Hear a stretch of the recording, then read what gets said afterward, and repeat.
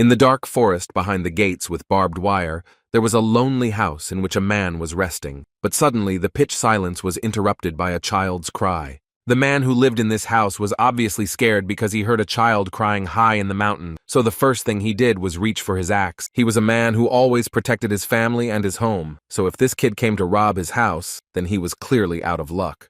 The man was not an ordinary person. He was famous for being a rather cruel hunter. After he ran out of the house, he hid around the corner and began to think that judging by the fact that this man was able to avoid all the traps and got into the territory, it says that this is not an ordinary person. But that person forgot that the man had excellent hearing, with the help of which he had discovered this unwanted guest and was now fully prepared to finish him off. However, running into the stable, he noticed that there was no one there, which even upset him a little. After all, he and his wife have been trying to have a child for a long time, but it just doesn't work out, and perhaps he started hearing a baby crying. At least he could think so, because when he looked down, he saw a tiny child who was apparently making these sounds. The hunter immediately took the child in his arms, and immediately he felt that he and the baby had some kind of connection. Even the baby stopped crying and obediently lay in his arm. At that moment, his wife entered the stable and turned to her man named Vincent. She wanted to know what was going on here.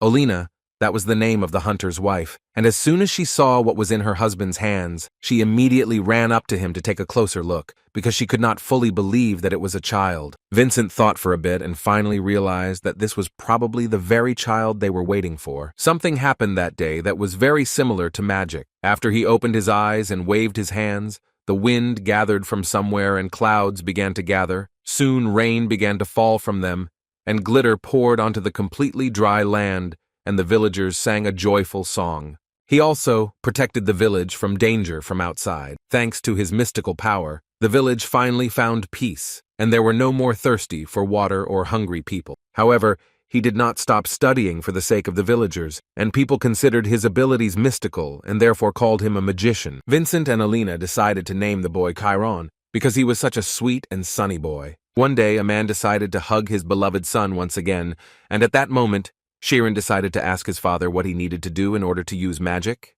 Vincent believed that calling something specific magic was a mistake, because defeating a bear with one arrow, felling a tree with one blow, all these things are magical in their own way. The local boys often saw Vincent and Chiron, whom they often invited to play with them, but he always preferred to choose books. Because of this attitude towards the guy, the boys began to say that Chiron was not at all like Uncle Vincent, and besides, they heard that he was supposedly picked up. They assumed that his birth family simply threw the boy out because he was rather strange. All these words made the man very angry, and this was not surprising. But looking at his son, all the anger disappeared in an instant, and Vincent no longer thought about anything bad. These thoughts made the man think about giving his son a small gift. So he told Chiron that because the boy had helped his father today, they would go to town together tomorrow, and he would buy him a lot of his favorite fruits there. The boy was very happy to hear this, and Vincent at that moment thought that he was a very bad father, but still, he loved his son very much, so he was ready to do anything for him. The next day, as his father had promised, they went with Chiron to a city in the province of the kingdom of Tormia, which was called Creas, which Chiron immediately liked. The first thing the father told the little boy was that he should wait for him in Grandpa Martin's store until he finished all his business and came back. He also immediately added that he was not allowed to go into distant alleys or meet with aristocrats, but Chiron had already heard this many times, so he asked his father not to worry about it. Martin's grandfather, who sold various fruits, immediately noticed that little Chiron really wrote very well, although he was still such a young man. The old man really liked Chiron, but his grandson Martin does nothing but get himself into trouble. Suddenly his thoughts were interrupted by Chiron, who wanted to ask his grandfather if he knew magic. The man thought that the guy wanted to eat, but it turns out he was talking about real magic. But the old man actually knew little about magic either, but there are many such books, and you could take them for a short time and read them a little in that store, after which he pointed his finger at the bookstore. Grandfather allowed Chiron to look around there a little, but immediately asked the boy to return as soon as possible, which made Chiron very happy, so he immediately ran there. While Chiron went to look around, the man took his book and decided to remember the time when he also read such books. But apparently he got a little confused, because when he took Chiron's book, he noticed that the boy was apparently not reading fairy tales. Meanwhile, Chiron got his hands slapped when he decided to look at one of the books. The angry woman yelled at him and said that such expensive books were not for commoners. While she was yelling at him, a regular customer entered the store and wanted to know if all the books he ordered were ready. And Chiron, meanwhile, couldn't understand where his father got the books if they were so expensive. That man turned out to be the head butler, with whom the woman naturally spoke in a completely different way, and of course, she had prepared the books he needed in advance. Chiron didn't pay any attention to the man, and just continued to flip through the books one after another, thinking that there was nothing special in them for him. After which he left this bookstore with the thought that he would never have thought that reading books would be so difficult. Besides, he did not quite understand why the woman yelled at him, because he had washed his hands before. But suddenly, his thoughts were interrupted when he saw that the same aristocrat was carrying books, and the boy became incredibly interested in finding out where he was carrying them. So he ran after him, forgetting about the words that his father had told him. He followed the man for a while and suddenly came across a picture in which this same butler takes these books and simply throws them into the dump.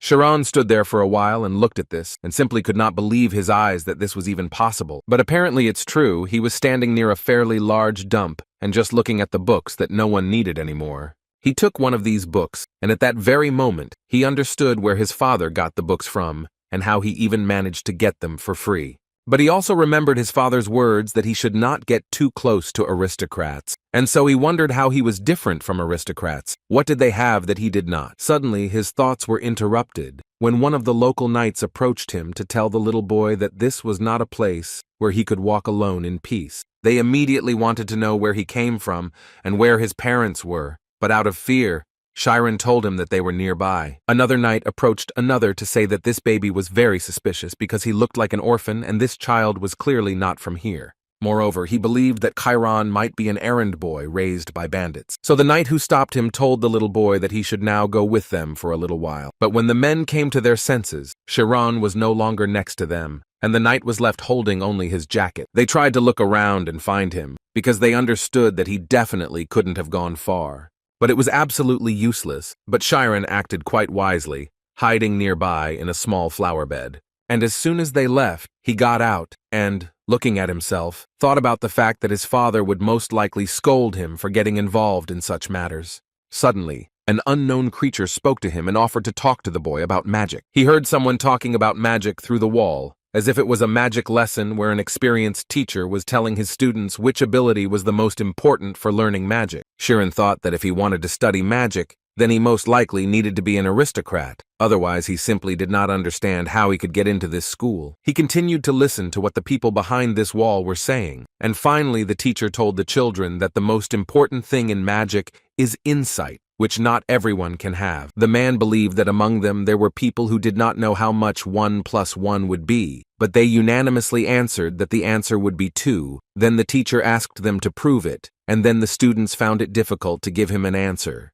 And as soon as they did this, he immediately noticed that the very strange feeling that they experience now is called insight, because before people did not know that 1 + 1 is 2, and magic also exists in the world from its very beginning, but not everyone can understand and feel it fully. For this reason, insight is more precise than knowledge and faster than effort. Chiron could not take his ear off this wall and wanted to hear every word the man said. And then suddenly, he heard this same teacher say that he would also like to hear the opinion of the guy who was behind him and listening to their entire conversation. Chiron couldn't believe it. He immediately moved away from the wall, because he thought that he had been caught and would now be punished. At first he wanted to immediately run away from this place, but then he thought about answering. But the only thing that stopped him was that he was in such a lousy outfit. Suddenly the thought occurred to him that if he didn't climb over this wall now, he would regret it all his life. Well, as soon as he did this, he saw a beautiful view that opened up, and in the center of all this beauty sat an old man, and around him there were many children. This old man was the director of the Alpheus School of Magic, Mirhi Alpheus, who was glad that they had another interlocutor who would most likely be able to maintain the dialogue. Hearing all this, Chiron immediately climbed over the fence and jumped down to talk to the old man. He carefully climbed over the fence, after which he began to carefully approach the old man and the other children. But the other children immediately noticed that the guy was not an aristocrat, but a commoner, so they immediately started shouting at him to leave, and that he was not allowed to come in here. Chiron stopped in place and could no longer move, because he did not know what to do next and whether he did the right thing by climbing over the fence like that. But the old man turned to the boy again and told him that everything was actually fine, and he could calmly approach him, because the man wanted to know what exactly the old man's words had attracted his soul. Chiron thought for a moment and said that first of all he really wanted to see magic. The other guys were surprised that he knew anything about magic at all, and Chiron stated that he read about it in a book, which surprised them even more because they thought that a commoner couldn't read. But they were asked to calm down by the director of Miri Alpheus, who decided to answer Chiron, and therefore told him that in fact there was nothing complicated about it, and he could easily show wind magic. And he decided to do it in a rather unusual way. He threw all the children into the sky. Chiron was very scared, because he saw something like this for the first time, but the other children felt like fish in water. Chiron closed his eyes because he thought that he would fall to the ground from such a great height, but when he opened his eyes, he realized that he was literally hanging in the air and not falling. Director Mirhi also found it funny to watch this, but he still added to Chiron that this is the same magic. It was so amazing for the little boy that he wanted to learn more about magic. The old man wanted to tell him, but Chiron interrupted him and said that he wanted to know everything, even if he couldn't understand something. He just wanted to finally find out the truth about what he had been dreaming about for several years. It was strange for the other children to watch the new kid being rude to the principal, since even the teachers couldn't talk to him. But apparently the director didn't see anything wrong with that, because he laughed a little and said that he would try to tell the guy some things. He started by saying that magic is an action with the purpose of leaving common sense, saying the opposite. It is an impact on consciousness, exploring the truth of phenomena. The director understood that perhaps this might be a little difficult for the boy, but Chiron, as it turned out, understood everything, even managed to continue his words, saying that this was not a well-known phenomenon, but perhaps for this reason, it was close to the truth. Even the director was surprised by such insight, and the other children simply stood with their mouths open and looked at the guy. The director started laughing and wanted to know where the guy read these words. Chiron began to tell the old man that in the books he saw some common features that stood out. Although at first many of the thoughts of great people were criticized and called crazy, in the end they were recognized as the new sanity. He also added that perhaps the truth is hidden somewhere outside of common sense, and that is how he came to this idea. But now, what he wanted to know most was what he needed to do to get the opportunity to learn magic. Director Miri at that moment thought that this child was incredibly smart, and apparently he wanted to learn magic, even if it was hard, but he still wanted to get accurate information and explore it. But what surprised the director most was that Chiron sincerely believed in it, although he himself understood that in reality all doubts appeared only because this guy was a commoner, so the director decided that instead of a detailed explanation, it would be better to show a practical example. And he asked one girl to do this, whose name was Schwamin, whom he asked to enter the spirit zone, which she could do without any problem. Everyone started running around her and rejoicing that the girl would show it again, but Chiron didn't understand at all what was going on here. After a few minutes, this girl began to turn into a spirit, and then said that she had just entered the zone. And as soon as she said this, the director immediately decided to test her, and asked the girl to say how many coins the man was holding in his hand. She replied that he had 6 coins in his hand, and this turned out to be the correct answer, which amazed Chiron even more. Afterwards, the man added that if the magician concentrates, his mind will become so sensitive that he will be able to sense everything around him. And he also added that outstanding magicians can even guess the number of leaves on distant trees. This is what is called an extremely sensitive spiritual state, which is commonly called the spirit zone. The magicians who entered it observed the external world with non-sensory perception, and as a result of all these complex topics, they can control phenomena. Chiron, listening to all this, began to understand that the little girl named Schwamin had just counted the number of coins. She literally felt the situation happening before her eyes. But what was most important was that he also wanted to try to do this. Minhee stated that in fact, anyone can achieve this, but it requires a lot of training and should be done exclusively in a quiet place. He also added that first you need to feel yourself, and then get rid of everything. The director understood perfectly well that anyone could do this, but at the same time, not just anyone. So he immediately told the guy that if he succeeded, a world different from everything else would open up before him. Chiron understood perfectly well what the director was telling him, because he had heard the expression more than once in his life that if you are not able to feel, then you will not be able to defeat yourself. After these words, he surprised Minhee even more, but he still wanted their new guest to try to do it. Anyway, if Chiron can't enter the spirit zone, he won't even be able to learn magic. The boy closed his eyes and saw a starry sky in front of him, in the center of which was his brain, which he felt as just a part of his body, and his feelings and reality could not go beyond this organ. but he tried to give this feeling not a definition, but to feel the taste of life, so he began to gradually remove what he felt under the concept of himself. And after a few minutes, he opened his eyes again and saw the same picture that was there when he closed his eyes. The director first asked the guy what he felt while he closed his eyes and thought. Chiron answered him that he heard a sound, and as soon as he said this, all the guys started laughing at him, because it was so obvious. If you stand quietly, then of course you will hear the sound. Director Minhee stood up carefully and thought to himself that apparently the guy hadn't succeeded after all, because reality was very different from the spirit zone. But he still told Chiron that the boy was a great fellow, and according to the old man, if he continued to train diligently, he would soon definitely be able to hear even more sound. On that note, Principal Minhee ended this special lesson and told the kids to return to school, and Chiron stood in that same spot for a while and thought about the man's words. Although the director, when he left, still could not get the thought out of his head that in fact this boy had talent, so he was very sorry that he would not be able to teach him. The man understood that if he had been an aristocrat and had been educated from a young age, he would hardly have reached the level that he had now. However, even considering that he is a commoner, he still has enormous potential that could easily be developed. At this time, Chiron climbed over the fence again, which was quite difficult for him. But he didn't think about it, because at that moment, the only thought in his head was that he actually managed to enter the state that Director Minhee spoke about. In fact, Chiron heard an incredibly loud sound, but he was not sure that this was really what is called the spirit zone. At that moment, he seemed to split into small pieces and scattered far, far away, all over the world. Moreover, he realized that he was the whole world. After this experience, the little boy started running home as fast as he could, thinking along the way that although it was only for a moment, but even for this period of time, he left the continent and became as free as a bird that spread its wings and rose high into the sky. He was so lost in thought that at one point he didn't notice how he crashed into a man, causing him to fall to the ground. Chiron immediately tried to get up and simultaneously apologized to the man for what he did.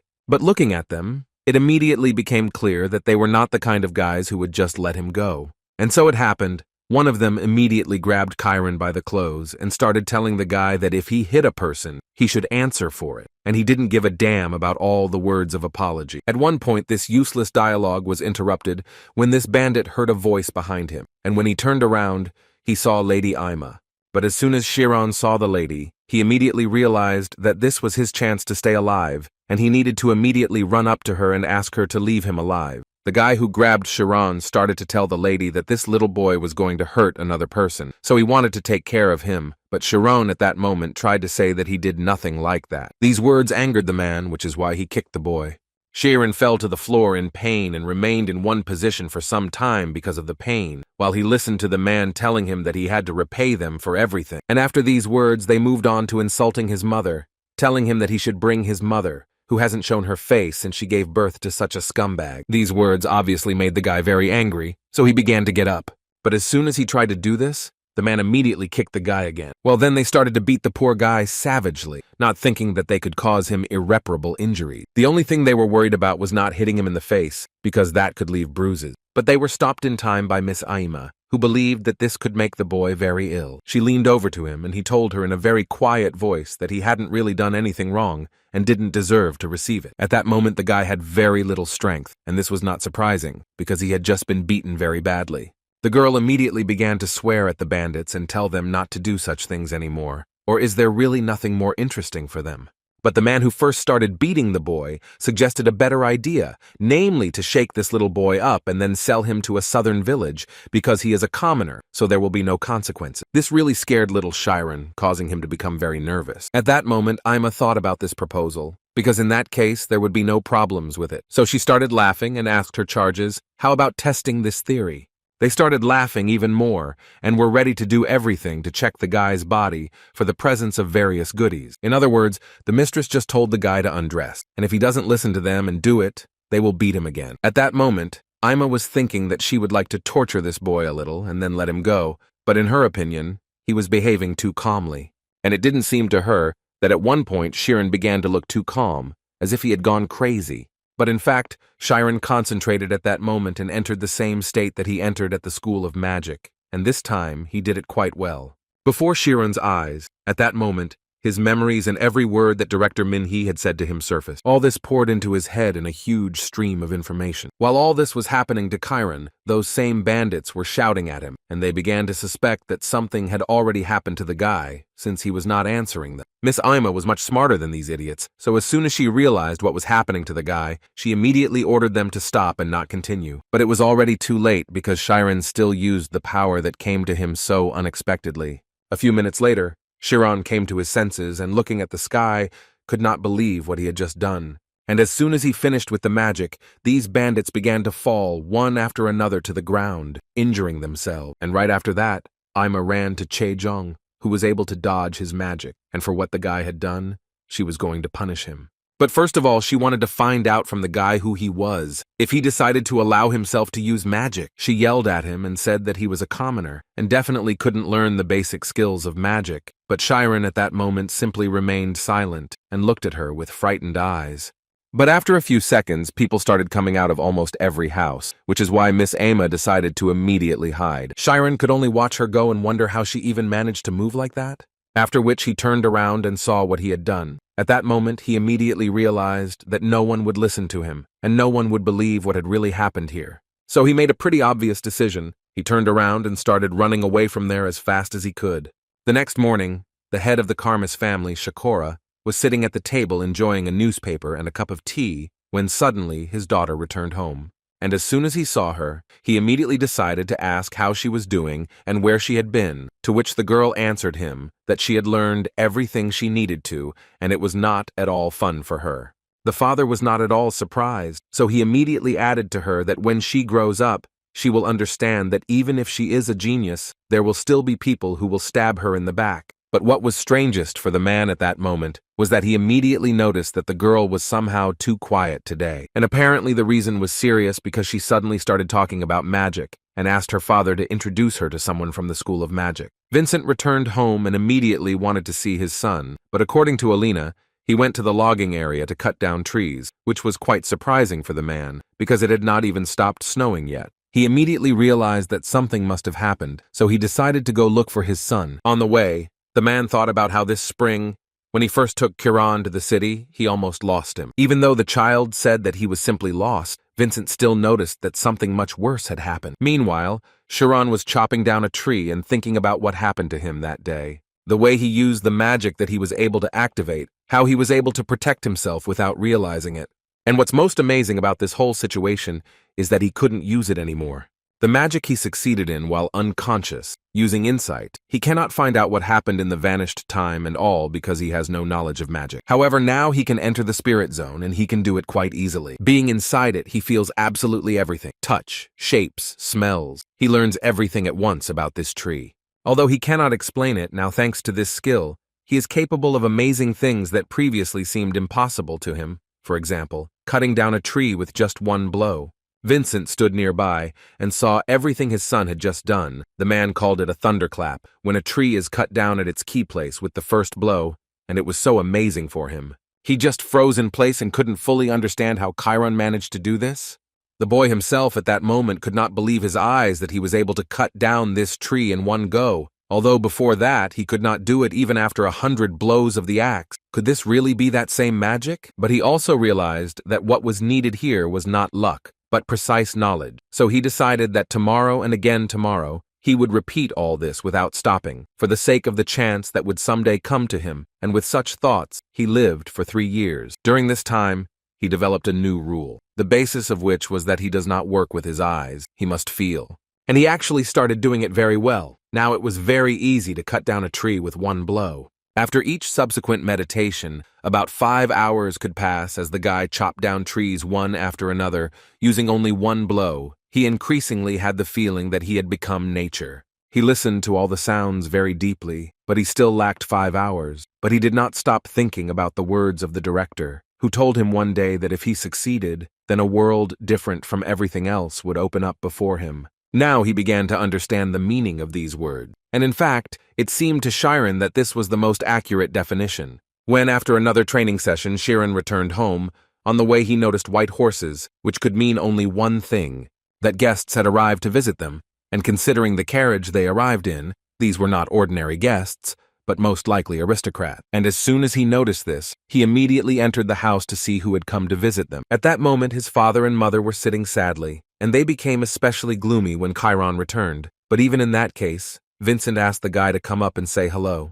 The man wanted the boy to greet the assistant of the head butler of the Oyent family, and the man's name was Temuran. Chiron, as befits a commoner, bowed to the aristocrats and said that he was very pleased to meet them, and as soon as he finished speaking, the man began to stand up and say that he actually came here to see the guy.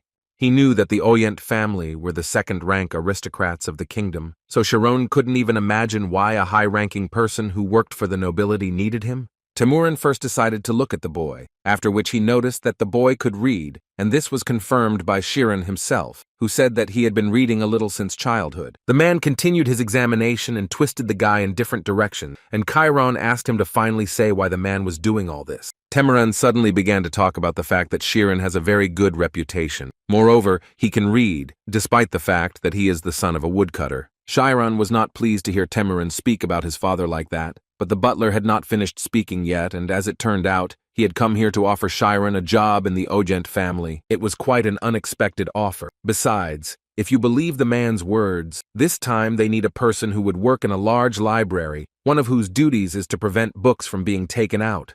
The period of this work is 2 years, and the butler immediately stated that the heavy work will be done by the porters, and the sorting, only the 2 of them. At that moment, Chiron thought that the Oyent family library probably had accumulated a lot of high-level knowledge that a mage needed. The butler also added that only his family and no one else would know about this work, and for no reason should the books be taken out, and no one should know that they were taken out. But if this does happen, the butler immediately told the guy that his family and he himself would die.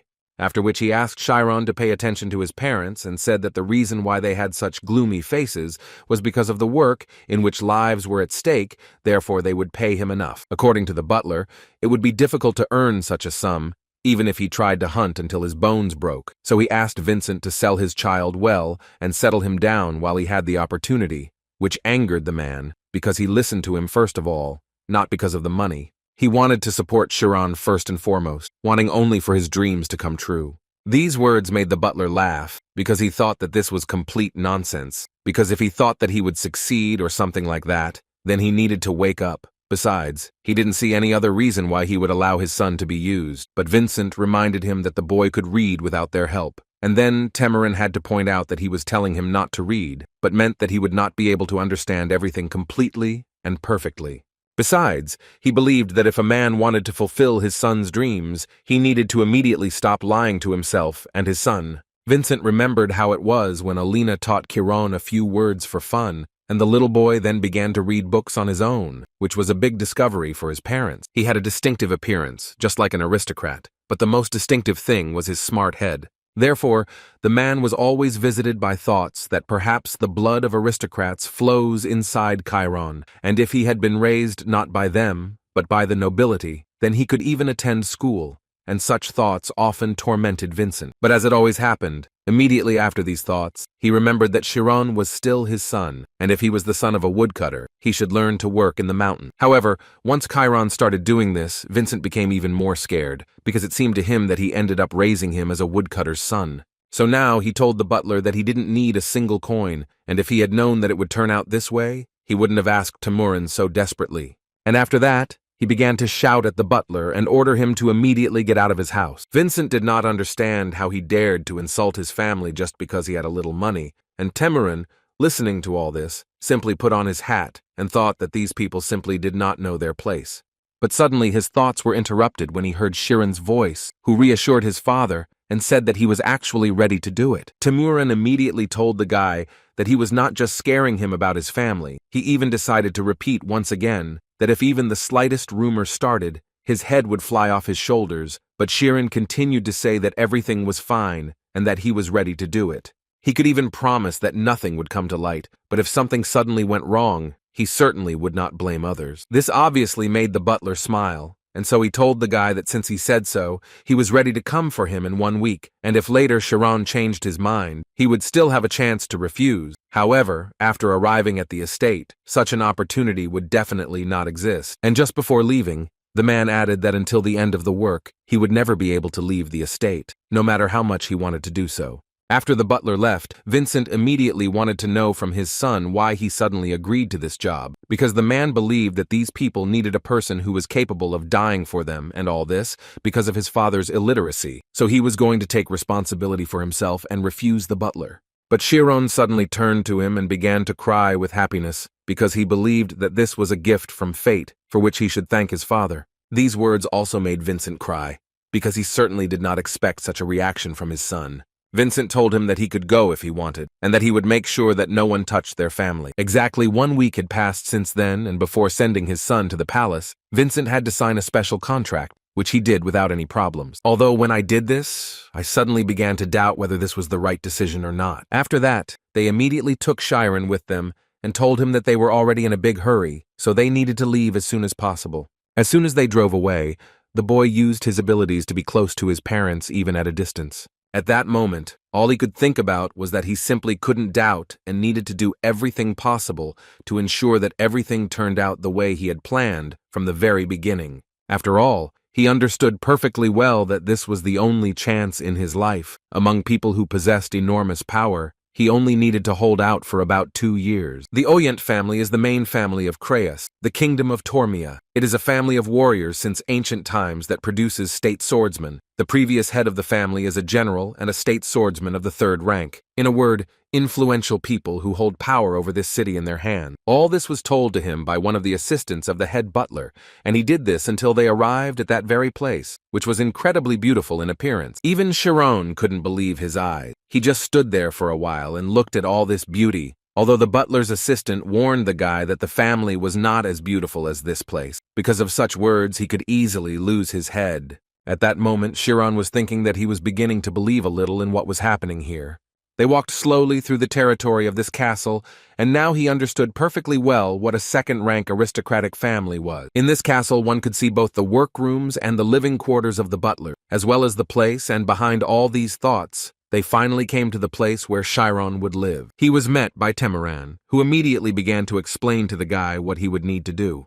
And the first thing they did was head to the library where the guy would work. It was so huge that Chiron froze in place and didn't even hear the butler calling him to him. According to Temeran, the books located here will be moved to the sacred library, and he will have to sort the literature. The man also did not forget to say that every week he will give him a list of books, and Chiron's duties will include finding these books and collecting them in one place. The guy had to work from 9 in the morning until 6 in the evening, although after working hours the guy would be free, but he had no right to leave this place. Unless there was a special order, then he could leave it, but in no other case. At this point, Chiron wasn't too sure that this was enough to put his life on the line, but in any case, he wanted to ask Temurin when he could start. The guy started his work the next day. On the same day, he understood why one person should sort the books. The whole point was that the sorting criterion should be the same. For example, if you sort books on the history of swordsmanship, each person will decide in his own way whether to sort this book into a professional study of swordsmanship or into a comprehensive history, and in the process of determining the sorting system, he will also learn something else. This is probably one of the main things that he had to learn, that all knowledge is absolutely interconnected. And they are connected by one very important part, history, which is the very eternity of knowledge. Chiron gradually began to understand that if after studying history flawlessly, he supplemented it with other areas, then the speed of learning would increase. Out of 10,000 books, about 800 were history books, and the guy planned to read them in just 2 years to finally become a magician. Suddenly, his thoughts were interrupted because he noticed that it seemed like the deputy head butler had arrived. The guy assumed that he most likely shouldn't read these books, so he immediately closed one of them. When Temeran saw Chiron, the first thing he decided to notice was that the kid sorted books quite well. Chiron explained to him that he simply worked late, so he had enough time to do his job well. Temeran still believed that he still had a long way to go, so he asked him not to allow his condition to deteriorate quickly, because he believed that Chironi had a great responsibility at the moment. He answered the man that he would try to remember this, and as soon as Temeran heard this, he immediately began to approach the guy, which made the boy a little scared. The first thought that came to his mind at that moment was that the man must have noticed that he had been reading books while working overtime. The man wanted to remind Chironi that this library was visited not only by butlers, but also by the head of the family and the young gentleman. So he believed that the guy simply had no right to be so careless about taking care of his suit, thereby lowering the nobility of the Ogent family. And also Tamaran wanted Chiron to do something with his long hair. The guy immediately answered him that he would do everything possible to fix these problems, and also wished the man a good journey, mentally thinking that this time he got away with it. And he also realized that apparently for the next 2 years, he would need to take good care of himself. He understood that he had to be much more careful so that he would not have problems in the future. But at the moment, he was worried about slightly different things, that all these books were too complicated for him, the 3 empires of the 7 kingdoms, and it was difficult for him to understand the history of the kingdom of Tormia. Also, Chiron simply did not understand whether he needed to memorize all of this, or whether it was better to understand each line, because when he needed to apply this information, then due to a lack of understanding, he could become confused and forget everything he had learned. All these thoughts at one moment turned into a deep sleep. The guy read so much that he didn't even notice. He was so tired, that's why he fell asleep quite unexpectedly. At that moment, Tamaran entered the library and saw that Chiron was spending all his time reading books. He also understood perfectly well that Chiron was apparently going to succeed in this life with the help of studying. But on the other hand, if Chiron had actually mastered these books, he would have forbidden him from entering here outside of working hours. But now he was more than calm, because he believed that Chiron was just another fool with big dreams. Work in the great library of Orient continued, and 3 months passed unnoticed. Chiron got used to sorting, and little by little the work became easier for him. Also thanks to the butlers, he learned a lot. So one day, Chiron noticed that one of them took a book and had not yet returned it on time, which meant that if they suddenly missed it, they would have problems, which the butler, with whom the guy was talking at that moment, could not disagree with. After which he added that those standing at the top are not very worried about whether the books disappear or not. Only their butlers suck the blood out of them for this. And the most shocking thing of all this is that the aristocrats are not particularly concerned about the publications in the library. And for Chironi, this was not surprising, because in such a library, most likely, there are no truly important books. But even if this is so, it does not mean that Chiron is safe, and all because the lack of unrest among the aristocrats is possibly connected only with the support and sincerity of the common people. Commoners who put their lives on the line for something that aristocrats don't even remember. You have to become incredibly cold in order not to make even a fraction of a mistake. That's why Chiron decided that it would be better for him to live as if he didn't exist at all. But these thoughts were successfully interrupted by a guy who burst into the library shouting that his old man was already quite annoying to him. At that moment, the guy immediately thought that he shouldn't have said that, but there was nothing he could do about it. Looking at this guy, Chiron realized that this blue hair could mean one thing, that this was the youngest son of the head of the clan, Oyent Rian. Following this guy, there were shouts that if they caught Rian, they would do everything possible to make him go through 100 circles of hell. This guy, on top of everything else, was quite big, and as soon as he approached Chiron, the first thing he asked him to do was not to say that Rian was here, after which he crawled under the first table he saw. And a few seconds later, a man with a huge beard ran into this library, shouting Ryan's name at the top of his voice. Then he saw Chiron, and decided to ask the guy if the guy with blue hair and the size of a peanut ran in here, which surprised the guy very much, because if Rian is the size of a peanut, then what can Chiron be compared to? In any case, Chiron had to answer the question, but first he would like to know who this old man is and why he is looking for the headman's youngest son. The man immediately told me that he was a swordsmanship teacher, a master who could break that peanut with one blow, and now he asked me to do without jokes and just say where that guy was, unless of course he wanted to be the first to be beaten. Chiron, hearing these words, immediately pointed his hand at the bookcase and said that the younger gentleman was hiding under the bookcase. The swordmaster immediately took Rian out from under that cabinet, and as soon as he did so, the younger master immediately began shouting that this was just a misunderstanding. But we see that the master no longer cared about the words that Rian was telling him. He took him by the leg and pulled him along, and if the master's words were to be believed, he was going to first put his mind in order, and then they would begin training. Rian was very angry at this moment, including at Chiron, to whom he promised that they would definitely see each other again. Chiron, however, understood that the master had the power of the head of the family, so he had no freedom of choice, and if you believe the rumors, when the master caught him, He dragged him into the mountains, and no one saw him again. The first time it took the guy 20 days to read one book, but after he understood the whole book perfectly, he then read 82 books on history in 4 months. Everything went as Chiron had expected. Difficulties arise only from the very beginning. There is nothing absolutely new in any book, and if you create a base of about 200 books, then the remaining 650 will be much easier. While reading history books, doubts began to creep into his head at first. Is mastering history now really the right choice? But when he began to study the actions of magicians within history, he became convinced of the correctness of his choice. If a scientist studies theories, then a magician is a person who materializes this theory into reality. That is, magicians and scientists are the same, but even in this situation, the reason why not all scientists are magicians is an extremely sensitive state of mind, because they cannot enter the spirit zone. In other words, if great knowledge is added to Chiron's spirit zone, which will become the backbone of knowledge, then perhaps he can actually become a magician. All these thoughts were interrupted again, and this time it was a friend he already knew, Rian. He was very angry, and the first thing he told the librarian was that he had only been kept in hell because he was waiting for this day to come. Chiron was a little surprised that the guy actually came because of what happened.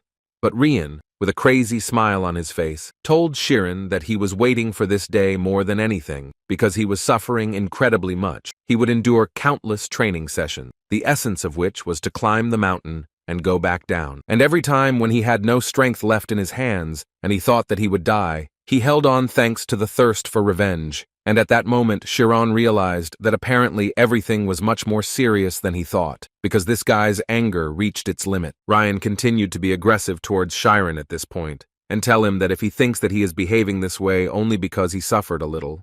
But the guy trusted him and asked for a favor, and Chiron just went and betrayed him. Besides, he was always angry with cowards like him. Chiron answered him quite calmly that he didn't blab, but simply told the truth. But this angered Rian even more, because he thought that Chiron should have said that he wouldn't help him when he asked. At that moment, the guy was thinking that people with power would never notice when they were being given logic that would be convenient for them. So Chiron quite confidently asked his sweet interlocutor what he should do next. This made Rian even more angry, and he immediately started thinking that this librarian looked like he was new here. But what bothered him most was that he was behaving like this. But suddenly a very interesting idea came to him, after which he began to smile and say that apparently Chiron did not respect him at all, but he was going to fix it. That's why he asked Chiron to follow him, and the guy at that moment didn't understand what to do next and how to get out of this situation. He understood that this was his family's palace, and he had every right to beat him until his anger subsided, but Chiron still thought that it was much better than just dying. He also believed that he simply could not ruin the chance given to him by his parents because they had put their lives on the line for him. Suddenly his thoughts were interrupted when Rian threw him a wooden sword, and then he added that now they will have a duel, because he is not a coward like Chiron and is ready to keep every word. According to him, he is going to become the best swordsman, so with the help of the sword, he is going to make him pay the price for ignoring him. Although Chiron himself believed that he was far from a coward, because if he was the butler of the Ajit family, he should first and foremost protect the Ajit family, so that's what he did.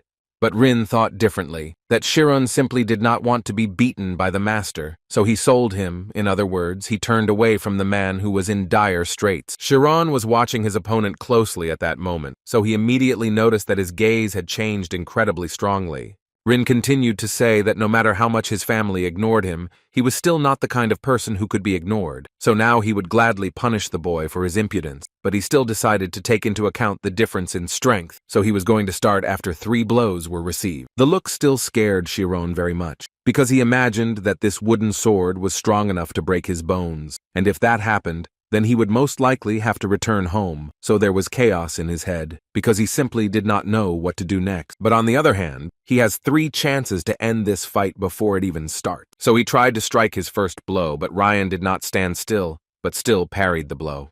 Chiron immediately felt the full strength of his opponent, who was clearly not fighting at full strength, but even so, he lacked the skills to defeat him. But it was too late to give up like this, so he quickly struck again, which Rian also successfully parried, and then added that apparently Chiron had never held a sword in his hands before, and this would be an easy walk for him. Chiron had 1 last hit left, which he was not going to waste uselessly, and so he decided to use his special skill, the zone. but Rian still managed to block this blow, after which he was already ready to launch his counterattack. At least that's what it seemed to him at first glance, because a second later his sword was torn into small pieces. Although Chiron didn't show it, he was actually very happy that his bet had paid off. With the first attack, he calculated all the sensations. The second was to calculate the opponent's timing. And finally, when he made the third attack, he used the thunder strike that he had trained countless times over the course of 3 years. After such a blow, the first thing Rian wanted to know was where Chiron learned to wield a sword like that. Chiron didn't lie and immediately told him that in fact it wasn't swordsmanship but only a thunder strike. The younger gentleman obviously didn't even know what it was, so Chiron told him that his father worked in the mountain, and he followed him and also cut down trees. But unfortunately his physical strength was not enough to cut down trees, so he learned this technique to make up for it. But Rian still didn't understand what this kid was talking about. The more he thought about the fact that he had chopped down trees and eventually taught himself to do this, the more it angered him, because he had been holding a sword in his hands for about 15 years, and therefore he was sure that it was simply impossible to achieve such a technique by simply chopping.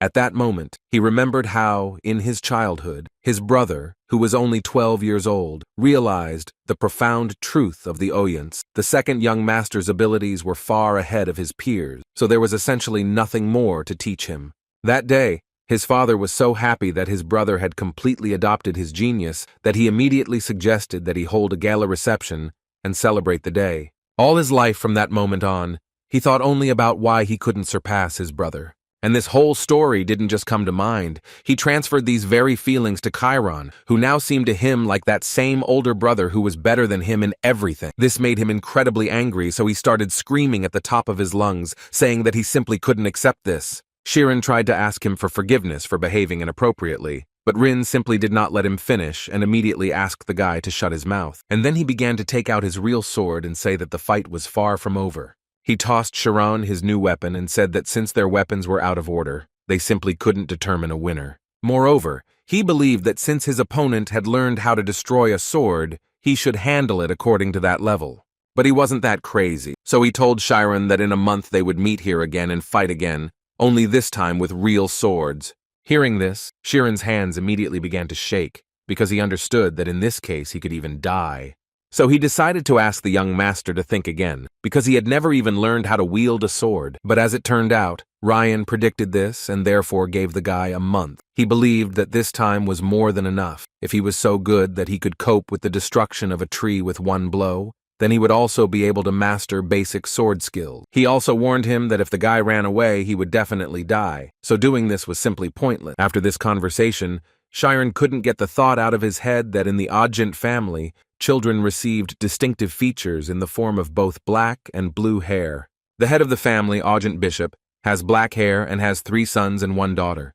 The eldest son also has black hair. He holds the position of a 6th-rank state swordsman. The eldest daughter has blue hair, and she is also very capable, but she decided to choose not the sword, but music, and is now the pianist of the kingdom. And finally the second son, Oyent Raya, who also has black hair and is called an absolute genius. The last son is Rian, who, unlike the black-haired older brothers who occupy the top places, has absolutely no supernatural inclinations, but even so, Chiron understood that he should not have done this, and now he has some pretty serious problems. He literally scratched the pride of a man who had lived his whole life being compared to his brothers, but he couldn't even imagine that all aristocrats were so vulnerable, and that if there was a problem that didn't concern books, he would have to answer for it. But at one point he realized that he really didn't have time for all these worries, because now he needed to become a magician even faster. The only thing he was sure of was his endurance, because he lived in the mountains, and if he learned at least a small way of protection, then perhaps he could survive. So he needed to do everything he could,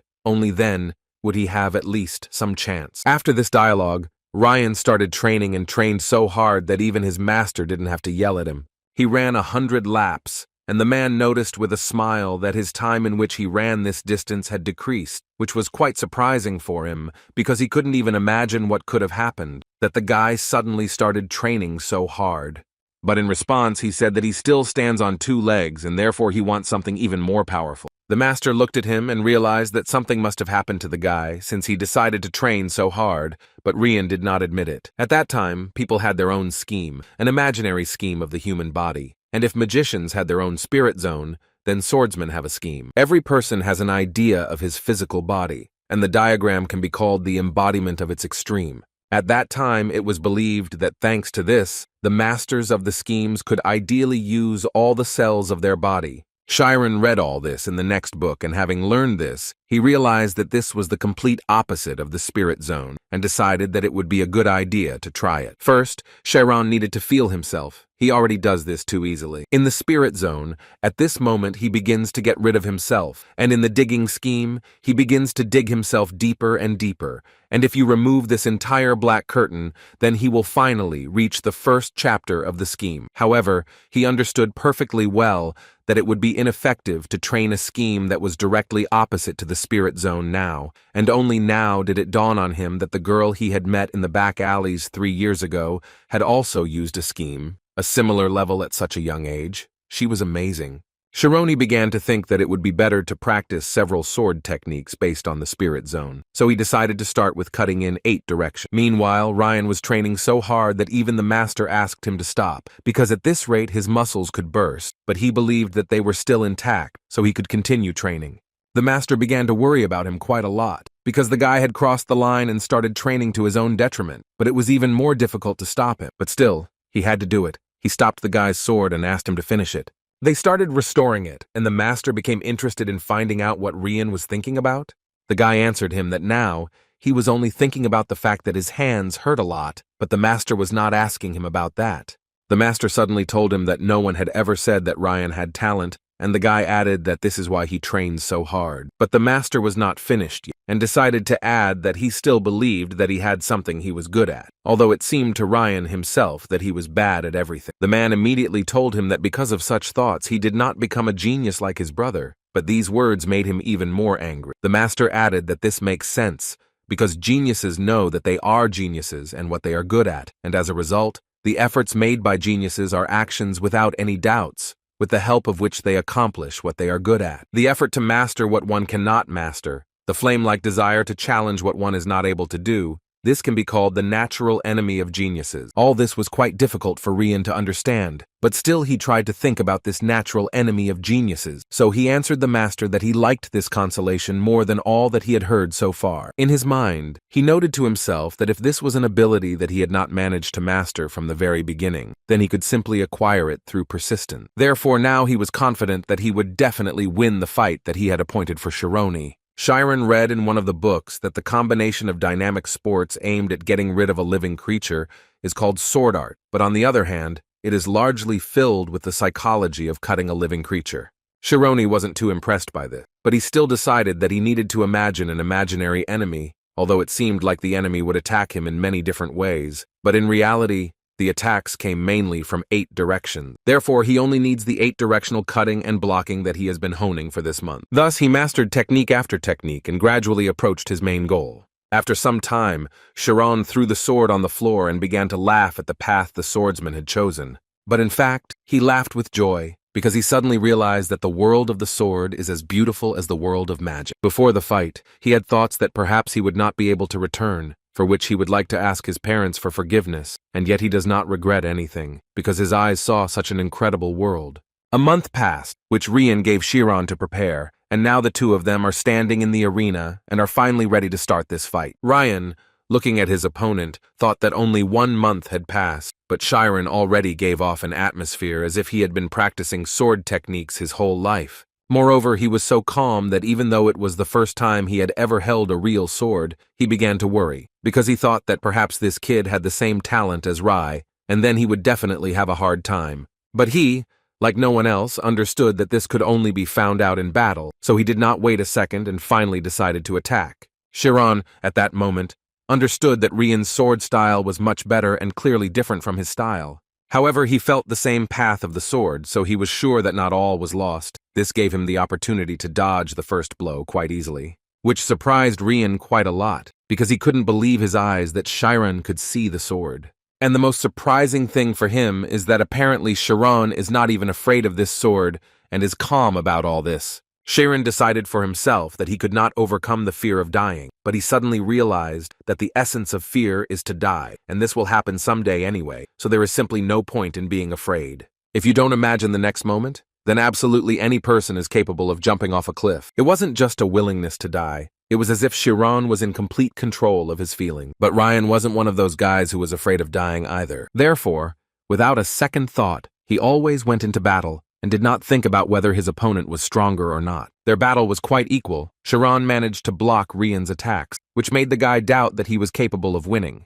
But he still continued to attack because the master made it clear to him that there are walls that are simply impossible to overcome with one blow. Chiron at this point noticed the fact that the sword attacks were quite heavy and also very fast. The speed with which he recognizes the direction of the sword's movement using synesthesia is gradually starting to be insufficient. This eventually led to Chiron taking the hit and finally feeling real pain. Rian, in turn, had no intention of stopping and continued to attack. Chiron didn't think long before jumping back a short distance. He needed to take a little rest and think about what to do next. But Rian wasn't going to give him that chance because he just kept attacking the guy endlessly. And while he was doing this, he noticed that Chiron became absolutely confused, and apparently he finally realized something, which couldn't help but make him happy. He knew that this was an Orient sword technique originally created for training with a large sword, which is why he was so confident that Chiron would not be able to withstand his heavy attack, because he puts effort into every attack that can break bone. Now Rian was going to finish this fight and follow Chiron's words with all his strength.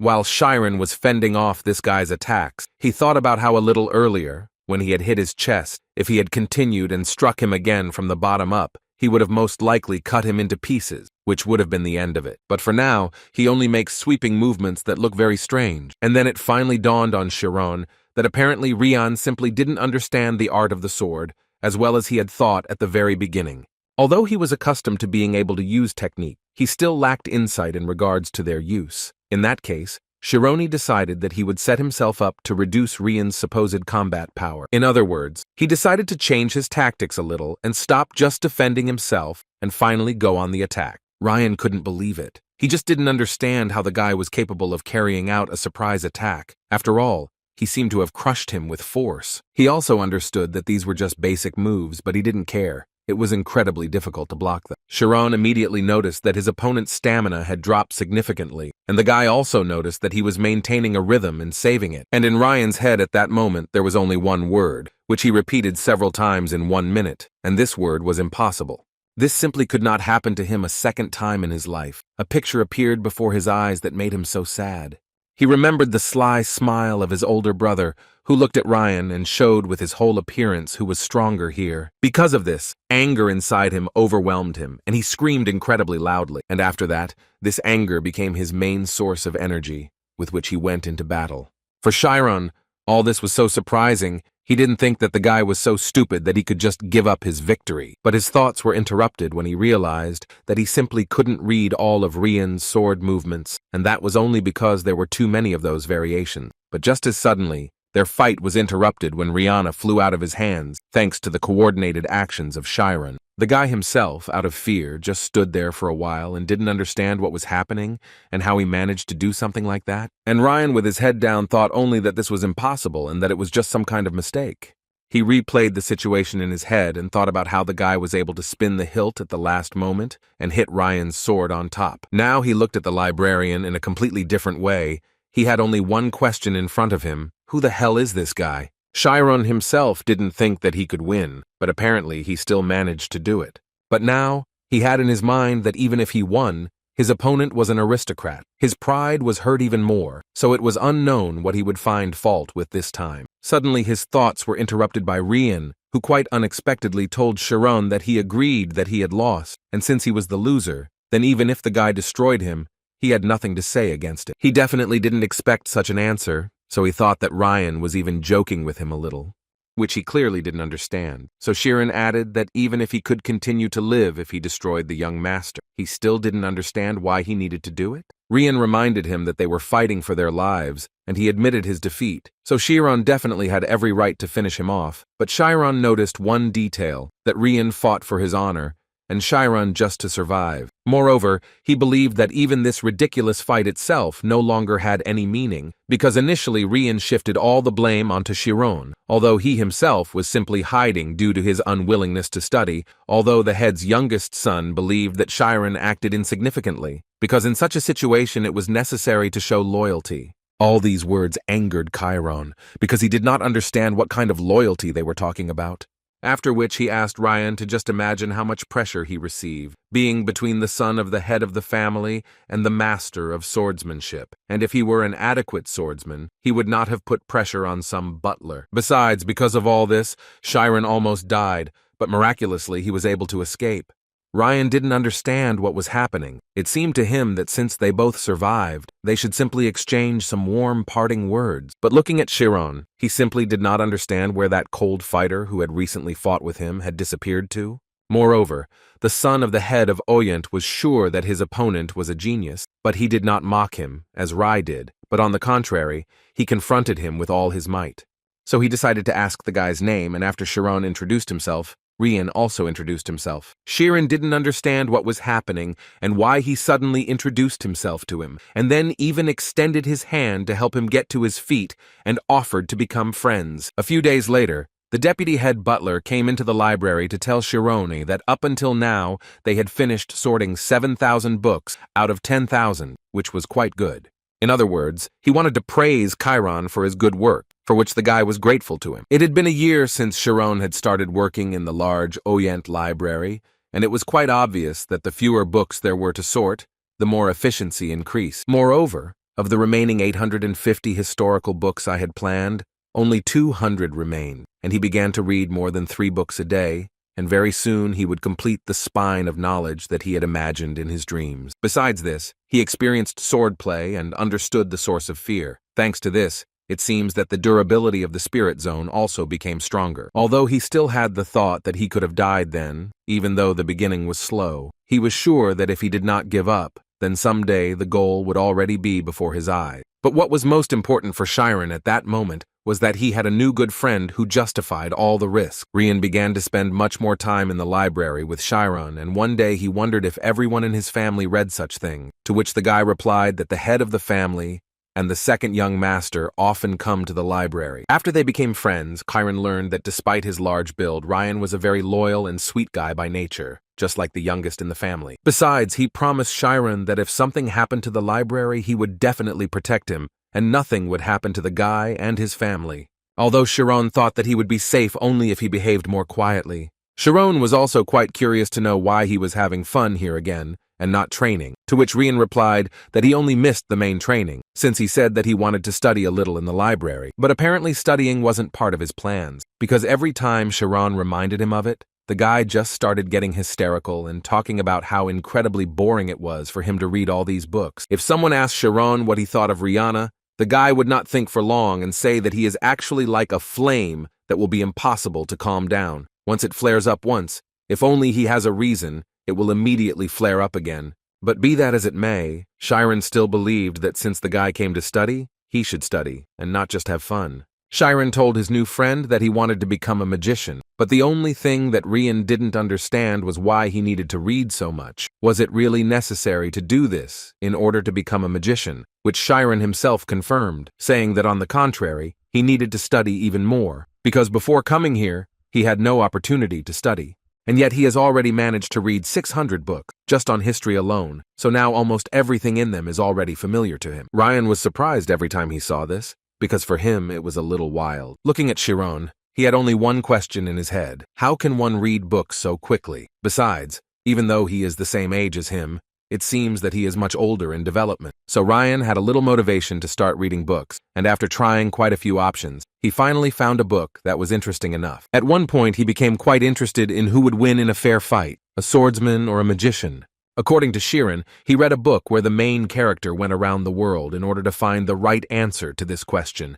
and even now, if he closes his eyes, he will see the shimmering mountain range of Artusna, 6,000 meters above the sky, which at one point was interrupted by Rian, saying that all this is disgusting boredom. He didn't understand what was interesting here at all. There were no pictures, no exciting stories, absolutely nothing. Although Chiron didn't understand how he could say such things after reading one page, but their argument was interrupted at one point by Ray, who entered the library and immediately assured the guys that the swordsman would definitely win.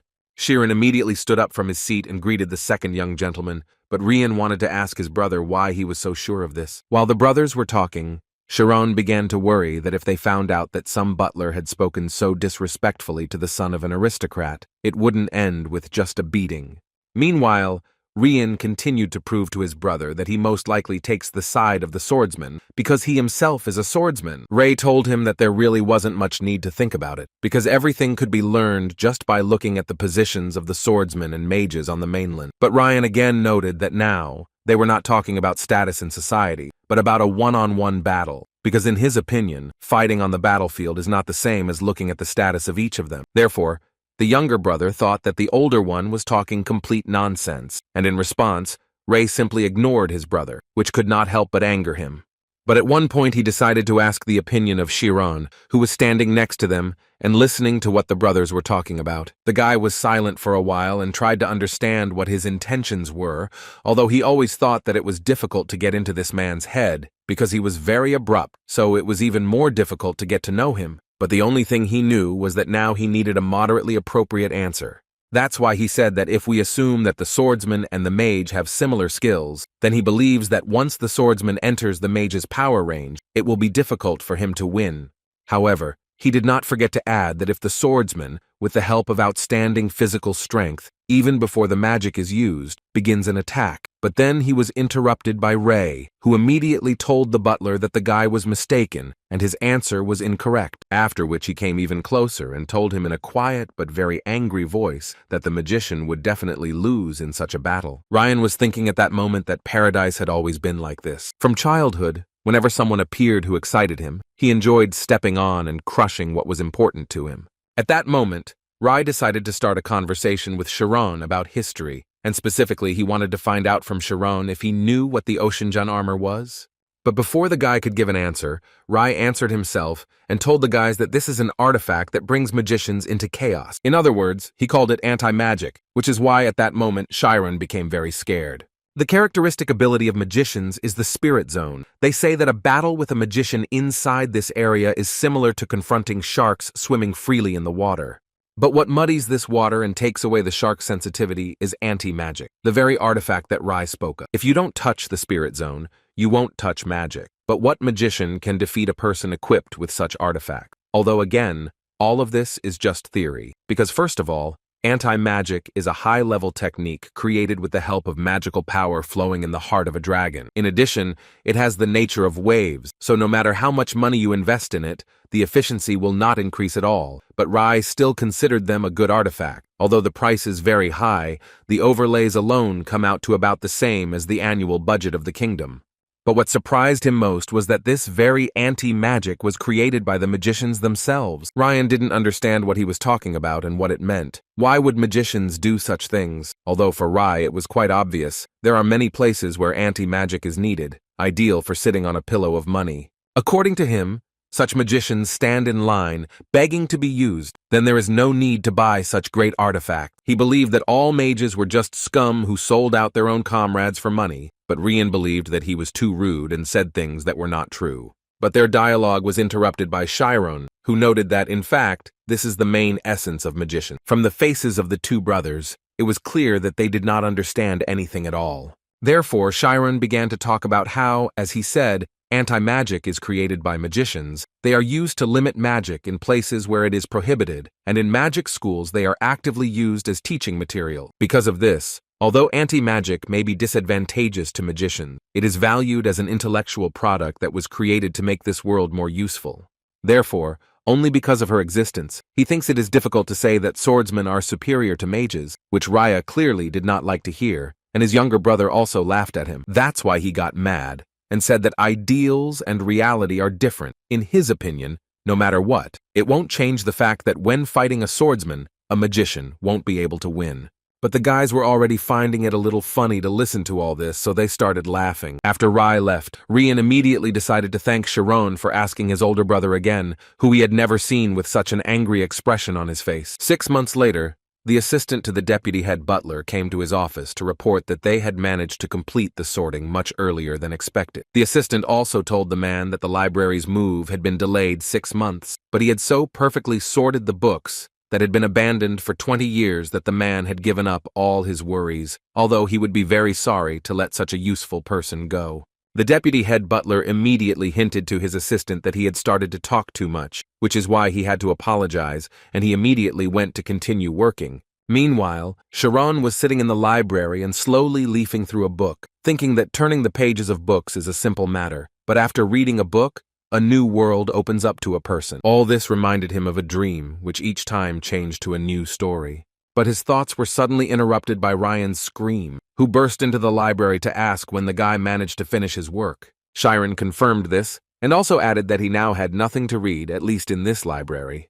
Rian was so happy for his friend that he managed to do it, so he started hugging him and shouting that the guy was just incredible. Chiron was glad that his friend was so worried about him, so he decided to ask him one rather interesting question, in which he wanted to know if he could come visit him at home before he left. At first it was a little strange that Rian was so surprised by this, but then he explained that he just didn't expect to hear something so touching. In fact, it was not very good for both of them when they could only meet in the library, because they did not have enough time for personal meetings. This was the case for a whole year, so Chiron became interested in seeing how his friend was living before leaving, and Rian agreed to this quite easily. Besides, according to him, his whole family was leaving today. But after some time, when he entered the territory of his friend's palace, he became a little scared. He was surprised by such a scale. It was so quiet and cozy there, only servants walked around the palace.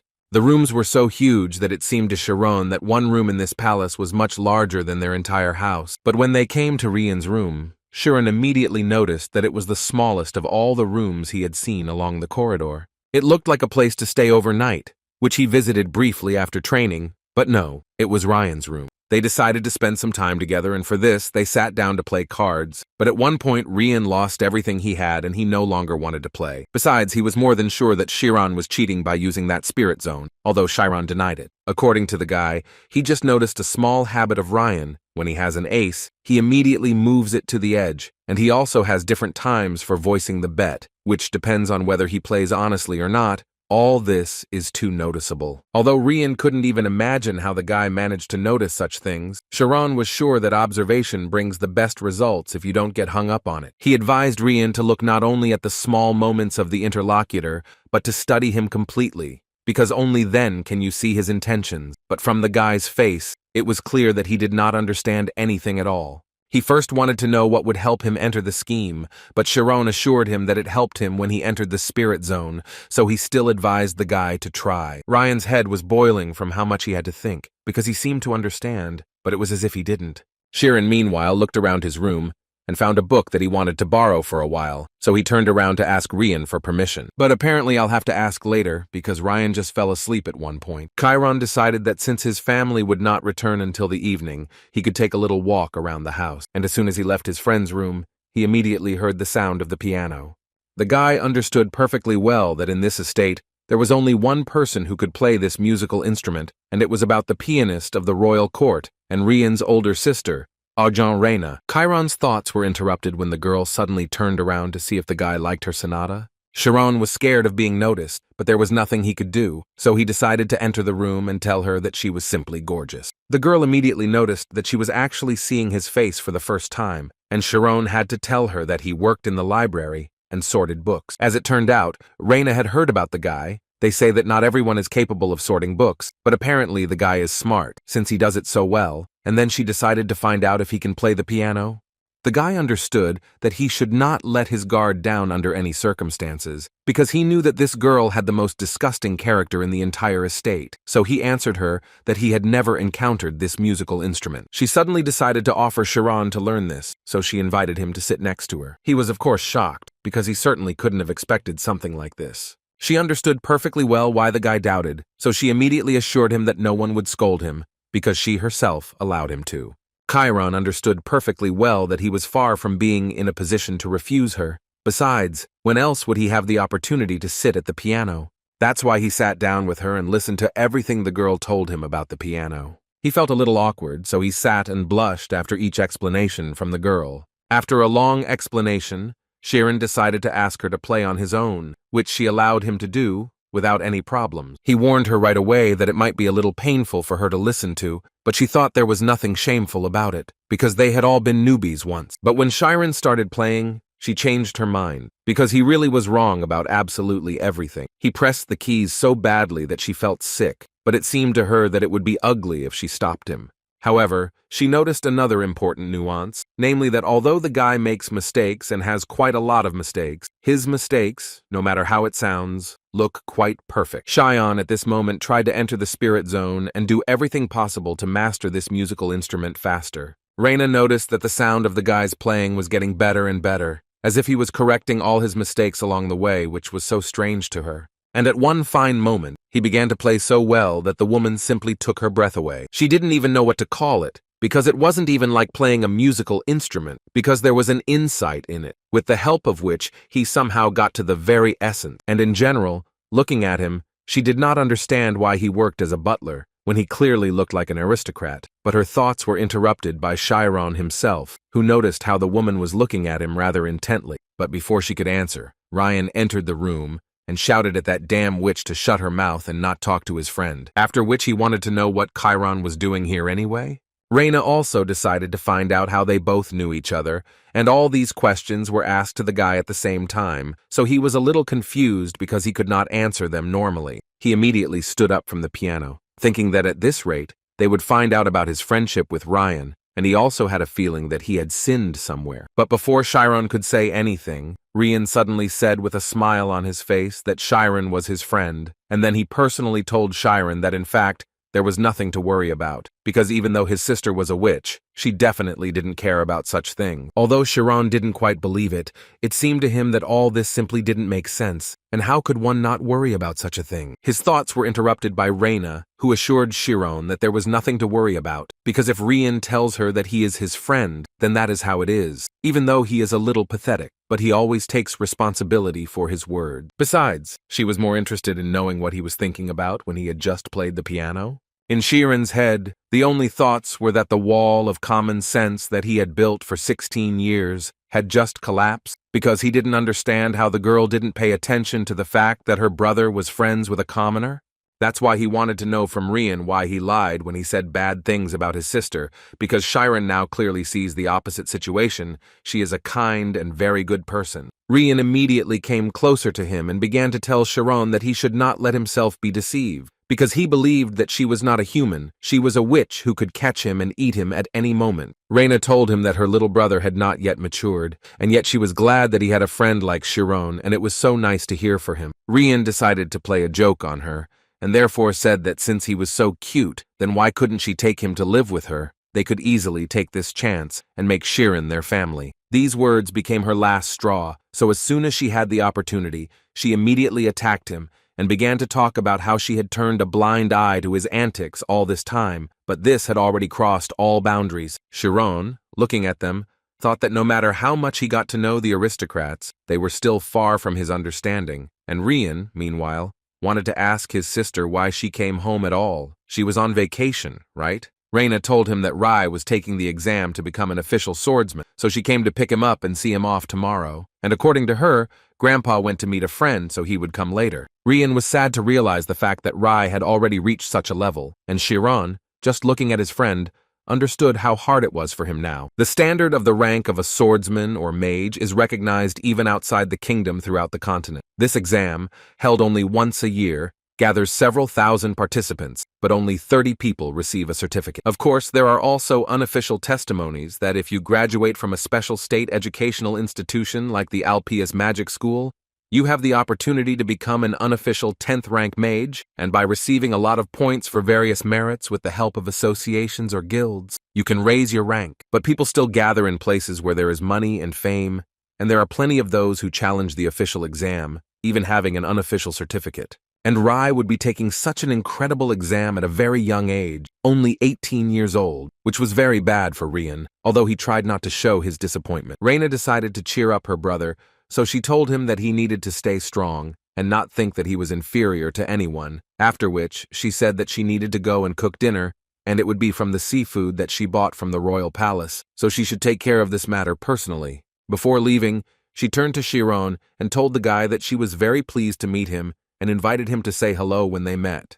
Chiron stood and looked at her with his mouth open, but he completely agreed with all of Reina's proposals, although in his mind, he was not sure that they would have a chance to see each other again, because tomorrow he would leave for the estate again. And after the girl left, Chiron decided to ask his friend if his sister had a boyfriend. His smile began to speak for itself, and Chiron immediately added that he asked it just like that, without meaning anything. But it was no longer possible to stop him. He immediately jumped up and ran to tell his sister about it.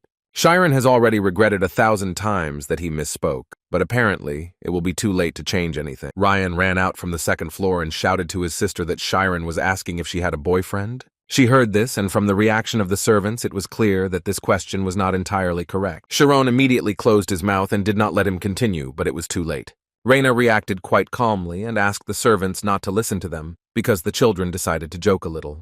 All this was closely observed by the head butler, who kept a close eye on Reina. As it turned out, it was the head butler who wanted to find out from his assistant Haynes who this guest was who came to visit the young master, and according to Haynes, this meeting was not scheduled in advance. He said the name Chiron several times and then remembered where he had heard this name, so he immediately asked his assistant to call Timurin to him. After some intense training, Rian decided to take a little rest. His master at that moment was thinking about the fact that the boy's eyes had lit up again, for the first time in a year, although they had quickly gone out then. He understood that everything would change when Rai went to the royal palace. The problem was in the scheme. But suddenly, their training was interrupted by the butler, who came running to tell him that Lady Reina was asking him to return to the estate immediately. But Rian immediately said that if it was because of his older brother, then he was not interested in him, so he immediately asked him to tell him to sort everything out themselves. However, it was not about his brother, but about the fact that the contract butler named Chiron was now in great danger and might be deprived of his life. He immediately stood up to find out more about everything,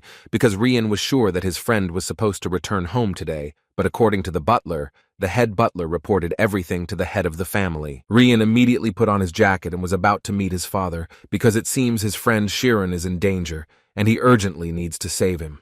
The guy was also sure that if he explained everything properly, he would forgive him, so they needed to reschedule their training for later. But the master suddenly stopped him and forbade him to do what Rian was going to do. Meanwhile, Chiron was kneeling in front of the head of the family and listening to him attentively. After several accusations, the head of the family sentenced him to death, after which he is unlikely to survive. None of the people understood how this could happen. How could a commoner even dare to approach an aristocrat? The head and other members of the family believed that even if he did not know the state of affairs in this world, there was still a limit to everything. Reina asked her father to stop and change his mind because she had something to say, although he believed that no additional words were needed. The documents given to him by the head butler describe evidence from many servants about how carelessly and willfully this child treated Rian. According to the head, he entered the house knowing the contents of the contract, so he should not have any complaints, but he still decided to give it the last word. Chiron started talking about how he and the young master were just friends, and he was interested in knowing what would happen to him. Everyone was shocked when he asked such a question. Moreover, they immediately realized that he simply did not realize what was happening now. Reina was quite surprised that he was worried about Rian even in such a situation, and the head of the family became even angrier and asked Chiron a counter-question. How dare he ask him such a question? And in his opinion, such a stupid question, which is so similar to the one that a commoner would ask. But he still replied that nothing would happen to the aristocrat in that case, and hearing this, Chiron sighed with a smile. After which he raised his head and added once again that he and Rian are actually friends. Moreover, they have been friends with him for a whole year, and they will continue to be friends in the future. The head of the family took these words as disrespect, and that the boy simply considered the Oyent family too weak. Therefore, he immediately ordered that his sentence be carried out, and that this impudent fellow be removed from his sight immediately. Reina begged her father to reconsider and listen to what she had to say, although the man simply shouted and said that this kid had just shown the utmost disrespect to their family, and therefore he was not going to cancel his order. They had already begun to take Chiron to the place where he would receive his punishment. And then, just in time, Rian burst into the hall, and the first thing he wanted to know was who allowed them to treat his friend like that. Reina was so happy to see her little brother. She believed that he would be able to solve this problem. Although from the expression on Chiron's face, it was clear that he had already accepted that he would have to die today. But apparently Rian was serious because he shouted at the top of his voice that no one had the right to touch his friend. His father told the boy in a rather calm tone that he had done it, and just as calmly, waited to see what the boy would do next. Rian started a conversation with his father. He tried to prove to him that Chiron did nothing for which he could receive such a serious punishment, because he simply became his friend. His father told him that it was not only those who committed sin who died. The circumstances of the nobility were so complicated that he could not even imagine, But Rian did not understand what was the point of this special treatment, if for its sake he had to betray his friend. The man was already starting to get a little angry, but still answered his son that only special people have the right to become friends of an aristocrat. In addition, the head believes that Chiron definitely does not consider Rian his friend, because in his opinion, there are a huge number of scum in this world who get close to aristocrats in order to exploit their weaknesses and then destroy them. Rian immediately assured his father that Chiron would definitely not do that. But the father tried to find out from his son how he could believe this. He wanted his son to provide proof that he and Chiron were real friends. Rian certainly didn't expect this. He froze, because in this way his father drove the boy into a dead end and he couldn't prove it. He understood perfectly well that if he said now that he couldn't prove it, then it would obviously be the end for Chiron. Rian just didn't understand how he could prove what he felt. But he, like no one else, understood that he was simply forbidden to say anything because his friend's life now depended on him. He thought that if he were Chiron at this moment, he would be able to answer his father in a way that would make him believe him. But at the moment, this was impossible. And then he remembered the words of Chiron, who told him that when he becomes obsessed with many things, then on the contrary, he can get a good result, and it seems that only now, it finally dawned on him what Chiron wanted to say then. He began to evaluate his father, and it began to dawn on him more and more quickly that this was not just an argument between a father and son, but a fight with real swords that he had to win. 30 minutes ago, Rian was arguing with his master, who didn't want to let him see his friend, who could die. The master also thought that there was no point in this, because he was a commoner, and therefore could not be his friend, which surprised Rian very much, because he considered the master not the same kind of person as his family was. His master decided to remind him of what is most important for an aristocrat, and it is not that they first of all tear out the roots of something that can threaten the whole family. And when Rian decided to become a friend of a commoner who is not even worth a fly, he most likely thought that he had enough power to protect his friend, but in fact, he treated his friend so frivolously. Therefore, the man assured the guy that he could not even think about the fact that everything could be resolved only thanks to his persistence, which angered the guy even more. He could barely control himself, because he was the first one who extended his hand to Chiron, and the first one who offered him friendship. That's why he didn't want to be a coward who would abandon his friend to the mercy of fate. The master, looking at him, thought that he always liked this look of the guy. He thought that the guy was zealous, truthful, and also sincere, although because of this he would not become a great swordsman. So he decided to hand him his sword, and said that if he was so determined, he would let him go to the castle only with this sword.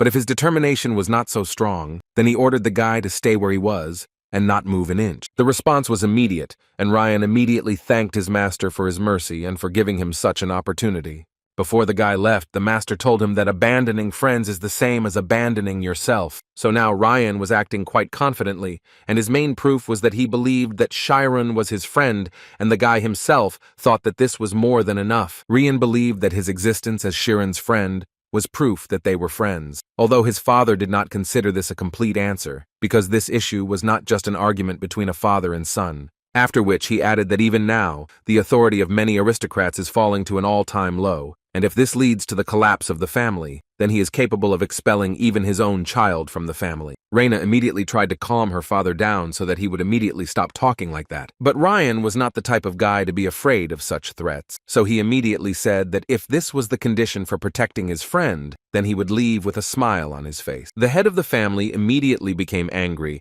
and ordered his youngest son to get the sword, and if he really considered this child his friend, then he should immediately put his life on it. Before he could finish speaking, Rian took out his sword and said that in this way, he was showing him his beliefs. This made the man even more angry because he knew that Rian was not even capable of making friends with aristocrats his age, and it was obviously all because he was not capable of shining at their level.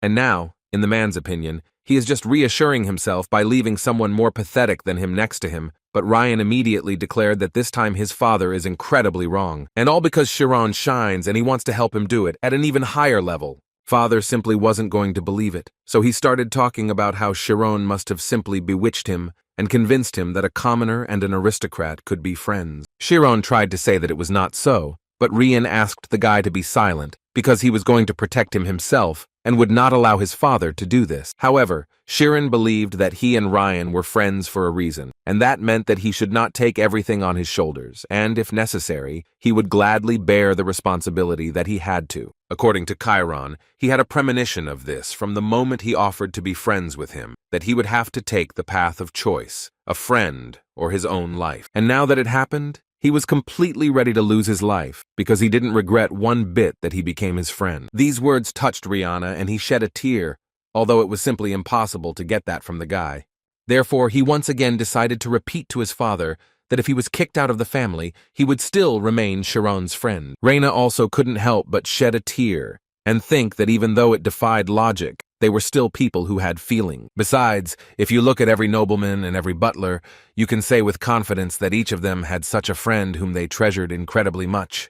Suddenly, their grandfather intervened in their emotional argument, noting that he would never have thought that at the end of his life, he would be able to see such a thing. Reina was so glad that her grandfather was here, because it seemed to her that he would be able to help solve this problem. But the head of the family noted that his father arrived quite quickly because he heard from Reina that it would take a few more days. Chiron at that moment realized that this man was General Tormia and an official third-rank swordsman, Rian's grandfather. The former head of the Oyent family, Klomp sat down on the sofa and noted that it was even more interesting here than where he had just recently returned from. The head of the family noted that this was not such a good thing, because their good name as a family had just fallen to the lowest point, although the man thought differently, because he had been watching the unfolding picture for some time, and it seemed that everyone wanted to say a lot of things about this boy.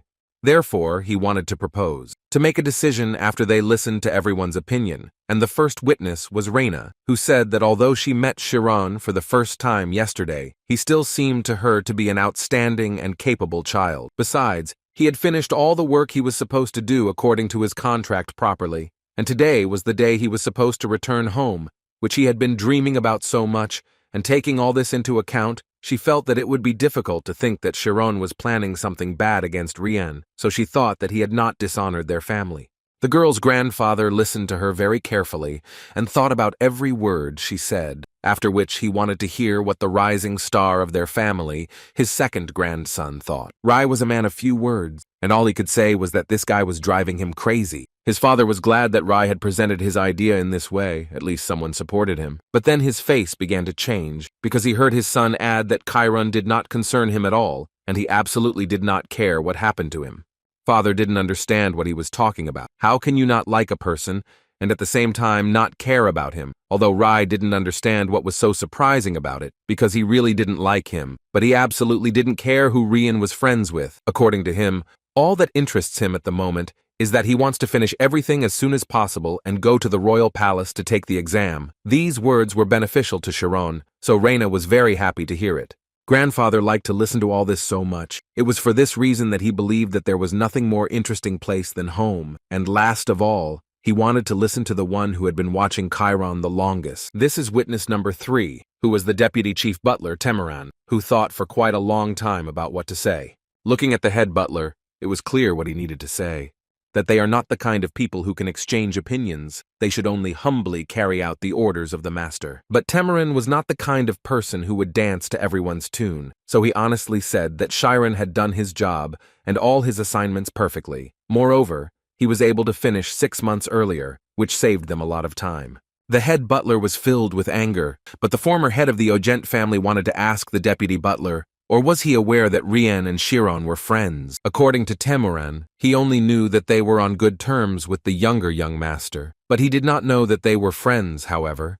If he were a child who could not distinguish between what could be done and what could not be done, and acted rashly, then he believes that he would not have been able to sort 10,000 books from the very beginning. Chiron really couldn't imagine that the deputy head butler had such an opinion about him. It was a big discovery for him. Reina at that moment immediately noticed that the atmosphere in the hall had completely changed, and this was only a plus for Chiron. After all, if you think about it, the only one who is in favor of punishing Chiron is his father, who for some unknown reason is in such a bad mood.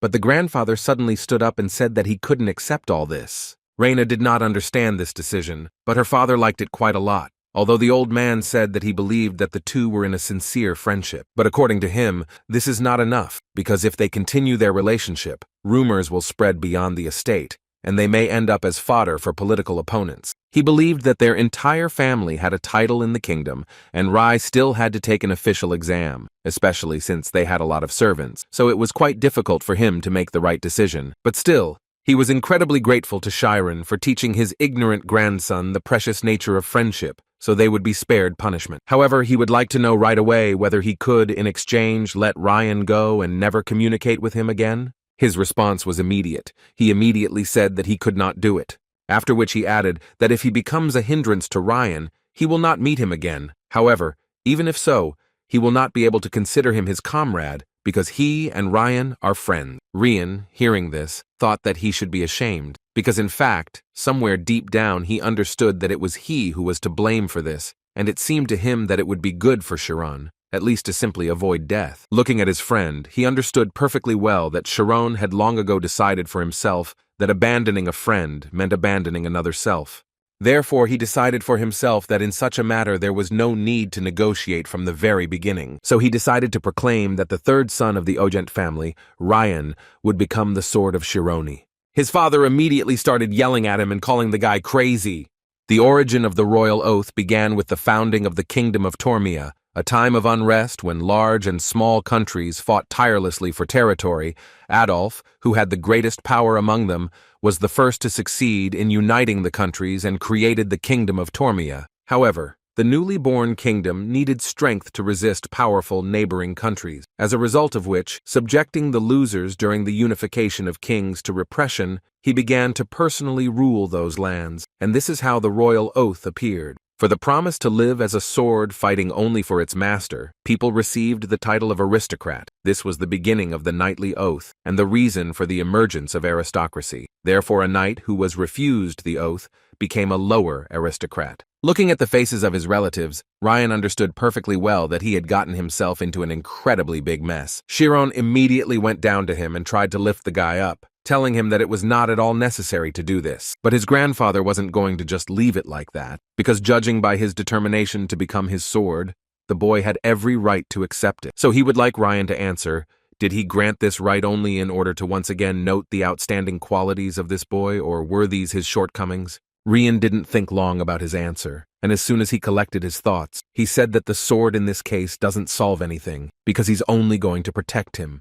This caused the grandfather to laugh incredibly hard, because he did not understand how the guy could be so stupid that he would be recognized first, after which the old man added that Rian still speaks well, although he feels very sorry for his friend, who received such a dull sword as he did. In any case, he approached Chiron to note that now everything was over, and although it was still not sharpened, he convinced the guy that his new sword, although not sharpened to the end in any case, it will not pierce the leg of its owner. So he asked Chiron to take care of his grandson. Chiron, in turn, thanked the man for allowing him to do this at all.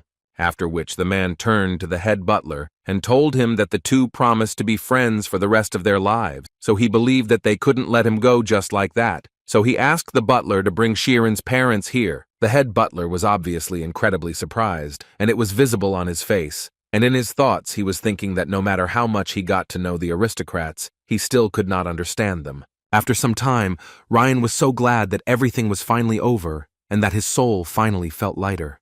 He was also incredibly happy that his family's faces were revealing, and it was clear that they were unhappy, but couldn't do anything about it. Although Chiron was still shocked that Rian had taken an oath that he clearly shouldn't have taken. Rian suddenly became serious and said that in fact, he took this oath not only because they were friends. According to him, he differs from his older brother, in that he is ready to do such things, and in his opinion, Chiron has a power that can attract people, and he dedicated his life to such a person. Such phrases embarrassed Chiron so much that now he had no doubt that they would remain friends with him. Suddenly, their conversation was interrupted by Reyna, who entered the room and wanted to know from the doorway whether it was true that Chiron was able to defeat Rian in a fight with real swords. After such a question, Rian finally felt bad, and he slid off the bed and at the same time asked his sister to leave, although Chiron thought that it was too rude, because his sister had recently helped them so much, and besides, according to her, she brought quite important news. If you believe her, the situation is very strange, because thanks to the fact that he got the map and the knight's oath, the father and grandfather are revising their plans for the future. And if she understood correctly, then their dad is going to send Rian and Chiron to study at the Kaizen Sword Art School. Hearing this, Chiron was scared, because he did not think that everything would be so serious. But the girl said that now it was in the order of things, because he became a member of their family, and therefore she told everything about his talent, and if there was a chance, then he was going to invest in it as much as possible. Reina believed that their father wanted to lead Chiron to success, at least for the sake of Rian's future, which the guy himself categorically disagreed with, because he only got the opportunity to have fun with Chiron as much as he wanted. The guy's sister was already tired of listening to this whining, so she decided to give him a good kick with her foot so that he would finally start thinking about what he was talking about. But Rian still continued to shout that Chiron would not go to any sword school and that this would not happen, at least because he wanted to become a magician, and besides, he had already opened the spirit zone. Reina was clearly not ready to hear such things, and Chiron was not ready to share anything like that. But the girl suddenly decided to point out that if this was true, then Rian was so weak that he managed to lose in a sword fight to someone who even planned to become a magician. Now she believed that in their tandem, the knight was much weaker than his master, which made the guy very angry, and he began to yell at her and forced her to immediately leave his room. After some arguments, Chiron finally told the princess that he, with the help of synesthesia based on the spirit zone, was able to determine Rian's movements and only thanks to this was able to win. She thought that this was a pretty good tactic, but she also understood perfectly well that it was only possible due to the sufficiently high density of the spirit zone. Chiron was so pleased to hear that Reina thought he was incredible, because at school she heard that the spirit zone became stronger depending on one's concentration, and besides, he was able to maintain such concentration while holding a real sword. Rian and Reina immediately noticed that Chiron was too shy when he was praised, so they thought that he would never be able to date anyone if he was so shy. But now it's not about that, because Reina was going to tell her grandfather about Chiron's path. Of course she would do it if Rian went to the sword school, but the guy didn't understand what would happen to his master then. She was surprised that he didn't know yet, because everyone knew that Teacher Kite already knew about it, so he broke the contract yesterday and had to come in the morning to say goodbye. This caused quite a lot of sadness in Rian, because he had only recently begun to respect his teacher incredibly much. One of the butlers intervened in their conversation, who came to say that the family of the young master Chiron had arrived and was waiting in the reception room. The head of the family said that if they wanted, they could meet them first. Chiron didn't even expect that he would be given any choice, but it was already clear from his eyes what he would choose. A few seconds later, he was already running up the stairs to meet his parents as soon as possible, followed by two more butlers who asked him not to hurry so much, but Chiron seemed not to hear it. But he still wanted to point out that they could treat him as usual. He hadn't become an aristocrat, but apparently the butlers didn't think so. In any case, Chiron hurried to open the doors of the reception room, where his parents should already be waiting for him. And so it happened, as soon as he opened the doors, he saw before his eyes his father and mother, who were slightly frightened. He didn't think for a second before running to them and hugging them. At that moment, the guy was thinking about how they had lost so much weight, and it seemed to him that it was most likely because they couldn't get a bite down their throats every day, because of how worried they were that he could die here. But when he told them about it, they immediately assured him that there was nothing to worry about, because they ate well and lived peacefully, and besides, now they considered it unimportant, because first of all they wanted to know why they were called here, if he had already finished work and had to immediately return home. The father immediately assumed that they were keeping the boy here by force, so Chiron had to answer as quickly as possible, and he immediately said that this was not so, and that he simply had a good opportunity. He told his parents that while he was working in the library, he managed to become friends with a young gentleman, and that gentleman gave him a knight's oath, and thanks to this, they both received permission to become friends. But the boy's father thought that this was complete nonsense, and assumed that the boy was saying this only because he was not allowed to live normally here, so he decided to make up a similar story. According to Vincent, he knew that this could happen, because he never forgot the saying that if you go to the house of an aristocrat, then you definitely won't be able to return from there as a normal person. But their dialogue was suddenly interrupted by the head of the Ogent family, Bishop, and his children, Rian and Reina, who introduced themselves and thereby showed respect. From the expressions on Vincent and Olena's faces, it was clear what state they were in at the moment. They immediately stood up on their feet and introduced themselves, telling them that they were Chiron's parents and that they would like to know what great people like them were doing here. But they were even more surprised by the fact that apparently what Chiron told them was really true. They were in such a state of shock for an incredibly long time. Even when they were called to dinner, they still thought that it was all just a dream. Throughout the evening, Vincent couldn't get the thought out of his head that he certainly didn't know what a knight's oath was, but they couldn't be so kind to a woodcutter's family who had nothing. He was more than sure that it would be a good idea to test the waters first, so he started by saying that he was, of course, very grateful to them for treating his son so well, but to be honest, he was very worried about it. First of all, he couldn't believe that a young gentleman from such a noble family as Ogent had taken a knightly oath to Chiron, and that Bishop was actually in solidarity with Vincent, because he himself still couldn't believe it. But he still told Vincent that for such a revered warrior family as their Oyent clan, the knightly oath is completely indisputable, so he believed that if they continued to be dissatisfied because of the difference in status, then they would instead tarnish Rian's pride. For this reason, Bishop was going to always treat Chiron's family with respect from now on, and immediately asked them not to consider it a burden. Also, according to him, their family will not skimp on supporting their son. At that moment, Chiron was thinking that even though Rian's father was against it from the very beginning, he still makes such a choice for the sake of his family. Apparently, this is high convictions and a sense of pride. Moreover, they all understand that they are essentially taking a commoner into the family, but none of them are afraid to do this, which was so strange for him. After his words, Bishop decided to get straight to the point. So he began to talk about how Chiron was able to use the spirit zone, and in his opinion, this is not something that can be obtained by simply making an effort. And he also heard that Chironi wanted to become a mage, so Bishop thought that the fastest way to obtain an unofficial mage certificate would be the Alphea's School of Magic, which is one of the 5 most respected schools in the kingdom. Although he couldn't help but add that in order to become a mage, it is not necessary to go to school. It is a difficult path, so he does not recommend it. He also said that one must be a graduate of at least the Alphea's Magic School in order to be called suitable for the Oyent family. Vincent ignored all hints of insults and focused only on the fact that his son could become a magician. For him, it was something impossible, and it constantly seemed to him that it was just some kind of dream, and that he would be woken up now. But suddenly he was pulled out of his thoughts, because Bishop stated that the most important problem at the moment was Chiron's status. According to the man, the magic school was special, so non-aristocrats were not allowed to enter, so they only had one way to fix it.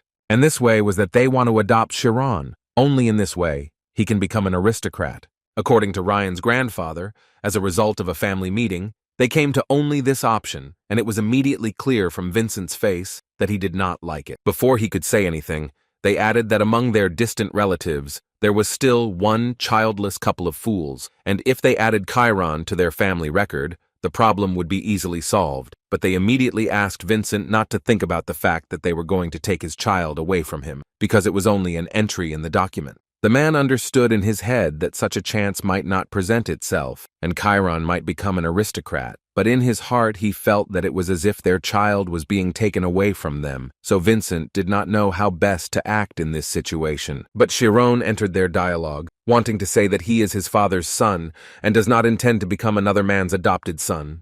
Reina immediately answered him that this was just an entry in the document, because as they had already said, they would treat his current parents as real ones. According to her, he can thus fulfill his dream, and nothing will essentially change. And the grandfather added that he will become an aristocrat, and that not everyone has such luck in life. But Chiron was not going to change his mind. According to him, if he had to change his father for this, then he would rather live his whole life as a commoner. The old man noted that a commoner could not get into the School of Magic, to which Chiron confidently replied that then he would not go there at all. Grandfather had already started to get angry because Chiron was acting so unreasonably. According to him, the world is not as simple as it seems to him, and sometimes difficult decisions need to be made. Besides, he believed that in order to achieve success, he needed to sacrifice something, and if he was not ready to do this, then his dream was most likely just insignificant. Chiron didn't argue with him and agreed that perhaps his dream wasn't as important as his family. These words brought tears to Vincent's eyes. He was so pleased that their son treasured them so much. Chiron believed that no matter how great his dream was, he received it from his parents, and if parents are the roots, then he is the fruit that dreams of receiving nutrients from them. The fact that he learned to read, and the chance to come to the Ogent family as a butler, all of this was only possible thanks to having roots called parents. At least that's what Chiron thought. This one chance given to him now is nothing compared to the endless opportunities he received from his parents throughout his life. So at this point, telling him to renounce his roots is no different from telling him to wither and die. And since there is no other way out, he would like to thank you for the offer. But his parents are two people who will always remain them. Grandpa Ogent just didn't understand what was wrong with this guy. Was it ethics? Guilt? What was driving him to say such words? But suddenly their conversation and the old man's thoughts were interrupted by Vincent, who began to ask the Augent family to accept his son as an adopted one. Chiron wasn't ready to hear something like that from his father. Besides, the former head of the Augent family understood the man's feelings, but he also believed that Chiron's opinion was also important. Then Vincent finally decided to admit that Chiron was not actually his biological son. They were not ready to hear this, but Vincent continued to talk about how, in fact, their couple is not capable of having children and Chiron is not their child. According to the man, this is a child that they got by chance. Most likely they already guessed everything, because they lived with him. Besides, Vincent was sure that Chiron was the natural son of some aristocrats. He also added that he simply does not deserve such a child, and if he is adopted by the aristocrats, he will most likely simply return to his place, where he should have been from the very beginning. Vincent asked to do this, saying that he was more than sure that Chiron would not desecrate their roots, and Bishop at that moment wondered if this was true, although in fact, it seemed to him that everyone present here vaguely but suspected this. After all, if you look at Chiron, you can easily notice that the guy's appearance is completely different from his parents. But now he was more concerned with the fact that doesn't such a statement mean the same thing as a direct rejection of his son? Chiron didn't understand how the man could even say such a thing, to which Vincent confidently replied that the guy had already grown up and that he would find out about it someday. But he didn't expect that Chiron would tell him that he knew this very well and that he had known about it a long time ago. Despite this, he still decided not to ask, because in this world any person can only have one mother and one father, and therefore Chiron hoped that he would have the same.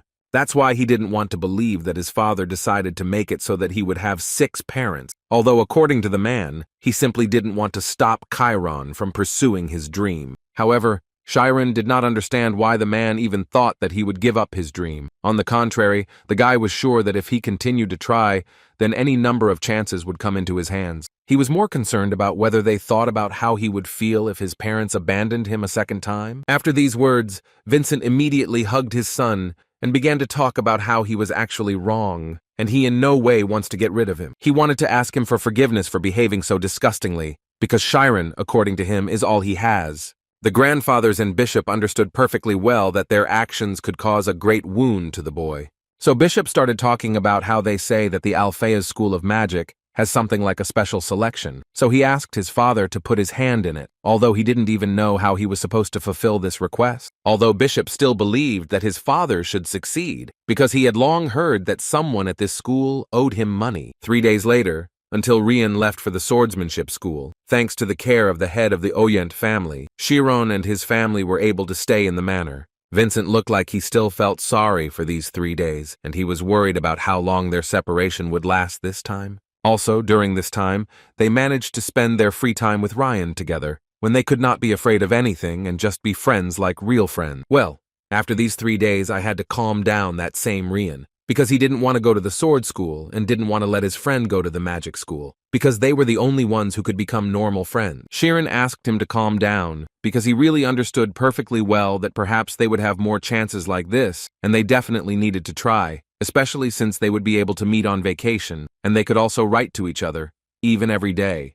Rian calmed down when he heard these words, and decided to ask Chiron to definitely become a magician, because he too would certainly become the strongest knight, and the sword that protected him. But then his words were interrupted by Reyna, who hit him on the head and said that it would be a good idea for him to graduate first and then say anything. After which she turned to Chiron to tell him that he didn't have to worry about it, and that the best thing he could do now was to spend as much time as possible with his parents. Chiron was very grateful to her for her help. In his opinion, she did quite a lot of things that helped him in the end. Reyna couldn't get the thought out of her head that Chiron was truly special, although at first she just thought that he was a nice guy and that's all. But in the end, he turned out to be a child with a truly deep soul, because he has such a mind that even in such a terrible situation he did not betray his belief. She wanted to tell him something, but then she thought that she probably shouldn't tell that to a child who would soon be going to a completely new world called a school of magic. So she made a decision, and said that if Chiron tried a little, then she was more than sure that he could become a magician, and Chiron himself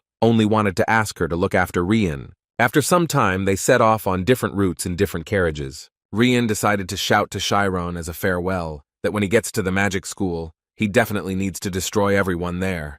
Chiron was so grateful to him for his support, so he asked the guy to do the same in the sword school. This hot meeting of two boys will be assessed as the incident that began the destruction of the patterns of this world. At the Alphea's School of Magic, old man Ogent listened to his old friend for 30 minutes, and when he finally finished, the man suggested that this could mean a positive answer. Minhee Alpheus tried to tell his friend with a smile that no matter how much he wanted to, he still couldn't fulfill such a request, even if it was a request from a person he had known for 50 years. Grandfather was not happy to hear this, so he immediately reminded the director of the magic school about how hard it was for him in his youth, and judging by the fact that he was praising someone else, it seemed to him that he was in too much of a hurry. But Minhee tried to prove to him that he did not create this special place, so that there would be a loophole for aristocrats, because many requests come in every year, but there are also rules and conditions here. He was a little angry because this joking old man made him wait for 30 minutes, and in the end he didn't think about anything.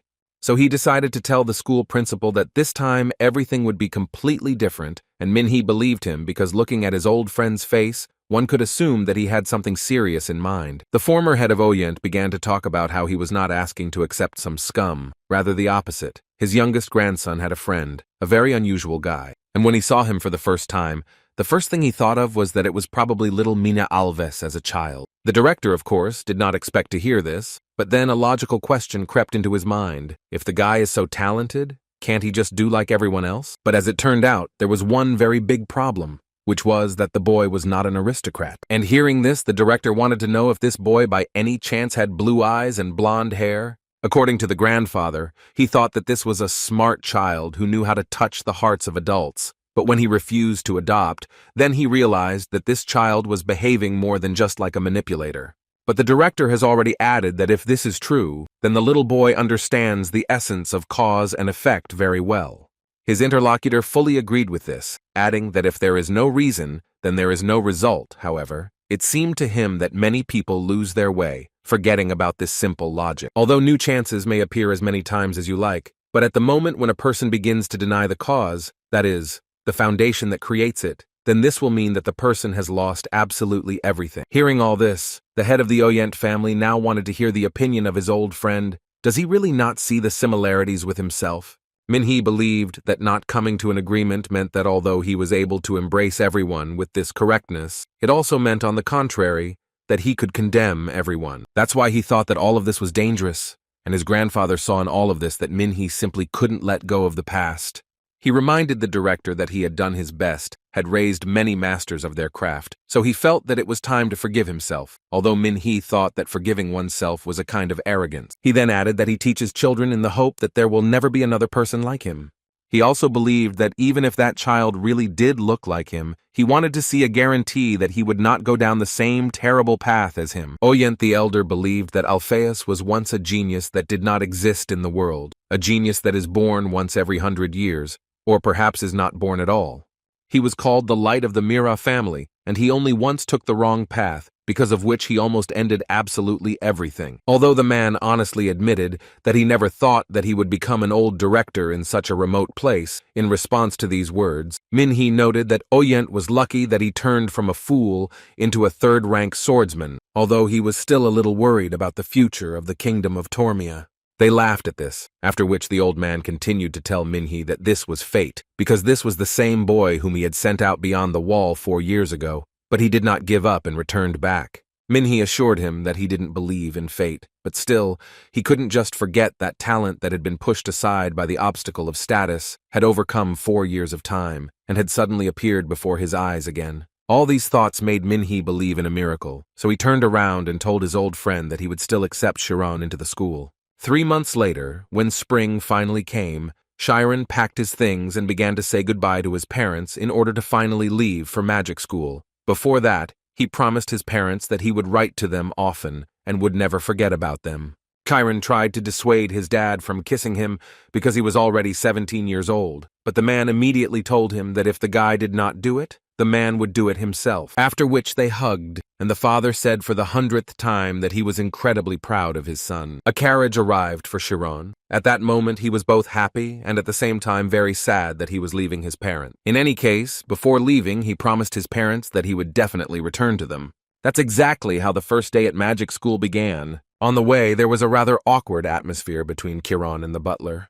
But their journey was not long, because soon Chiron finally arrived at the Alpheus School of Magic, which immediately charmed him with its beauty. The butler also added that he would pay for the textbooks and the entrance fee, and Chiron would only have to put in the effort to study, for which Chiron was infinitely grateful to him. Chiron, hearing this, decided that it was the best time to express his gratitude to the man, because before this, he had not had time to do this, and he believed that thanks to his positive assessment of his actions, he was able to enter this school. But the butler's answer was rather rude, although it made the guy smile. Timurin told Chiron that even having flown high, a commoner remains a commoner, because he is not able to surpass aristocrats. However, he then added that not everyone was able to gain such a chance, so he wanted to warn Chironi that when he entered the school, many aristocrats would be negatively disposed towards him. But Timurin still asked him to endure all this, and only if he managed to endure all this, then he would be able to finish this school and become what he dreamed of. Chiron was grateful to the butler for his kind words and could not help but add that he would definitely become a magician, and when Chiron was ready, they both headed to the school so that the man could register him. After all the registrations, the butler could finally say that he was leaving, but he immediately told Chiron that if he needed anything, the guy could always contact him. Chiron was left alone at school, and he was so interested to know who would come for him. And while he was waiting, he decided to walk around the school a little and look around. He walked up to one of the notice boards and read that the Alpheus School of Magic operated on a system called 10 classes, and it also said that the total number of students there was 420, with 30 of them in the graduating classes. But what was most surprising to him in this whole story was that the number of graduates was only 10 people per year. Suddenly his thoughts were interrupted by a familiar voice calling the guy by name. It was Director Minhi Alpheus, who came down to personally look at that very Chiron, with whom they were in fact already acquainted. The guy first decided to say that he was very grateful to the director for the day when he showed him what the spirit zone was, which made the man happy, and he invited the guy to walk with him a little. The first thing the director told the boy was that he would have to take an entrance test. According to him, there was nothing to worry about, because it was a grade that would determine which class he would be admitted to. Minhi decided to find out if Chiron could freely enter the spirit zone, to which Chiron confidently answered. The man immediately thought that since the guy had opened the zone alone, it was a great talent, because not everyone was given the opportunity to learn this on their own. It also seemed to him that if Chiron had been trained since childhood, it would have been simply wonderful, because then he would have been able to learn even greater height. But apparently it was too late to think about that, and the guy would have to be taught from the basics, and the exam venue was most likely filled with newbies, so if he went there too early, his reputation would definitely get worse. So the director suggested that the guy first take a look around the school a little. Of course, Chiron was not against it, and immediately agreed to this proposal. Throughout the entire excursion, Chiron was surprised at how wonderful and how strange it was here. The director continued to tell him that there were classrooms where the students had their lessons. These were the main classes. As Chiron already knew, the main classes are from 10th to 8th, but it wasn't even this that surprised the guy the most, but how wonderful it was there. And all this was only because everyone around was using magic, and the director liked it so much that Chiron appreciated it highly. So he decided to take him further, to a place that was a little different from this one. They briefly passed classes from the 4th to the 7th, where there were older children, which surprised Chiron even more. The guy thought that most likely, because they were his age, the atmosphere here was completely different, but still he was interested to know what they were discussing so enthusiastically. He listened for a bit and tried to understand what they were saying, but because he didn't understand a word, it was quite difficult for him to make out anything. While Chiron couldn't understand why they seemed to be speaking the same language, but he still couldn't understand them, suddenly a small explosion occurred behind him, which was provoked by one of the students who greeted the director in this way. The guy who was experimenting with increasing sound made a slight mistake in his calculation, which is why there was an explosion. But what was most surprising to Chiron was that no one even turned around to look at what exploded at all. The director, meanwhile, tried to give the guy a hint and told him that apparently the problem was the lack of balance at the input and output, so he should check the electrodynamic equality, and apparently the guy understood him, although after hearing this, Chiron did not understand a word. He looked at all this as if he had simply found himself in a completely different world.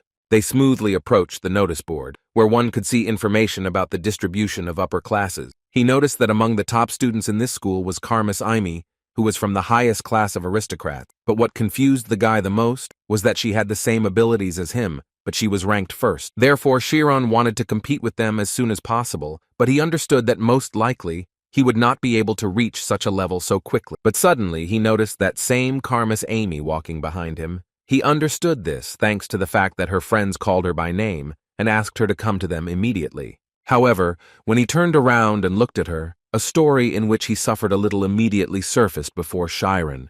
But now he sees her at the school where he also studies, and it was so strange for him. That's why, at that moment, he wanted most of all for her not to notice him, because then a lot of unnecessary questions would arise. However, her friend noticed Chiron perfectly. Moreover, it was immediately obvious that she really liked the guy, because she called him handsome and started talking about the fact that she had not seen him here before, although he did not look like a newbie. Karmas actually also paid attention to him and tried to figure out where she had seen this guy before, which really surprised her friend, because in her experience, Karmas had never been interested in boys, but she immediately noticed that this was not the case. It was just that his face was really very familiar to her.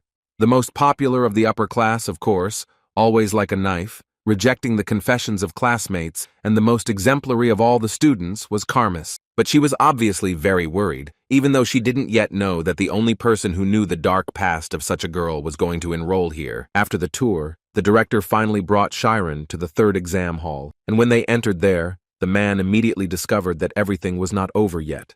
And it was good, because the director asked Chiron to watch carefully what the next child who would be taking the exam would do.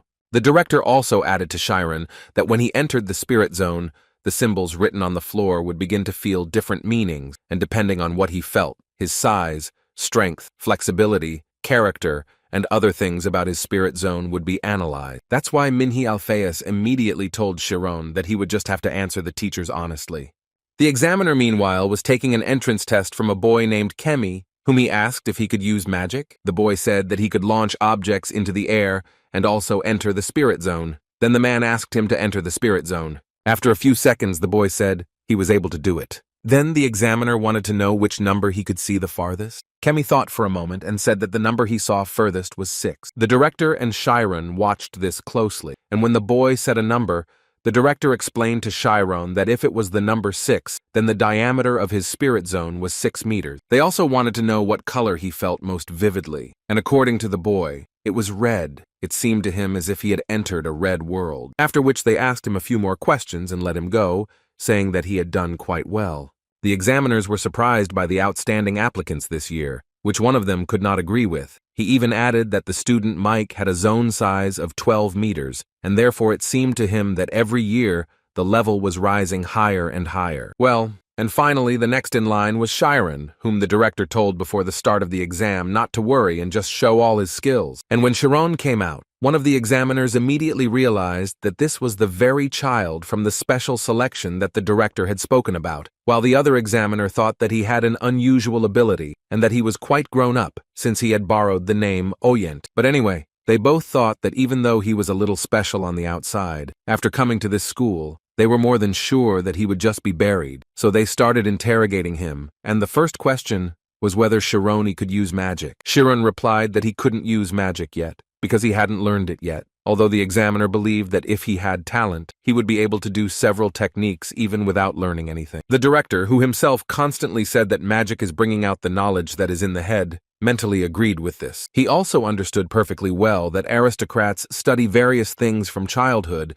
so they naturally begin to use magic, but the director was sure that this child did not have any knowledge yet. The examiners understood this, so they asked him to at least enter the spirit zone, if he could do it, of course, to which Chiron replied that he would try to do it. This was an incredible relief for the teachers, because they already thought that he was so well connected that he couldn't do anything at all. It didn't take him much time to do this. He entered the spirit zone and was ready to answer the teacher's questions. First of all, the teacher asked the boy to name the number that was the farthest away, but he remained silent in response, even after they asked him about it several times. One of them started laughing and saying that apparently Chiron was just shy. The director understood the guy's worries, so he asked him to speak honestly, because they were not determining a place here, but were only looking for a suitable way of teaching for him. Chiron responded to these words by saying that the thing is that he sees the number, but it is so far away that he cannot read it. But the teacher explained to him that this should not be related to vision. He should read it with the help of sensation. But the guy continued to tell them that this was not the case. If you believe his words, then he sees her. But she is very far away, and now she is still moving away. Then the teacher sighed and asked the guy to name any number that is a little closer. Chiron concentrated and finally saw a number, and that number was 3.14. This immediately shocked the teachers, because among the numbers they had set up, there was no number 3.14, so they asked him to look again. But Chiron still assured them that he saw this number, and apart from it, there was nothing else. One of the teachers understood that this number actually exists, but its circumference is too powerful, and if Chiron really sees this number, then it could mean that he has exceeded the measurable area of the configured zone size. Then they decided to ask him what color he felt most clearly. Chiron told them that it was a turquoise color. According to him, everything around had a blue tint. Then the examiners began to look at each other, because each of them knew perfectly well that turquoise is the color of fusion, and none of them could believe that the guy's zone was so big. The director, looking at this, seemed to understand why Klump Ogent so strongly wanted Chiron to enter this school. But on the other hand, he, like all teachers, understood that this was not just a good talent. The teachers continued questioning the boy with the next question. How many flying balls were around him now? Chiron understood that he did not need to count each of them separately, because he felt them, so he said that 867 balls were flying around him. Hearing this, the director realized that this guy was now a little dangerous. The next question was to find out how cold Chiron is now. The guy, without thinking twice, said that he was very cold, which is what the examiners actually expected to hear. After this little test, one of them said that now they need to hold a meeting to determine his class, so they will ask the applicants to wait outside. And as soon as they all came out, including Chiron, they immediately began to discuss him, saying that he was not an ordinary boy who, at 17 years old, was able to open a spirit zone exceeding 30 meters in diameter. Moreover, he did all this without using any enhancing techniques. He was more like some kind of Buddhist monk who trains in the mountains every day. But still, one of them did not miss the option that this guy simply lied to them, and he thought so at least because the spirit zone with a density higher than 90% and a diameter of more than 30 meters, which belongs to a 17-year-old guy who does not know magic. All this could indicate that he simply exaggerated reality. However, he was immediately corrected, saying that the students simply had no reason to give false testimony. After all, if he really lied, then he won't be able to pass his exams, and it will be difficult for him to even keep up with his lessons. But if he's telling the truth, then they simply won't be able to find another guy like him.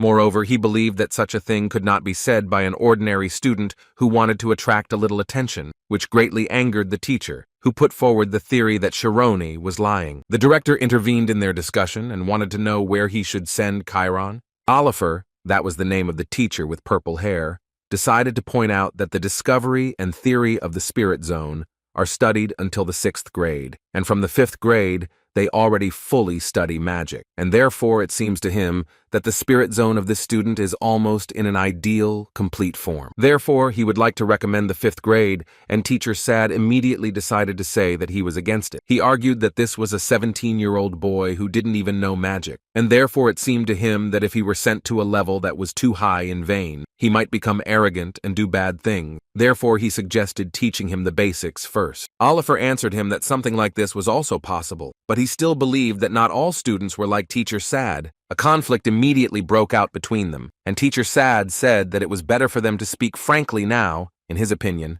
Mr. Oliver believes that he simply wants to take that student for himself, and that is why he recommends him to the 5th grade, which he himself works on. True, Oliver didn't understand what the problem was if he wanted to teach a capable student. Their argument was interrupted by an older teacher, who decided to support the words of Teacher Sad, because it seemed to him that even if the student was talented, he was still too young, and it would be good for him to start learning little by little, starting from the 10th grade. He also believed that if he was sent to basic classes, his desire to learn might drop significantly due to age distribution, so he believed that the best way out of this situation was to postpone the distribution and first just observe him. And while they are doing this, the 7th grade will be just right for this guy, because even though it is the highest, it still includes lessons on the spirit zone. Well, if he refuses that this child really has such talent, then they will not have problems raising his level ahead of schedule and listening to all this. The director completely agreed with the senior teacher. Therefore, he announced that Chiron would be assigned to the 7th grade, and that was the end of his decision. In the School of Magic, there is a system of 10 classes. Depending on the assessment, students are divided into 10 levels, and these classes can be divided into 3 groups, from the 10th to the 8th grade. These are the elementary classes. In these classes, they teach gifted children the spirit zone. Next comes the 7th to the 4th grade. These are the highest classes. Here they receive knowledge and study the management of the spirit zone for the sake of using magic. Well, and lastly, from the 3rd to the 1st grade, these are graduates, where they face brutal training to become professional magicians. And from the next day, another new student was added to the 7th grade. The other students immediately began to discuss the fact that it seemed like a new student had joined the upper class immediately after enrollment. But in any case, everyone looking at Chiron could only say that he was an incredibly handsome and mature guy. At that moment, Chiron was very happy with what was happening around him, because he finally came to the School of Magic. As was known, the Alphea's School of Magic uses the entire territory of the mountain, including the dormitory. It includes more than 33 buildings and more than 40 educational buildings, and although other days, except for weekends, leaving is prohibited, but this is not necessary, because most of the amenities are located on the territory. Classes end at 5 o'clock, and after them there is free time, but students go to the library, which is open 24 hours a day. There are also those who hold research meetings on interests and the like, thus endlessly continuing to maintain the thirst for knowledge. Thanks to this atmosphere, the school has become so famous. On the very first day, Chiron realized that the lessons were quite difficult, not only because of the many of them, although on the other hand, he understood that aristocrats who study from childhood do not feel such difficulty. However, Chiron was not going to give up. Moreover, he was going to catch up with his colleagues as soon as possible. Moreover, Chiron was not a simple student. He had long ago begun to accumulate that very spine of knowledge in the order of the passage of time. The next day, before his first class, Chiron needed to ask something, and luckily for him, there was a girl his age in that class. First, the guy greeted her, and then asked his question, in which he wanted to know which parade ground he should go to for practice. When she realized that he was asking her this question, she became a little confused and even began to panic a little. She calmed down a bit and finally told Chiron that today the practice would take place on the 2nd United Parade Ground, which made the guy ask the next question, in which he wanted to know what the word United meant.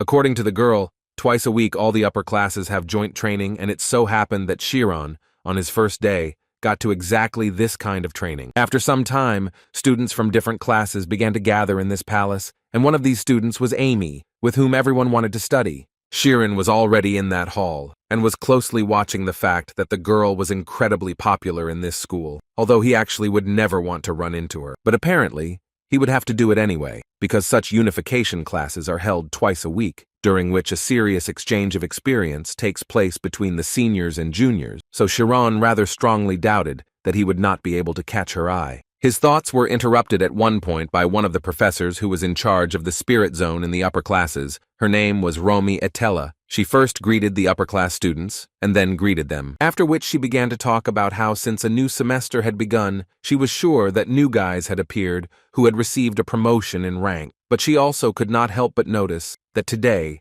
a new face had come to the upper classes. At first, Chiron didn't pay attention to her words, but then it dawned on him that the professor was talking about him, and it became quite clear that the development of events was too dangerous for him. Rami addressed him directly and asked him to stand up and introduce himself so the other guys would know who he was, which the guy clearly didn't like. But he did it anyway. He introduced himself and said that he would now be attending 7th grade classes with them. It was immediately obvious that he was incredibly uncomfortable being here, and even more so saying such things. But Amy Karmas's friend immediately noticed that this was the same guy they had seen in the hallway when he was walking with the director. At that moment, Karmas was thinking that this was the first time she had heard this name and surname, but she couldn't get the thought out of her head that he had a rather familiar face. One of the girl's classmates suddenly decided to tell that if you believe one guy, then the teachers are keeping a very close eye on him. There were also rumors that during the entrance test, his numbers were amazing, and after hearing this, girls started saying that they liked him even more now. They were so interested to know what family this young gentleman was from, and as soon as Karmas heard this question, she immediately remembered something. A picture of a very long time ago appeared before her, when she had to run away for the first time. The Karmas family is a family that receives respect for the blood of geniuses, and the feature that defines the Karmas is their scarlet eyes. Being the ability to perfectly remember a state of mind that stopped at a certain moment, it makes completely meaningless what appears under training. And their youngest daughter, who received the highest praise for her talent, became dissatisfied with absolutely everything. She began to think that her family had not really done anything for her, because, in her opinion, she could do all this without her family. Ima started hanging out with people who were far from her level, so she had thoughts in her head that she could do whatever she wanted, but even that eventually got boring for her. But one day everything changed when the spoiled Amy was sent back home by none other than a simple commoner boy she met by chance in an alley. However, even this was not the end of the story, and a continuation awaited Ima at the magic school. She didn't know what was the best thing to do in this situation. She understood that the memories imprinted by the Scarlet Eye could not be wrong, and apparently the problem was that she was trying to find this guy among the aristocrats. Ima couldn't even think that such a talented guy could be a commoner, but now she was worried about another question. How did he manage to get into a magic school?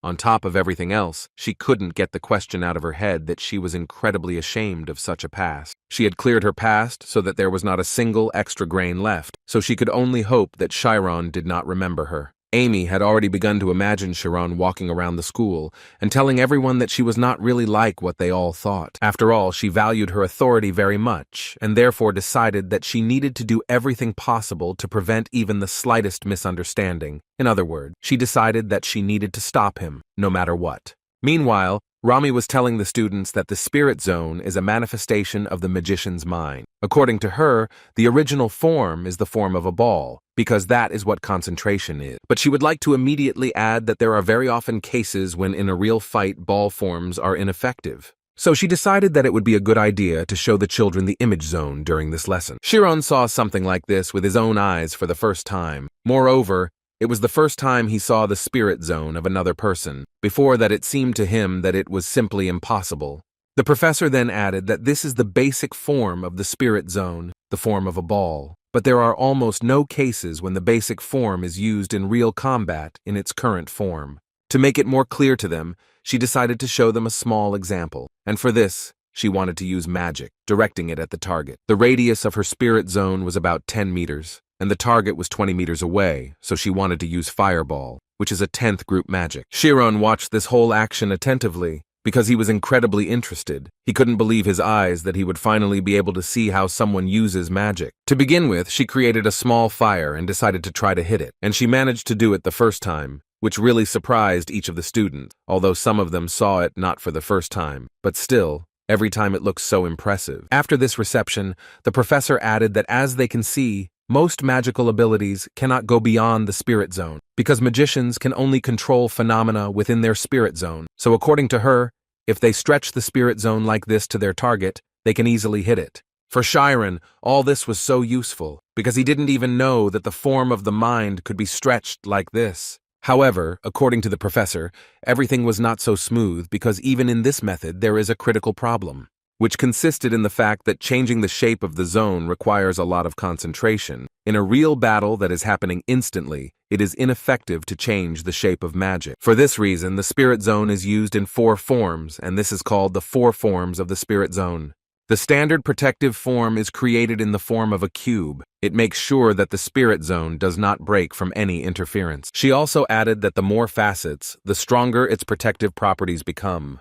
The next form she would like to talk about is the attack form, which is also called the star form. According to Romy, it is easy to catch the target's location with it, and is practical in dealing with a large number of enemies. Then comes the cross-shaped form, which gives the advantages of a long intersection. However, because it is suitable for adapting to fast-moving targets, the key to the cross-shaped spirit zone can be said to be increasing the speed of combat. While everyone was surprised, Chiron thought that even a spirit zone with a diameter of 10 meters can be used in this way in a real battle. But that was not the end. The professor decided to tell about the fact that there is also a last form, which is called a torn form. It is known for the fact that even the 5th grade can have a hard time coping with it. To begin with, she decided to show them all an example. And while she was doing this, behind Chiron, the students were talking about how if you succeed in it, you can significantly improve your level. But apparently even they did not expect to see something like this. The students who had been to similar lectures many times knew what would happen, but the guys from the 7th grade clearly did not expect anything like this. Chiron was even more shocked. He even froze for a while and tried to understand how this was even possible.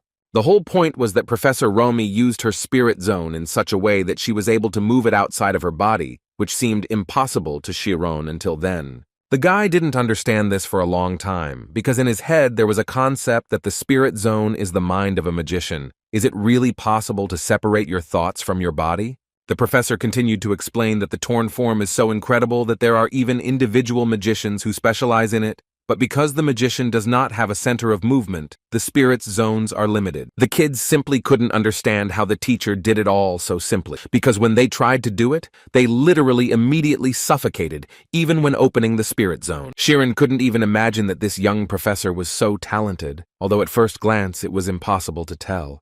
And the lecture smoothly moved on to practice. The professor decided to call Carmiss Amy from the 4th grade to be the first to show her skills, which the other students really liked. Amy's friends thought she was so cool, because just hearing her name made all the boys start screaming. But Amy herself was not too happy with this idea, because at the moment she had completely different thoughts in her head, and what she didn't want most at the moment was attention. One of the 4 forms of the spirit zone is a cross-shaped form. The advantage is a long distance. The disadvantage is the difficulty of countering fast-moving targets or a large number of them. But if you add psychological strength, with which you can quickly rotate the spirit zone, the situation will change dramatically. The disadvantages will disappear, and the entire distance will become a fortress for an ambush attack. And this was proven without any problems by Carmiss Amy. As expected of the eldest Amy, everyone was impressed by her strength. Usually the speed test is conducted with 4 forms, but recently it was said that Amy was the first in magic with only 1 cross form. The other students were far from confident that they could become such good magicians, and Chiron also understood perfectly well that he was far from a professional, but it seemed that he had already begun to realize that this technique was incredible. Although she simply activated the spirit zone, but standing in one place, the zone was able to demolish everything in its path, and in the places it passed, absolutely nothing remained. Chiron understood perfectly well that this was exactly what was called a 100% hit. Even so, she still looks relaxed and her movements are full of grace. After overhearing the students' conversations, it was no longer surprising to Chiron that the guys were falling in love with her, because she was a first-rank noble and had no flaws, and she was such a powerful mage. Chiron, looking at her, thought that she was such an incredible person that it became even more incomprehensible to him why she suddenly got involved with bandits. And then his thoughts were suddenly interrupted by Amy, who looked the guy straight in the eyes. He noticed this and began to worry a little because he began to guess that she remembered him. The other guys also noticed that she looked at the newcomer with such a strange look, and at that moment, she was screaming inside herself that she had done it by accident, because he was so exciting to her that she simply could not stand it. But now, she was absolutely sure that this was the same commoner whom she had met in that alley. Chiron was thinking similar thoughts. Now he was sure that this was the same girl who was with the bandits that day. They both remembered that day. Amy knew that if Chironi spread rumors about her, she would definitely get into big trouble, so she decided to shut him up a little. Although on the other hand, she still thought that she could be calm, because she was the best student in the school, both in academic performance and in magic. And therefore it seemed to her that other people would not be able to believe the words of some random person. Besides, if she acted in a hurry, she would only receive unnecessary misunderstanding. After she finished, her friend immediately ran up to her, wanting to ask the girl what happened, because her face had turned red, but Amy assured her that everything was fine, and there was no point in worrying about it. Once the demonstrations were over, it was time for class practice. The professor approached the 7th grade students and told them that they would first practice their protective gear, since it would be best to perfect at least that. And she thought so, for the reason that even during the most uncomfortable battle, a magician needs to show his concentration, which is what Chiron was trying to do. At that moment, thoughts were in his head that first he had to compress the spirit zone, build a structure, install a frame, and prevent the destruction of this structure, and at one point it seemed to him that he had managed to do it. But because it was not visible, he could not check for sure, although it seemed to him that it would be easier if it became possible to see his spirit zone in the image zone, no matter how strange it sounded. So he approached the teacher and asked for permission to use the image area, a request that surprised Professor Romy a little. She looked the other way and told him that it was actually meant for higher-ranking students to use. But on the other hand, she also noted that no one is using it now, and it would be nice to try to use it in advance. So she allowed him to do it. And thus, Chiron attracted the attention of most of the students, who considered the guy to be brave enough, and Amy's friend immediately wanted to show it to her friend. Amy, When she saw this, couldn't understand for a long time why he was doing all this, because he was still in the 7th grade and would hardly be able to show them anything worthy. But Chiron didn't hear her words, and in principle he was so focused that he tried not to hear anything around him, and after just a few seconds, he was glad that he would finally be able to meet his spirit zone. And as soon as he entered this state, he immediately forced all observers into a state of shock. After all, the diameter of the zone of Chiron's images was almost 20 meters. At that moment, the guy wondered whether he had named the size of his spirit zone during the entrance exam. But now it was not so important, because he wanted to check at the moment, until what time would it increase. As a result, the zone of the guy's images reached 20 meters, and this happened after he mentally ordered her to stop. But even with such a diameter, it caused incredible surprise among his colleagues, who had previously been confident that the average diameter of the 7th class was 13 meters. They allowed for the possibility that he had deliberately increased its size, but he understood perfectly well that then its density would decrease, which is why it would become like a drop of air. Chiron understood perfectly well that his zone would have grown even more if he hadn't stopped it at one point. He also understood that he now looked as if he was deliberately attracting attention to himself, but there was no time to think about it, so he continued. But when he decided to try an attacking form, he noticed that he had problems. The frame did not line up, but broke, although when he trained on his own, he did not have such problems. Emmy and the other students understood perfectly well that he couldn't do it well after just the first practice. At that moment, Chiron was trying to understand what had suddenly happened. He assumed that perhaps he was simply scared by the visual effect, although he later realized that his concentration did not disappear from such trifles, and that this was clearly not the main problem. He began to analyze what was the difference between what was happening outside the zone of images and now, because he understood that there was some reason. But then it dawned on him that he was quite mistaken, because the teacher Atella demonstrated everything very freely. But now he understood that when changing the shape of the spirit zone, the powers of the mind are expended. This means that she deliberately made the size of the zone small, which significantly saved her energy. Therefore, he immediately decided to make a zone of normal size, and then it seemed to him that he could change what he could not do. Chiron, instead of reducing the zone to the size that Professor Romy had, began to increase the zone to the size that was familiar to him, which clearly amazed everyone who watched this action. And it wasn't just like that, because at one point the zone exceeded 40 meters, which was a lot even for some teachers. Once he had reached such a size, he adopted a tactic in which he would compress the zone at the same time, because it seemed to him that he would be able to accumulate enough strength. Having done such manipulations, after a few minutes one could see how a perfectly shaped zone had been created around Chiron. No one could believe that he managed to succeed in defensive form on the very first day, something that Chiron himself did not believe. For quite a long time, he had the feeling that he was inside a precious stone. Emmy's friend, looking at this, thought that although his protective, form-favorable fusion type played a certain role in this, the fact that he succeeded on the very first day was actually very amazing. So she decided that the stories about the teachers treating him with attention were true, and she was interested to know her friend Amy's opinion, who at that moment was not in the best condition. By her appearance, it was clear that she took it too close to heart. At that moment, she couldn't think of anything except that this kid was the reason for her humiliation, and now she understood that judging by the fact that he had gotten all the way here, he definitely had support. Moreover, she was sure that he would reverse the class difference in the blink of an eye, and his influence would gradually become stronger, so she immediately changed her strategy and decided that she needed to get closer to him and do it immediately. The professor at that moment thought that he definitely stood out for his omnipotence, like a man who had trained in the mountains all his life. But she still decided to add to the guy that along with the size of the zone, the density increases, and if everything is done correctly, then with such a density the spirit zone will not be destroyed by most physical blows, and he will have resistance to magical attacks that are aimed at the mind. After which she praised him and said that he was a great guy who could remove the spirit zone, which was so nice for Chiron to hear. He was also congratulated by other students, which made Chiron feel so warm in his heart, but still a little awkward. So he immediately decided to leave the spotlight because he felt too awkward. Professor Romy was thinking at this moment that although she acknowledged his insight, with which he was able to achieve success with the defensive form, she felt that he really had a fusion type, thanks to which he received great benefits from the abnormally large spirit zone. In any case, she understood that she would have to watch him for some time. The next day, Chiron went to another lesson, which today will be taught by a rather unusual teacher. And as soon as the guy saw that same teacher, he immediately realized that this was the same professor who was on the admissions test. More precisely, it was a woman named Oliver Sina.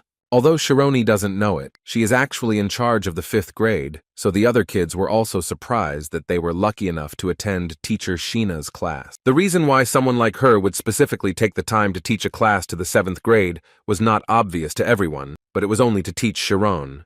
She looked him straight in the eyes and thought only about the fact that she would do everything to raise his level as soon as possible so that he would transfer to her class. The guy himself also noticed this. In any case, it was time to start the lesson, so the other students would like her to tell them something interesting. She didn't think long before creating a small stone and asking one of the guys to try to explain the origin of this type of magic. In this way, she created an incredible cold, after which she said that the cold was a sign that each of them simply lacked energy. According to her, there is no concept of cold energy in the world, therefore, although the temperature can increase infinitely, it cannot decrease without any limit. When a small amount of energy is removed from a constant temperature, a normal ice crystal appears, and if you split it into particles and create convection, something will happen, and she would like to know from them what exactly will happen. But without waiting for an answer, she said that it would be possible to make the temperature so low that it could cause human death, although the guys at that moment were not thinking about this at all, but about the fact that they almost died because of the cold. From all this, she came up with a new question, in which she wanted to know how one could activate magic without any apparatus or device. Oliver began to explain to them again that inside the spirit zone, the magician controls the world. Although it is only a limited space, he becomes a being literally immediately. She continued to talk about how when a magician activates synesthesia, he touches light, sees smells, and smells sensations. These special sensations of magicians become abilities that guide phenomena. According to her, to activate magic, the magician must fully satisfy 2 conditions for approaching God, and these are omniscience and omnipotence. Immediately after that, she added that the magician activates magic with the help of omnipotence and omniscience. No matter how omnipotent he is, without omniscience, he will not be able to do this. For this reason, even with extraordinary sensory abilities, magicians are required to understand this world no less than scientists, and hearing this, Chiron understood something. The exact reason why he couldn't use magic began to emerge in his mind. It was because he didn't know anything about the concept of omniscience, and was only training for omnipotence. But now he heard from Oliver that the spirit zone was only half of magic, and the other half they would learn here. She also immediately added that if they do not study diligently, then they most likely will not be able to become outstanding magicians. And after such a short lecture, she was ready to begin a lesson on the basics of chemistry, and the children were completely ready for it. And at that moment, Chiron promised himself in his head that he would do everything possible to become a magician. After completing the daily schedule, students choose either a library or research meeting activity. Chiron locks himself in the library every day. But even so, he can barely keep up with the aristocrat's lessons. Even though his body is exhausted from the greatly reduced sleep, his soul feels so light because he is making his dream come true. Suddenly, his thoughts were interrupted when he felt his body becoming so light that he literally began to rise into the air and fly. And after a few seconds, he noticed a strange creature behind him, which incredibly scared the guy. He wasn't even sure that it was a person at all. But he couldn't do anything. No matter how hard he tried to break free from this grip, this creature held him tightly and carried him somewhere. A few minutes later, it carried Chiron into the local forest, where it threw him to the ground. The guy began to get up carefully and was already prepared for the fact that he would have to fight, although he still did not understand who his opponent was. But a few seconds later, that same creature took off its mask, and it turned out to be Karmas Amy. Chiron, of course, knew that the day of their meeting would come someday, but he could not even imagine that she would personally appear before him like this. Now he was sure that she really was the same child who had been there 5 years ago, although it was still noticeable that something had changed in her. Amy spoke first, and said that from the expression on Chironi's face, she immediately realized that he remembered her. Then she created a big fireball and told him that she was going to deal with him right here and now. Ima remembered that day and thought that in fact, she wanted to let the guy go home from the very beginning. But then she looked at his face and watching him sob, she decided that she wanted to look at it a little longer. But of course she didn't tell anyone about it. However, when she looks at him now, she is not sure that this is the same guy she saw 5 years ago. Chiron sighed and answered her in a calm voice that of course he knew who she was and remembered her perfectly. He immediately reminded her that on that day, she was going to forcibly take off his clothes, using bandits, but she immediately stopped him and said that she saw that his memory was fine, after which she immediately began to make excuses and say that, in fact, everything was not so. According to her, there was a very serious mistake in his memory. And in her opinion, this mistake is that she is not really such an open girl. Chiron didn't understand anything again, so he asked her to explain what she was talking about. She began to tell him that those bandits, many years ago, wanted to undress him themselves, and that she had not actually given such an order. Although Chiron immediately noted that if he remembered correctly, she then said that she would not mind looking at all this, to which Amy again began to say that this was not true, and in fact, everything was far from so. In the end, she still decided to tell him that she wasn't really interested in guys, but Chiron clearly didn't think that she kidnapped him just to say that. In her mind, she thought that of course she didn't do it for that reason, and in general, she didn't understand why she suddenly started making excuses. Chiron, looking at her, immediately understood that she was doing all this only because she was afraid that dirty rumors would spread about her. But he, like no one else, also understood that this would bring trouble to both sides. Then he told her that she could actually just apologize to him, which really surprised the girl. According to the guy, he realized that this was a memory that she wanted to forget because her academic performance was at the level of first place in the senior class, and she was popular, but what happened could not be returned. So it seemed to him that instead of 1,000 excuses, it would be better if she just apologized and ended this situation. And this, in the guy's opinion, would be more than enough. Amy was clearly unsure of this at first, but then she came to her senses and realized that he was actually telling the truth. After all, she thought that by saying the right thing, he puts the interlocutor in an awkward position and ends up with an advantage, and in general she did not understand how he dared not to put her in anything, so she just laughed in front of him and asked him what she would get if she just apologized to him. Chiron definitely didn't expect to hear such an answer, so he asked her what she wanted to say by this. She decided to explain to him, but first she asked him to imagine that she really apologized to him, but then, as it seemed to her, he could still betray her, because there was definitely no trust between them.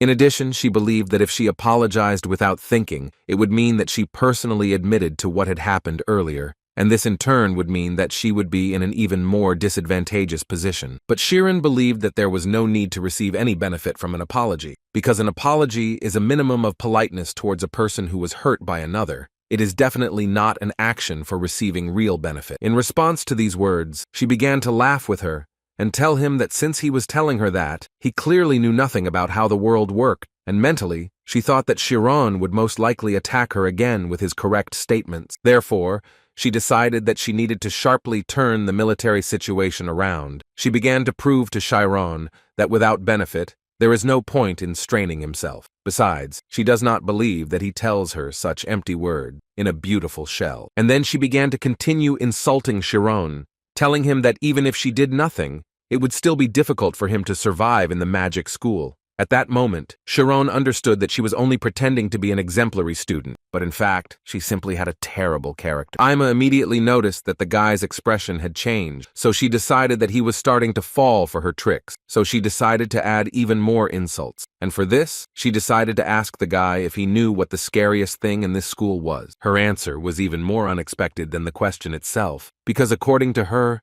the worst thing about this school is the older kids. Amy explained to the boy that if the senior disliked him, then not only the students from the senior level, but also those who study in his class would become his enemies, and if they also found out that he was a commoner, then this would anger them even more.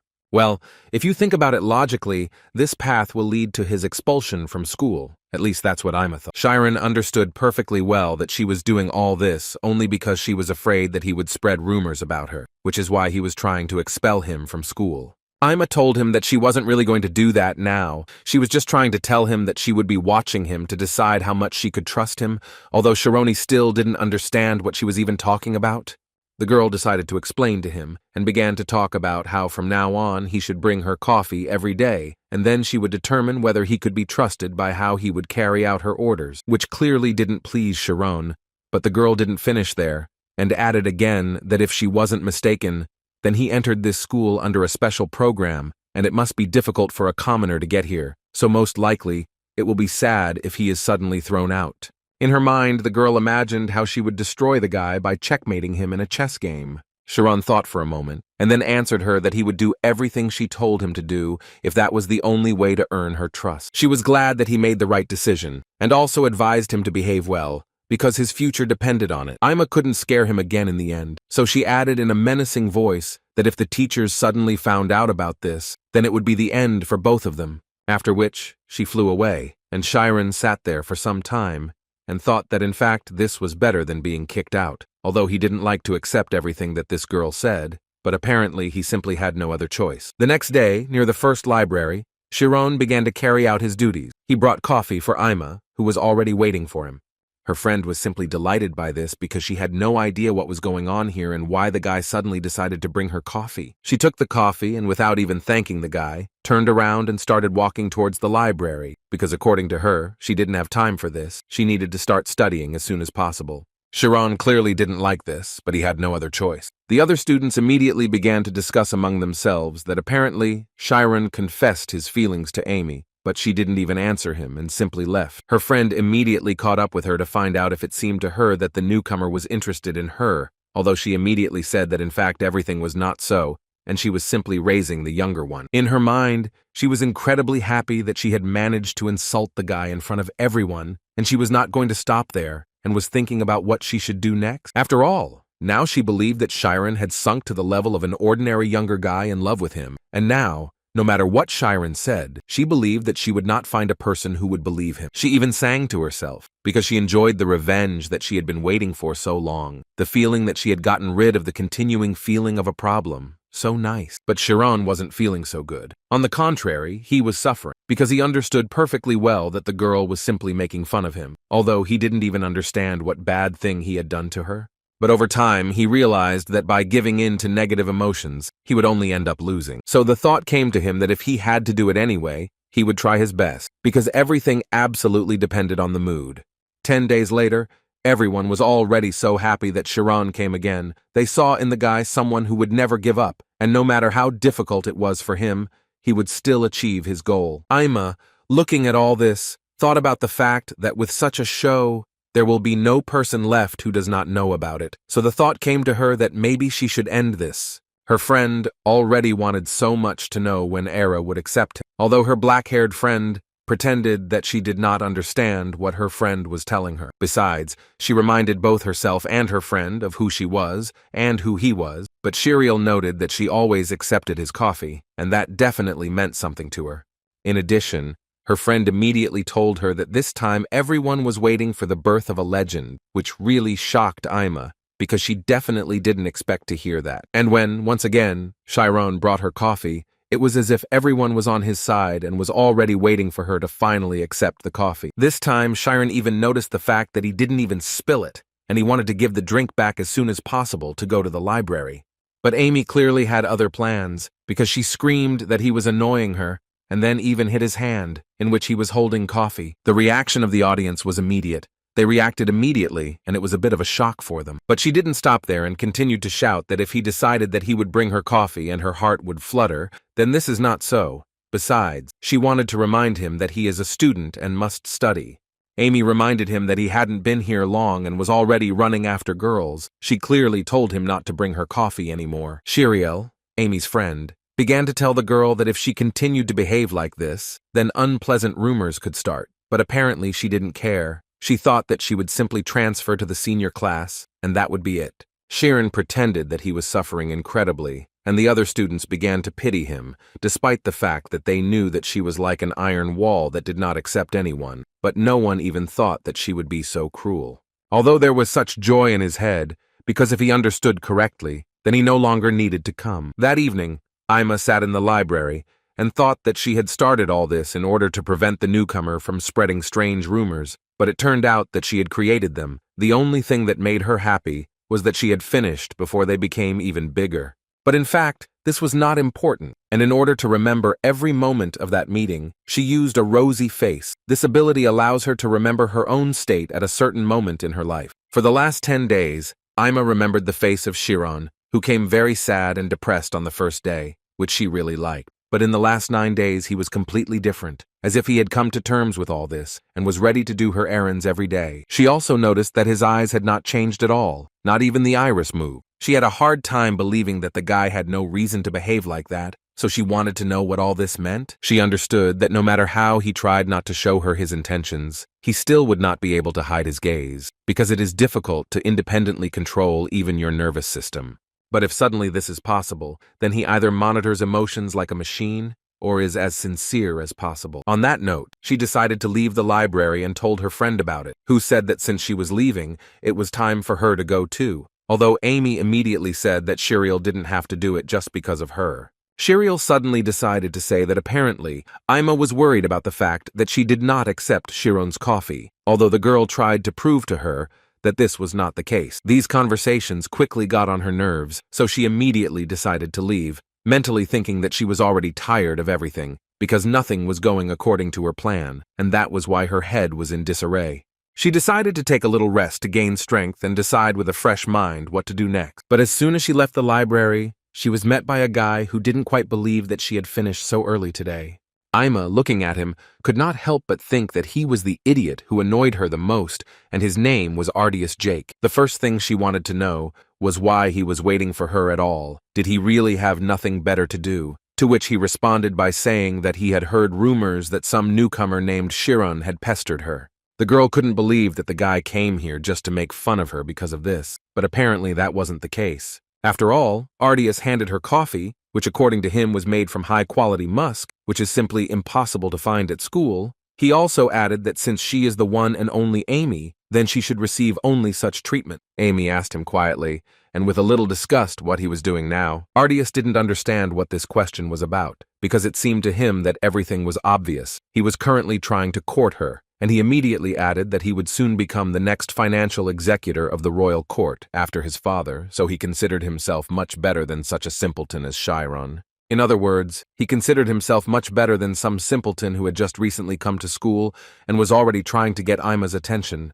But as soon as she heard this, she immediately told him that she was not in the mood to play along with his disgusting jokes, and besides, she believed that they did not have a good enough relationship to talk about such topic. Before he had time to answer, she decided to say that she knew perfectly well that their academic council was thinking about how to put her in her place, and they would do it as soon as the right opportunity presented itself. But he stopped her in time to say that there had been a slight misunderstanding, and even if that was the case, he didn't like the tone in which she spoke to him. Ardius added that the treatment he received was the same as the treatment his family received, and he could not forgive such treatment, which degraded the honor of his family. In response to these words, Ima called him pathetic, and then added that he apparently just can't get over the fact that he is a little popular in this school, but in reality, he is not capable of anything without the support of his family. The only thing he had enough intelligence for was to create a strange scientific council and secretly mock the guy. At least that's what Ima thought. It was clear from the guy's face that all this offended his pride, so he immediately started talking about how, because she was in first place, she could allow herself to talk like that. But it seemed to him that it didn't matter at all, because the girl's family didn't have such powers, and even though they were known, they still couldn't do anything. He also couldn't resist and started talking about how with the power his family had, they could easily survive and destroy Karmas even with just money. But all these insults only made the girl smile, because now she understood what he looked like. According to her, he looked like a rotten fish, and even that newcomer didn't look as bad as him. These words hit this guy's pride quite hard. He started smiling hysterically, because he couldn't believe that she just told him that he was worse than Chiron. Therefore, after thinking a little, he said that apparently he had made a slight mistake with the order of actions, and before he came to her, he needed to first get rid of the interference, because he could make it so that this scum would never be able to use magic again in just one day. In this way, he wanted to show her how cool and incredible he was, but before he could finish speaking, she knocked the mug out of his hand. This made him even more angry, and he began to tell her to be careful, because not everyone would forgive her for her beauty. But suddenly he stopped talking because he noticed that she was using the spirit zone, and then her gaze turned into a very angry one, and she asked him a question in which she wanted to ask him if he was sure that it was she who needed to be afraid. Ardius couldn't believe that she managed to open the zone so quickly, and she did it in 4 directions at once, so he started telling her that magic is forbidden to use in school. It is a violation of the rule. These words made her laugh very hard,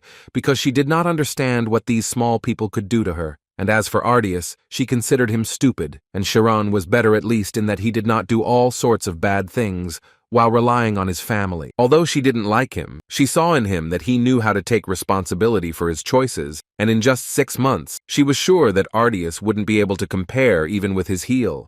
The guy couldn't answer her because the girl in a matter of seconds reminded him of space as air, which made it hard for him to breathe. The only thoughts in his head were that if he entered the spirit zone now, he would most likely immediately catch fire, and he felt that he had no chance of success in a face-to-face battle with the #1 ranked person in the school.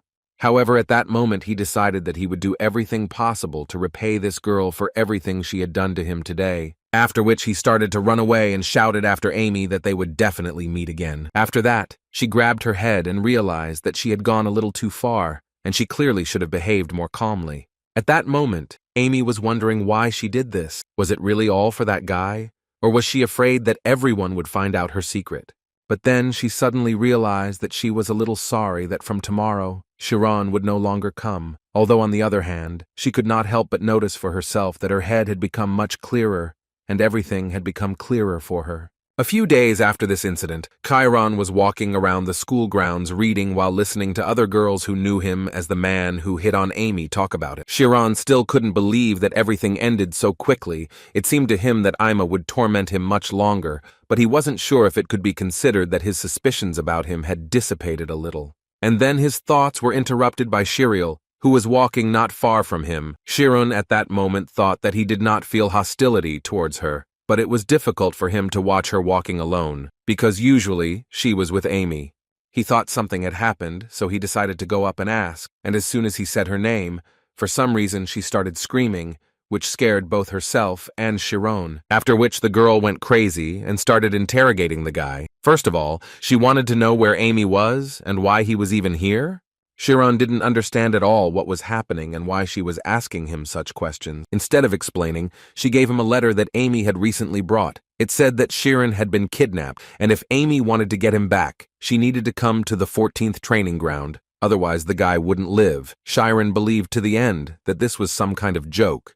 But Chiron said that 30 minutes ago, a guy came up to her and Aima and started talking to them, although Aima immediately tried to make him understand that she had already told him that he had to disappear. However, this guy began to smile even more, and at one point noted that it would be better for her not to say such words, because the boss wanted to see her, and then handed her a small note. The girls decided to ignore him and just started to go on their way, but the guy turned to them again and said that his boss said that if she reads this, she will immediately change her mind. But they weren't going to turn around, at least that's what Chiron thought, who called the guy weird again, especially after he said that if Ima ignored him, her boyfriend would be in danger. However, Ima had a completely different opinion. At one point, she turned around and snatched that very note from the guy's hand. While she was reading this letter, she immediately remembered Ardius, who in her opinion kidnapped Chiron. She immediately threw the note away and said that it had nothing to do with Chiron, although that guy didn't care at all, because he was only ordered to pass on this information. Chiron immediately took the note, and when she read it, she realized that the Black Magician was a disgusting group of villains who only chose the most popular students and crushed the others. True, she did not understand at all why they kidnapped Chiron and how it was connected with Ima, although the girl at that moment understood perfectly well that all this was because that night she could not restrain herself and fought with Ardius. Her thoughts were interrupted by Chiron, who suggested telling the teachers about this, because she believed that at this rate, both Chiron and even she could be in danger. Ima knew in her head that this was in fact the correct answer, but she understood perfectly well that the problem was not only this. After all, if the meeting of professors intervenes, then in the process she will have to explain her relationship with Chiron, then her past will be revealed, which the girl clearly did not want to do. In addition, the truth about Chiron may be revealed, which will also be very bad for him, because if the whole school finds out that he is a commoner, then he will have no time for studying. So she decided to go there alone. She told Chiron that if she didn't return by 7 o'clock, she would have to tell the teachers about everything. Her friend didn't understand at all how she could go there alone, but Ima immediately told her that, unfortunately, she had personal reasons for this, but there was no need to worry. Besides, in her opinion, even if there were 10 magicians like Ardius, they still wouldn't be able to compare to her. Chiron, hearing this story, was so glad that Ima immediately went to save him, Although before that it seemed to him that she was an incredibly bad person, Chiron immediately added to him that she went there alone because there was a reason why she was unable to reveal everything, and in fact, this was the first time she saw Ima ask her like that not to tell anyone about it. Chiron immediately thought about the reason why nothing could be said, and this 1-hour delay that she gave Chiron was all this just a little insurance. He understood perfectly well that refusing to tell the teachers everything was just protecting a secret, and since their secrets were connected, it became clear why she was so eager to save the guy. In Chiron's head, there was a thought that she went there only to protect the secret, but on the other hand, it was the same as protecting him. So, he immediately decided that he needed to go to that very training hall and save Ima, but he was not sure that he would be able to do it in time. But suddenly, his body was picked up by Chiron, who had an amazing ability that helped her move much faster. So she decided that she would help the guy, and at the same time, her friend. Her speed was so great that Chiron could not fully believe that this was happening to him. A few seconds later, they arrived at the place, and Chiron was obviously feeling bad after such an experience, because he didn't even have the opportunity to mentally prepare for such an event. But now the main problem was that when they arrived, no one was there, although they had made it in time and arrived 10 minutes before the appointed time. So Chiron immediately noticed that they apparently changed the place, because the note revealed the place and the teachers could easily find out about it. And when Chiron said this, he immediately thought about the fact that the actions of these guys were quite well thought out. Some rather strange thoughts started to appear in his head, so he immediately asked Chiron to go and tell the teachers about everything. He understood perfectly well that without him she would obviously be able to get there much faster, but Chiron told him once again that Ima had reasons to wait until 7 o'clock. But the guy immediately assured her that everything was fine, because these reasons were because of him. He also added and convinced Chiron that if he helped, nothing would happen, so he asked her to go as quickly as possible, although she did not quite understand what he was talking about. But then it dawned on her that Amy's important personal reason was Chiron, and then she exploded. She started screaming because she immediately wanted to know what kind of relationship they were in at the moment, and if they were really dating, as rumors say. Chiron yelled at her back and said that it was better to talk about this as late as possible, because the longer they waited, the more dangerous it became. And then she agreed with him, saying that it would be better for him to wait for her and not do anything himself. He agreed with her, but as soon as she left, he immediately used the spirit zone to start searching for Ima. After some time, he discovered traces that belonged to 2 people who had appeared here quite recently, but then they suddenly ended, so the guy thought that they had apparently flown away into the sky. And as soon as he thought about it, he immediately heard a sound that sounded like someone fighting with someone. The guy who called Ima to him with such a small deception tried to use fire magic on her, but at the last moment his hand trembled and he missed her, although he argued that it was a welcoming firework. Immediately after such a stupid joke, other students of the magic school began to descend from the sky. And as soon as they landed, they immediately began to talk about how they couldn't believe that Miss Ama herself would come to them. But one of them came out of the crowd to say that they should behave calmly and observe manners, because this was their dear guest. Ima wasn't scared for a second, and just kept talking about how she was surrounded by idlers and nothing more. But that guy was surprised that she actually came, and that the new guy really meant something to her, and that she came alone. She immediately replied that there was no need to burn down the entire house to catch a few fleas. These words, of course, hurt the main one, because he thought that if she was saying such words, it meant she was too confident in herself. But he also thought that with so many observers, even she would not be able to do whatever she wanted. And in general, he immediately decided to warn her that this time he did not come without some kind of plan. Ima remained calm and clearly told him that she was not really interested in any of his plans. She wanted to take Chiron and end it. They all started laughing and telling her that most likely that idiot is now licking books in the library, unaware of what is currently happening with his girlfriend. They all started telling her that in fact each of them had business with her, and they were all excited by the idea of paying her back for their losses. And of course, especially that guy, he also ended up in a big debt to her last time, and now he wanted to pay it off properly so she can look forward to it. Ima started to smile because she realized that Chiron was not here, which meant that everything had become much easier for her. After which she raised her head and repeated their words that since problems could arise due to the large number of observers, she should get rid of them, and everything would immediately become good. Hearing this, they continued to laugh, but for a second their leader thought he saw his fear in the girl's eyes. But before he could warn anyone, she went to fight and it was too late to change anything. They began to suffer one after another, and their cheerful mood simply disappeared in one moment. They couldn't believe that she actually did it and shot at them, but it would be a good idea for them to come to their senses and put out this fire. Their leader reminded them that the cross-shaped form was weak against large numbers of enemies. He immediately ordered them to move quickly, and most importantly, he asked them to take care of their location. But everything was clearly not as simple as it seemed to them at first glance, because Ima was really much stronger than each of them, so any attempt to use defense almost immediately failed. But she, on the contrary, continued to use her zone in order to continue to strike and defend herself at the same time.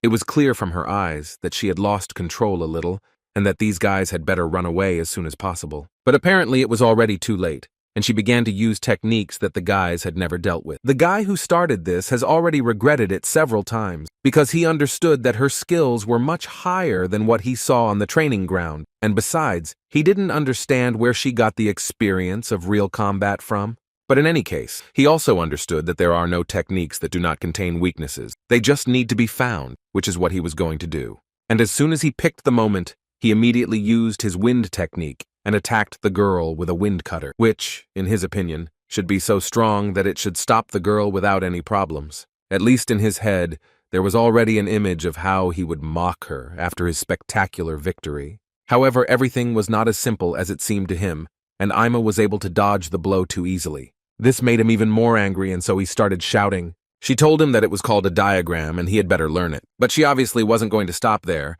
and so she decided to use a fire strike, with which she wanted to end it. And given the explosion that followed immediately after this attack, one could say with confidence that she had indeed succeeded.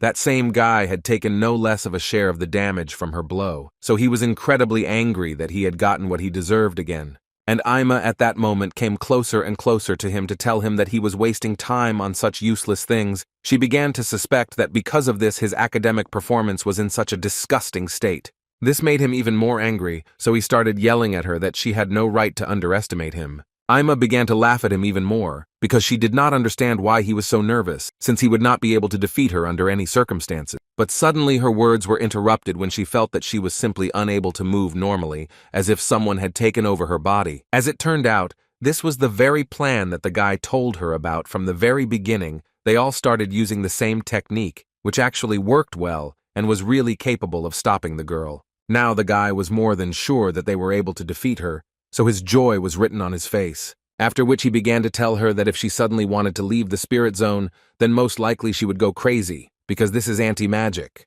The girl could do nothing in this case, only call him a coward who uses forbidden magic. He was incredibly happy that he was finally able to take possession of her body. Now he was ready to continue their dialogue with a smile, and suggested that she think a little about accepting his offer. But before she could say a word, he took out a knife and told her that she would do well to think about it carefully, because now he wanted to do something bad. Ima immediately warned him that if he touched her, he would instantly become a corpse, although she mentally thought that she apparently had big problems, because she could not break this hold. She believed that there must be some way to break this hold, but her thoughts were interrupted by that same Ardius, who noted that she apparently simply did not realize the situation she had found herself in. He believed that if a mark appeared on her face, then guys would no longer bother her, and most likely she would no longer be as popular as she is now. Ima closed her eyes and trembled with fear, thinking that her body was not obeying her at all. At that moment, she remembered that very picture when she and the bandits offended Chiron. She suddenly became interested,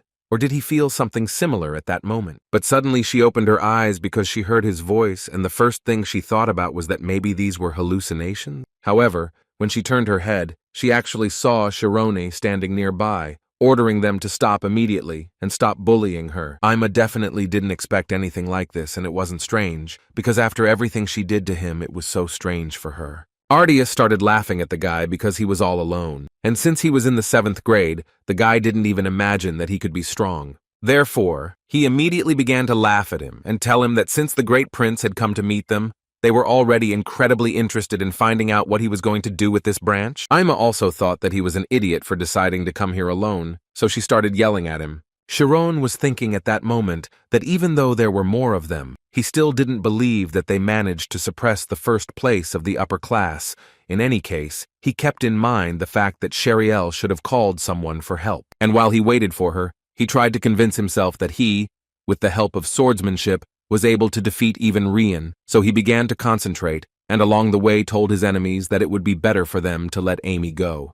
They started laughing at him even more, and telling him that the guy must have gone crazy because he decided that they would listen to him, because they weren't fools, and definitely weren't going to let her go. So Chiron immediately jumped up and rushed into the attack. The older kids couldn't believe he was such a fool, but on the other hand, it was still fun for them, and they were ready to have fun. At one point, Chiron felt something strange, as if someone else's energy had entered his zone, making it difficult for him to use his magic. His head started to hurt like hell, and he just didn't understand what was happening and what kind of magic was this.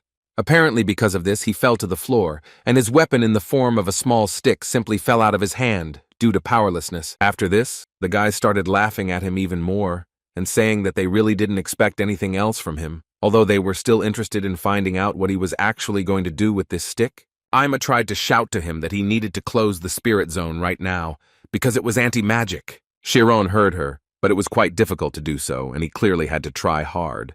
He continued to hear Ima's voice, who was shouting at him that if he continued to use magic, then at this rate, he would never be able to use magic again in his life. But every word she said, Chiron heard worse and worse. Little by little, he began to switch off. The feeling gradually receded. It seemed to him as if his consciousness was breaking into pieces, which at one point was simply unbearable. At that moment, he remembered the words of Professor Romy, who had repeatedly told her students that in such a case, the most important thing is not to lose consciousness, otherwise the end will definitely come. It also occurred to him that the protective form allows him to maintain concentration even in the most disconcerting fights. Chiron gradually began to realize that anti-magic was just waves, and if he increased the density of the zone so much that it was impossible to break through, then no anti-magic would be scary to him. The older students couldn't believe that the boy had begun to resist their anti-magic, so they began to add even more power, telling him that the boy should forget that he was a strong magician because he was still the same pathetic newbie.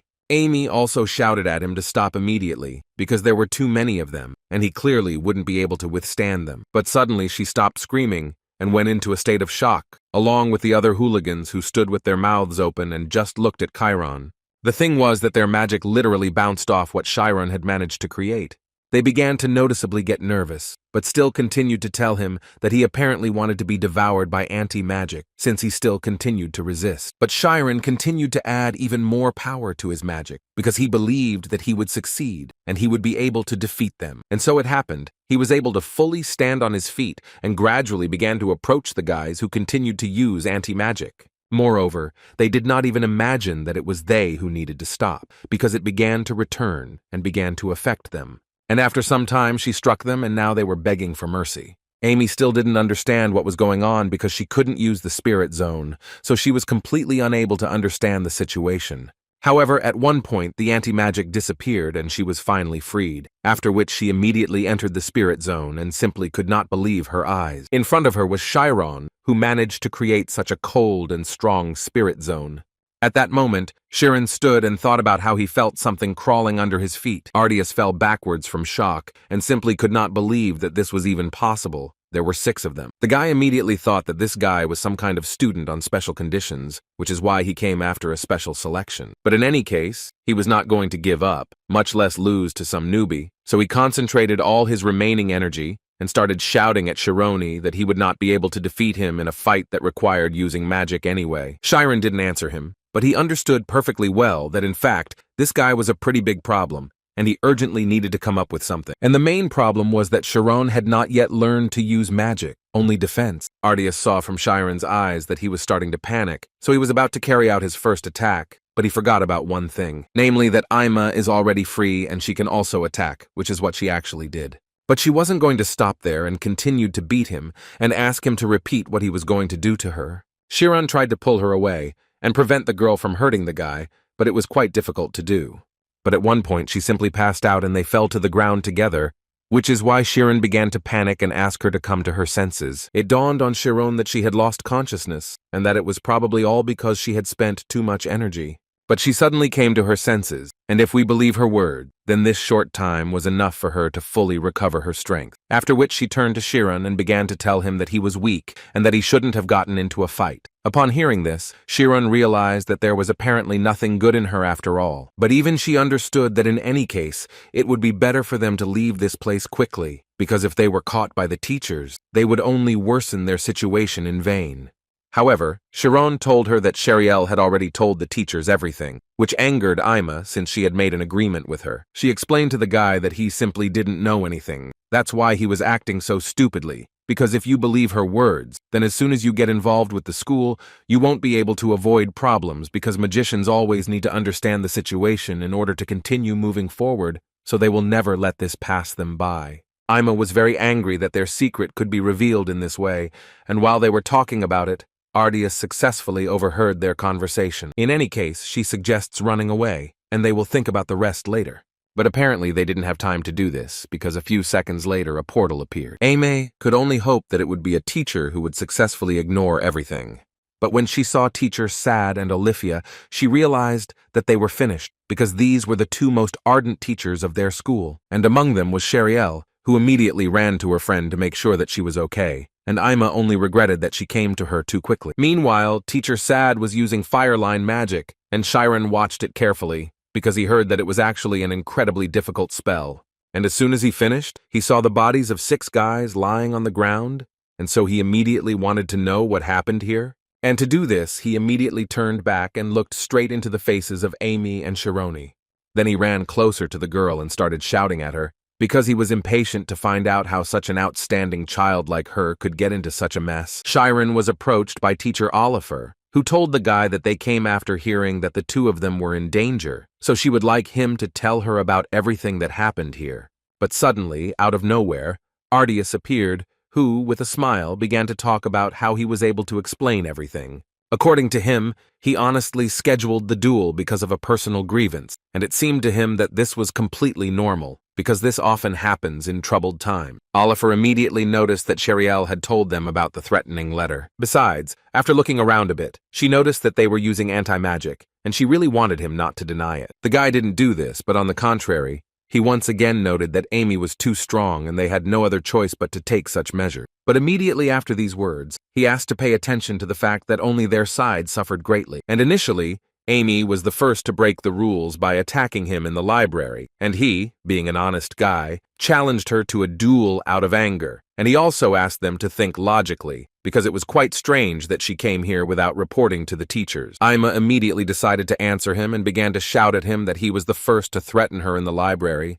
and this time he himself admitted that he kidnapped Chiron. But then Ardias started laughing and saying that they didn't really kidnap him. But Ima was also the first to attack today. Well, finally he reached Chiron, about whom he said that, looking at how the guy was directly involved in this matter, and that he also did not report everything to the teachers right away, it becomes clear that these two are hiding something. Taking into account all the facts, he thus proved quite easily that these two were the instigators. He was incredibly pleased with himself and asked Ima to stop being angry and just tell everyone the truth. And mentally he thought that this is exactly what makes the black magician scary. Ardias, this time, was going to deliberately blow this matter up, regardless of how much money it would cost. He just wanted to persistently dig up the secret that was so dear to them. And then he will spread rumors so much that absolutely everyone will know about it, and thus completely destroy the guys. But then his thoughts were interrupted at one point by Oliver, who asked the guy not to be impudent. After which she reminded him that he and his friends used anti-magic, and that he used it not with any pure intention, but for the purpose of attack. She also added that Jake should know that this could have destroyed Amy and Chiron's minds, or that they could have even lost their lives. Having listed all this, she noted that this would be more than enough to expel the guy from school.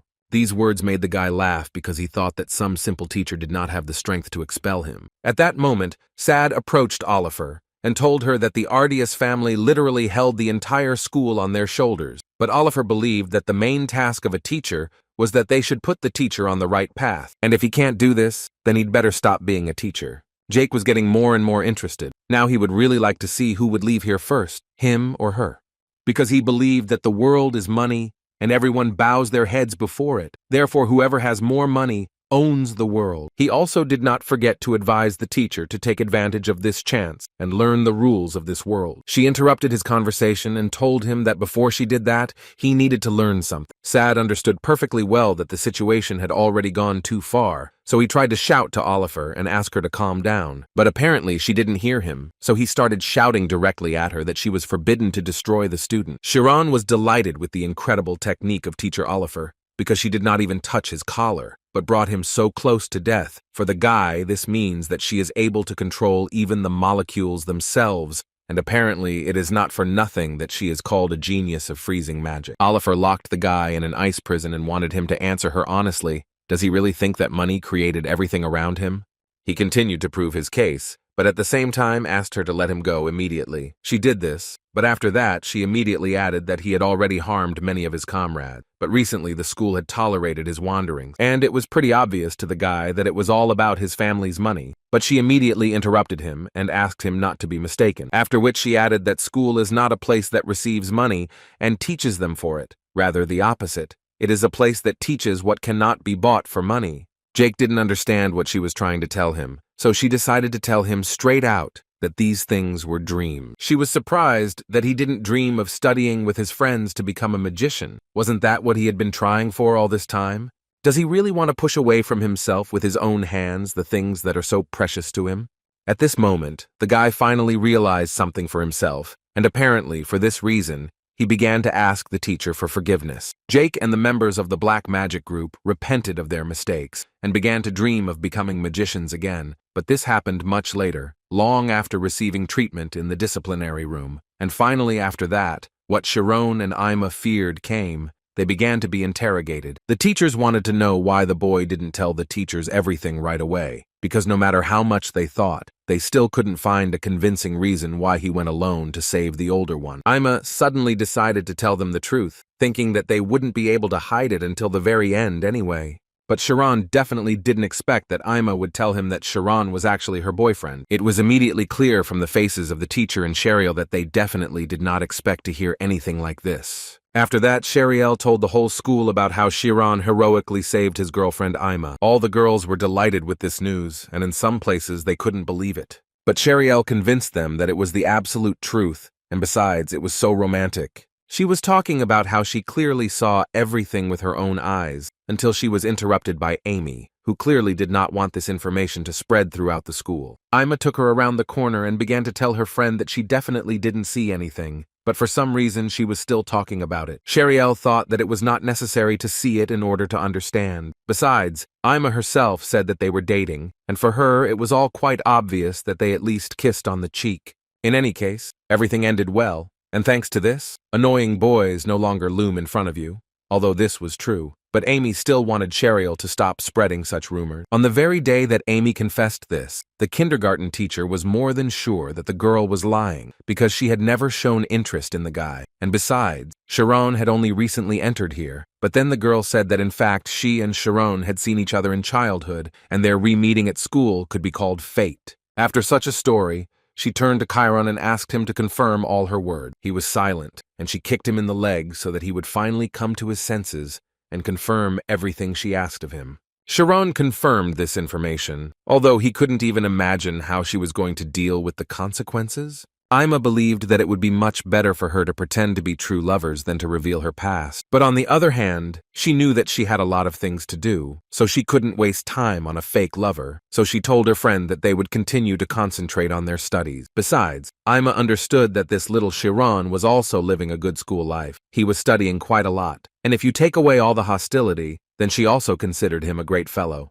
The next day they saw Chiron. The first thing Sheriel wanted to know was if the guy missed Amy. The guy pretended that he didn't understand what she was talking about, which confused Ima, because even here she was trying to pretend that they were actually dating, and he didn't care at all. So she decided to tell him that when they were alone, he didn't have to address her formally, because she found it funny enough to be the elder and the younger in a relationship like theirs. Chiron clearly didn't want to hear that, but he pretended that everything was fine, because she was a senior, and that's why he could address her like that at school, and if they had no more questions for him, then he wouldn't mind going back to class. Hearing this, Amy immediately turned around and started to leave, which made Cheryl think that the guys had a fight. Chiron came to class, sat down in his seat, and almost immediately began to hear other guys discussing him, saying that he doesn't want to think about studying at all. He just walks around and deals with his relationships, and he himself is very weak. They also believed that he relied only on his face, thinking that he could conquer anyone with it,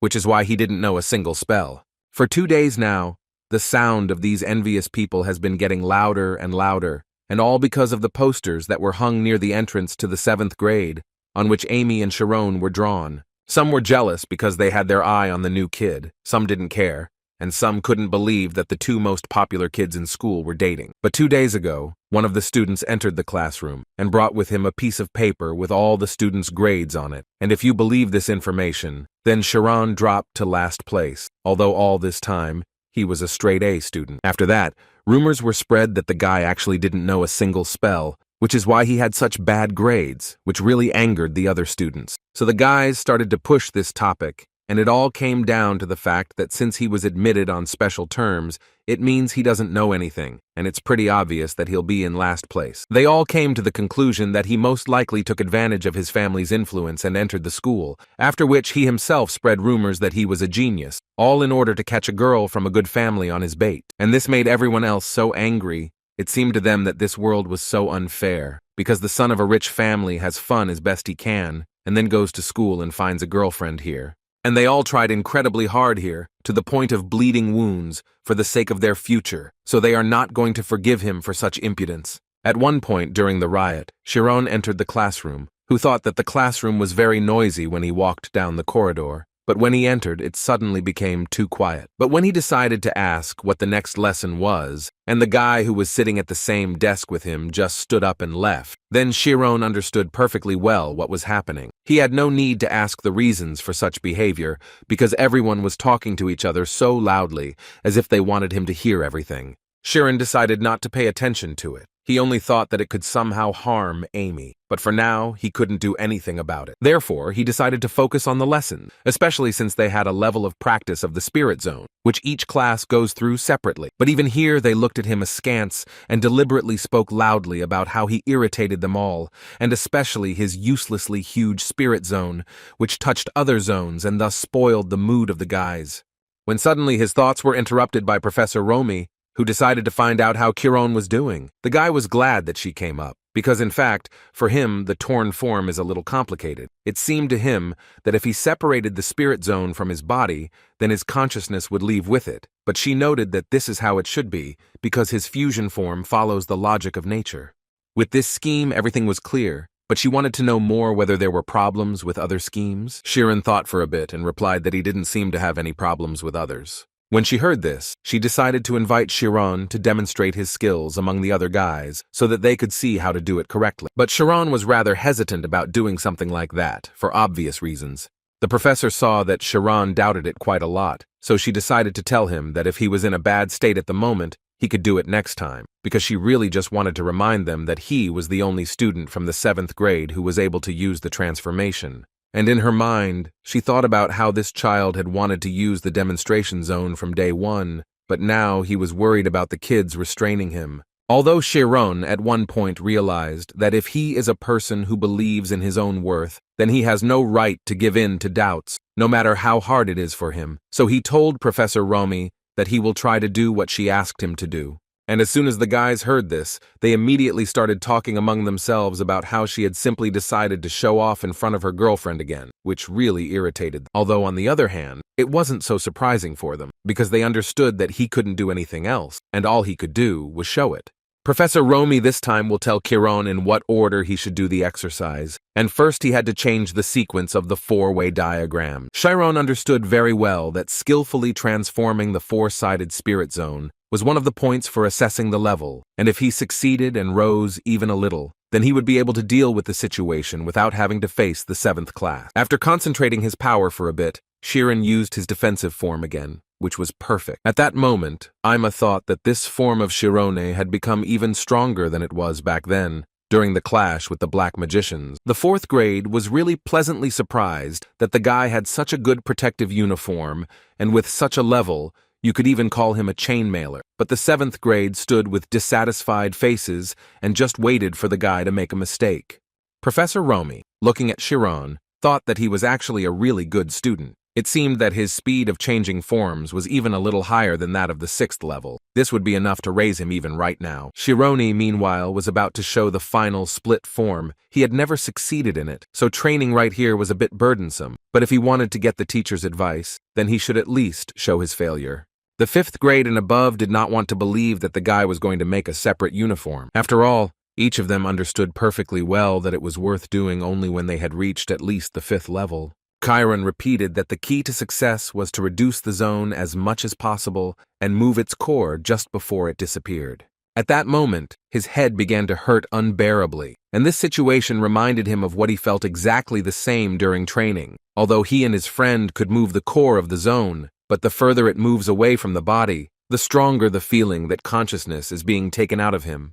The 7th grade immediately noticed that the guy was having problems, so they started laughing at him. At that moment, they started discussing him, and Chiron noticed how red and at the same time dark energy covered his spirit zone, which made him feel afraid. Ima and Cheryl didn't understand what had happened because it was so obvious to them that just now, everything had worked out so well for him. But after a few minutes, they began to understand that all this was because of the attention of the guys, although before it seemed that it would never have such a strong effect on him. Ima understood that something strange had apparently been happening to the guy lately, and that most likely something had happened to him. Chiron at this moment tried to understand why people were so happy about the failures of others, but most of all he could not believe that literally everyone wanted him to fail. But suddenly, his inner voice told him that he needed to collect his thoughts and forget about other people's opinions, because he came to this school in order to become a professional magician. These words gave the guy quite a serious push, and he was finally able to release energy from his body, to prove first of all to himself that he is capable of a lot, and people's opinions mean nothing to him. Oliver carefully read the report of what happened in the forest, and what surprised her the most was that Chironi was able to suppress the anti-magic with just the 4-sided zone defense form. She also understood perfectly well that anti-magic was such a dangerous spell that it could harm even a professional, which is why he would have to use an artifact. But the fact that he won being 1 against 6 only meant that Chiron's mind was greater than 6 other children united by their mind. She had never seen anything like this in all her years of teaching,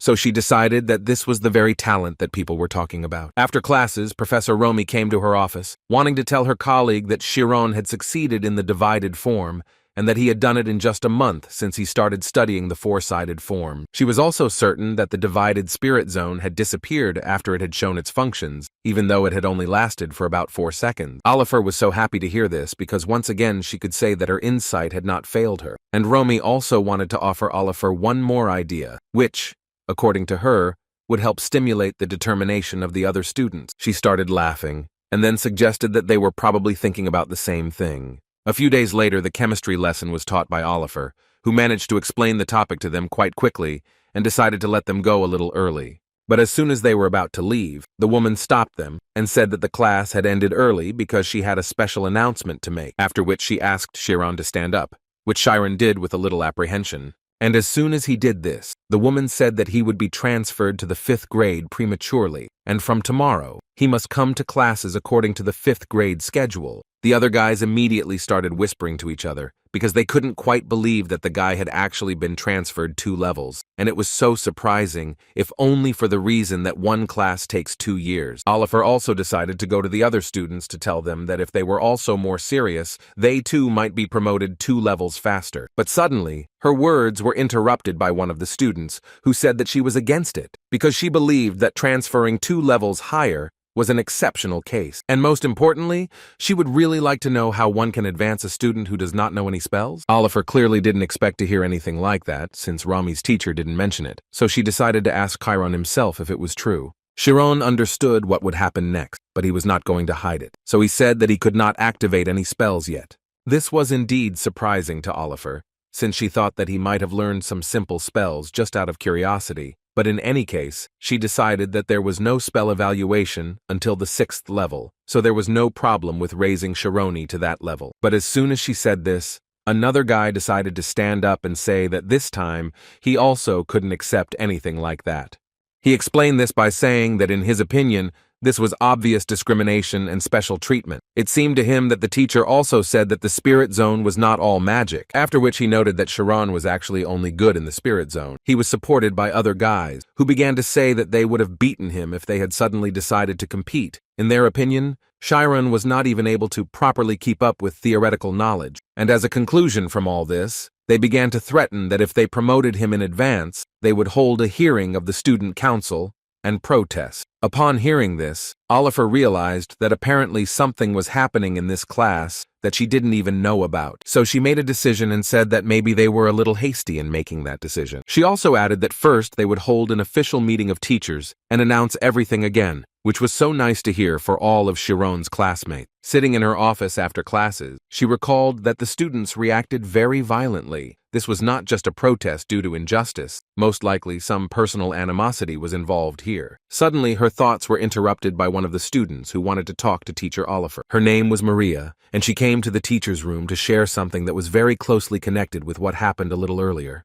Maria told about how at first their whole class stubbornly ignored Chiron, and then they started discussing him, being right in front of him, and every day everything became worse and worse. Everything got to the point that one day they started interfering with his studies. She also personally saw how they incited the spread of bad rumors about Chironi and did it so cowardly. Oliver actually had this scenario in mind, but she couldn't even imagine that it was really like that. In any case, she thanked Maria and calmed her down, and then promised her that everything would be fine and she would try to resolve everything. Meanwhile, Chiron spent time in the library and thought about how his sleep had been greatly reduced lately, which definitely needed to be corrected. On the way home, he thought about the words that the butler had told him, that when he entered the school of magic, many aristocrats would not evaluate him in the best light. But even in that case, he advised him to be patient and patient again. After all, if he can endure until the very end, then this very end will come, and then everything will be fine. So Chiron promised himself every day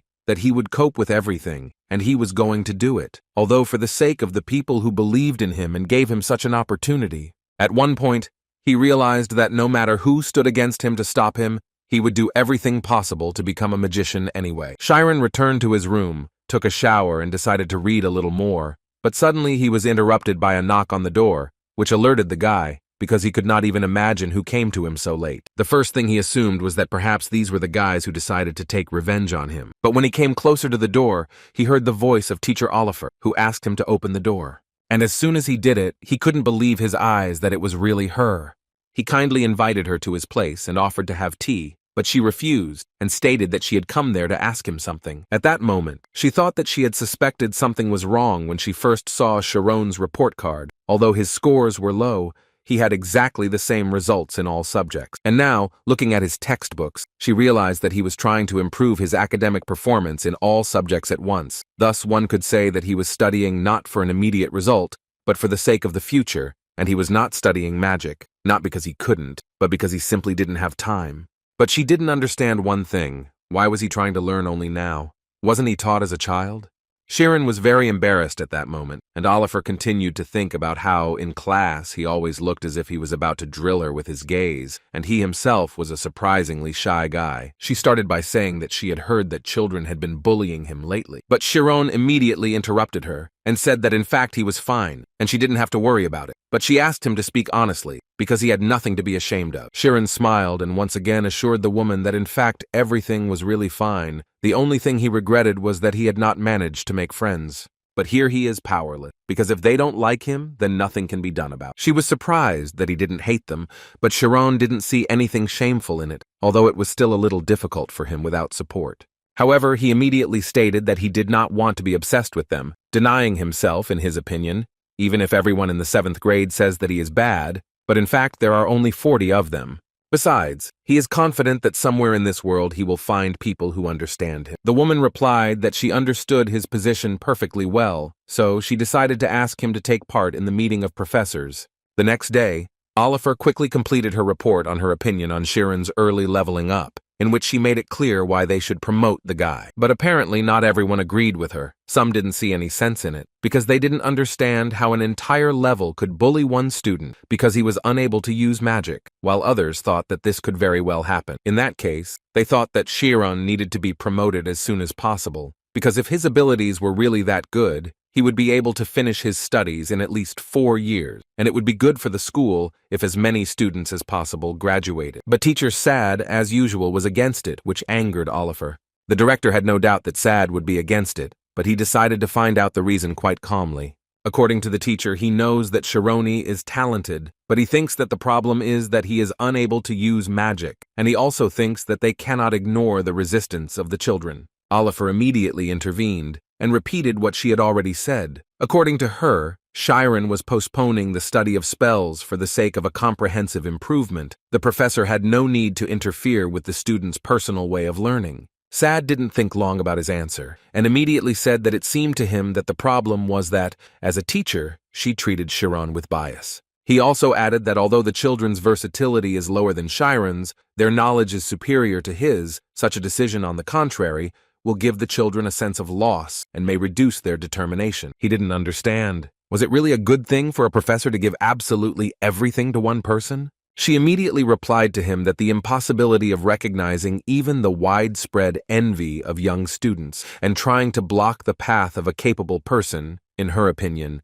these are also not actions that should come from a professor. After these words, they both stood up from their seats and started shouting at each other. This was not the first time, so no one was surprised that they started arguing again, although each time everyone thought about how they managed to become magicians at all, having such hot tempers. The director asked them to stop immediately because this was not normal behavior, after which he added that the opinions of both sides make sense. It seemed to him that the words of Teacher Oliver were very logical. However, Teacher Sad is also worried about their school, which is also worth considering. He can understand him too. It was also obvious to him that it was necessary to stop the children's prejudices, and Sad was immediately happy because the director supported him. But he wasn't finished yet and decided to offer a solution to this problem. The next morning, an incredibly large number of people gathered near the bulletin board of the higher-level teacher's room. The whole point was that they announced a general exam for promotion for the entire 7th grade, and they also said that if you pass this exam, you can get into the 5th grade. But the problem was that you had to master a spell like teleport, but most of the guys didn't even know the formula for this skill, and those who did couldn't use it because practical use is very difficult. Chiron was also among these people and carefully read the conditions of this exam, while other students watched him maliciously. This exam became known as the 7th grade outcast incident, which gained notoriety and became a hot topic among high school students. Apparently, the boys were even more jealous of him because on top of everything else, he was also dating Amy. At that moment, she realized that he was probably avoiding her for this reason. He just didn't want to see her. And at that moment, Sheriel was saying that the 7th grade was still immature, so something like this happens there often. She had also almost experienced something like this in her time, but she quickly managed to raise her level. Ima, without listening to her to the end, suddenly turned around and according to her, she should have immediately seen Chiron. The girl was very angry because he didn't tell her anything, and she also wanted to gather all the 7th graders and punish them properly. However, Sheriel tried to tell her that she shouldn't do this, because if she did, it would hurt his pride even more, and then Ima stopped. She knew they weren't really a couple, but she felt like he could still tell her. Sheriel suddenly started talking about teleportation, and then a very interesting idea awoke inside Ima, although she understood that it would be dangerous for a person who had never touched spells to learn teleportation. But suddenly her friend decided to offer her to teach Chiron, although Ima was sure that he would not accept her help. That evening, Ima tried to convince herself that she was only helping Chiron because she felt guilty about what was happening to him, and she was also going to make him beg her to teach him. After these thoughts, she jumped into his window and scared him quite a bit. Chiron tried to find out who this person was, and then he heard Ima's voice, who told him that she was the one who came to beat him. At least that's how she imagined it. But when she actually climbed onto Chiron's window, she saw him and Professor Oliver drinking tea. And then the woman successfully noticed Ima and wanted to know what she was doing here.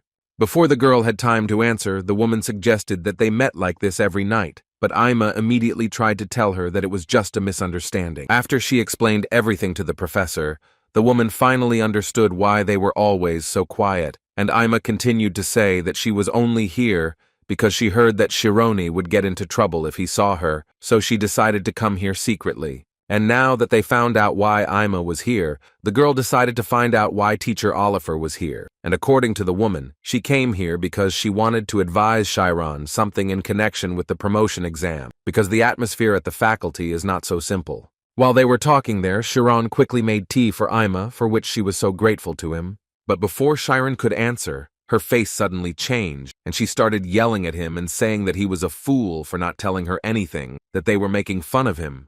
And after some time, they were all sitting together and drinking tea, and at that moment, Chiron was thinking about how it all turned out, that they were now sitting together and drinking tea. Oliver told them that the decision was made by the director. It was he who memorized the teleportation spell, and she admitted that she was worried about this, because it was very dangerous for Chiron and for the other guys, but she hoped that the director had some kind of plan in his head when he made the decision. Chironi didn't quite understand why it was so dangerous, so Ima told him that teleportation was a spell that used a light attribute. She also added that it has the absolute speed of light, and they say that no substance existing in this world can outrun light. According to the girl, teleportation is a spell that overcomes time and distance using this speed. Chiron listened to her quite attentively, and came to the conclusion that he apparently needed to turn his body into light, to which Oliver responded by saying that it may only seem like something great, but surprisingly, teleportation is a magic that even beginner students excel at. If you read the theory,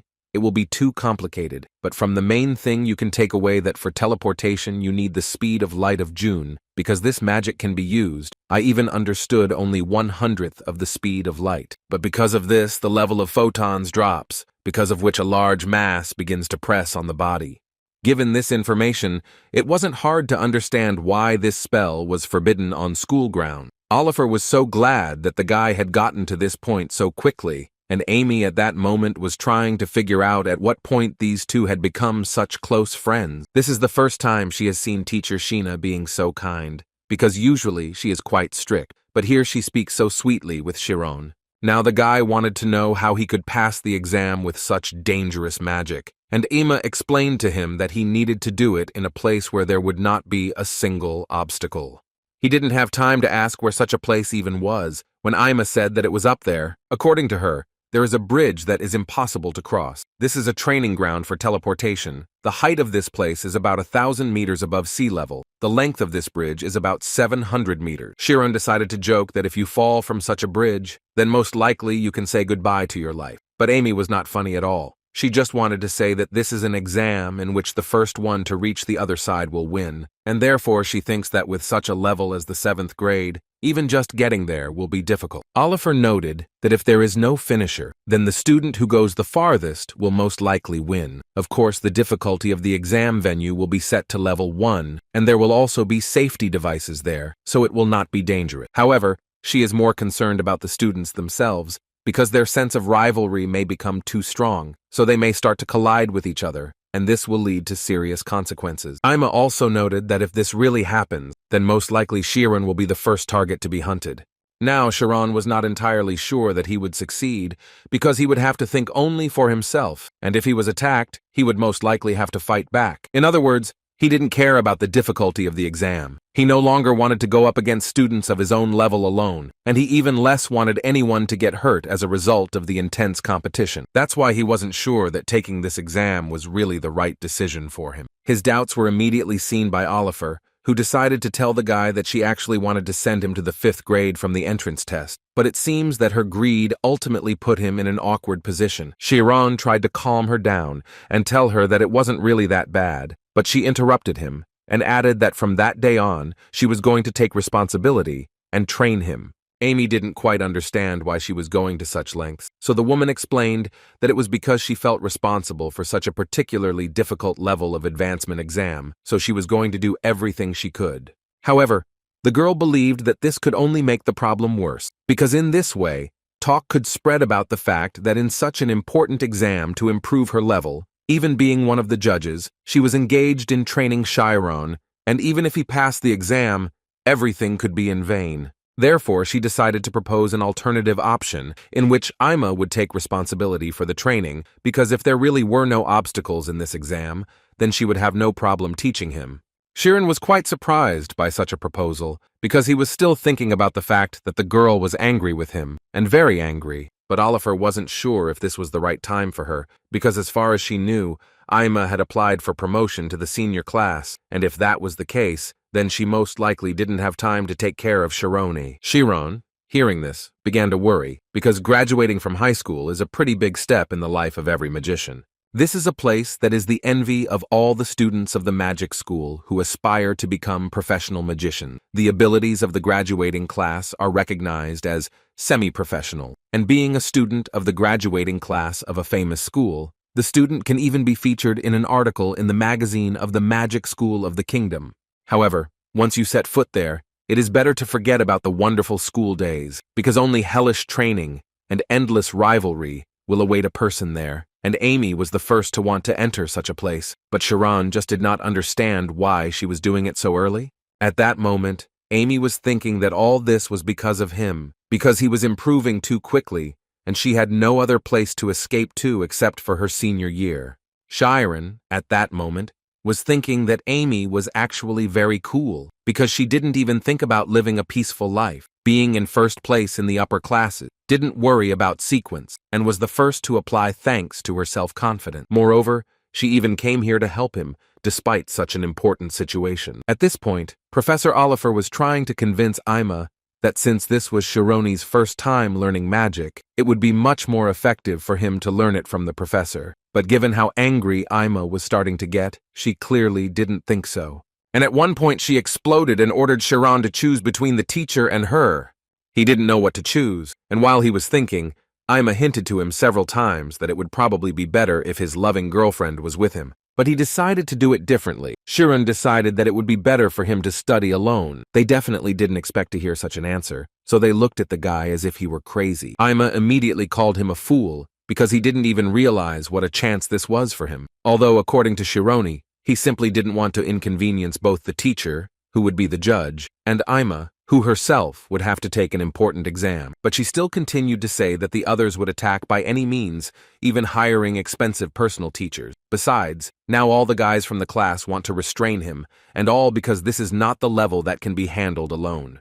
Chiron looked at her and replied with a smile that she dared to try to advance to the graduating class so early for the same reason, because if she was stuck here, it would be impossible to look at higher places. Therefore, he decided that for him, too, the 5th grade was just a path to becoming a magician, just like for her. After which he turned to Teacher Oliver and asked her to believe in him, although he cannot promise that he will pass the exam successfully, but he will do everything possible and then he will not regret anything. She stood up from her chair and told the boy that since this was the student's wish, then she, as a teacher, had to accept it, after which she decided that it was time for her to leave. But she asked Chiron to come to her for help if he needed it, because any other student could do the same. She also turned to Amy, telling her that if she entered the window of the men's dormitory again, there would be consequences. Ima was glad that this time she got away with it and was able to survive. But then she suddenly realized where she was, so she immediately stood up and said that it was probably time for her to go home too.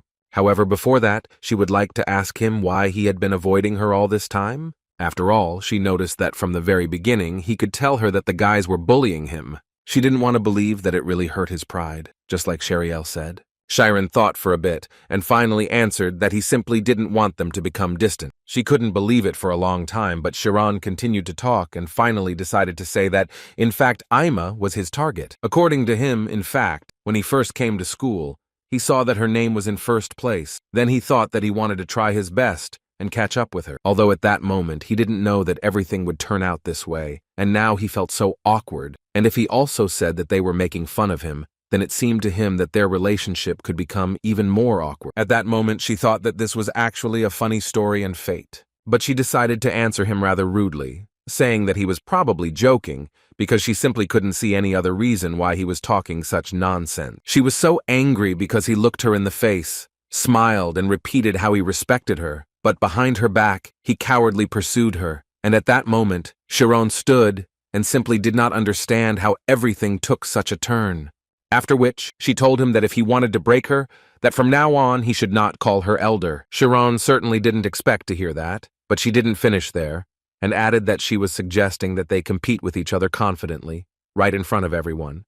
However, she immediately warned him that if he could not catch up with her quickly, then she would make sure that he called her elder for the rest of his life. And as soon as she told him this, he immediately addressed her by name, which shocked the girl. Did he really just decide to do what she asked him to do? But he just wanted her to wait a little. And when she turned to him, he told her that he would definitely catch up with her and catch her. She smiled when she heard these words and told him that if he really wanted this, he would have to bet his whole life on it. Or maybe by that time she would just graduate and he wouldn't have time, so he didn't have much time.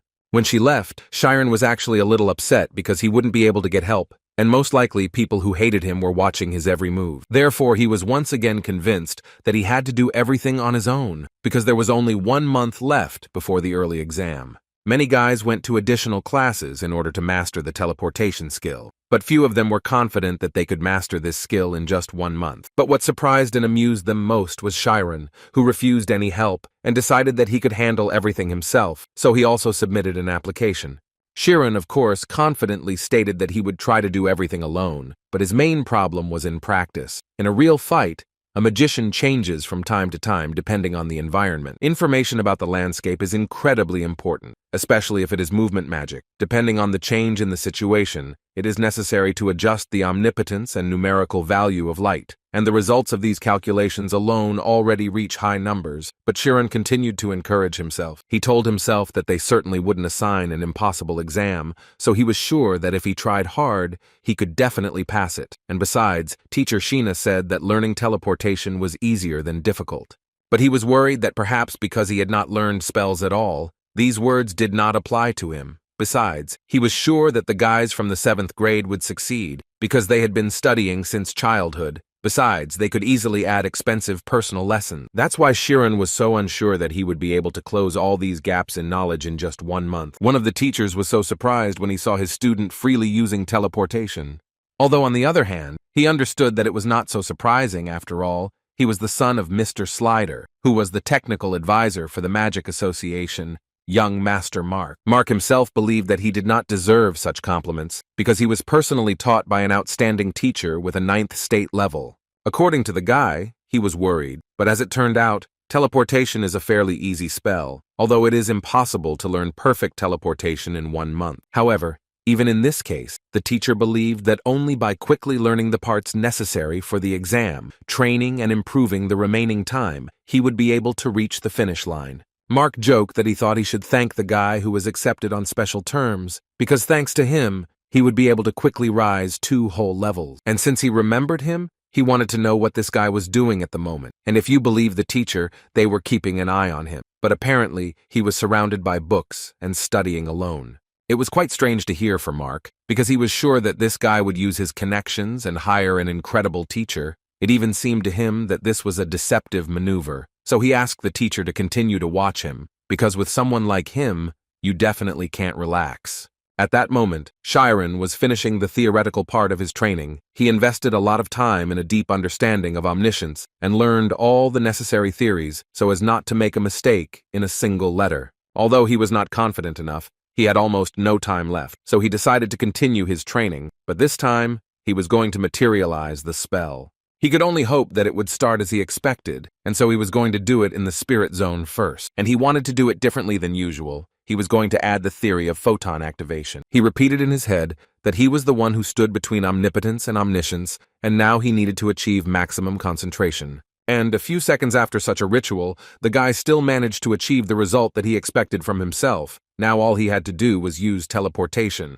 At that moment, he remembered the words of the director, who once told him that if a magician concentrates, he will be able to sense all objects nearby. They say that outstanding magicians even count the number of leaves on a distant tree. This is the state of an incredibly sensitive mind, which they are accustomed to calling the spirit zone. And the magician who has entered the zone begins to determine the external world with extrasensory perception and can ultimately control phenomena. The next day in class, Chiron was recovering from his first attempt at teleportation, which, unfortunately for him, had gone rather unsuccessfully. He understood that in order to correct his mistakes, he had no choice but to collide with this body of his. He tried quite a few times, and each time he felt particularly unstable in the knee area. So at the moment, all he was doing calculations that would allow him to find the error that was preventing him from doing this spell perfectly. He understood perfectly well that this method was rather crude, but he had no other option yet. As a result, this is how his entire preparation for the exam went, and all that was left for him were unpleasant memories of the practical training.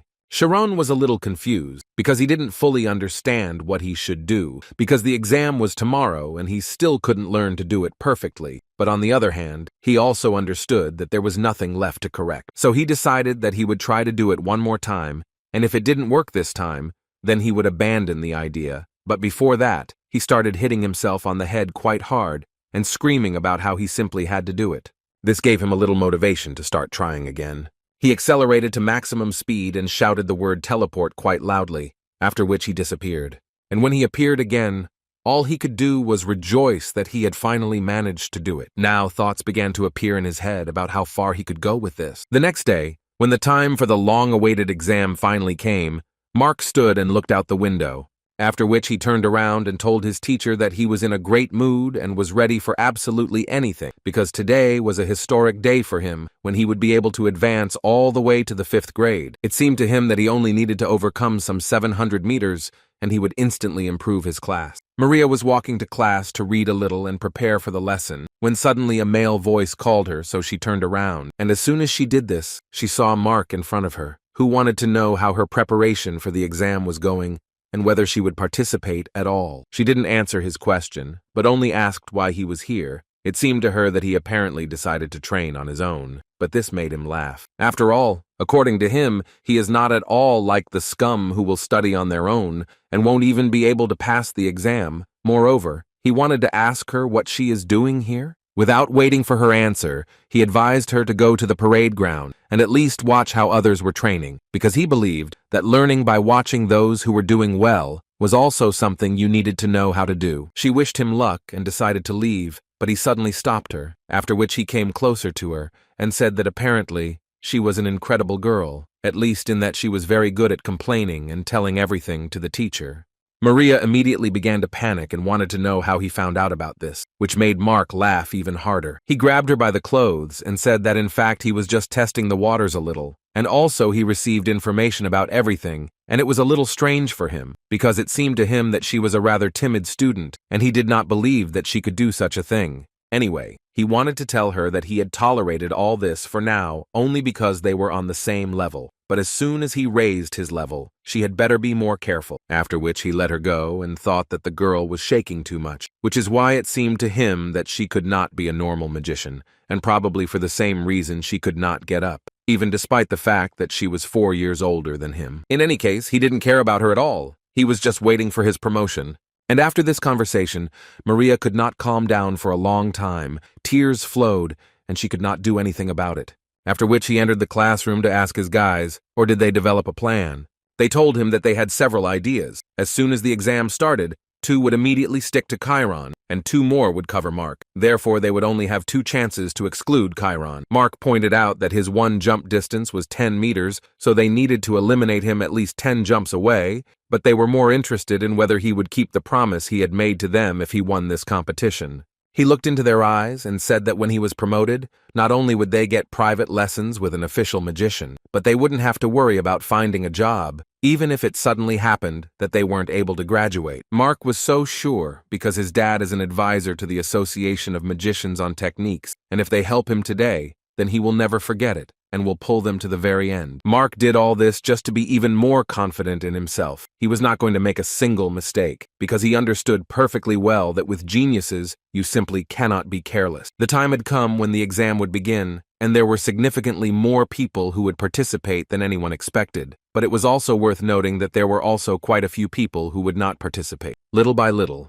all the places were prepared, and the judges' places were not forgotten either. It was getting close to the start, so exactly 21 students had gathered at the start, each of whom was ready to begin the test. The first thing that caught each of their eyes was that the only thing the bridge had was its name. Ima was the most dissatisfied of all, because she didn't even understand why she came here, although Cheryl didn't understand her, because at such moments, it seemed to her that Ima should be in the front rows to properly support her boyfriend. She continued to pretend that she didn't care at all, but mentally she was worried about Chiron, because he studied on his own, so she wasn't sure that he would be able to make a teleport. One of the students approached Mark to tell him that Chiron was gone. The thing is that after a hard training session, he fell asleep on the training ground, almost missing the exam. And when he realized this, he immediately got to his feet and tried to figure out what time it was and whether there was any point in him rushing to the exam. Ima had also already decided to take binoculars to check the words of Cheryl, who said that Chiron was not there, and when she did this, To her great regret, she was convinced of this. Suddenly, the realization came to her mind that perhaps the guy had made a mistake in activating the magic and thus injured himself, which is why she began to worry very much. Meanwhile, Professor Romy was telling them about the rules, which were actually quite simple. According to her, when the teacher gives a sign, they must run to the cliff, and the person who gets as far as possible using teleportation wins. Not everyone was confident that they would be able to jump there, because some of them did not need to finish at all. Sad saw that some of them were beginning to doubt their decision to participate, so he immediately told them that if they were afraid, then they had better give up right away. He also decided before the exam itself to add that most likely they also know that the process of studying at a magic school never goes without sacrifice, and this is an early exam to improve the level, and here, according to him, they will choose a student who corresponds to the 5th grade. In other words, he advises them to take the exam when they reach a level at which they can defend themselves. But if any of them realize that they don't have enough determination, then it would be better for them to let go now. However, in his mind, he thought that they had to be deliberately made to worry in order to prevent all sorts of incidents. Mark and his friends stood and smiled at that moment, and the guy himself simply did not understand why idiots who would not even be able to finish were climbing into the exam. Besides, he considered them all so weak that they would not even be able to get close to his toes. The only one he was worried about was Chiron, but now that he didn't see him among the participants, he realized that apparently he really had been training on his own, and all his attempts had been a failure. His thoughts were interrupted by Professor Romy, who asked them to line up so they could begin the exam. And just as she wanted to give the start, she suddenly stopped, because in the distance she saw a guy running who looked quite similar to Chiron, and it was really him. His appearance obviously left much to be desired, but he came here to ask to participate in the exam, even though he was a little late. Amy, who was watching the boys carefully, immediately noticed Chiron. But she immediately began to get even more angry, because she did not understand at all why he came only now. She also immediately noticed that he was covered in wounds, which is why she simply did not understand what he was doing and where he was, although she suspected that he was training, colliding with everything with just his body, without using protection. Teacher Oliver suggested postponing the exam a bit so that Chiron could recover, but the director told her that taking care of his condition was also entirely in the hands of the student, so he ordered the test to begin as planned. This message was passed on to Professor Romy, who raised her hand in front of the students and asked them to get ready, because now they were about to begin. However, before that, she told Chiron that if he suddenly wanted to give up, he could report it at any time, but the guy assured her that he was fine. He stood at the starting line, and all the guys who had conspired against him were fully prepared to do everything possible to make sure he got out within 10 races. Chiron, at that moment, was only thinking about the fact that he needed to concentrate as best as possible and show everything he was capable of. A few seconds later, Professor Romy finally announced that they were starting early promotion for the 7th grade. Mark was more than ready, because he had thought of everything, so all he had to do was get to the finish line. The professor gave them permission to begin the exam, and immediately after that the guys started off. Chiron ran forward with all his might, not even thinking that he might be scared, and behind him ran 2 guys who were ready to carry out their plan. The guys who had made it this far had been repeating their flawless training over and over again, but it was the first time they had ever fallen off a cliff into a river, so in this case, there was only one correct strategy that could help them win this battle. Mark was sure that if he ran fast, it was far from certain that he would be first, because the main skill here, which must be at the highest level, is the ability to teleport. He understood that the key to victory was finding the right moment to jump, because even after a second jump, this difference would not decrease. Most people, at that moment, were running with the thought that they would jump, and whatever would happen, would happen. A few seconds into the exam, Mark started having problems, because his escorts started flying out one after another. Of course, it made him angry, but he couldn't do anything about it. All he could do at that moment was continue running. But suddenly the thought occurred to him about what would happen if he suddenly lost, which clearly caused him to feel a sense of fear. But at that moment, Chiron didn't even think about stopping, and he didn't care at all how many meters were left before the cliff. He was only thinking about how he was winning this competition. The guys who were supposed to stop him were already beginning to doubt that they would be able to do it, because a little more, and they really would fall off the cliff. But Chiron had no doubts about his strength, even when there was only 1 meter left before the cliff. And when there was only 1 step left from the cliff, Chiron still remained cold-blooded and did not use teleportation. All the kids, even the seniors, watched all this closely. The result of such a run for Chiron was that he simply took and jumped off the cliff. 1 year ago, in Rian Ogan's room, a boy wanted to ask Chiron if he was scared when he was in front of his father, because the boy behaved so calmly. Chiron explained to his friend that he had actually read in a book on how he should behave correctly, and it said that the essence of fear comes from the imagination. Imagining that he might die the next moment, for example, even if he jumps off a cliff, he won't die until he touches the ground, so that means that there's no need to waste time imagining the future in advance, and it's best to focus on the present. At least that's what Chiron thought. However, Rian thought that this was complete nonsense, because if he fell off a cliff, there was a 100% chance he would die, although Chiron tried to convey to him that it was not about the cliff. It was with these thoughts that Chiron jumped down, realizing that fear was only his imagination. The most important thing at this moment was that he simply could not lose consciousness, and as soon as the spirit zone was destroyed, everything would end. But thanks to this, he was able to use his teleport, which turned out to be much better, even than Mark's, who trained with the best magician. This obviously made him angry because he needed the victory so much, and he already saw himself as a 5th grade student. But most of all, he didn't understand how late Chiron had jumped that he was able to overtake them in one jump. Amy and Cheryl were also incredibly surprised by what they saw, because they were sure that the guy was learning spells for the first time.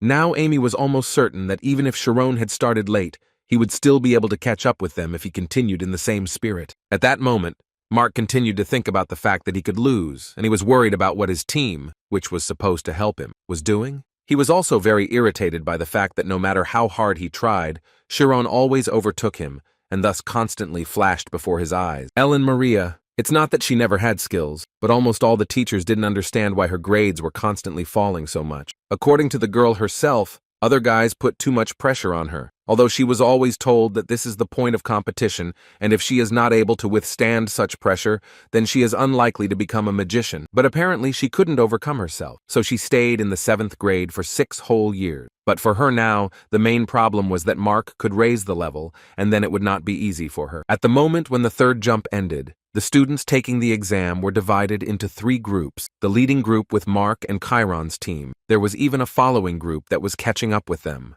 And behind them, there was already a tail, which, being frightened, resorted to a spell faster than anyone else. This guy couldn't even use flight magic. But he didn't want to fall, because he doubted that it would be safe to fall in this place, as his elders had told him. However, at one point he couldn't take it anymore, and began to fall in free flight, screaming that he really wanted to survive. Everyone immediately started laughing at him, because they understood perfectly well that falling in this exam would be quite safe. As expected, the students who were unable to overcome their fear were the first to fall. But in the end, they still gave in and fell down, where there was a protective spell that helped them not to break. As a result, the entire group that was at the tail simply dropped out after 200 meters, and only the bravest remained. At that moment, Mark was thinking that they were all idiots who were unable to soberly assess their strength. In any case, at the moment he was more worried about the fact that the distance between him and Chiron had become even greater than it had been recently. Moreover, if you look closely, Chiron doesn't look tired at all, which didn't fit in his head, because from the very beginning, it seemed that he was about to fall from exhaustion. Chiron continued to pick up speed and moved swiftly towards the finish line, not paying attention to others. At that moment, Professor Romy, looking at Chiron, realized that he had acquired a truly good ability, thanks to which he could really win this difficult competition. According to her, he was able to learn to make an object out of himself, thereby calming his mind as much as possible. Now Chiron's routine works like one mechanism, and if you compare it with his main rival Mark, then this guy shakes quite strongly, which is striking. Therefore, all the teachers thought that although Mark was good for his class, but for now his main drawback was that he was too hasty and young, so the director could only praise teacher Sheena for the fact that she was able to immediately discern Chiron's talent and was the only one who wanted to send the boy to the 5th grade. Cheryl and Ima watched the boy closely, and were among those who also did not understand how the boy managed to learn such high-level techniques. Although Ima mentally understood that ordinary mages learn to intentionally use the subconscious area, this guy is different in some way, so much so that one can begin to think that he might be limiting his subconscious himself.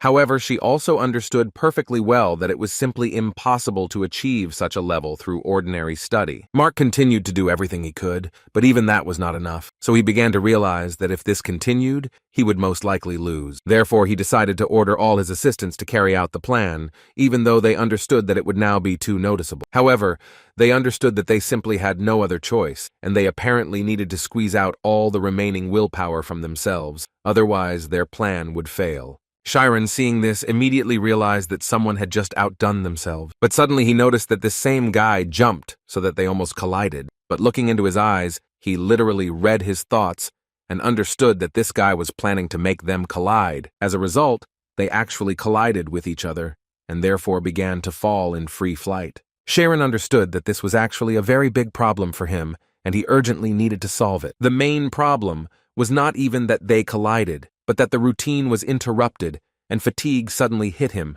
but he forced himself to pull himself together and enter the game. And a few seconds after the collision, Chiron was back in the game and continued competing. One of the boys in the 5th grade, who was watching them closely, immediately realized that this was done on purpose. This guy's name was Iruki, and according to him, it was a great plan, with one blocking the way and the other hitting from the side. Iruki believed that this was planned long before the start of this exam, and they did it on purpose, because in this way they were able to overcome 2 advantages of teleportation. This is instantaneousness and a jump in space. He also added that if the newcomer had not strayed from the already determined path, then something terrible would have happened. Although he couldn't help but say that he would have been able to escape in this situation without any problems using the equation of motion, such words greatly irritated the other guys, who thought that he only knew how to show off. But on the other hand, they understood that if everything was as Iruka said, then the teachers should be aware of such problems, and they probably calculated everything. Mark was so happy that he finally became first that he completely forgot about his competitors. He just followed to the finish line. He already saw how everyone would envy him because he was able to move to the 5th grade faster than everyone else. He also considered himself better than all his classmates, and of course the 6th grade, which was about to become much weaker because of him. He looked straight at them and thought only that they would immediately raise their eyes and see his genius. However, Chiron had not lost yet, and he continued to participate in the battle. And also, at this moment, he understood that Mark was in good condition, and he would definitely finish. So if he wanted to win, he needed to get ahead quickly. But there was one problem, which was that if he quickly increased the teleport distance, the routine might be destroyed, and he would immediately end the competition. So he decided that it would be better for him to simply speed up, thereby becoming faster than Mark. Ima, looking through the binoculars, clearly saw that Chironi's body was in a terrible state, but he was still using magic excessively. But then she noticed something that couldn't help but shock her. The bridge broke, which put the boys in great danger. The teachers immediately began to get up from their seats, because they understood that the mechanism of the bridge that could not be crossed had been launched. A huge number of traps appeared in front of the guys, which were difficult to overcome even for the most powerful magicians. Teacher Sad immediately rushed to go to the engine room and check what had suddenly happened and why such a complex level had been activated. Oliver was the first to suggest stopping the exam immediately, but some teachers believed that this could not be done, because an increase of 2 levels was at stake, and if they cancelled it, both families would express their indignation, and then no one knew what to do about it. These words angered the director quite a lot, because at the moment it meant nothing, so he immediately ordered to send a signal to stop the exam. Chiron stopped at that moment, because he understood that most likely the exam would stop now. Sad arrived at the place, and the first thing he saw was a yellow signal, which could mean that the exam had already been cancelled, and it seemed to him that soon mountains of texts with protests would appear on his desk, and with such a rather bad mood,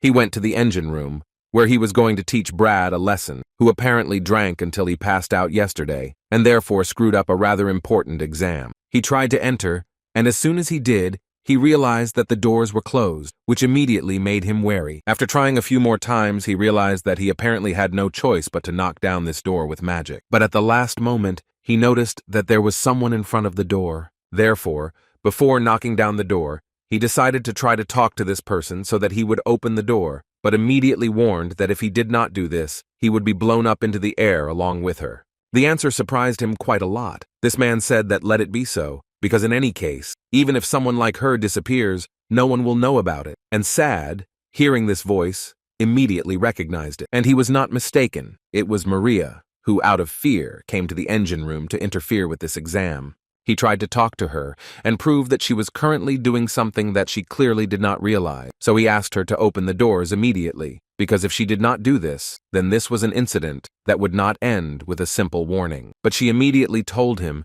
that she did not want to do this, because in any case, it was all over. Maria believed that if Mark was promoted, then she would have to live again, as if in hell, so she did not understand how this was different from simply dying here. Sad certainly didn't expect to hear such words. He believed to the end that the reason why the girl was doing such things was not this at all. He thought for a bit and decided that it would be better not to put pressure on the girl, so he allowed her to do what she thought was right. This meant that if she didn't want to, then she didn't have to open the door to him, and besides, there was really no hurry, because, as she wanted, the exam had actually been suspended. Mark was very upset that the exam was suspended, because the promotion was right under his nose. But in his head, thoughts continued to run that he should win as soon as possible so that no one could tell him anything, because the chance to break this guy might not appear again. Apparently, their thoughts were very similar to each other, because they both continued to go through the test, even without taking into account the fact that there were obstacles. The director clearly didn't like the fact that Chiron and Mark entered the labyrinth, despite the fact that he didn't allow them to do so. The director wanted to understand what the garden was doing there, why it still hadn't solved this problem. He also thought that it seemed to him that Chiron would be a little different, but if his eyes were so clouded that he made a frivolous choice due to fleeting greed, then in the end, it seemed to him that the guy would not be able to find his way in this labyrinth. Amy thought exactly the same as the director, because she understood perfectly well that these labyrinths were designed for professional magicians, definitely not for guys from the 7th level. As soon as Chiron entered this labyrinth, he immediately felt that the speed of this trap was too high for him. He couldn't believe that he didn't have any time at all to decide what to do next, so he understood that if things continued like this, he would quickly lose consciousness. At that moment, Macker also continued to go through this labyrinth with the thought that in any case, most likely, they both would fail the exam, so the person who would advance even a little more would become the winner. That's why he decided to continue, because he understood that if he showed himself well here, he might even be recognized. Chiron saw how Mark mindlessly continued to accelerate, and the guy understood perfectly well that this clearly would not lead to anything good for him. Meanwhile, Maria argued with teacher Sad about what rivalry really was, because it seemed to her that in this school, it was the same as inciting someone with lies and throwing him into hell. And at the same time, she herself did not want to rise to the top. She did not want to believe until the very end that this was rivalry in the form in which the school wanted to see it. Sad tried to prove to her that this was actually just a misunderstanding, but she immediately began to shout and say that he should not justify himself, because she believed that a teacher like him could not say anything at all, because he was probably called a genius. But in her case, everything is clearly different. She endured as she was told, and when she was told to endure again, she did it. But at one point she came to the conclusion that the school only remembers students who have abilities. In response to this, Sad decided to tell her that in fact he also studied at this academy, and when he was in his final year, she just entered this school. She was very surprised that he actually remembered it, after which he asked her to think carefully. During this time, while he was studying with her, had she ever heard rumors that a genius named Sad was studying at the school? And then she realized that in fact this had never happened. As soon as she said this, Sad began to tell her that he actually always had problems, and in the 5th grade alone, he spent 5 whole years. But what irritated him most was that the friends who were nearby easily moved on to higher levels. She didn't want to believe him, but Sad continued to talk about it quite confidently. So he decided to tell her the story in which he received it from the director. Most importantly, the director then told Sad that he must focus on himself. Only then will he be able to gain the upper hand, and if he continues to act while looking at the person next to him, then most likely he will lose his way. Mark, meanwhile, has driven himself into a trap from which he will definitely not be able to escape. And then he realized that he simply shouldn't have entered this zone, but unfortunately, he realized this too late. He started to panic because he thought he could die like this, so he started calling for someone to help. It seemed that he was about to die, but at the last moment a hand grabbed him and pulled him back. It was Chiron who managed to save this fool at the last moment. The 7th grade couldn't believe that Chiron saved Mark, because they considered him an enemy, and besides, there was an exam now and they didn't understand at all how one could do such a thing. And the second thing that surprised them was how he was able to move so fast. Mark still didn't understand anything, so he continued to scream for at least someone to save him. And at that moment, Chiron tried to close his mouth and calm him down. In his mind, he understood that these traps were a type of labyrinth, and therefore he needed to analyze the system of the trap created from a long distance in order to be able to find the exit. But first, he decided to climb up a little. The guys tried to tell him that vertical movement upward was useless and that he needed to dodge. Chiron didn't hear them, but he himself came to the conclusion that there was no point in climbing high, so he began to look for an option with which he would get out of this trap.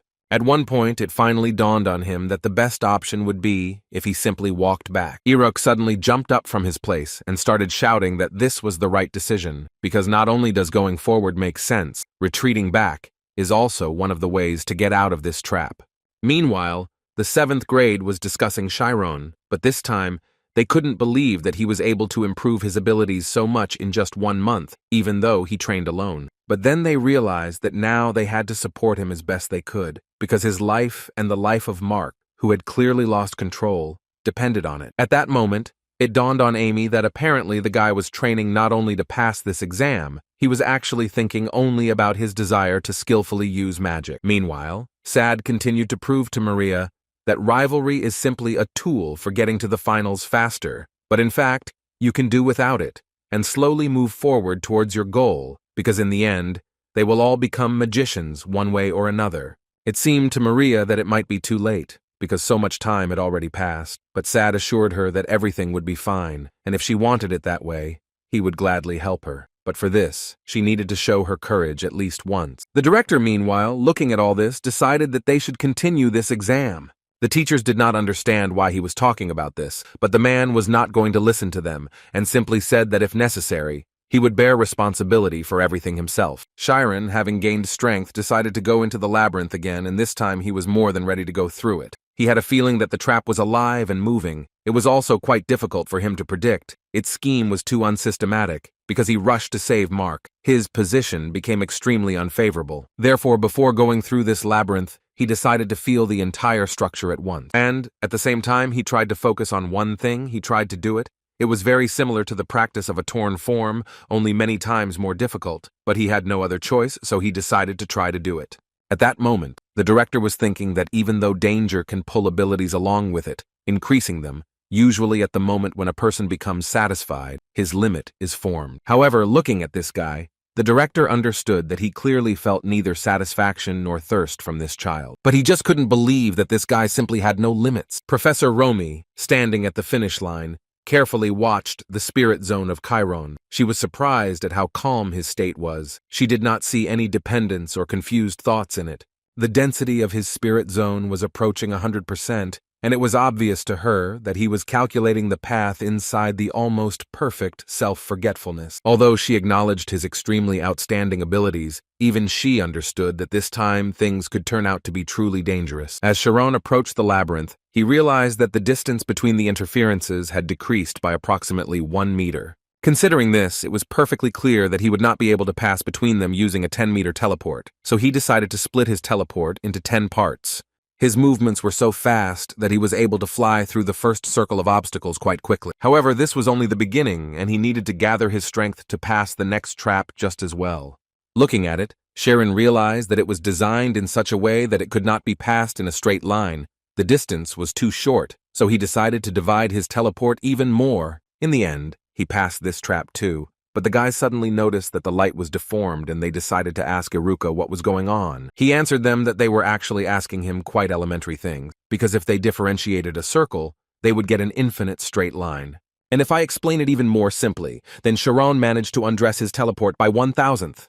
They didn't understand how it was even possible to calculate this, but Iruka explained to them that in fact it wasn't a calculation, but a feeling, that is, insight, or it would be better to say that he was a genius. Meanwhile, Chiron again encountered a problem. The further he moved through the labyrinth, the more difficult it became for him. At one point, the guy saw a huge monster in front of him, which would most likely bring him quite a lot of problem. The whole point was that we were talking about a huge dragon, which was called the Dragon's Labyrinth. Oliver began to get very angry, because she did not understand what Teacher Sad was doing at all. Chiron froze in place, because he had never seen anything like this. Moreover, he couldn't even imagine how he would cope with this task. The guy realized that he needed to remember everything he saw, otherwise he simply wouldn't be able to get through this labyrinth, and he would destroy himself along with Mark. Oliver rushed to the machine department to find out what teacher Sad was doing and why he still hadn't turned off all these traps. Sad tried to tell her that there were some difficulties that prevented him from fulfilling the request, but she wasn't going to listen to him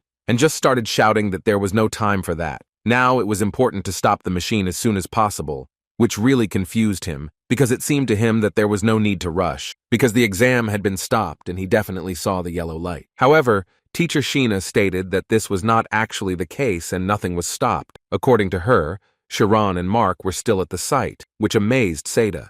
He immediately rushed to the engine room in order to immediately turn off all the traps, and just at the same time, someone flew in on the teleporter. It was Professor Romy, who immediately flew here to tell them important news. 1 second before the collision, Chiron, looking into the mouth of this dragon, thought that he needed to calm down because he had not yet died, and he still had a chance to survive and pass this test. He combed this labyrinth with the help of the spirit zone, and found as many as 6 forks in the paths, with the help of which he was able to calculate that he needed to make 9 teleports to reach the escape route. At least that's what it seemed to Chiron at first glance, but at one point he noticed a mistake in his calculations and realized that in fact he wouldn't be able to get out of this labyrinth with Mark, so his brain began to search for another way.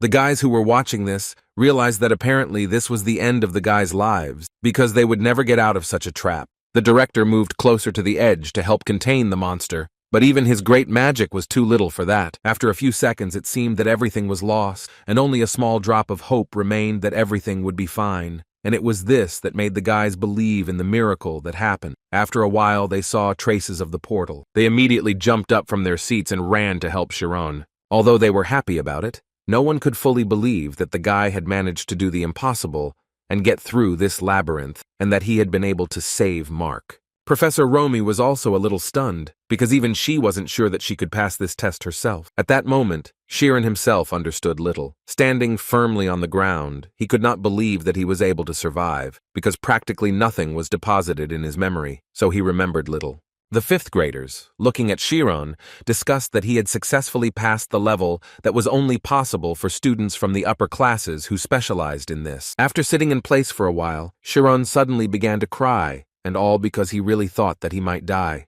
Shariel couldn't calm down and continued to cry, but Ima finally exhaled and smiled, because she was sincerely glad that Chiron managed to pass this level. A person who has achieved something by really putting all his efforts into it does not need to brag or exaggerate his abilities, because in fact, real success can be seen when people recognize it without stories, which happened in the case of Chiron. Oliver was a little upset that Chiron had passed, and she had managed to miss this precious moment and all because of teacher Seda. But be that as it may, since 2 people crossed the finish line, they most likely need to decide which of them will move on to the 5th grade and what to do with the 2nd. At that moment, the director thought that he had probably been worried for nothing. Looking at Chiron, he could only be grateful to the boy for being able to show him how beautiful the light was. At that moment, Sad also approached the director, who wanted to ask Mr. Minhee to say something, because if he was not mistaken, then someone had appeared who would illuminate the future of the school.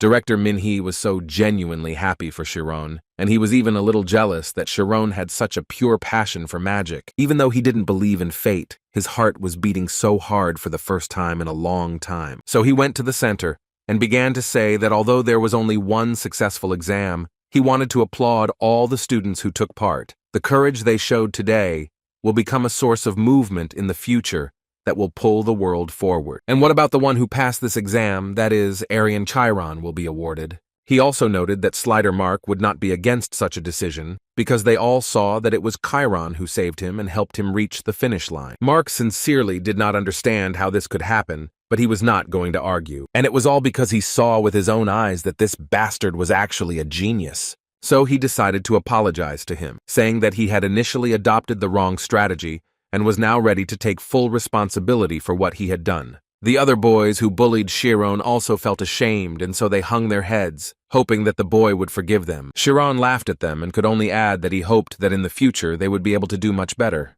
At this point, Ima decided to leave the place, although Shariel believed that on such a day she should be with her boyfriend. But she said with a smile that she didn't have time for this, because this little guy had proven to her everything she was so worried about, and now it was her turn to prove to him that she was much stronger than he thought.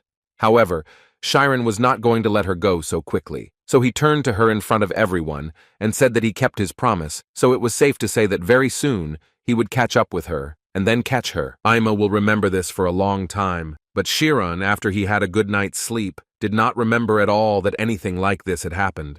Professor Romy was sure that she was pursuing Chiron with the help of synesthesia, but as luck would have it, it was in the dragon's head that she briefly lost him. A few days later, the disciplinary council began to consider Maria's case. The girl meekly admitted all her mistakes and wished to be punished. However, Chiron, Mark, and even the manager Brad, who was under the influence of a sleep spell, expressed their negative position regarding the punishment for Maria. Perhaps because the other children also realized their guilt, they quickly confessed to what they had done and even shared everything they had done in order to prevent Chiron from passing the exam. Because of this, the incident took on even more serious turn. But even with all this in mind, the principal said that he felt sorry for Maria because of her unfortunate circumstances, and although she did not drive the car with the intention of harming people, following the school rules, he still had to punish her.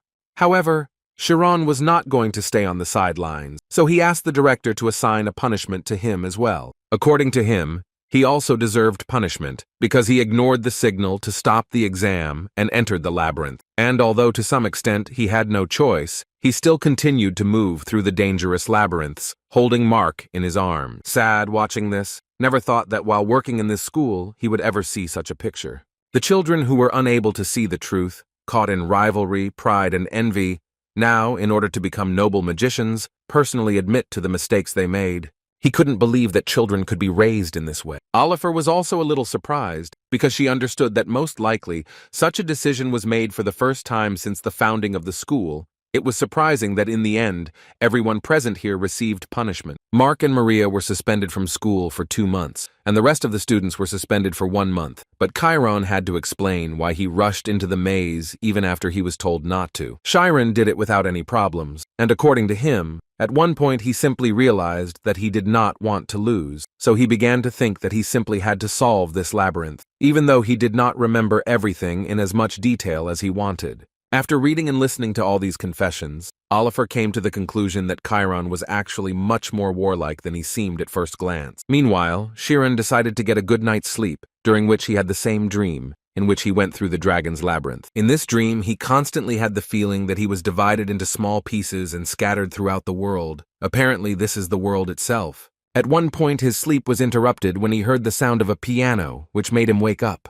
3 days have passed since he went through the dragon labyrinth, and he doesn't remember anything at all, but it seemed to him that it was so difficult that he even started dreaming about it. In any case, enough time had passed, and he could start studying again. But first he needed to give back the notebooks with notes that Amy had lent him, because they had helped him a lot with memorizing magic formulas. He decided that he would give her these notebooks today during the general lesson, and he also wanted to somehow thank her for helping him. But some feeling told him that it would be a good idea to look through this notebook, and there he saw something rather strange. After which he headed towards Amy, who as usual was with Cheryl, but the guy didn't come empty-handed. He brought them a small gift, which he wanted to give them for their help. Amy was a little surprised, but the guy also gave her notebook, in which he accidentally discovered that she apparently liked apples, although from her face, it was clear that this was a little unexpected.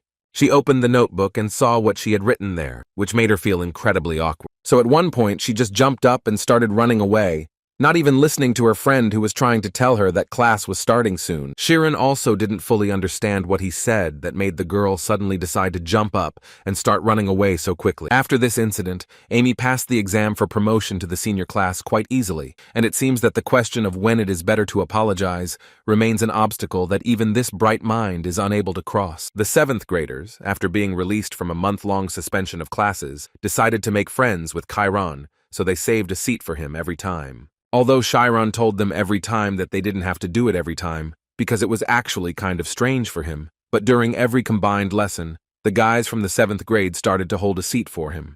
He had the feeling that he had become a frightening elder, although he did not understand why this happened. At one point, his thoughts were interrupted by Cheryl, who sat down next to Chiron and suddenly began to talk about how the guy actually looked pretty powerless without his girlfriend. She also decided to tell Chiron that she was now also going to graduate school, and that her plans were to graduate and live without stress. But looking at them with Amy, she felt an incentive and thought that she felt a little sorry for her youth. Also, if she understood her friend correctly, she was planning to become a soldier, which amazed Chiron, but such surprise amazed Cheryl even more, which made her no longer sure that they were really dating. Chiron ignored this question and continued to talk about how it could be too dangerous, although Tormia is currently in a state of peace. But suddenly later everything will change, however. Cheryl reminded him that even if a war starts, then all magicians, even non-military ones, will be required to go to war.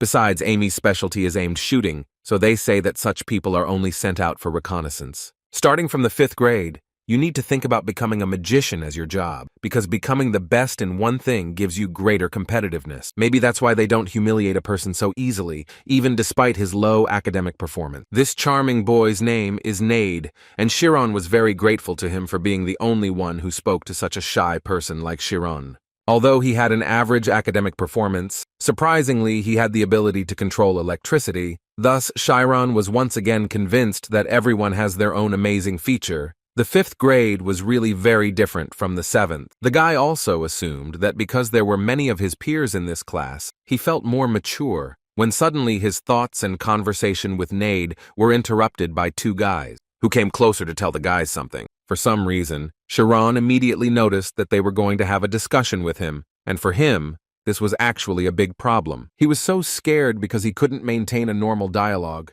But as it turned out, the guys wanted to talk to them about who they liked more, Professor Sheena or Professor Rami. Chiron certainly didn't expect such a topic of conversation, so he asked the guys again what they wanted to know. Nade supported Chiron because he didn't understand why they were even asking this question. But as it turned out, the thing was that he was 100% on teacher Sheena's side, and this shouldn't even be discussed. He began to present what he considered ironclad arguments, although the boys could not agree with this, because they believed that teacher Rami had a protective instinct and that she had a hidden ability. That's why they wanted to know Chiron's opinion on how to resolve this dispute, but the guy himself didn't know what to answer them. However, he understood perfectly well that if he wanted to live a successful school life, then he was literally obliged to join in such conversations. But he could not choose one of them, because he respected both teachers. But as soon as he decided to give an answer, the guys suddenly interrupted him and told him that it would be better for them to see each other later. Chiron was so upset to see this, because it seemed to him that it was all because he answered so poorly. But Nade categorically disagreed with him, because he was sure that it was all because of Iruka. Turning around, Chiron saw Iruka, who was already annoying everyone, but he still approached Chiron and Nade to find out what they were talking about. Nade tried to talk to him in such a way that he would leave them alone as quickly as possible, so he said that they were talking about which of the teachers was prettier and all that, nothing interesting. After which he introduced the guys, introducing first Iruka and then Chiron, although according to Iruka he already knew him, although he understood that there were probably few people in the entire school who did not know him. Chiron, hearing the voice of this man, immediately realized that he was hearing it not for the first time. After they greeted each other, Chiron first decided to thank Iruka for helping him succeed in his split form. These words made the guy smile, after which he said that in fact, Chiron was much more boring than he thought. Chiron didn't quite understand why he was telling him this at all and what it meant. Nade immediately intervened in the dialogue and began to tell Chiron that Iruka always speaks like that, and in fact you can ignore his word, although the guy himself did not understand what he said, because it seemed to him that he praised Chiron, after which he turned around and started to leave, telling Chiron that in any case he needed to try, because in the 5th grade there were only stupid, stubborn rams. But when he was asked where he was going because the magic lesson was about to begin, the guy replied that he was too lazy to listen to it, so he was leaving. The first thing Nade decided to do was ask the guy for forgiveness for these words, because Iruka is actually always like this, but deep down he is a good guy, but he just seems a little unusual. Also, his new friend told Chiron that this guy is also a kind of genius, although in this regard he is very strange, which Chiron definitely did not expect to hear. Suddenly, their dialogue was interrupted by Iruka, who at one point began to climb up to the demonstration area, which caused discontent among the other students, because they thought that he would undress again and lie naked. This is the first time Chiron has seen such behavior from a student, so he is very interested to know what this guy will do next. But instead of the usual undressing, he decided to show what his spirit zone was capable of, which amazed not only Chiron, but also other guys who studied with him for quite a long time. During this performance, the guys talked among themselves about how most likely there would not be anyone in the entire kingdom who could do something like this, after which he created many targets that he decided to hit with his magic. The guys immediately started running in different directions because they understood perfectly well what this guy was going to do now. And as soon as the explosion occurred, a cloud appeared in the air that had a face and was smiling, spraying its smoke across the entire area of the training ground. Only Chiron stood in the center of all this madness and watched with incredible pleasure what Iruki was doing. After which he turned his attention to Chiron and told him that they would see each other again soon.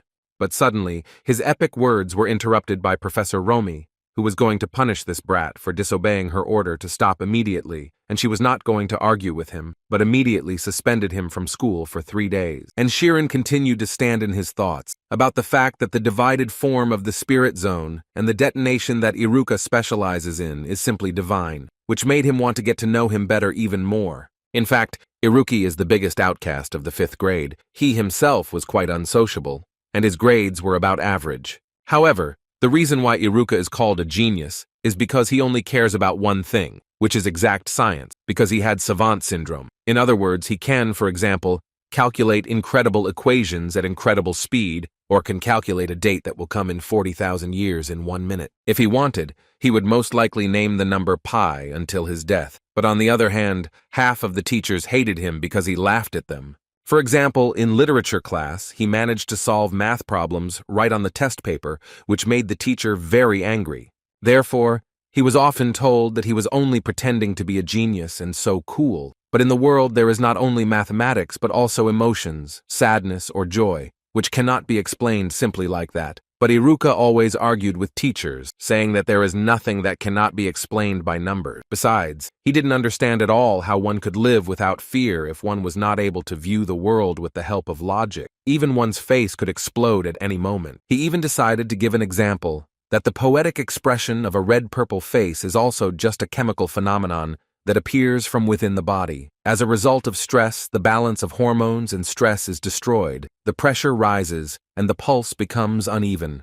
According to him, at this moment the vessels expand and the face looks red, and if, on the contrary, they narrow, then the veins will appear and the face will turn blue, which could be observed on the face of the literature teacher, who very often kicked him out of the class for such thoughts. Chiron watched one of these arguments, and he liked Iruka more and more, because he continues to bend his plaku and does not back down from his principle. He couldn't even believe that they were his peers. It turns out that there are such guys. Ned also told Chiron that earlier the teachers advocated for taking responsibility for Iruka, but now everyone has given up because he is simply unbearable. Ned, by the way, himself could not have thought that Chiron would be interested in anyone. It was so surprising for him. Chiron laughed, but then thought that after a few days of communicating with Ned, he realized that this guy knows absolutely everything. Suddenly, their dialogue was interrupted when a girl approached Chiron, who wanted to invite him to join their research group. According to her, they are now considering the movement of matter, and he has advanced far in photon magic, so if he joins them, he will probably help them. She also added that they would soon be given a place to do research, and during the holidays, they would not have to waste time assessing their progress in their studies, and they would be able to study in their free time. But Chiron told her that he had not yet achieved results in the direction he was studying, so he did not have time for that yet. But he was very grateful to her for taking care of him and offering this. He was very sorry that nothing would come of it, but the girl immediately told him that if he suddenly wanted, he could come to them at any time. Ned also felt very sorry that Chiron couldn't help the girls, because he thought that this research group was really special. Although he understood that since he was dating Amy, he didn't even pay attention to such girls. Chiron didn't understand what Ned was talking about because he was only thinking about the fact that he lacked knowledge, which is why it was already difficult for him to improve his academic performance, and for this reason, he couldn't even dream of joining some kind of research club. But Chiron decided to continue this conversation, and therefore asked Ned if he was a member of some research circles. Ned was glad that Chiron asked him about this, because in fact, he has a research group, of which he is also the chairman. Chiron felt a little jealous to hear this, so Ned immediately told Chiron that she was not really that great, rather the opposite. He was more ashamed of her, because she only had 2 participants, and they stopped allocating money for research. This happened after all the seniors graduated, so he became the chairman, which amazed Chiron. because he didn't even think that there were graduates in this community. He also realized that since this group consisted of graduates, it might be much more reliable than he initially thought. So he asked Ned if he didn't mind to take a look at his research group. Ned was surprised, because it seemed to him that Chiron was not at all interested in this kind of thing, but according to Chiron, he was interested enough, so Ned brought him to the place where their research group usually met. They gathered in the so-called magical storeroom of Istas. This is the storeroom where the additional teaching materials of their school are stored. This is the advanced storeroom. All the materials are automatically moved here. Chiron was a little disappointed when he saw that it was an ordinary storage room, but Ned immediately asked him to wait, because it may not look so attractive from the outside. He assured him that inside it was truly incredible. As they walked in, Ned kept talking about how it was some kind of treasure that had been protected by elders for generations. Hearing this, Chiron knew he could wait. When they first entered, Ned told Chiron that if he only knew how much the other research groups wanted her, they even said that they were arguing a lot because they were planning to occupy her. But in reality, only they can use all the items located here at will, and every time you look for something in this pantry, its structure changes. In other words, Ned wanted to tell Chiron that no one would be able to find them, even if they wanted to. Chiron liked these words so much that he repeated several times in his mind that this was essentially a place that no one could find, where he could be absolutely alone and not worry that someone would disturb him. And his thoughts were interrupted by Ned, who had just led him to their study group. As it turned out, their group studied mysticism and ritualism, and Ned thought it was so cool. He was literally crazy about ghosts and souls, the world after they die, aliens. They studied all of this. Now Chiron's mood changed dramatically, and he began to feel like he had gone with him in vain. Not that he wasn't interested in it at all, but it was a bit out of his league. At least, that's what he thought until the doors to their room opened and a very strong energy came from them. Although later it turned out that it was ordinary dust, which is very easy to get used to. At least that's what Ned said. Although Chiron didn't understand why he had to get used to it if he could clean it up. But when he entered inside, he completely forgot about the dust, because he saw the man with whom Ned is in the same group. It was Iruki, who at that moment was writing some incredibly complex equation on the board. Ned told Chiron that because of their group's not very good reputation, they are not allowed to reveal its members, so he did not tell him that he and Iruka were in the same group.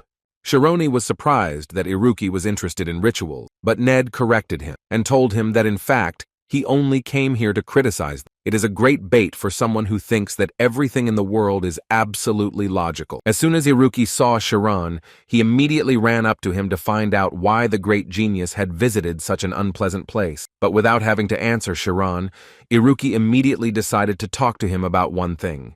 The topic of conversation was that Irue wanted to know what would happen if an atom were split. What would happen then? Chiron wasn't sure of the answer, but he felt that if he did this, then most likely there would be a huge amount of energy hidden within him. As it turned out a little later, this was a completely correct answer. Chiron understood that it was just a guess, and he was just lucky that he guessed, but Iruka continued to praise Chiron and talk about how there really is enormous energy inside the atom, and it can be so big that even a city will blow up.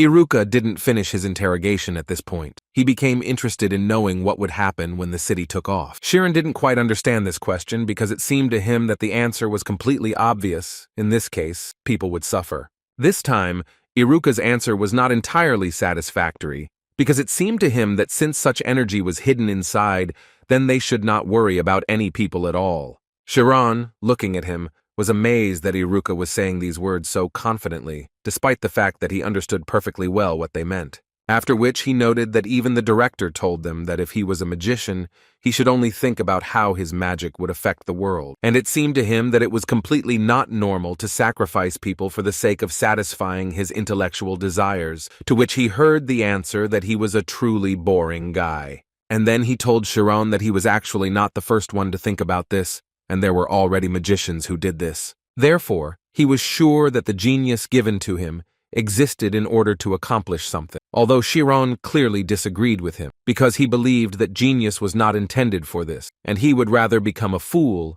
than a genius who harms people. Iruka enjoyed arguing with Chiron so much that he continued to talk about how a small number of geniuses lead a large number of fools, and this is proven by history and the world they are in now. In other words, he hated idealism the most. Chiron took on a serious mood and assured Iruka that his logic must fail. Ideals can very well exist. Ned tried to calm them down and breathe a little, and he also wanted to remind them that they shouldn't argue emotionally, because it most likely won't lead to anything good, so he suggested that they sit down and discuss everything calmly. However, Chiron had no intention of doing so because he had nothing to say. Iruki even at this moment decided to say that Chironi is not a very smart guy if he decided to go out on a different path that he did not come, but this made Ned even more angry, which is why he started yelling at Iruki. But apparently this guy didn't care. Moreover, he added that there were more than enough of him in this group. Besides, if you think about it, Chironi is his main rival, and then Ned realized that he did it on purpose. Ned decided to remind him that he was a guy who knew absolutely nothing but numbers, although this did not offend him at all. Moreover, he wanted to remind Ned of Chiron's early exam, in which the man who first learned teleportation was able to pass the 10th level and also got out of the dragon labyrinth. And this could mean only one thing to him, that Chiron is apparently capable of thinking incredibly quickly, and most likely he uses the skill of incredibly fast division. And if you think about it, most likely at that moment, Chiron used the division of his mind at a speed of 1/10,000th of a second. In other words, he thought like a Superman, which could not fail to amaze. This is the very mystery and insight that only great magicians have. No ability of conscious calculations or speed of intuition can keep up with it. Listening to all this, Nade realized that Iruki wanted to make sure in a battle of calculations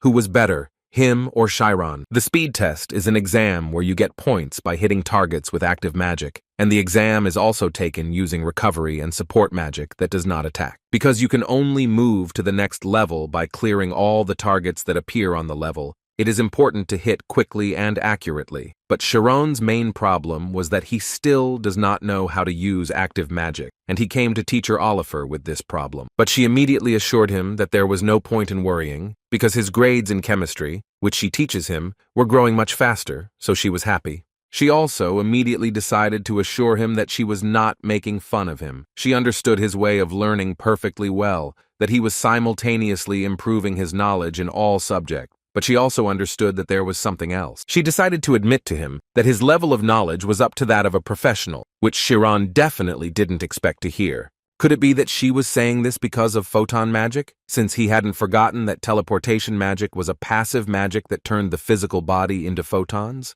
But she noticed that photon magic could be used as active magic, and then Professor Oliver told him that a new magic had recently been registered in the association. Chiron, hearing this, immediately began to hope that this would be cool magic that would definitely suit him. Oliver gave him a book on how to use this magic, and Chiron immediately began to read this book, thinking that this was his first active magic. After getting to know it a little, he realized that he actually had no experience using active magic, but she assured him that although it seemed useless and complicated on the outside, she immediately assured him that the prospects for photon magic were very good, and that it was at least worth getting to know. She reminded him that light is still the fastest thing in the world, so if you learn to control it, then most likely you will be able to obtain the most powerful magic. According to Oliver, the Advanced Ivory Tower believes that the power of photons will be used in the field of information transmission and is currently researching ways to use this technique in various fields of magic. And it will continue to be researched, and most likely,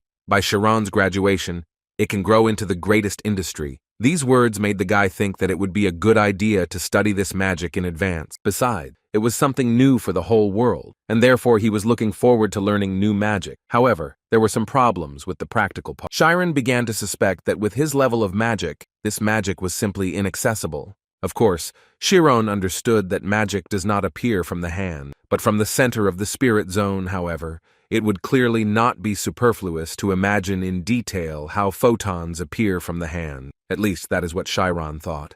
The guy will probably have to think about this later because a new teacher entered the class and was there to meet them. The beauty of this person immediately captivated the boys. It seemed to them that they were seeing her not for the first time, but in fact she was wearing Professor Romi's clothes and, most importantly, she was without glasses. Chiron also couldn't help but notice this beautiful woman. They explained to him that apparently this woman simply didn't have time to change after training and came straight to class. Chiron was also informed that Professor Romi was a bishop from the famous Order of Karsus. In other words, she was a priest. A bishop is a fairly high position that protects the shrine, which means that one of the 12 bishops existing in the world is Professor Romi. She is a person with a very strong mind, which is why she is called one of the strongest in the empire. Ned stood nearby and listened attentively to every word the boys said, so at one point he decided that he was now Romi's teacher. Although for Chiron it was surprising that they were learning magic from such a person. Meanwhile, she was talking about how it would be a good idea for them to prepare for the test, and she also promised to help them with this, and for some time before the test, they would gather separately in classes and practice. And in this lesson, she suggested studying the technique of increasing omnipotence, and specifically for this, she brought a senior student to show them an example, after which she introduced a magician who possesses the magic of words. He greeted the 5th grade, after which he noted that at the request of teacher Atella, he came here, and he would be very glad if he could help them at least a little. Atella Romi once again told them about Samuel's specialty being word magic, because it was very related to today's lesson. She hoped that they would watch him with proper concentration. The magic of the power of words is the ability to enhance magic with the power of language. Instead of 1,000 words, it was easier to show the guys once what it is. And to start with, Samuel decided to show them the magic of tornado. This was not the first time Chiron had seen this magic. It was the same magic that the director had shown him as a child when he had climbed over the fence and entered the magic school. And the power of this guy's magic was truly amazing. It was incredibly huge and strong, and this could be seen by how strong a tornado he was able to create. After which he asked them all to remember the power of the magic that he had just demonstrated, and now he would like to strengthen it with words and show how different the power was. He began to chant a spell in which he asked the respected land to lend him its power and stroke his hand, and as he did so, energy began to accumulate around him, and then he finally used that very tornado, which was several times more powerful than what he had shown them before. And if you believe his word, then he read some very simple spell, which did not greatly increase the power of his tornado, but even this was enough to demonstrate the power of word. He also told them that he did it for a reason. According to him, he pronounced each letter without stopping, and before that, he deeply studied this direction, and now he can say with absolute certainty that this is definitely capable of enhancing magic. However, he understood perfectly well that in a real fight it would be impossible to use it so slowly, so now he decided to show them supersonic technology. The next moment he quickly said the words he had spoken before, and then he summoned a tornado. The whole process took him about 2 seconds. Chiron was surprised by the power that the senior demonstrated. Now he understood what the guys in the graduating class are capable of. The guy knew very well that students who graduated from the school were unofficially considered to be 10th level mages, so he couldn't even imagine how strong Professor Romi was when she was officially level 6. Teacher Atella noted that for now they will not learn anything like that, but they will have to learn something in return. And this will be the technique of progression. According to her, this is a technique in which their omnipotence will increase, thanks to the concentration obtained by counting numbers. Chiron immediately decided to clarify whether he understood everything correctly. Would they really become stronger just because they would count? She gave them several arguments because of which numbers are perfectly combined with the spirit zone, and of course it is necessary not just to count, but, as in the magic of the power of words, to put meaning into it. So to begin with, she decided to show them an example of how she could strengthen the spirit zone with this technique. According to her, she would slowly call out the progression of numbers. She closed her eyes and began to concentrate, counting to herself. She reached the number 100. After a few seconds, she counted to the number 10,000, and her spirit zone increased to 40 meters, which could not help but amaze the guys, because no one even suspected that a person could count so quickly, thereby increasing the power of his spirit zone. After this example, Atella hoped that they had a good look at everything she had just done. In other words, the faster you count, the stronger the spirit zone becomes. Chiron, listening to all this, at one point realized that perhaps it was with the help of this technique that he could create photons. But Atella immediately asked them not to think that the technology of progress is omnipotent, because due to the fact that it is only a technology, the most important thing is the basic power of the mind, and if it is not enough, then the effectiveness of this technology will fall. After all these examples and the theoretical part, the guys finally moved on to practice, which Chiron did quite well. He was able to count to 1,000 the first time in just 1 minute. However, counting without doing anything turned out to be much more difficult than he could have thought, and if he had not trained his concentration during the classes, it seemed to him that he would not have been able to do it. But thinking about it, he came to the conclusion that while using instant movement magic, he was using a method of fully sensing complex calculation. There were many theories going through his head at that moment. but he decided that he should definitely try shooting towards the tree to check. So he carefully applied this technique, and having gathered energy in his hand, he was eventually able to fire. Chiron didn't even think that he would succeed, so he didn't take into account the fact that there were other guys around him.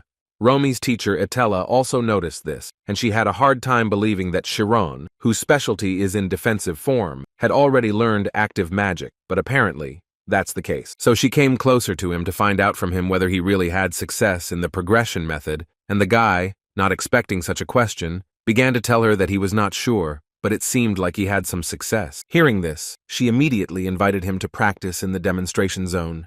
Chiron, as usual, agreed without any problem, and this time Itella happily helped him, saying that right after he finished with the progression method, it would be a good idea for him to try calling the target. The boy concentrated and thought only about the fact that first he needed to strengthen his spirit zone using the progression method, and once he succeeded in doing that, he would need to summon the targets. After a few seconds he managed to do it, which Chiron himself did not believe. However, he decided not to stop even at this, and as soon as the opportunity presented itself, he immediately used the photon activation technique, and apparently, he was able to do this as well. He was able to break these targets very quickly, and this gave him the understanding that due to the speed of the shot, similar to the speed of light, the feeling that aiming and hitting the target happens almost simultaneously. He managed to destroy all the targets in less than 1 minute, which couldn't help but shock all the other guys, and it wasn't surprising, because they didn't understand how he was able to aim so quickly. Itella herself expected a slightly different result, but the guy was able to combine the numbers into larger units and thus figure them out faster. She understood that this was the modular technique used in information magic. Most likely, Chiron realized this on the bridge that was impossible to pass. In the end, Chiron finished his demonstration performance just perfectly. He had 342 hits in just 1 minute. He made a total of 100 attacks and hit them all. Other guys, looking at such results, wanted to change their style to the style of Photon, like Chiron, but others understood that this is actually impossible because Chiron is a genius. Ned decided to point out that up until that moment he couldn't even use this magic, but as soon as he could, he immediately received 342 points, and this is even more surprising. Although Iruki thought exactly the opposite, it seemed to him that this was a pathetic result, but Ned once again noted that this was his first attempt, however. This did not change Iruka's opinion that this was a pathetic result, and to prove it, he turned to Romi's teacher and asked her to give it a try, so that he too could try to prove himself. She thought for a moment and told him that she would allow him to do it, but only if in the future he did not cause problem. And as soon as Iruka came onto the stage, Chiron's mood immediately changed, and the thing was that he really didn't like this guy's way of thinking. However, because of this, he became even more curious about how Iruki would show himself. He walked out into the center of the testing area and immediately announced that he was going to show a result much better than Chiron had been able to demonstrate before. Iruki used a split-type technique, with which he was going to show what speed really is. In other words, he wasn't going to use synesthesia or physical touch. He was going to take down targets by targeting them with just his gaze. Noticing this, Chiron became even more interested in finding out what this guy was up to. And as soon as he was ready, the targets were hit so quickly that the guys didn't even notice it. Seeing this, Chiron immediately realized that there was really no point in watching until the end, because it was already clear that he would easily surpass his record. Iruki looked at his main competitor with a smile, because he understood that if Chiron was surprised by this, then it would be quite easy for him to defeat him. After which, he decided to finish off the guy, and showed even greater speed, which was able to knock down the targets even faster. The other guys never thought that Iruki was always so strong. They thought that he was just trash, but Chiron at that moment noticed that Iruki didn't really pursue goals with his gaze. And if he wasn't mistaken, then Iruki was predicting the movements of targets using the equations of movements. But in any case, he didn't believe that he was able to follow all the movements with his torn form. Therefore, he decided to ask Ned how the spirit zone could be so fast, whether this was also a method of progression, which was confirmed by his interlocutor, who also decided to add that the numbers that Iruka was counting were not some hundreds and thousands, rather the numbers reached 1,000,000. And these words were confirmed by the result that Iruka showed. The scoreboard showed almost 600 points, which was clearly more than Chiron. After such a triumph, Iruka will definitely have more fans who would never have thought that he had been hiding such talent all this time. Even Itella was surprised at how amazing this guy was. Iruki first decided to approach Chiron to find out how he was doing, and the guy, without thinking twice, answered him that Iruki was incredible. He also added that it was new for him to learn that a torn form could be used in such a way. In response, Chiron received words that Iruki was a little disappointed, because he showed him all this for a reason, after which he added that it was actually surprising to him that Chiron had even thought of modular technology. Without waiting for Chiron's answer, he decided to ask Chiron if he would like to know how he counted to 1,000,000. Chiron knew that this could all be a trick, so he confidently replied that it would be strange if Iruka told him about this, since it was obvious how much he was trying to delay him.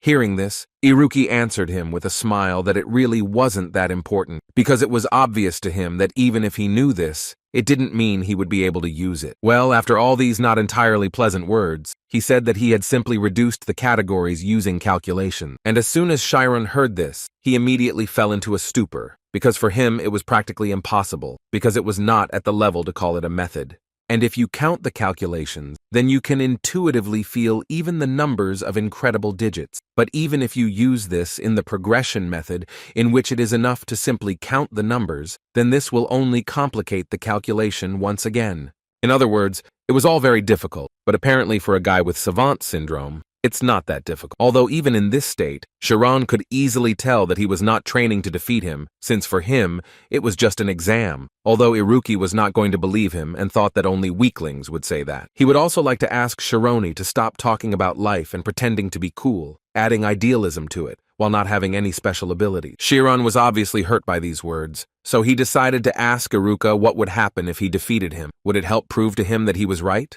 Iruki didn't hide it, and immediately answered that it would prove a lot, but it seemed to him that the point here was that no matter how good his insight was, compared to his calculations, it would still be at the level of a worm. This was the last straw for Chiron's patience, and it was immediately noticeable. The guy was very angry, and was ready to fight Iruka right now. The other kids were obviously enjoying the show, so they continued to watch their argument. The rules of the speed test, which was about to begin, were as follows. The number of targets hit in a certain amount of time became points. The time was limited to 1 minute. More and more targets appeared on each level, and if at least one passable level remained, the participant was eliminated. In addition, because the movements of the summoned targets gradually speed up as the levels increase, if the participant is unable to deal with them as quickly as possible, it will no longer be possible to summon the targets, causing the participant to lose a lot of points. Chiron, while preparing for this exam, noticed that the average score for the 5th grade was 400, and also none of them had ever scored more than 700 points, which was a little strange. The guy understood perfectly well that in order to achieve such a result, he could not miss under any circumstances, and needed to reach level 30 in 1 minute.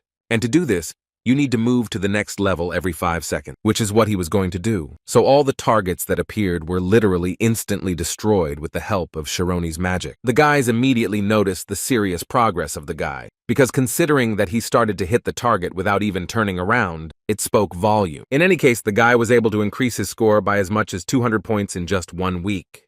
His attack speed is too fast because once he finds a target, he doesn't dodge it, and his combos have gotten better. It feels like he's firing 4 bolts every second. Chiron at that moment looked at Iruka and thought that he had caught up with the guy's result, but there was still a smile on his opponent's face, which couldn't help but anger him. After which Iruki stood up and decided to demonstrate to Chiron once again how he should do it. After another minute, he finished, and his results increased again. Now he had 568 points, and thus overtook Chiron again. Even though the guys were talking about how Chiron had improved his performance much better, the guy still wasn't happy about it. And he was absolutely right. This difference of 1 point was not a coincidence. After all, the next day, the results were similar, and Iruka again won over Chiron by only 1 point. And this happened several more times. It became clear that Iruki was simply mocking Chiron when he made the result just 1 point better. Chiron was no fool, and immediately understood that in order to get ahead of him by 1 point, it was necessary to calculate everything in detail, starting from the first level.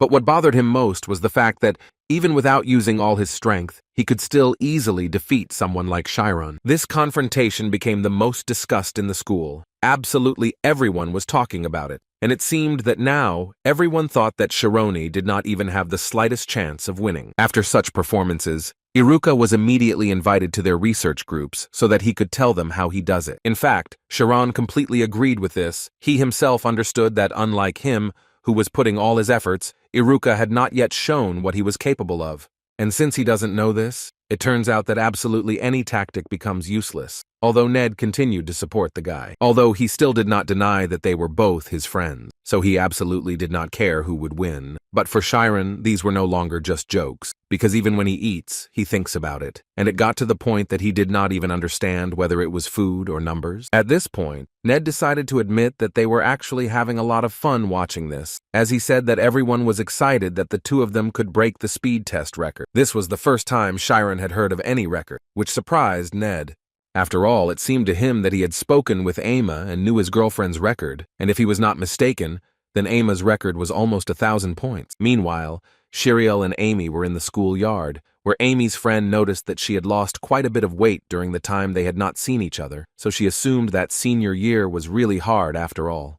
In response, she could only smile and tell Shiriel that she would indeed soon be like that too.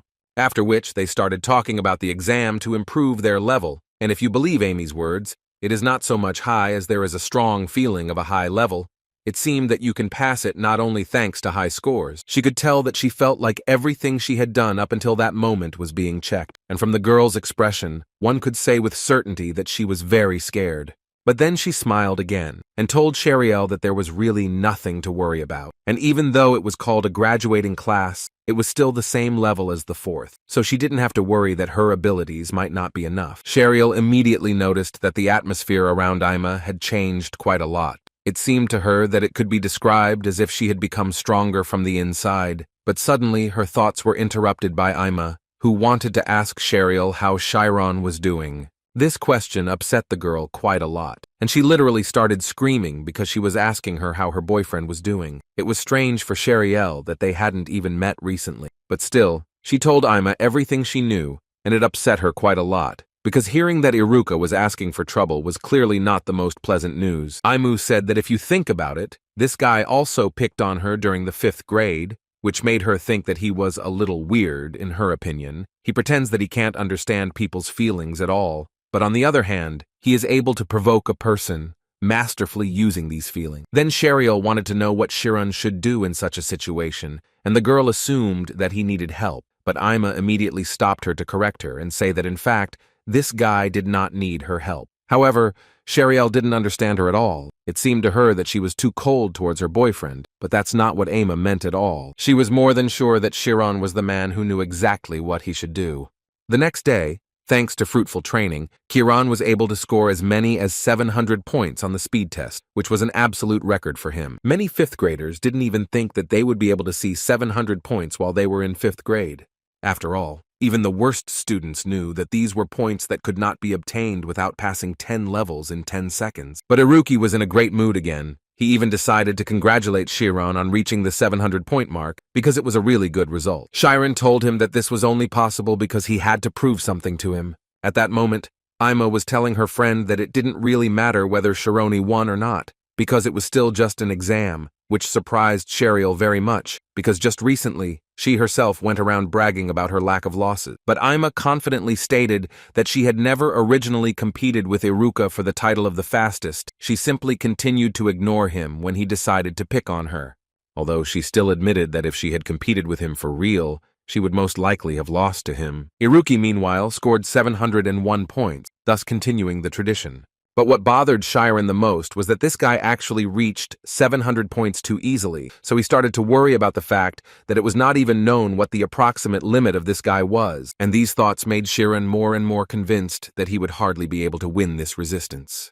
He sat in his room for a while and thought about how this weekend would soon pass, and that very day of the exam would arrive. In fact, there were only 3 days left, which gave Chiron an absolute understanding that if he did not find a way to surpass Iruka, then most likely he would lose, but these thoughts made the guy think about the fact that it would be better to give up in this situation. He remembered Iruka's words, who had told him outright that Shironi was not as strong and talented as he might think, so it would be better for him to land and do what he had the strength for. Chiron thought that perhaps because he had been in the school for aristocrats for too long, he had stopped properly perceiving reality, and in fact, Iruka had said everything correctly. But he also understood that this world does not hear the voices of powerless people, so he decided that he could not just give up. And since he decided that he needed to surpass Iruka, then he simply had to go beyond the numbers, which is what he was going to do. He entered the spirit zone, which he connected with those very numbers, and in this way he tried to get to the bottom of what these numbers are. What is the method of progression that his opponent uses, and how does he manage to do this? In other words, Chiron was trying to find the essence of numbers, how to actually use them. He knew that he didn't need to think, being locked in his thoughts. That way he definitely wouldn't be able to see more. Chiron decided to let go of all his worries and just feel, sense the essence with his body. The guy tried to figure out how many he could count, what number could be the last in his calculations. At one point in such reflections, he felt strange sensations. It seemed to him that he was able to find the end of numbers, although he understood that this was simply impossible. It was all so wonderful, right up until the moment when his body suddenly began to fall into emptiness. He tried to stay on his feet, but unfortunately, he was unable to do so because the support that was beneath him was literally crumbling before his eyes. At this point, he woke up and was amazed at what had just happened, because in fact, he was sure that he was just counting. But at one point, he was interrupted by this illusion. Chiron started to look for the essence of this problem. On the one hand, there was an assumption that stress was to blame for everything, but he felt like he was being pulled strongly. It was so difficult to explain, but it began to seem to him that perhaps numbers exist not only for counting something. Only a little later, he was able to realize that 40 hours had flown by since he closed his eyes, and the very next day was the very exam that would determine the fastest fifth grader. Almost the entire school, even the younger classes, gathered in the main training hall to watch this. There were even seniors from the fourth grade who were also interested in finding out how strong their future competitors for a place in the graduating class were. The other participants immediately began to get nervous about this, although absolutely everyone understood that in reality they were only concerned about the competition between Chiron and Iruka. Cheryl and her friends also came to see this,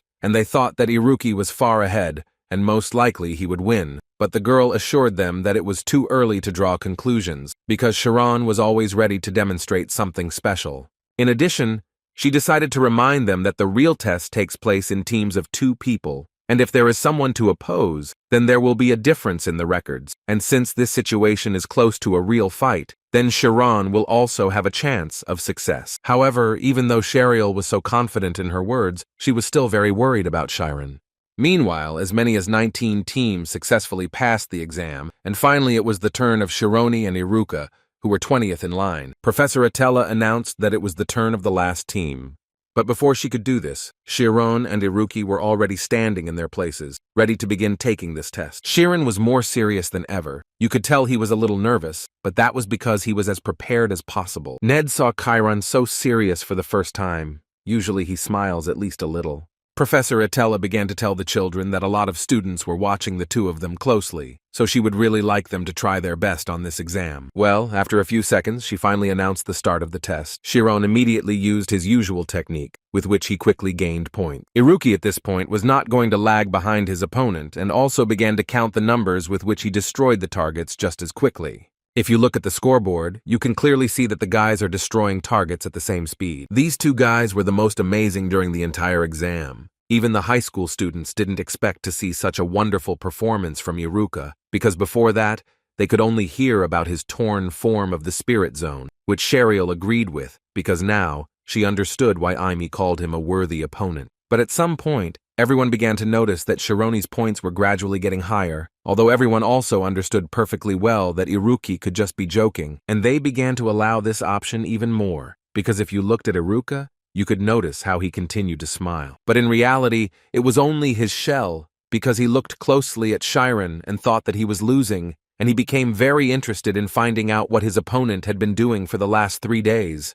Itella Romi, looking at these 2, thought that although the path that Chiron was taking for the first time might seem long, the guy was walking along a well-trodden path, so it was much easier for him to master everything. However, only Iruki could understand how far Chiron could go, which made one think that he really was incredibly crazy. At this point, Chiron was not distracted by his opponent's results, but simply continued to destroy one target after another, gaining as many points as possible. Rami watched him closely, so at one point, she finally noticed that the guy was counting numbers, connecting them as he approached. Thanks to the fact that he counted the numbers in his mind to the very limit, he can carry out this tactic. She understood that most likely, for this reason, he had increased his concentration to the maximum, even before he came out here. Chiron was really focused to the max, And that's why he was only thinking about the fact that if he missed even one digit, the entire progression method would be destroyed. But also, the thought never left his head that no matter what happened, he needed to remain sane. Therefore,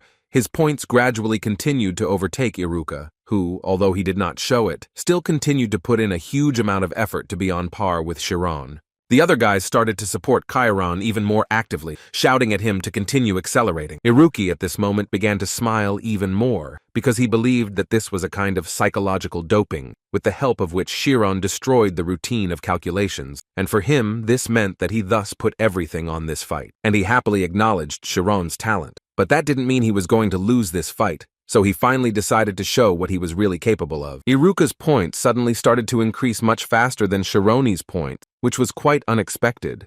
The other guys immediately noticed that it wasn't Chiron who slowed down. It was as if the rhythm of Iruka's explosions had somehow changed. The seniors also immediately noticed this. They clearly saw how the image of Iruka's spirit form changed, although Shariel corrected them, saying that this is not exactly an image, because in fact these are two zones of spirits. And she was absolutely right. Apparently Iruka was so confident in his victory only because he was able to control two spirit zones at once. Even Professor Romy was surprised when she saw this, because before this, she had never seen students master this technique. The characteristic property of the torn form is the division of the mind. She did not believe that she saw a student who uses it independently, for her two methods of progression are simultaneously activated. Even considering that the guy had savant syndrome, it was still too rare an ability, but she was scared that this guy had hidden such abilities for so long. However, now it was possible to say with confidence that another unexpected talent would appear in the school, but obviously not all students would be happy about this, because at one point it seemed that Iruka had simply gone crazy. Looking at the scoreboard, one could confidently say that this was the end, and Chiron would never win this battle, although his points were quickly increasing. But what Iruki was doing simply did not give even a small chance to his opponent. Chiron himself understood this. In his head there were thoughts that he had shown everything he had in reserve, and he really couldn't win. He hadn't managed to achieve even half of what Iruka was actually capable of. But suddenly he realized that in fact, he had not yet tried everything he had, and there was one option left that he was terribly afraid of. Chiron himself did not fully understand whether he could follow this path, or whether it would be better to give up. However, he was able to find the answer to this question quite quickly. He decided that he would take the bill out of bounds and do it right now. And literally a few seconds later, Chironi's targets began to be destroyed one after another at such a speed that the point counter could not keep up with everything. His power reached the point that he could literally erase targets from the earth with the power of light.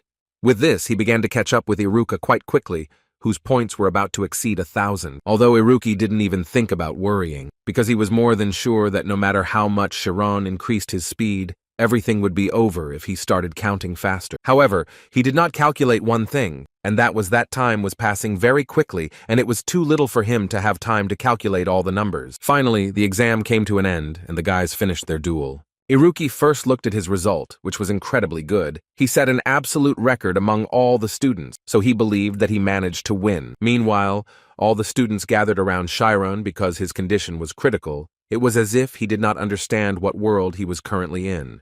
But everything was much simpler, as it turned out. Chiron simply could not believe that he managed to set a new speed record and even beat Iruka's result, thereby defeating him in this competition. Everyone was very happy for him, so they actively continued to congratulate the guy, but he still could not believe that he had actually managed to win.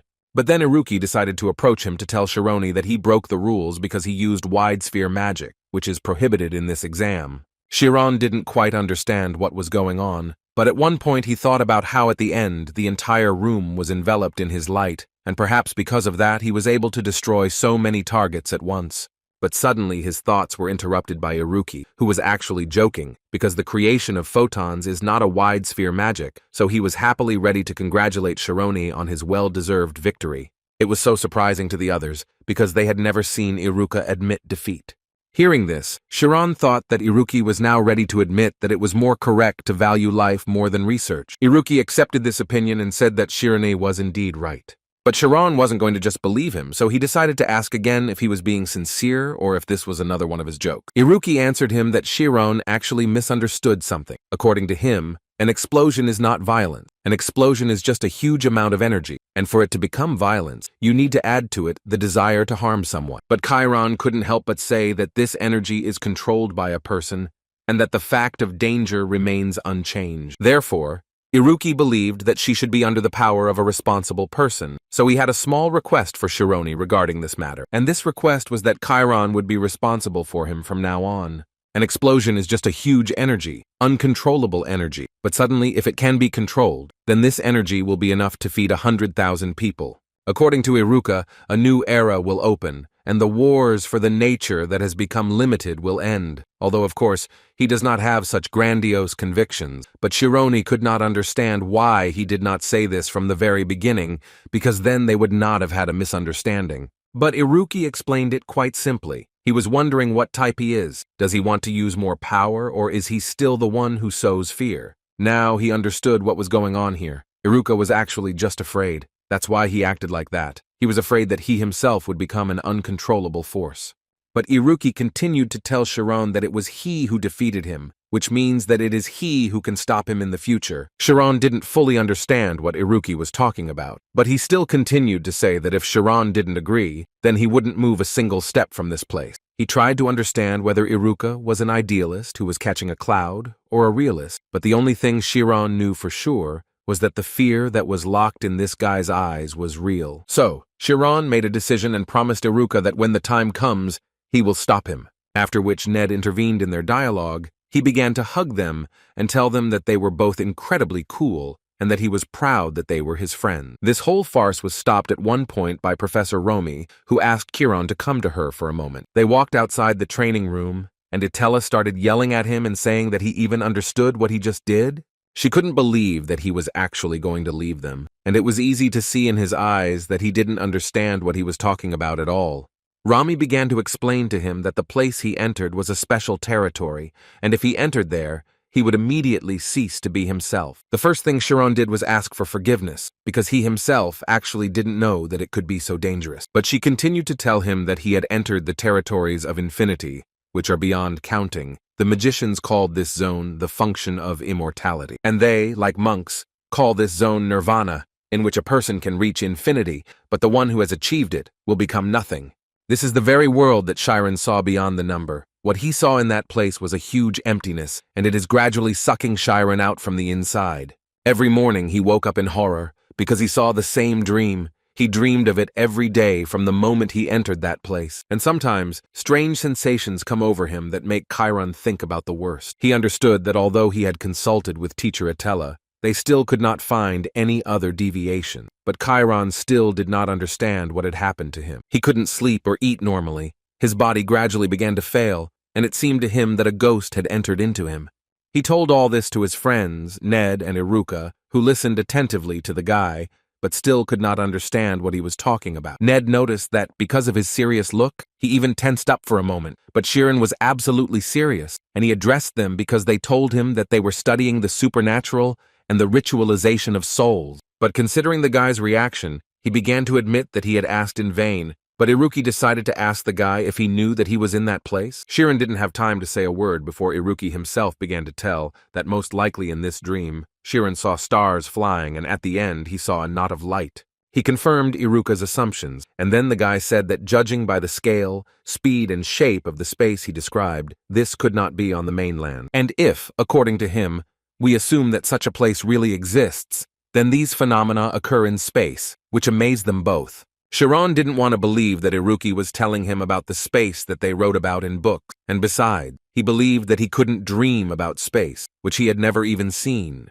But before he could finish speaking, Nade entered the conversation, saying that he had heard about something similar in his childhood. After which he began to tell that about 200 years ago, one criminal sentenced to death conducted an experiment on the electrolysis of the soul, and they claimed that if the human soul is physical, then it can be destroyed with the help of electricity. A completely closed conductor, they placed a man in a metal box and continued to pass electric current through it. But due to the incredible inhumanity of the experiment, it was interrupted in the process, and the condemned remained alive, and about a month later, he regained consciousness. However, after this incident, he began to tell them information about countries outside the continent, which he had never even visited or heard of. Chiron smiled at this story because it seemed to him that it was simply impossible, but Nade continued with a serious face to tell that after checking the information he had given, it turned out that it was all true. And if the soul really does disintegrate due to electricity and becomes ionized, then most likely electrical energy arose that transferred information about the world into the soul of that prisoner.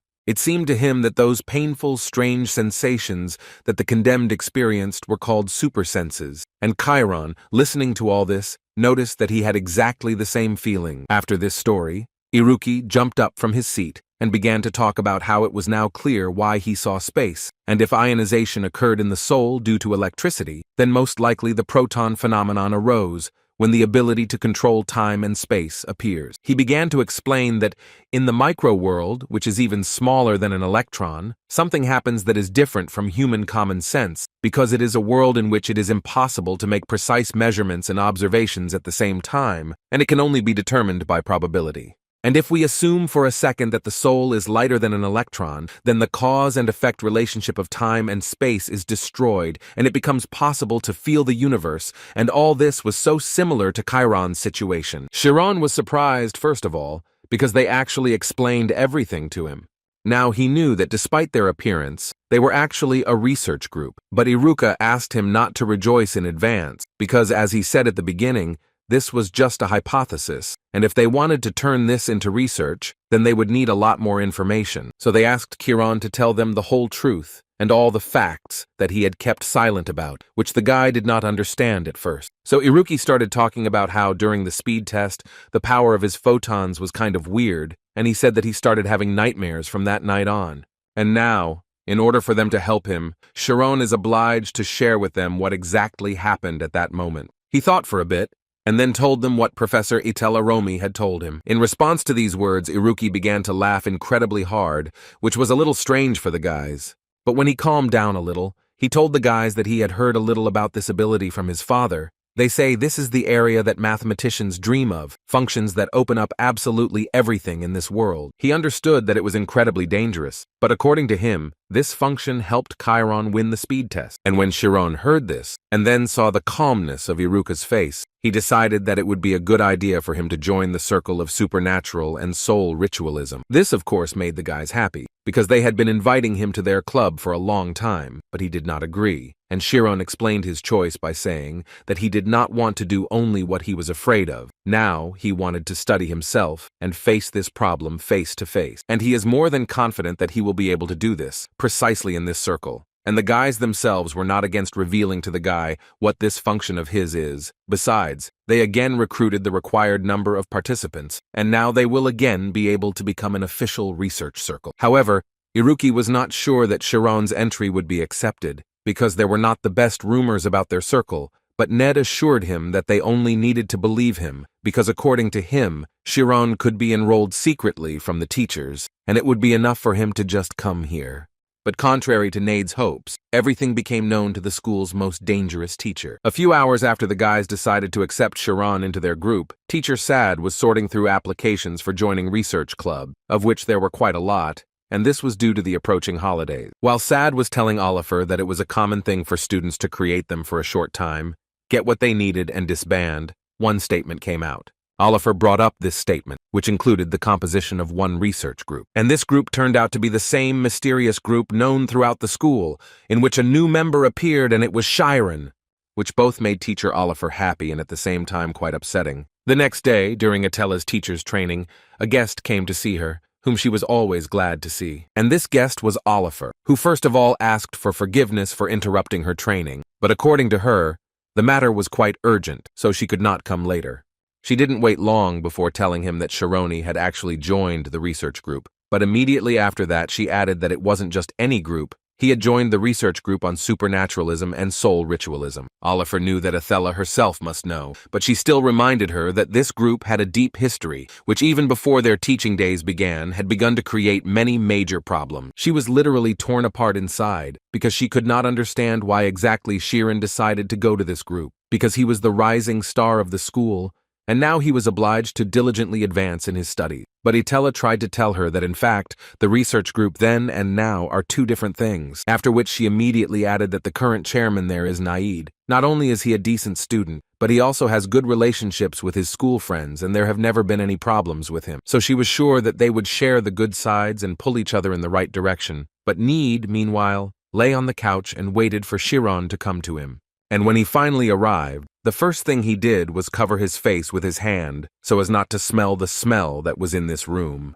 As it turned out, these two were not in class today, and according to Nide, the whole thing was that they were not in the best condition today, although Iruka said honestly that he was just skipping, as he always did. He preferred to play chess and do nothing else. He played quite a lot of games and it was still not enough for him. Chiron had actually already cleaned up the place, but he had been gone for literally a few hours, and in that rather short time, they had managed to make a mess again. So he started telling them that they don't study and don't research anything. They don't even go to classes, which started to bother him a little. Instead of answering, Iruki decided to ask Nade if he had finished their new invention. Chiron heard something of what they were saying, but still didn't pay attention until he heard the word invisibility cloak. So he couldn't help but turn around immediately to see what the guys were doing. Oliver, meanwhile, continued to talk to Rami. She stated to her colleague that, in fact, another member of the group is also a problem, and now she is talking about Iruka, who, although he remains in the 5th grade, pretending to be crazy, but everyone has long noticed his incredible abilities, and as it became known quite recently,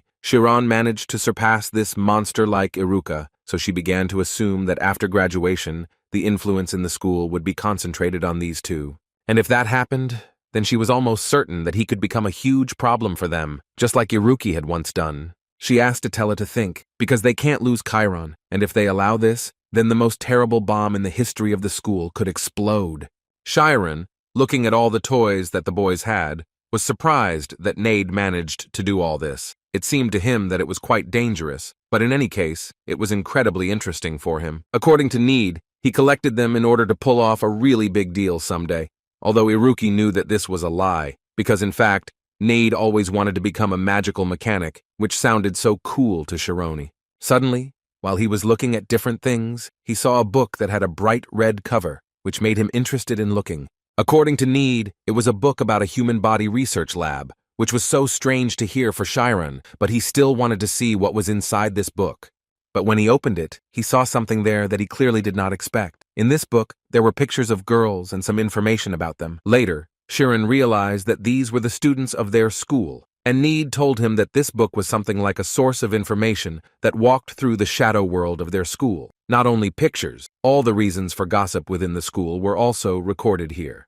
Iruki thought that this was entertainment for people who had nothing better to do, but Chiron couldn't believe that the school just turned a blind eye to this. But suddenly he stopped talking, and the reason for this stop was that he saw a photograph of Ima. After which he threw the book out of his hands and started shouting that he couldn't look at it anymore. Now he wanted to know who was even capable of doing such research? Iruki told him that it was a shadowy research group of an anonymous person, but judging by the fact that senior students often appeared in it, it was highly likely that he was from there, which shocked Chironi even more. Oliver continued to argue with Itella and proved to her that research groups like Black Magic are at the level of children's jokes. And the problem was that the smartest and most capable students in the school joke on a completely different level. She also couldn't help but notice that until now, this group had been left alone only because it had lost its rights as an official research group, but Promising Guys, on the contrary, intend to revive it. Therefore, taking advantage of this opportunity, she is going to disband the research group on supernaturalism and soul ritualism. Professor Romy noted that she was well aware of how much she cared about her students' careers, but she still felt there was a reason why the school did not interfere with the students' research group. As was known, in order to cultivate independence and responsibility in students, groups are recognized as separate associations from the school, independently taking responsibility for their independently chosen path, and if they take this away from them, then perhaps they will live in fear of choice for the rest of their lives. Therefore, Itella suggested that Oliver think again and still give the children the opportunity to choose for themselves. She couldn't argue with Romy and still confirmed that she was right. but there was still one nuance. Oliver believed that trying their best to help talented children not to go beyond moral boundaries and to develop properly was the main responsibility of the teachers at this school. Itella, listening to all this, felt how much Oliver valued Chiron. She understood that Chiron needed to be given a chance to decide for himself what he would do in the future, but she also could not simply ignore the opinion of Oliver's teacher. She made a decision and told Oliver that it would be a good idea for her to wait a little and not rush, because she had something to say about Chiron. After which, in a rather quiet and unhurried tone, she told Oliver that Chiron had reached nirvana, which stunned Oliver, and this was evident in her surprised eyes. The boys continued to look at the items that Ned had, and they did this until a small earthquake began, which forced Ned to immediately pack his things back and do it as quickly as possible. Chiron helped them do this, although he did not understand what was happening until the guys told him that the teacher would soon come to them, and all they could do now was hide everything and sit quietly. Oliver, meanwhile, used magic to enter the boys' secret room, but before that, she specifically gave them 3 minutes so that they could destroy the evidence. Chiron didn't understand why they didn't want to meet the teacher if he really, as they said, came to them, but they tried to calm him down and make him sit in one place and behave casually, because if they were caught with evidence, they wouldn't be able to get away with it. Before Oliver entered, Ned told Chiron that the research team's premises were their territory, and if he chickened out, it would be the end for him. Right after this phrase, Oliver entered their room, who caught the moment when the guys were just sitting on the couch and looking in different directions, which already looked incredibly strange to her. She entered with the thought that before it was too late, she must do everything possible to disband this research group. The first thing she told them when she walked inside was that they didn't even say hello to the teacher, and that they should be ashamed of it. Ned apologized for their behavior. According to him, they were simply carried away by discussing their affairs, and if she had come to them more formally, they would have been glad to see her. But in this case, it was too unexpected for them. All these words made Oliver incredibly angry, but most of all, she couldn't stand the fact that Chiron was sitting with them, who behaved exactly the same as the other guys. Although the guy himself, at that moment, was thinking that Teacher Oliver was sitting in front of him, and he simply did not understand how guys could sit so calmly in front of her. They remained silent for a while, and Oliver finally decided to point out that they had a guest, and they weren't even offering her a cup of tea, but Ned thought that she would hardly be able to just sit and drink tea. Oliver smiled, because she herself understood that this was partly true, so she decided to quickly explain everything and leave. She was quite taciturn,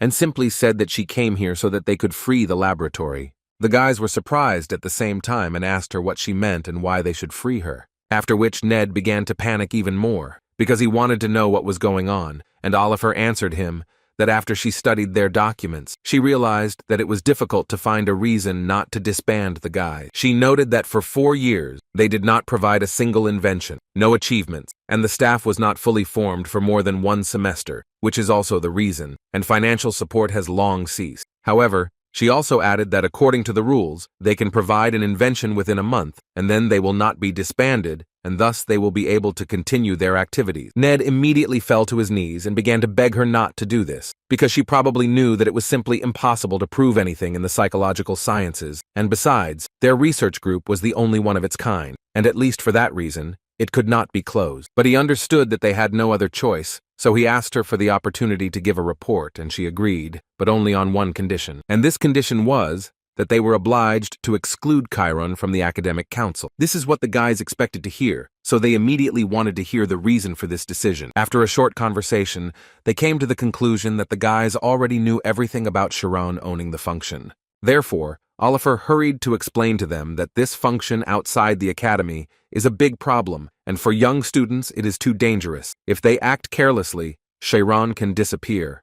But Chiron himself knew about it, and was ready to promise that he would not use it anymore, but according to Oliver, this was too little, because the real problem was overcrowding. It was the first time he heard such words, so Iruki explained to him that it was a kind of genius disease, although according to him, he got sick with it when he was 8 years old, so he thought that there was nothing terrible about it. His dad told him that there was simply no point in changing anything, and it was easier to just live with it, but Oliver believed that this was the main problem. After all, overcrowding is a phenomenon in which the mind is unable to withstand the size of suddenly awakened abilities, like a dam that has burst under the pressure of water. Such symptoms can completely destroy the mind, but due to the incredible interpretation that this is a disease of geniuses, children do not receive treatment in time and then simply die. And especially when it comes to the overflow of the function caused by Chiron, she was even afraid to imagine how dangerous it could be. So Chiron began to take these words quite seriously and think that this could easily lead to a disorder of consciousness. Every day he had nightmares and thoughts that he would soon go crazy, and now this is apparently really real. Oliver said that Chiron will have to undergo a course of intensive psychological help while doing a minimum of study tasks, and she will personally monitor the process so that he does not remain traumatized, and if they really care about their friend, then they should exclude him from the council.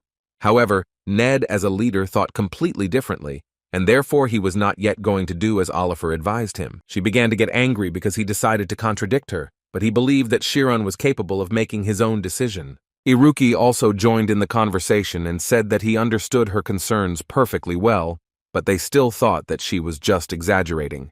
But Ned started shouting that Oliver's behavior could only indicate that she loved Chiron. She didn't get angry any further and simply told him that it was true and wanted to know if they had any other problems or if they could do as she suggested.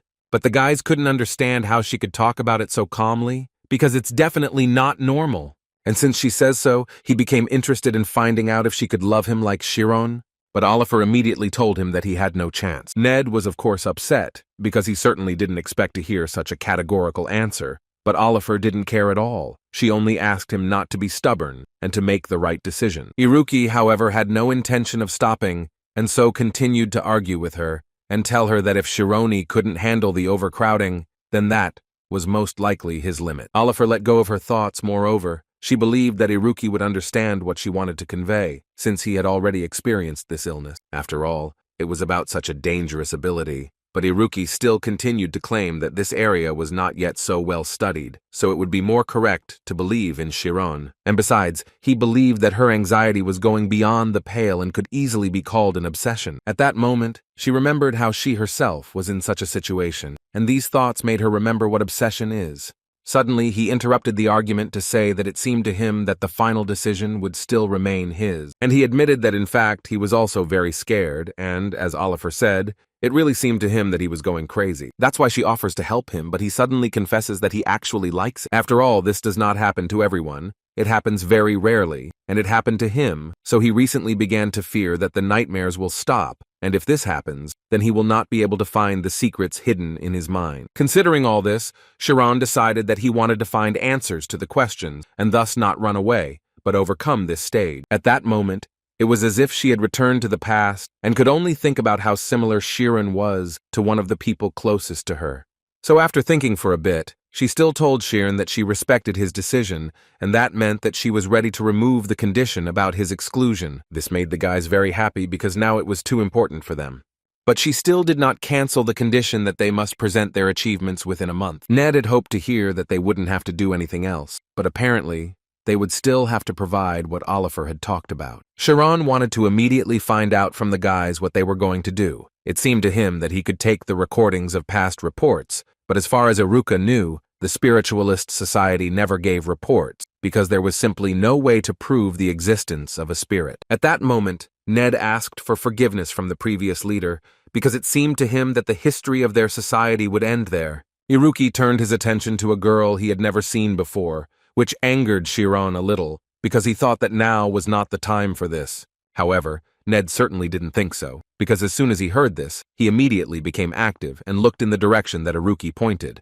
At first they assumed that it might be a high school girl, although Iruki noted that he didn't know any high school girls like that, so he was more inclined to believe that the girl had already graduated. But when Chiron looked at this girl, Oliver's face popped into his head. And as soon as he thought about it, the guys simultaneously came to the understanding that this was Teacher Oliver. But for them, it was so strange until the end, because she, as a person, had changed so much, and did it in such a short time. Having calmed down a bit, they decided to think about where she was heading on her day off, and she was dressed so beautifully. And of course, the first thing that could come to their mind was that she was going on a date. Need, upon hearing this, immediately told the guys that this was their chance, and they had to take advantage of it. As it turned out, he offered to follow Teacher Siena and find out her weak spot, and then they were able to prevent her from closing their academic council.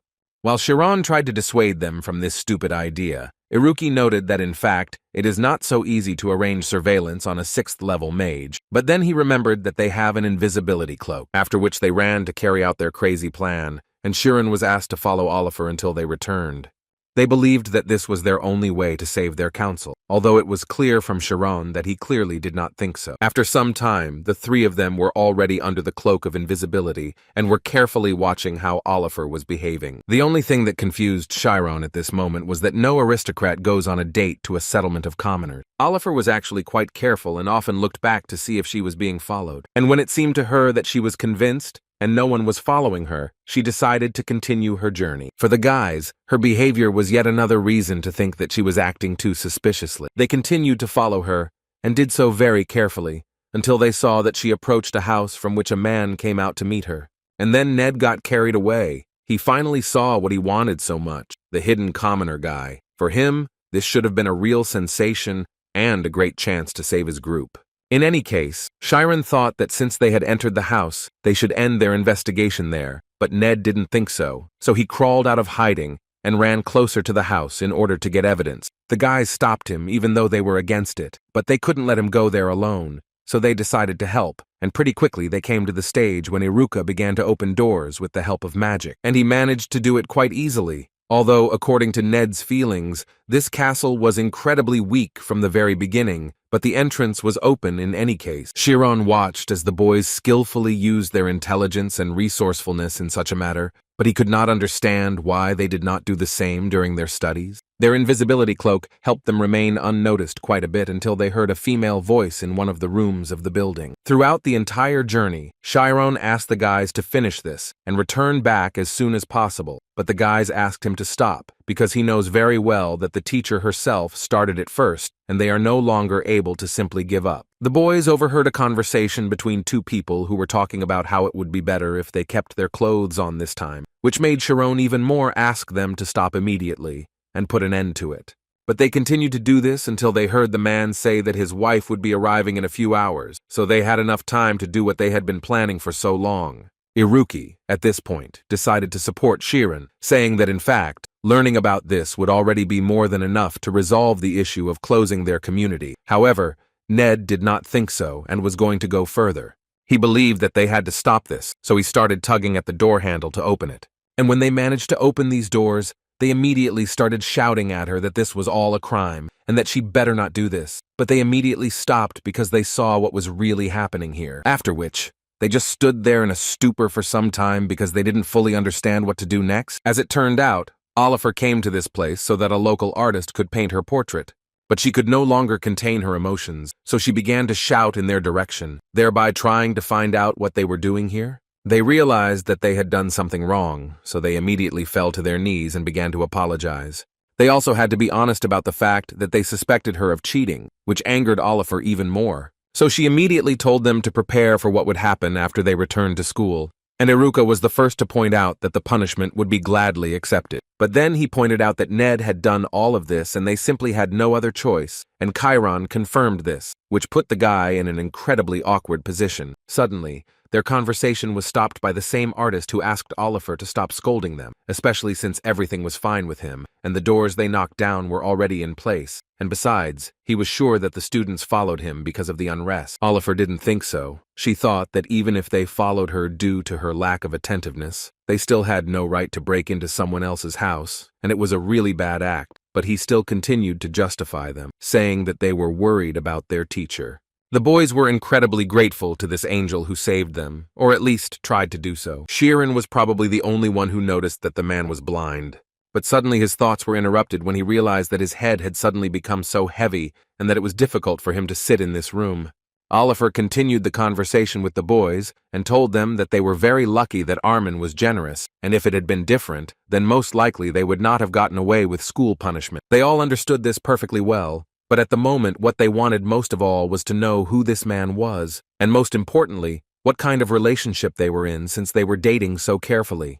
Oliver didn't hide it and nevertheless told that Armin is actually her senior at the magic school, which they attended together as children. But when they found out that he was a magician, they became interested in knowing what happened to his eyes. Oliver, hearing this question, immediately sighed heavily. after which she told them in a rather sad voice that he had lost his eyes and that it was her fault. She also experienced overcrowding as a child, at a time when it was like hell for her, so she could only escape.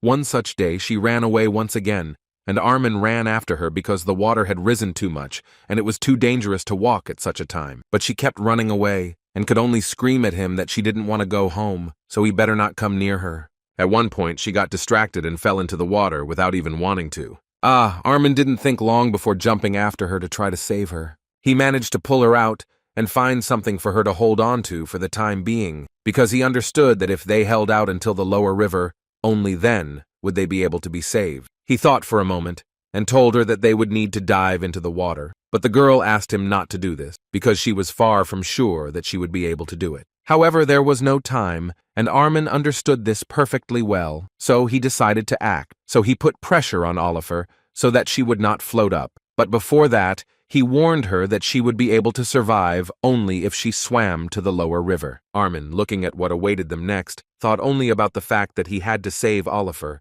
and this was his main task at the moment. Now Oliver can only remember that Armin, who was a talented student at the School of Magicians, lost his eyes like that. But now, she was glad when he recently contacted her and told her that he had become an artist. After such a short story, Armin finally entered the room, bringing the guys some small treats, for which they were very grateful to him. He also added that Sheena always talks a lot, but in fact, in his experience, she is the most nervous and always does nothing but talk about her students, which was both funny and pleasant to hear. At that moment, Chiron was assessing the man's paintings, which were quite beautiful, so he wanted to know, if it wasn't too rude, how he managed to paint them. Instead of 1,000 words, he decided to simply show the guys, who carefully watched his hand movements and were surprised that he could do it so easily. Iruki watched all of this carefully, and came to the conclusion that Armin was probably using the spirit zone. And if that was the case, then Ned could assume that the man had an incredibly good level of the spirit zone. But Chiron didn't think so, so at one point he decided to assume that Armin actually saw everything. After this suggestion, Armin suddenly stopped and said that he actually expected to hear that, so he started to remove the bandages he had on his face. And as soon as he did this, his eyes suddenly began to glow, and at the same time he said that he was almost sure that Chiron would guess about it. Chiron immediately began to ask his friends for help, because he was scared to look into Mr. Armin's eyes. But the boys continued to ignore him, and when he finally turned around and looked at them, he realized that they couldn't hear him. He couldn't believe that it could be magic because he had never seen anything like it. Armin understood Chiron's surprise, but still continued to talk to him and tell him that this magic is called stop. Chiron couldn't believe that right before his eyes stood a magician who had reached the speed of light. Armin invited him to sit down so that they could talk calmly and not rush anywhere. And in fact, they had a lot of time, so Chiron could easily understand him. Listening to all this, he was a little hysterical, so he even laughed a little, but the desire to hear Armin's story was even greater. Armin started by saying that he was still really worried. It seemed to him that he would soon figure out everything that Chiron didn't quite fully understand. So the man continued to talk about how, although ordinary people restructure information using the light they receive through their eyes, his eyes see the very essence of that light. And if you believe his words, then he understood this only when he saw Chiron, because they both went through the same experience. As it turned out, he was talking about the very function that was driving Chiron crazy. This both shocked and gave Chiron a chance to learn more about her, so he immediately asked Armin to tell him a little more. The man was ready for this request, so he immediately began to talk about how this function is a door that connects with infinity, and the person who opens this door is called the Unlocker. And according to him, Chiron was one of those guys who successfully opened that door. According to Armin, the mind of a person like him is capable of quickly breaking out into infinity, where he feels great strength and freedom. He understood that the guy might be worried about this, so he decided to calm him down and say that if he doesn't cross the barrier, his mind won't go away and everything will be fine. Chiron was really worried, and he told Armin that he sees space every night, which Chiron didn't quite expect to hear. After which he continued to talk about how, although he didn't show it to the guys, he was actually constantly being flooded with images or something similar, which made him feel like he was going to go crazy soon. And given all the events, it seemed to him that this was a little dangerous and that something had to be done about it urgently. This made Armin smile, because if this was really the case, then it could be said with certainty that magic loved Chiron. And the symptoms he had now were more than clear to Armin, and the place he most likely touched was the territory of infinity, that is, this is that very space. And a person who has encountered an endless and overwhelming space feels fear, which seems to drive him crazy. And since he is also aware of this strong stimulus of fear, then most of the unlockers gain omnipotence over space. However, it seemed to Armin that Chiron had encountered something completely different, and the moment Chiron realized what it was, his worries would pass on their own. Unfortunately, it is impossible to determine the exact date. It can happen quite quickly, or it can drag on for a lifetime. But again, according to him, there is no point in worrying. After all, it is already inside him, and the only thing is that now it is in a state in which it cannot be named in any way. Listening to Armin, Chiron came to the conclusion that if his words were to be believed, then this was knowledge that didn't even have a name. The only thing he knew was that it existed in space and in himself. He continued to think, and at some point suggested that it might be connected with the rope he saw in his dream. Listening to what Chiron was telling him, Armin decided to assume that there was a connection with the standard of symmetry. Armin had to explain that scientists once believed in the ideality of this world, a world that could be explained using mathematics and logic. He talked about the constant speed of time. These perfect symmetries looked like works of art that were intentionally clearly installed by someone, but the more often the studies were repeated, the more they learned that this symmetry was in fact destroyed. Come to think of it, Chiron had heard something like this from Iruka before, so he had no problem believing that the universe they lived in wasn't perfect. Moreover, although there was no name for it yet, Armin was confident that Chiron would be able to uncover this secret. Chiron was so happy because he had learned so much and was ready to reveal the secrets that were flying around him. After which he wanted to ask for forgiveness for the fact that even though they were following Teacher Oliver, he still didn't expect to hear so much information, and Armin only asked the guy to protect Sheena. After all, he knows better than anyone that her soul is much softer than it might seem at first glance. Chiron heard him and decided to ask him a question, in which he was quite interested to know why he was keeping it a secret that he could continue to use magic. He told her that Sheena was always worried about her conscience, but even in that case, his lost eyes would not return to him, so he did not want to push her further into this situation, and for that, it was necessary for as few people as possible to know about it. In other words, he would like Oliver to live her life, which she really deserves. Besides, he is already married and everything seems to be going well for him. And before returning the real thing, he asked Chiron to keep it a secret, which the guy was happy to do. Today was the last time they would meet in this place, so she asked him to write her letters when he settled in this place. Oliver felt so good around him that before she left, she told him that she hoped they would see each other again soon. At that moment, Armin's wife returned, having been shopping for groceries while he was painting. Chironi clearly didn't expect that Mr. Armin was this kind of person. This girl immediately drew her attention to the fact that Oliver had incredibly red eyes, which is why she decided that she was very ill. But before she could finish speaking, Oliver, together with her students, began to leave and do this. She tried to do it as quickly as possible. They left, and Armin's woman's face suddenly changed. She began to speak to him much more rudely, saying that he could have made his face simpler. Armin didn't want to listen to something like that, so he immediately asked her to stop and start reporting what she had found out, to which she replied that they needed to leave Creus and go to Kelbora within 15 days, but he immediately assured her that he would act according to the contract, so she better not talk nonsense, and in response she immediately wanted to know, or did he not tell Oliver anything? Armin understood that the lives of people dear to him were at stake, so he immediately assured her that he had not told her anything, and that she was not eating dinner early about it. On the way back to school, Ned noted that they currently have big problems, because if they do not urgently improve Oliver's mood, then they are threatened with the disbandment of their circle. So they decided to do it a little differently. Namely, they asked her to come back to school after they had something to eat somewhere. According to them, it was the first time they had gone outside in a long time, so they really wanted to have a snack before returning.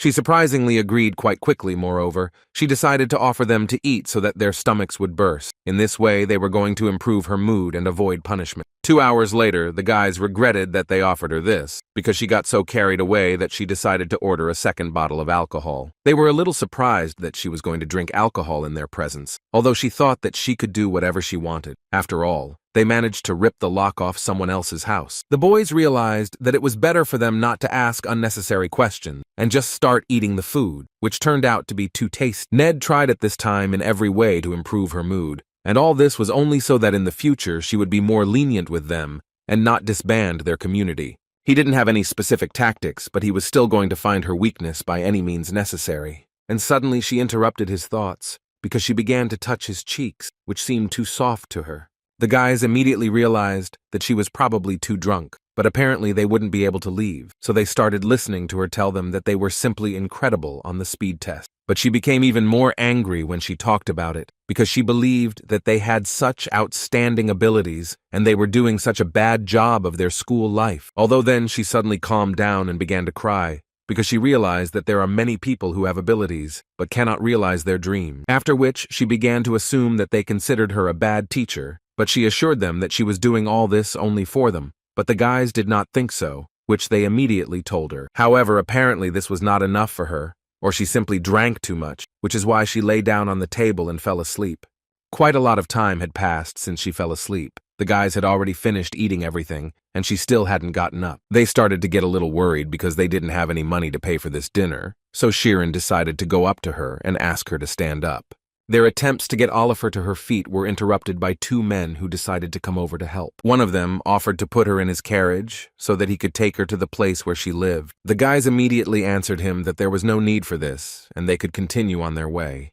But the man decided to insist and said that children should not do such things and that it would be better for them to step aside. According to him, such things should be done by adults. The man put his hand on Oliver and whispered that she had quite a nice figure. This assessment did not last long, because Chiron immediately intervened and for now, kindly asked to remove his hand. After which, he added to them that they should under no circumstances touch their teacher. This, of course, caused anger and aggression in this man, who believed that if they were students, it did not mean that they could be here at night. So he responded by asking them to return to their mother's arms before it was too late, and he, in turn, would do whatever he wanted. And he advised them to do this as soon as possible, because if you believe him, then one word from him would be enough to get them expelled from school. Ned did not answer him with words. He decided to show him strength, which, as it seemed to him, would be much more convincing in this situation. These two impudent fellows immediately realized that this was magic, and apparently they were students of the Alphea's School of Magic, which was not within their jurisdiction. But suddenly, they interrupted their conversation because the most impudent of them noticed that Iruka was holding his wallet in his hands, which said that he was a government employee. After learning this,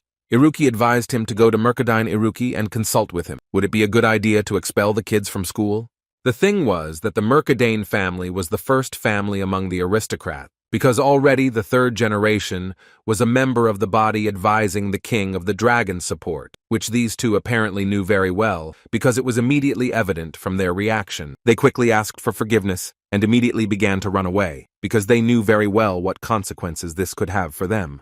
Eventually, the guys found Oliver's weak spot, and it was alcohol. They took a small photo and planned to show it at any threat to their community. Even Iruki noted that using a Polaroid in such a situation was a brilliant idea, and Ned did a good job. However, Chiron was not entirely happy, because he had to carry the teacher Oliver, because the boys told him that he was the strongest of them, so he was the one doing it. The only thing they could help him with was to tell him that he could use the diagram in this case, which was so strange to hear for Chiron, because it seemed to him that it could not be used with a simple desire. But Iruki assured him that if he knew how to use the spirit zone, then the diagram would work. Chiron immediately declared that he incredibly wanted to learn this. Iruki is willing to help him with this, so he said that first he should close his eyes, and he will ask him stimulating questions, and all he needs to do is watch his voice. He began to tell Chiron in a quiet voice that the guy should feel himself. Then he needed to go deep inside himself, but later it turned out that all this was one big joke, and Chiron understood this when Iruka asked him when he first kissed Ima. On the way, Chiron decided to suggest that the guys abandon the idea of blackmailing teacher Olive. However, the boys obviously didn't understand this because they had worked so hard to get these materials, but he thought that they shouldn't do this because today was a really hard and sad day for teacher Sheena. Iruki thought for a bit and decided to agree with Chiron, since she obviously wanted them not to have to deal with the pain she had experienced. Ned understood all this perfectly well, but it still seemed to him that this circle was left for him by the previous head, and if everything suddenly disappeared, then he would be the one to blame for everything. But on the other hand, he had an idea that they couldn't hold out for so long, and it would be a good idea for them to try and do something on their own, so that their community wouldn't be disbanded. And as soon as they agreed on this, Oliver returned to them, who was incredibly interested to know what they were gossiping about. The guys were so scared, but they were glad that she finally sobered up, and she immediately decided to ask them for forgiveness for her behavior. So, in honor of gratitude, she was ready to keep a secret what they had done today. They didn't understand what she was talking about, so they decided to ask again, which made her a little angry, so she repeated again that she wouldn't punish them, What's so unclear about that? And also, since they did so well, she gives them another month so that they can correct their mistakes and save their research group. But on the other hand, she wanted them to bring and show her the ghost anyway, if they really loved their circle.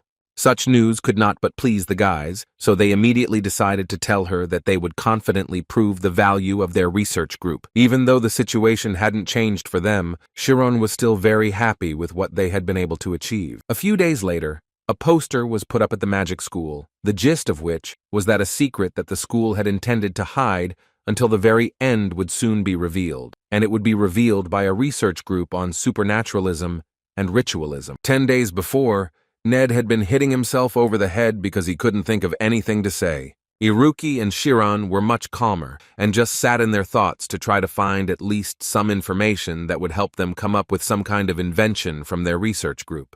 They discussed it all night and all day, but even that much time was not enough for them to come up with something. And the main problem was that even if these examples that they had actually happened in life, they couldn't apply them to their presentation. It had already been 3 whole days since they had made their promise to teacher Sheena, and everything was fine until they had agreed with the teacher that they would confidently enter the battle with a presentation. But then they realized what it meant to explore the science of supernaturalism and ritualism. Because they couldn't do anything, Need was gradually starting to go crazy. It was already becoming incredibly difficult for Chiron to continue communicating with them, and he wanted to say that he would go for a walk, when suddenly he saw a hologram copy of Need and got scared. It was unexpected enough for the guy to fall over the chair and onto the ground, but it amused Nade. But this joke seemed to lead Chiron to finally come up with the very idea that would help them. He started telling the boys that they didn't really need to confirm anything, and the first thing they thought was that they would go looking for teacher Sheena's weaknesses again. But Chiron didn't mean that at all. According to him, he was scared because he was deceived. It was just that a fear crept into his heart that even he himself didn't know about. But the guys couldn't understand anything, so he asked Chiron to explain what he meant. So he tried to convey to them that in fact there is no need to want to forcefully show evidence and expect that everyone will believe it. It is better to strive to free what is hidden in their hearts. Iruki finally understood what Chironi meant. In other words, he was suggesting to change the order, thereby not to prove and make everyone believe, but to prove after everyone believes, no matter how it sounds. Ned immediately started hugging Chiron, because they thought that this was just a great idea, and thus, he still managed to save their circle. But Iruki thought that the problem was that after seeing such sloppy magic, even those who initially believed would stop doing it, so he thought it would be better to make it move, and thus instill a little more fear. And then Ned joined the conversation, who assured the guys that this was of course possible, and if they continued to use the light shadow without stopping. For example, he decided to create a hologram copy of himself and dance a little so that it would repeat, and the result would be this animation, which looked very strange to the guy. Iruki immediately suggested that he do it with the help of automatic technology, and Ned immediately admitted that he had already thought about it. But unfortunately, there was one problem, after which he said that of course it is possible to add a program to the machine and make it show moving holograms, but people will not believe it if it does not react to them. Chiron supported his words, because that was the whole point of the ghost, and he would hardly have been scared if Ned's hologram had not moved. Iruki was silent for a while, and then added that he knew how to solve this problem. He started talking about how this could be solved by the expected reaction of people. In other words, he was going to introduce a complex system of theory. He wanted them to create a program after they had analyzed a lot of patterns of action. For example, they would assume that Chiron would look to the right, and that a little later, he would eventually make eye contact with a ghost. Chiron couldn't believe for a long time that they would be able to do something like this, to which Iruki told him that the thing is that in this school, everyone has a similar pattern of everyday life. So if you want, something like this is quite possible to implement, but you need a huge amount of information. He believed that to do this, they would need a lot of storage devices, and most importantly, they would need a way to send all the programs to multiple devices. Ned, hearing this, realized that this would be impossible with his electrical energy, after which an idea came to his mind, with which he turned to Chiron, who, as is known, is capable of using photon magic. The thing is that Teacher Oliver told them that in the Tower of Magic, they believe that the power of photons will revolutionize the data transmission industry and lead the way. In other words, it is used as a conductor for transmitting information. Now, in essence, Nothing was stopping them from creating the perfect ghost, and Iruka immediately noticed that the guy was apparently suggesting that they not stop at just scaring people. But in any case, he couldn't help but say that if this suddenly ended in success, then he could guarantee that on that day the entire school would be turned upside down. After which they began to develop a detailed plan that would help them save the circle. But Iruki was in no hurry to rejoice, because at that moment he had calculated the amount of photon power that was needed to transmit data, and the guys were already impatient to hear what he had managed to calculate. According to him, they need 3 times more than now, and this figure will need to be maintained for at least 10 minutes. The next day, Ned started by going out to put up some flyers, and after a short period of time he returned in a state of shock. Iruki had spent the entire day formulating action pattern equations, but Chiron had spent the entire day training to use photon power, so they weren't too happy. Which can't be said about Ned, who happily told them that this was the biggest demonstration, and everyone he didn't give an invitation to said they would come and watch, but that wasn't very good news, because then they would have more work. Therefore, they would like to know the approximate number of people, to which Ned answered again with a smile. If he is not mistaken, then it will be more than half of the entire school. A few days later, the entire school was discussing the presentation of the boys' project. Moreover,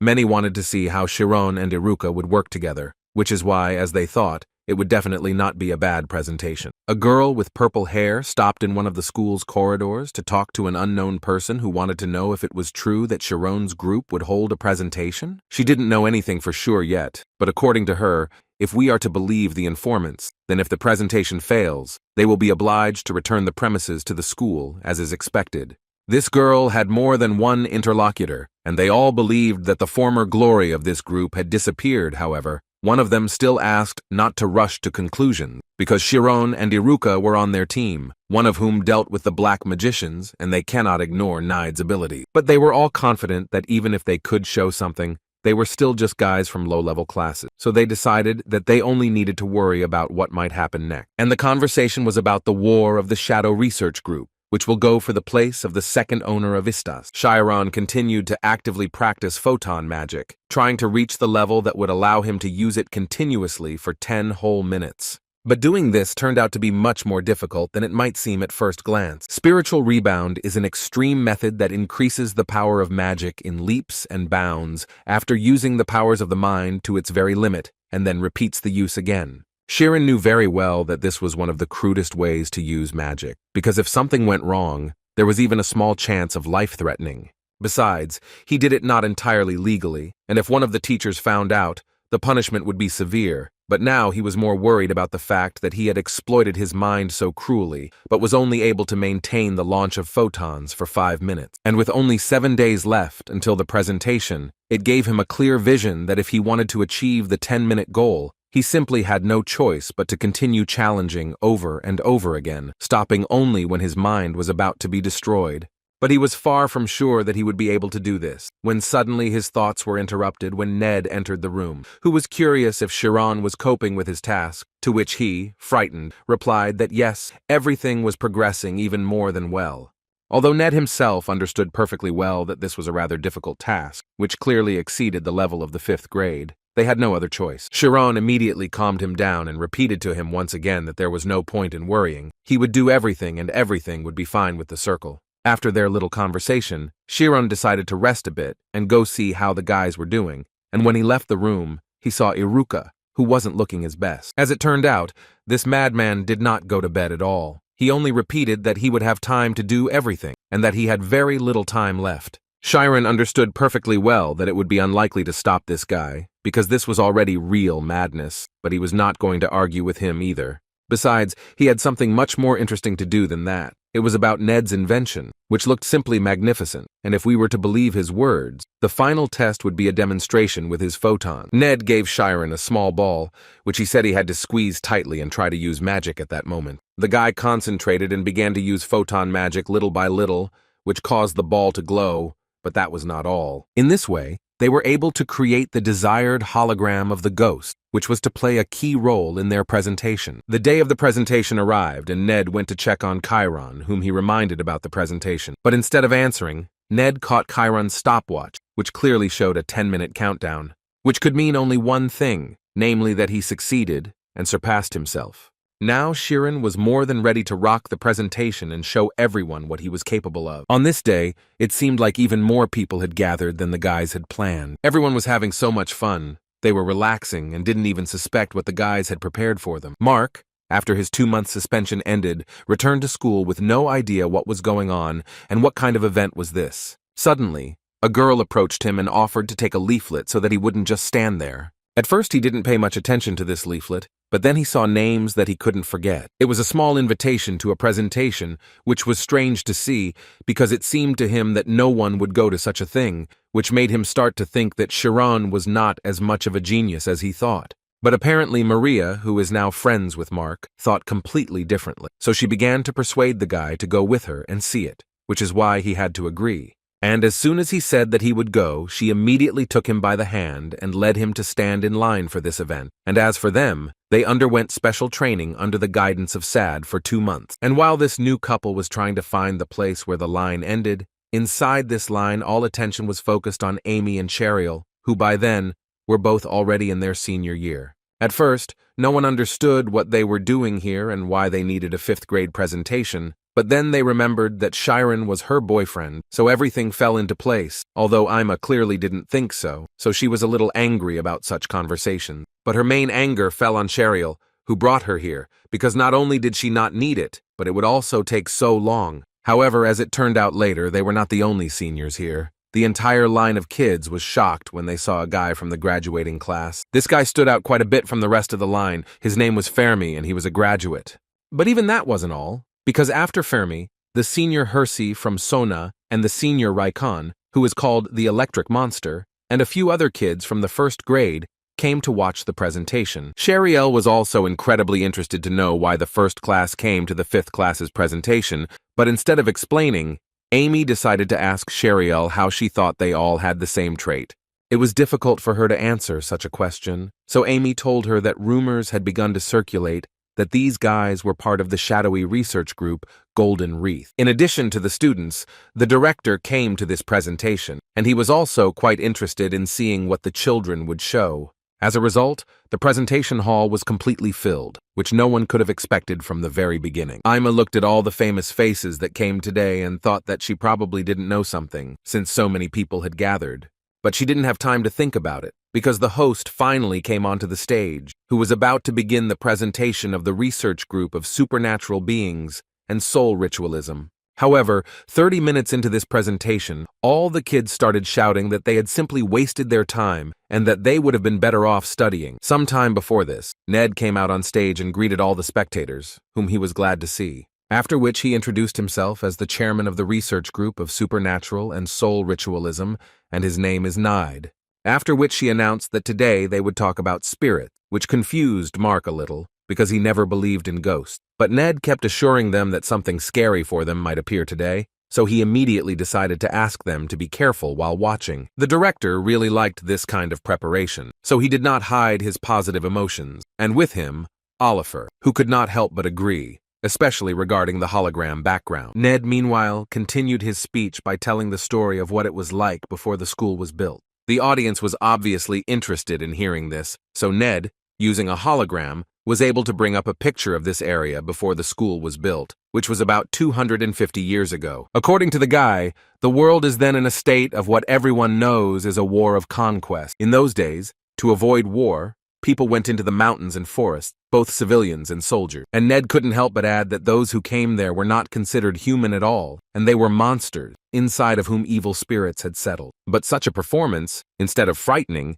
began to make the children laugh because they saw the familiar Iruka. The whole room laughed except for Ima, who didn't understand why they were turning a scientific presentation into some kind of circus. But the story certainly continued. It reached the stage where Ned himself began to play the role of an actor who came to a terrible place, having escaped from the war, only to find his beloved, who was the most important person on the planet for him.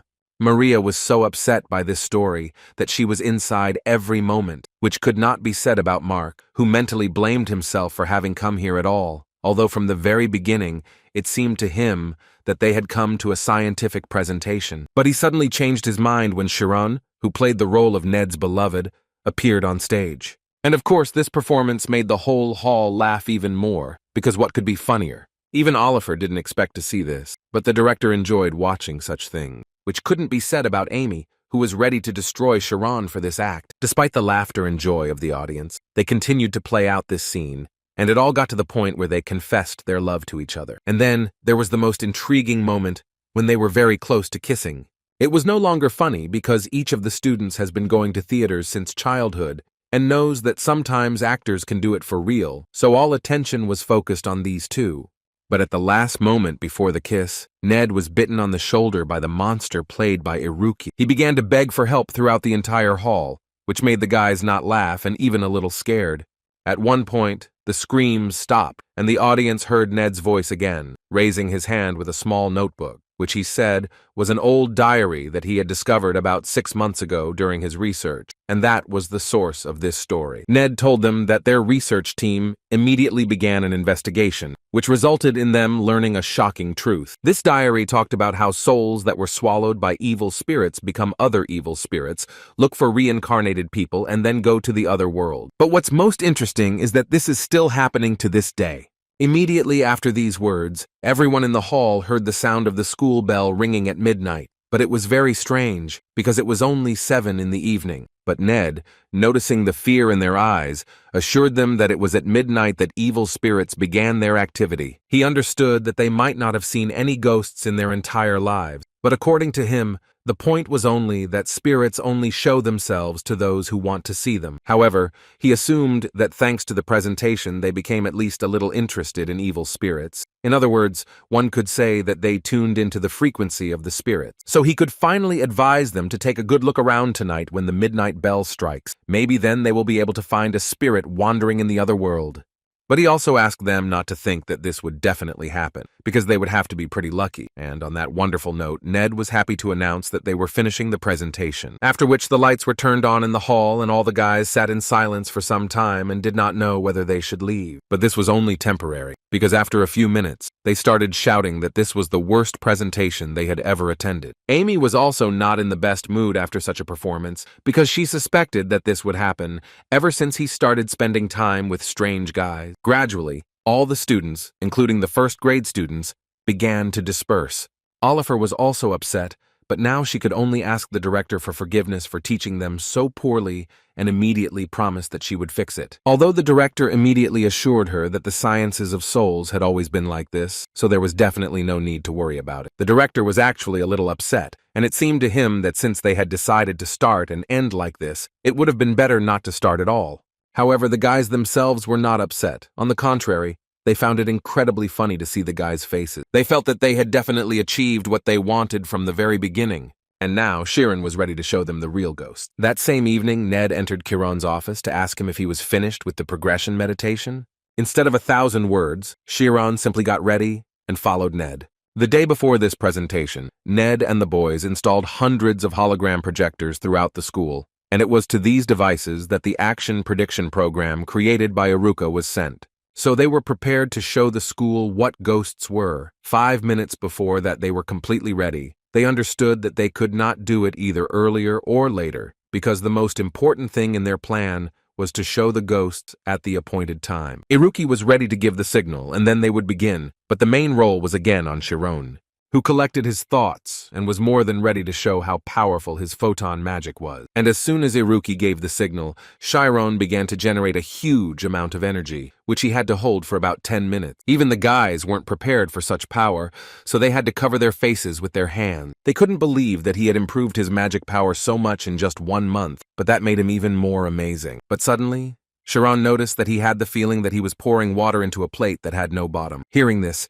Ned began to panic. He ran to the device and could not believe that this really happened. And when Iruki asked him what happened, the guy pointed to the sensor and said that the power was not increasing at the moment. But the reasons for this error were unknown, and it didn't take long for Iruka to notice that this was most likely the end, and they had failed again.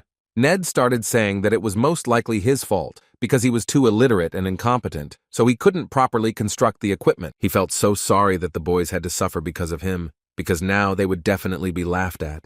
He couldn't stand it and started crying, while trying to tell the guys that he would take responsibility by any means necessary. So they asked Chiron to finish and not continue, but the guy was not going to do it because he believed that they were not just trying and working all night long, They essentially put everything they were capable of into it. So he firmly decided that he was simply not capable of giving up just like that. Iruka had to start yelling at Need to stop Chiron immediately, because he, like no one else, understood what consequences this could lead to. At first, he didn't understand why Iruki was getting so nervous, but then it dawned on him that Chiron was going to use the very function that Oliver had told them about. They both tried to stop him, but apparently it was too late because the guy didn't stop. Nade begged him to stop. He was ready to lose the research team, but he was not ready to lose his friend. However, they apparently did not understand that Chiron had already changed, and according to him, he was no longer afraid of the power that lay within him. Chiron remembered the words of Mr. Armin, who told him that perhaps he would not disappear, and for this, he just needed to remember who he was.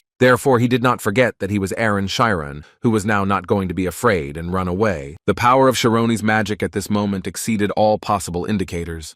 The guys realized that there was no point in stopping, so they continued their business, which they had been working towards for so long. At this time, Maria was sitting in her room and was about to go to bed, although she really wanted to read a little more.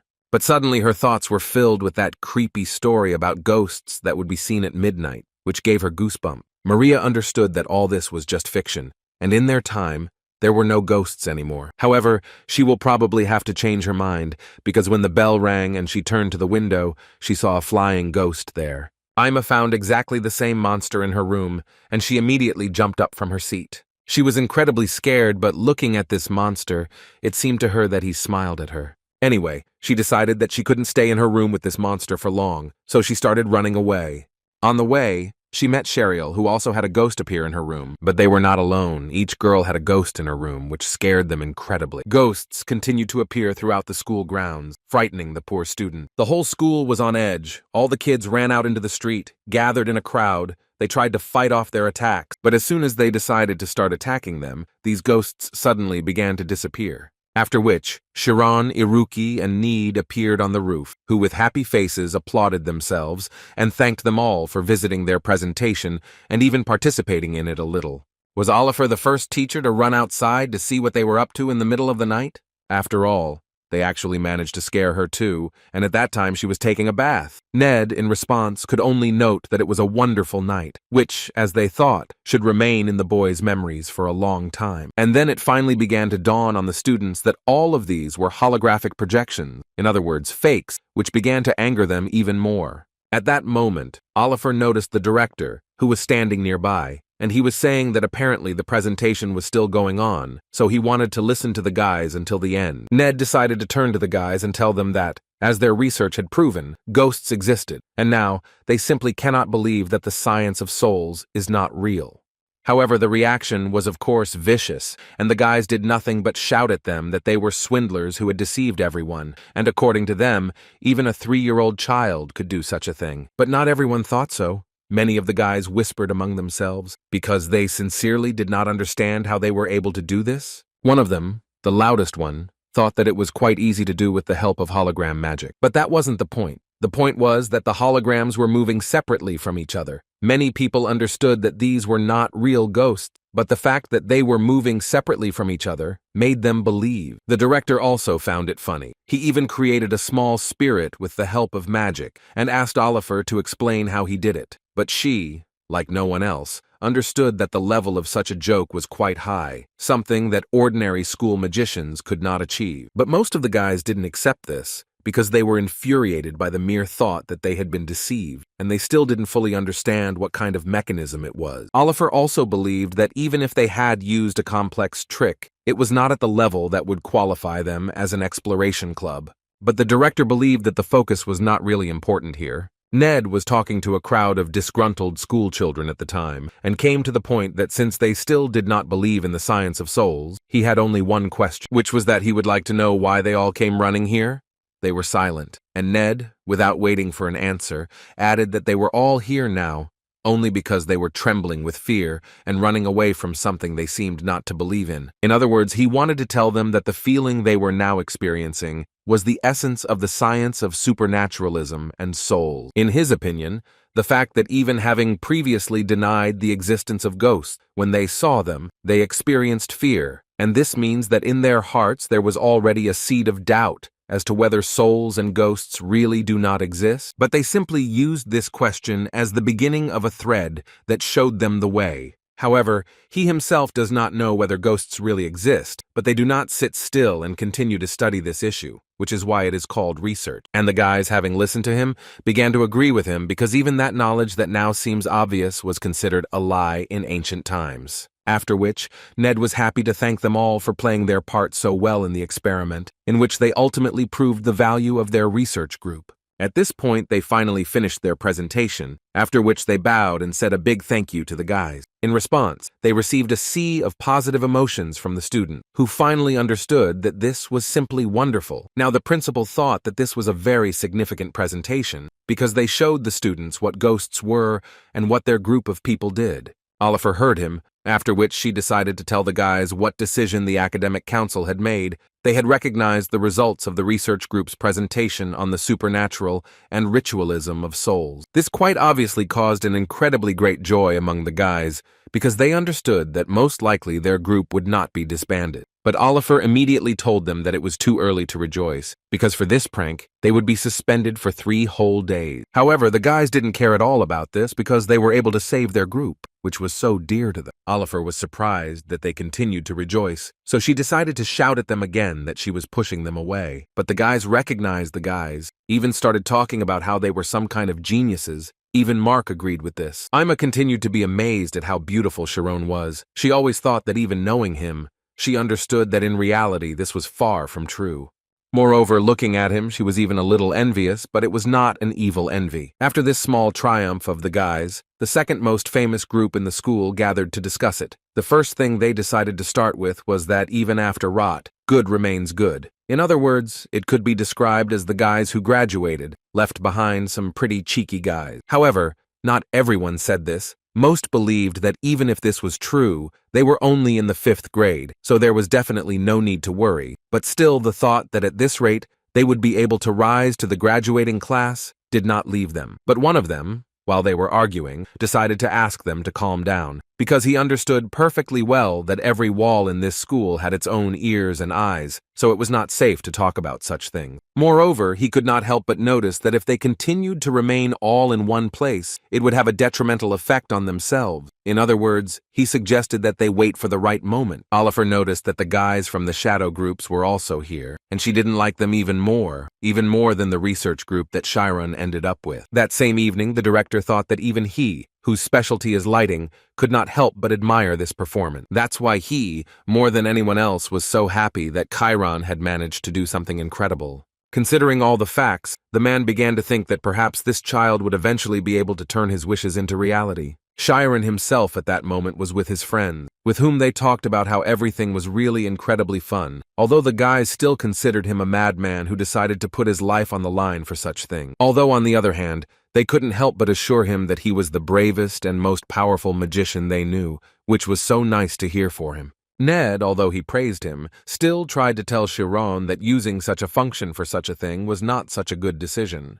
Iruki still couldn't believe that in order to withstand the use of this function, Chiron used the protective form of spirit. Chiron, however, believed that they should also pay attention to themselves, because they were also at their best, and without them, he certainly would not have been able to do anything. Iruki, for example, calculated the actions of all the students of the academy. Nide, in turn, created all this huge amount of technology that was so necessary in order to be able to create these hologram ghosts. After which Chiron added that he so much wanted to rise even higher, like these stars that sparkle brighter than everything else. Iruki, listening to all these words, decided to suggest that the guys have even more fun and go to graduating class together. This idea was immediately supported by Need, who added that when they go out into society, even more fun will await them. Chiron was a little unprepared for this, because he did not forget about the place he occupied in society, but Iruki continued to insist, saying that it would be wonderful. Nide, hearing this, decided to say that it would be quite good if they backed it up with a small promise to each other. But still, they promised each other that they would go together until the very end and become the best magicians in this world. The next day, Nade and Iruki tried to wake up Chiron, who was sleeping and did not respond to them at all, but they thought that the days of suspension should be spent cheerfully. But looking at him, they understood that he was completely out of it, and apparently really very tired. In Chiron's mind, he was lying there and couldn't move, as if a ghost had grabbed him. And this time he understood what the reason was, because he again seemed to be inside a nightmare that would never end. His consciousness once again fell beyond the edge of infinity, from which it is not so easy to escape. A huge, writhing light, it always awaits him, but this time the dream was somehow different, because in this place he usually woke up. Suddenly, in the center of this magical light, a huge crack appeared, and behind her, there was an incredible light, which began to gradually devour Chiron, because of which he began to gradually disappear. And as a result, he finally woke up from the fear that the dream he saw every day had changed. There was only one question in his head. What changes had yesterday's experience brought about, and what had he done that made it happen? But it was difficult to answer for now, if only because in his room he saw a strange light that was flying around him. Then he got up and saw a note that Nade and Iruka left for him. The guys warned him that they would go to a casino where they would use Iruka's calculations to become rich. However, Chiron, reading this note, already understood that they would most likely return with empty pockets. But now he had another problem. He had to figure out what to do for the next 3 days, during which he was suspended. He immediately had the idea of going home, but he was afraid that his parents would misunderstand him. After some thought, he remembered something he should have done long ago. After some time, he finally arrived at the bookstore he had wanted to visit for so long. At that moment, he thought about how he had been studying for several years in a row without any time to rest, so he decided that he should have his own novel. But before entering, he remembered that very story when he was forbidden to take the book with his hand, so he was a little worried that this could happen again. Although he understood that until he checked it, he would never know for sure, so having collected his thoughts, he nevertheless entered the store, where he was immediately greeted warmly by the saleswoman of this store, and immediately after that, she offered to help him choose a book. Chiron didn't quite expect such an attitude towards himself, because last time he felt completely different emotions, so he replied that he came here to buy a book. It was so strange for the guy to realize that this saleswoman did not recognize him at all, but on the other hand, he understood her, because he really had changed quite a lot since their last meeting. In any case, he chose the book and went up from the store, inspired and happy, because it was his first book that he managed to buy, and it was called Raise a Dragon and Catch the Demon King. And all this was thanks to the fact that he diligently saved the scholarship that the Ogant family sent him.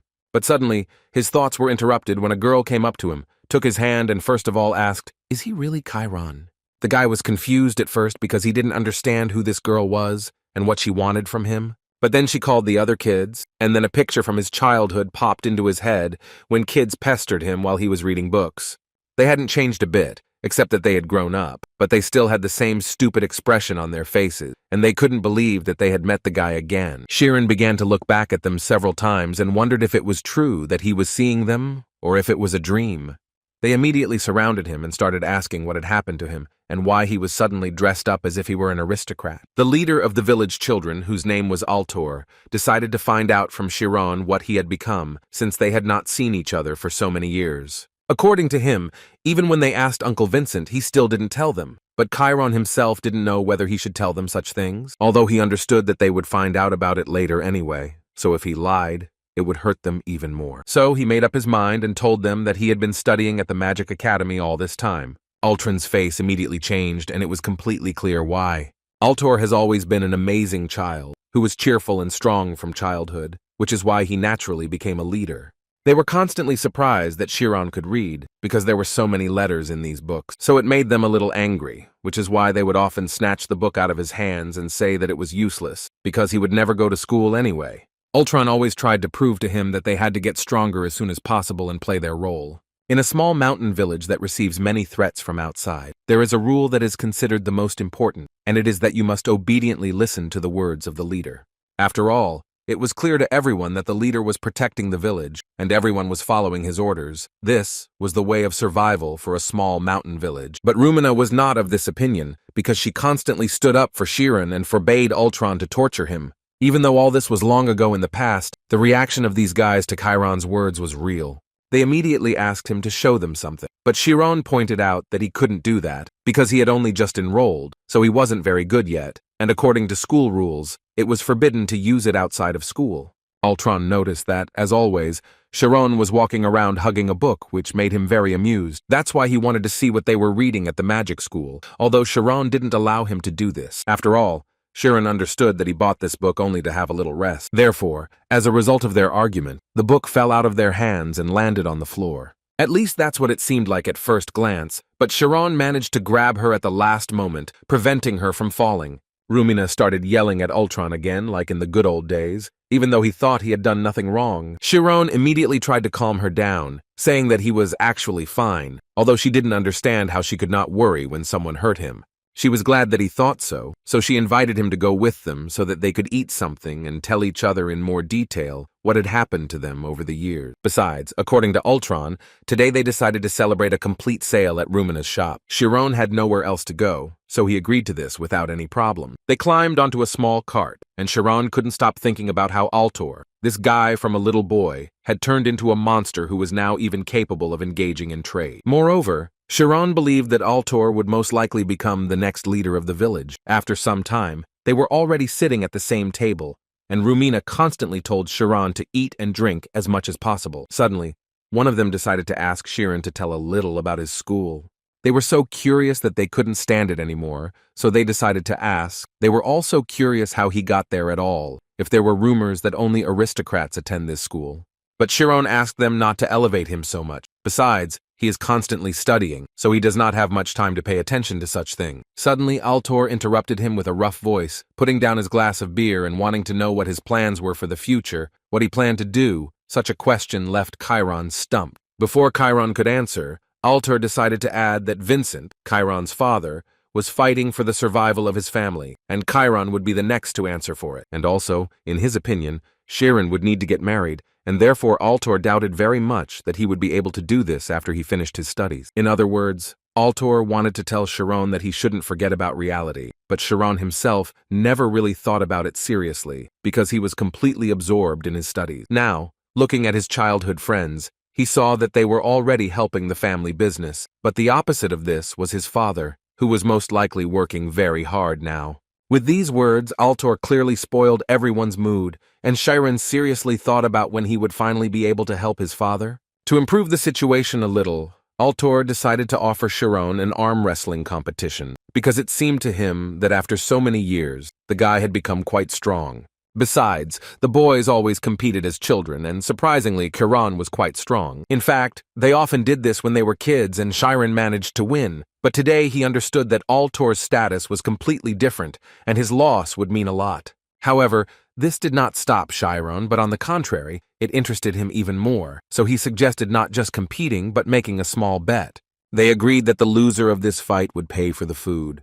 Chiron decided that he would help Altor a little, for the sake of raising this guy's reputation, so he should hold out as long as possible, and lose in the end. But before he could even finish his plan, Altor made just one move and thus defeated the guy. Rumina immediately started yelling at Altor, telling him that he was doing everything too roughly. This upset the guy a little because he didn't really want to do everything like that. He just wanted to improve the atmosphere a little. So he decided to ask Chiron for forgiveness and say that he would pay for the food himself, although Chiron pointed out that he was the one who lost, so he would be the one paying. While talking with Altor, Chiron didn't even notice how a bag of gold coins that he had been saving for so long fell out of his pocket. The boys immediately fell to the floor to take a closer look at these gold coins, because they had never seen them in real life. They didn't understand why Chiron was carrying such a large amount of money with him, since it was the equivalent of an entire cafe's worth in a month of trading.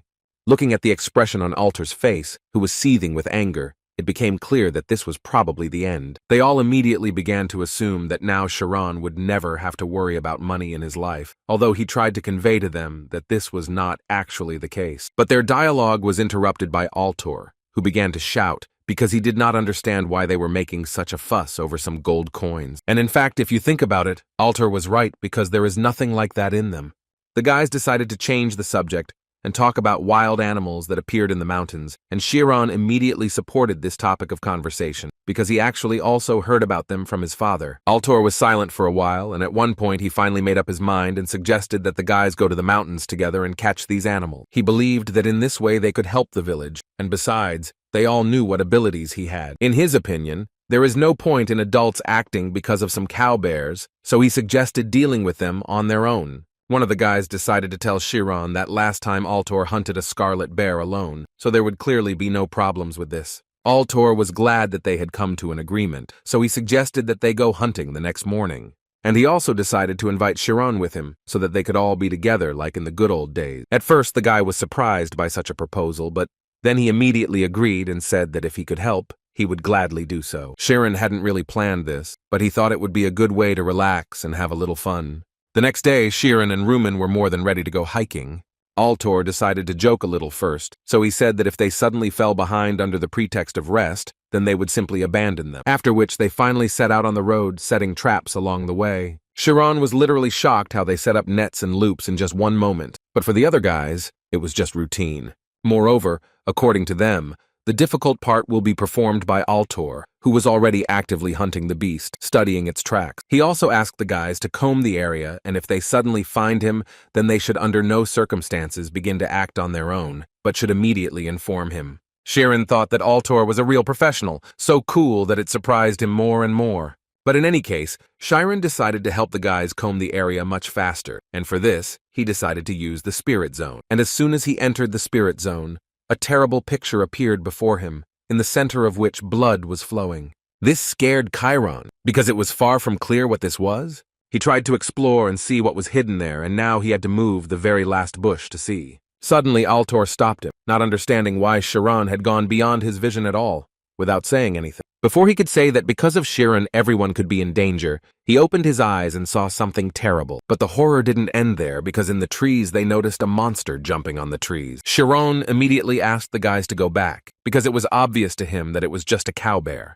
Moreover, Chiron believed that they needed to inform the adults and cordon off the forest, because they might even have to request military forces from the city, which Altor could not believe. He was convinced that they didn't even know who it was, so there was a high probability that they wouldn't be able to get rid of him. Chiron thought differently, so he tried to convince Altor of this, but this irritated him greatly. So at one point, Altor just started yelling at him and saying that Chiron doesn't know anything about it, after which he stated that he was the leader of this group, therefore giving orders was his main responsibility. However, Chiron asked Altor to stop thinking like that because it was a completely different situation, but the guy was not going to do that. Moreover, he continued to yell at Chiron and tell him that he was always like that, and was always not ready to recognize him as a real leader.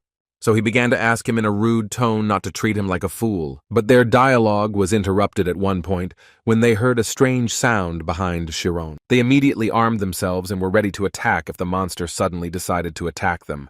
But no one expected to see this, because a huge monster emerged from behind the trees, which could easily destroy them. Chiron was stunned. He understood that this was not just a beast, this was a monster that was definitely not part of the chain of evolution.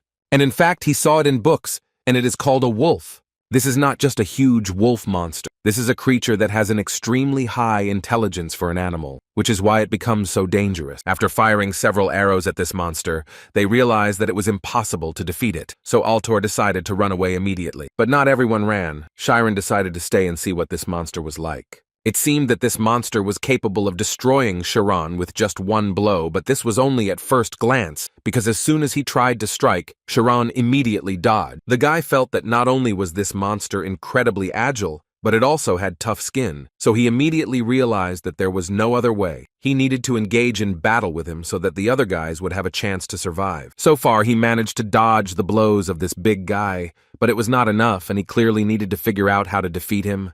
And while Chiron was trying to think, the monster used his mind. He turned around and started running after Chiron's friends. Altor stopped at that moment and realized that he simply couldn't leave Chiron there alone. But as it turned out a little later, this was a big mistake because the monster was already too fast, and apparently this is where his story ends. At that moment, all the thoughts that made him think that he was to blame for everything flashed through Altor's head, and if he hadn't called them here, they would all be alive. He did not have time to prepare for death, but as it turned out, this did not need to be done, because at the last moment, right before the blow of this monster, Chiron intervened in the battle. The guy immediately ordered them to run away and do it immediately. At some point, the monster began to smile. It seemed he was amused by the fact that Chiron was so desperately trying to save himself and his friends, but he obviously wasn't going to let him do that, so he continued running after them. Altor's body simply froze, and he couldn't move. He was so scared that his nerve endings were no longer felt. Chiron at this moment continued to do everything possible to save his friends from this monster. But he himself had some problems when he tried to grab the monster with his hands. However, he understood that he had no right to make a mistake, because then his friends could die, so he decided to use a teleport. In this way, he was able to move this monster to a safe distance from his friends. But Chiron had no further plan. He wanted to stop using the photon activation and let him fall, but at that moment he would definitely be cut by claws. Thus, he could not throw it away while in this state because now inertia does not act on them. But he simply had no other choice, so he decided to act rather strangely because he had never used that very function in the fight against such monsters. Why does this world exist and what is existence anyway? And objects, what are these objects anyway and why do they have mass? The emptiness that Chiron saw in his dream, the shattering symmetrical world, if suddenly it means the universe right before its birth. And if existence begins from there, and because Chiron broke that symmetry, mass can be transferred to photons. This knowledge gave Chiron the opportunity to push away the monster that almost destroyed him with its claws. Looking closely at the body of this monster, Chiron realized that he had managed to destroy this monster, after which he began to scream that he had finally managed to do it. Now Chiron is able to use a mechanism that transfers mass to objects, and if you use this mechanism, you can transfer mass to light. But now, he was interested in another question. What was such a dangerous creature suddenly doing in the mountains? However, the thoughts that overtook Chiron were horrifying because he remembered that the Vulks do not act alone. And the guy's friends, who stood in one place in fear and watched as a huge crowd of such monsters came towards them, already knew about this very well. There was nowhere to run, and each of them, deep down, understood that this was probably the end. But Alter was not going to give up, so he shouted to them that he would now try to distract them, and they would need to carefully descend from the cliff. They were obviously against the idea, but he didn't care because he thought they simply had no other choice. He just wanted them to survive and tell others about it, so that his and Chiron's sacrifices would not be just empty space. Right after that, Chiron appeared, who apparently did not intend to die today. They were so happy to see him because they had already thought that he had died. But there wasn't much time for talking, so he asked them for forgiveness for making them worry, and now it was time to deal with these monsters. They thought it was crazy because he clearly wouldn't be able to defeat so many monsters at once, although Chiron assured them that it was exactly the opposite, because now he wasn't breaking the school rules and could use his magic with peace of mind. There was only one thought in his head, that he could defeat them all, and he would do it. After which, using photon magic, he created a huge stream of light with which he was going to destroy all these monsters. And in fact, the monsters were not happy about this, because the guy's attacks caused irreparable damage. Now the guys more than trust Chiron. Now he is a real hero to them. But this was clearly not the end, and he still had to do everything possible to protect the people dear to him. Chiron was confident in his magic, so he was not going to run away, but on the contrary, he was only glad that there were more and more monsters, which he was about to destroy with just one blow. The only downside that Chiron noticed after using this magic was that it drained too much of his mind power. He was so lost in thought that he was so distracted that he didn't notice how another monster attacked him. But fortunately, his reaction allowed him to save himself, and he shot at this monster at the last moment. However, this time it didn't work. After Chironi's attack, the monster was more than ready to continue attacking. Chiron understood that the problem was that the power of his attacks had been reduced too much, and he urgently needed to change his tactics. The monsters continued to attack him, and the guys were too worried about Chiron, so they asked him to come back. However, Chiron himself was not going to give up. He had another way, but he was not sure that it would work. But having collected his thoughts and accumulated enough energy, he was still able to shoot a huge beam of light, which incinerated each of the monsters. Thus, he managed to stop them on the rampart. Altor still couldn't believe his eyes, because he didn't understand how this was possible.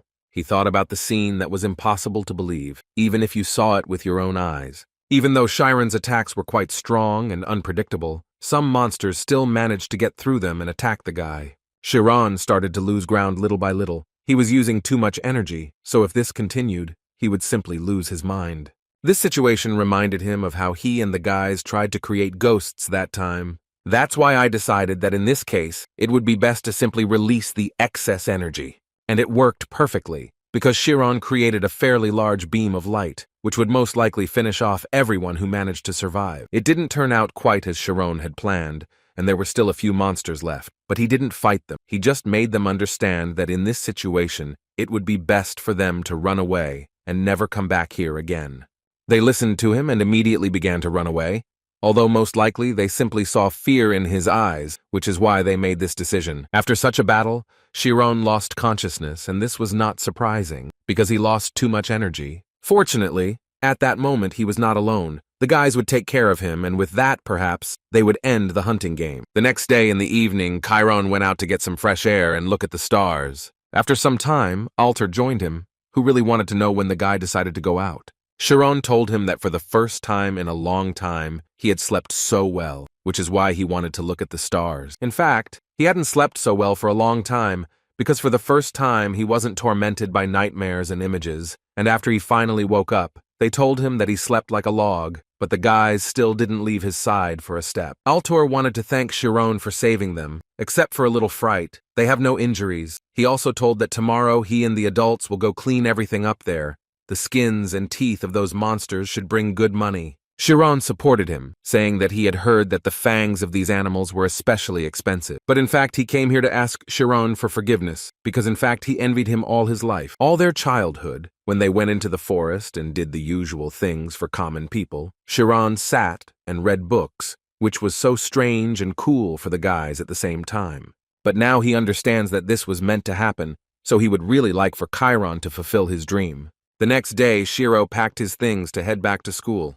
All his friends saw him off and wished him that his dream of becoming a magician would come true. But he immediately told them that he would definitely come back to them, so they wouldn't be bored. Rumina couldn't stand it and decided to hug him before he left, and also asked him to come back, and if he suddenly decided to pretend that they were strangers after he became a magician, then she would beat him. He promised that this would definitely not happen, so now he wished them to stay healthy, and then left. Chiron returned to the headquarters of the community he was a part of to talk to the guys about what was bothering him. When he finally entered the room, he greeted the guys, and the first thing he assumed was that they had most likely lost all their money in the casino and came here. At first they wanted to answer him, but then they decided to find out why he suddenly smiled so hard. Chiron immediately told them that he had something to show them, so they quickly moved to the training arena, where Chiron showed what technique he managed to learn. Although the guys didn't quite understand what was new here, because it seemed to them that he had only slightly increased the power of photon activation.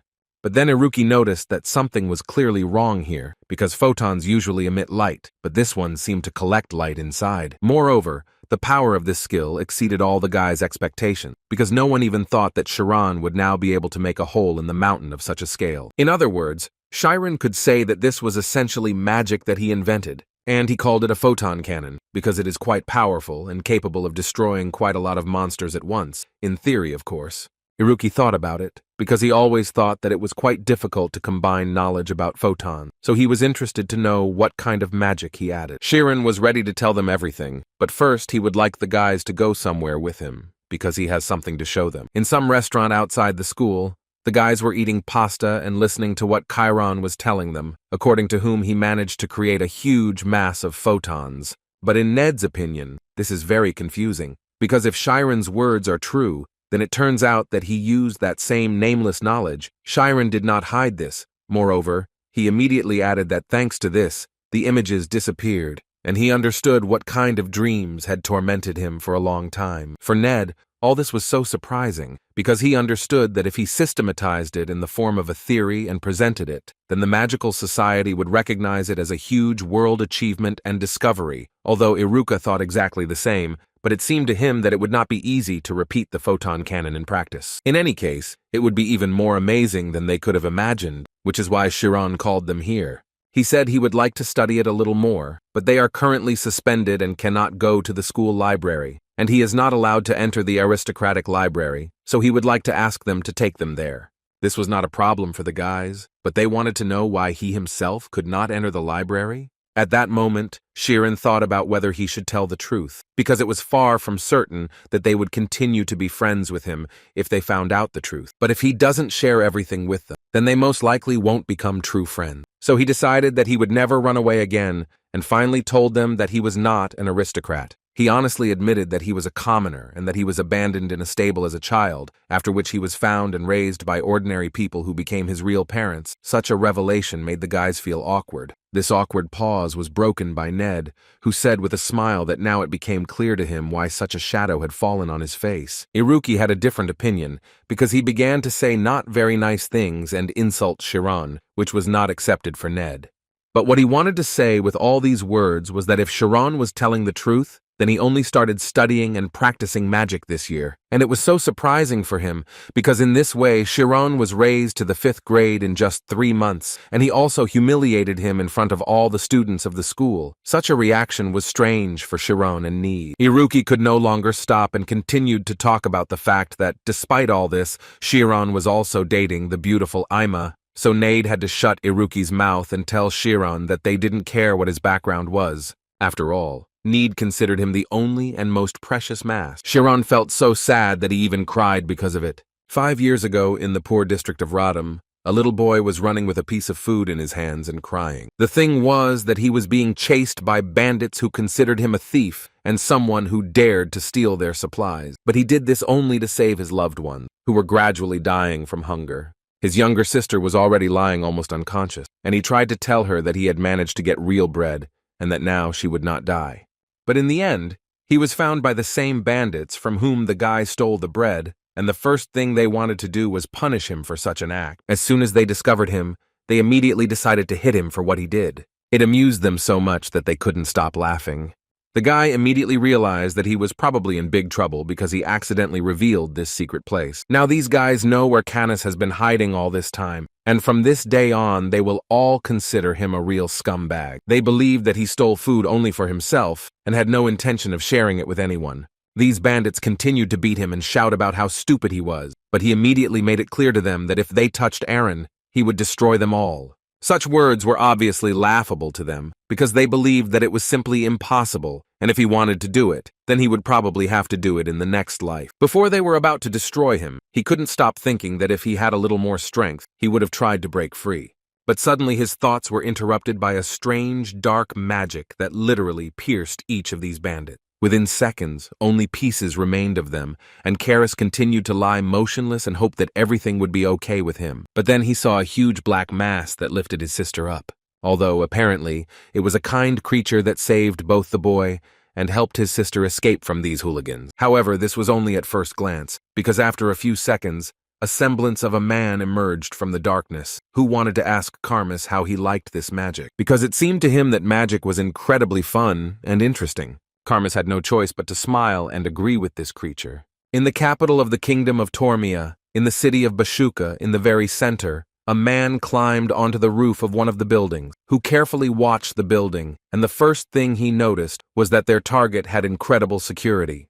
But on the other hand, it was understandable, because inside this building there was a truly huge number of relics. However, their main goal was to steal the core of the magical power control device, which is called the Dragon's Heart. This artifact is located on the 3rd floor of the center of the steel room and is currently guarded by 15 people. The main problem was that until the core of the magical power control device was removed, it was impossible to use the spiritual zone. In other words, one could say that they simply cannot use magic and can only go on their own. But Canis was more than ready for such a crime. So without thinking twice, he burst into this building with his strange magic, which was supposed to help him destroy all enemies. The guards tried to stop him, but it was too difficult for them, because the guy's strange magic didn't even give them a chance to think before he laid them all out. They immediately raised the alarm, and while they were coming to help, they tried to detain him with their own forces, although this was not the best idea. After a few minutes of searching, Canis finally managed to find the very core he had been looking for so long. He took it in his hands without thinking for long, and as soon as he did this, the light went out everywhere. Most of the guards began to collapse due to a sharp decline in strength. After such a fantastic crime, Aris entered the game, who could notice that Canis had done a great job. The only thing she would like is for there not to be a single victim, but Canis immediately assured her that there was nothing to worry about, because he simply knocked them out. His words were suddenly interrupted by a powerful explosion, and then he heard a voice shouting at him that it was all over, and they needed to surrender. There were already a huge number of magicians on the street, who assured Canis that even though he had somehow used magic, holding the control core in his hand, he was still finished. There was a man in the center who was very angry, so he was going to do everything possible to prevent the guy from taking anything out of here. After such screams, after a few minutes, people began to emerge from the darkness. One of them was Kamis, and his companion was Aris, who seemed to be glad to have been discovered. The head of the response team immediately realized that these people were using black magic, which is prohibited.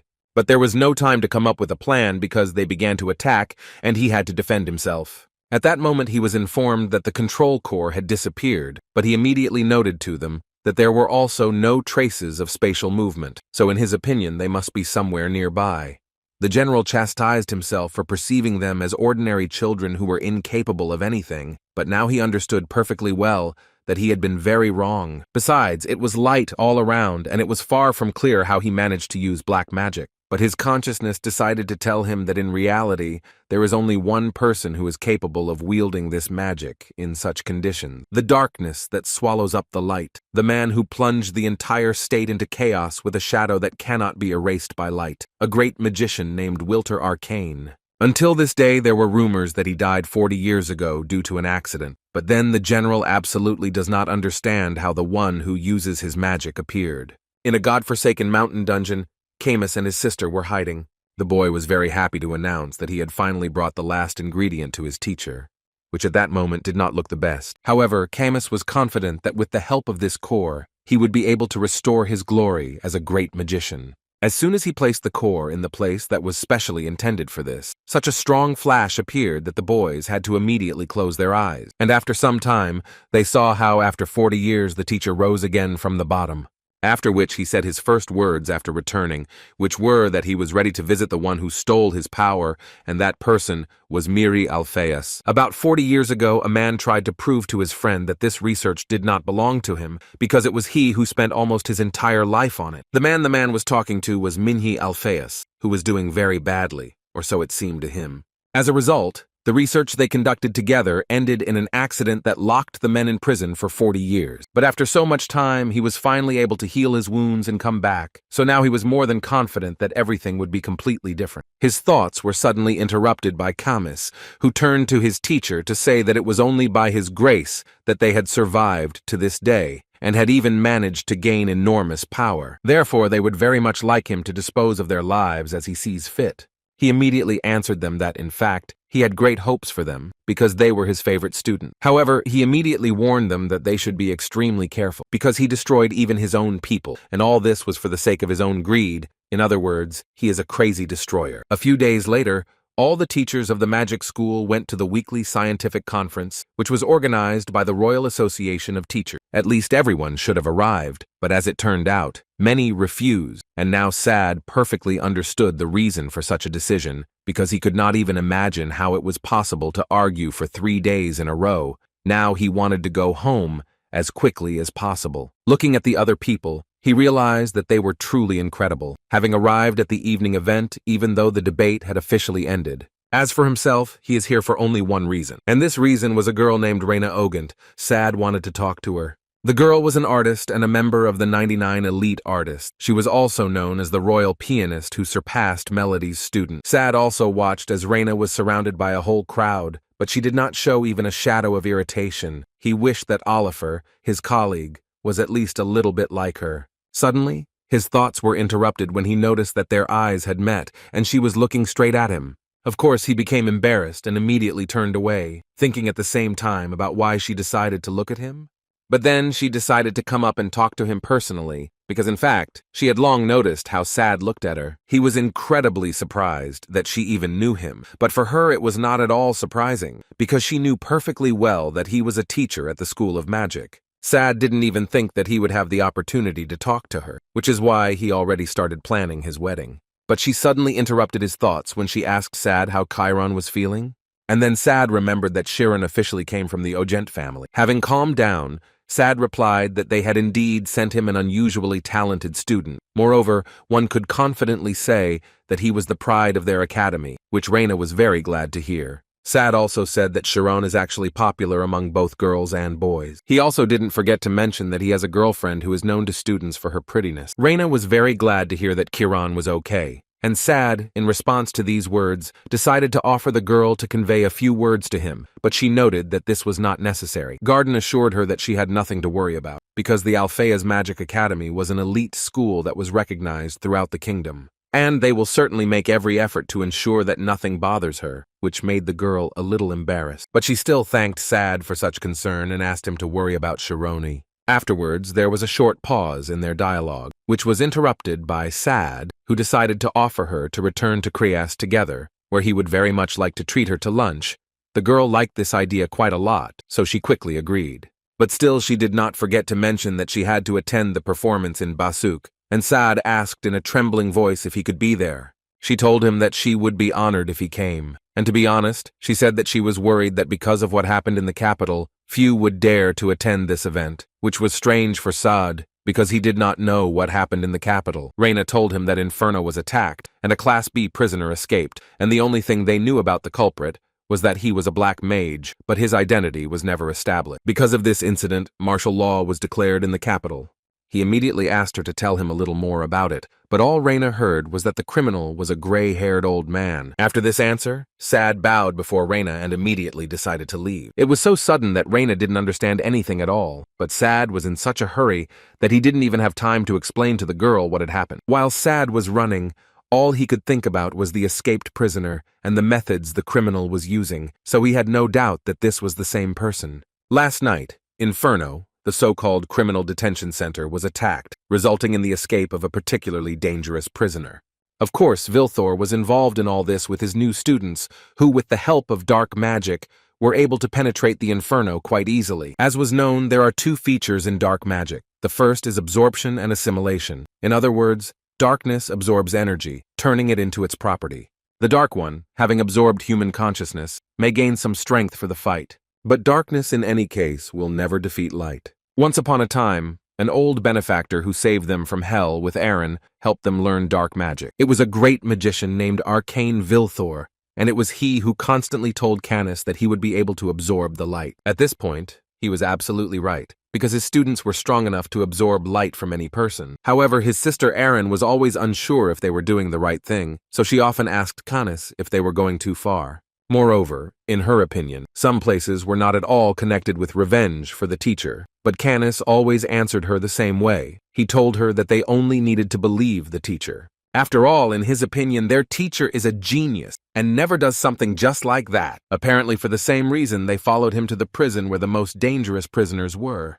One of the prisoners, who was the leader among the prisoners, extended his hand and said that he was incredibly glad to meet him. He introduced himself as the Night Cat Kraken, although he suspected that since the man had come here, he knew who he was. Wiltor looked at them with a look that made them shut their mouths, and then added that he had just gone out for a little fishing and had met only piranhas. Such expressions were too offensive for the prisoners, so one of them incited them to punish the old man for calling them piranhas. The decision was made quite quickly. They decided that since he was a magician, it didn't mean anything, because there were many more of them, so they were confident of their victory. However, their advance ended rather quickly, because darkness covered the entire space and they saw absolutely nothing. And after a few seconds, all that could be heard was the sound of bones breaking. After this, Wiltor, together with his students, finally set off for the purpose for which they came here. Wiltor came to the prisoner, whose name was Schema, who understood perfectly well that they did not come here to simply free him.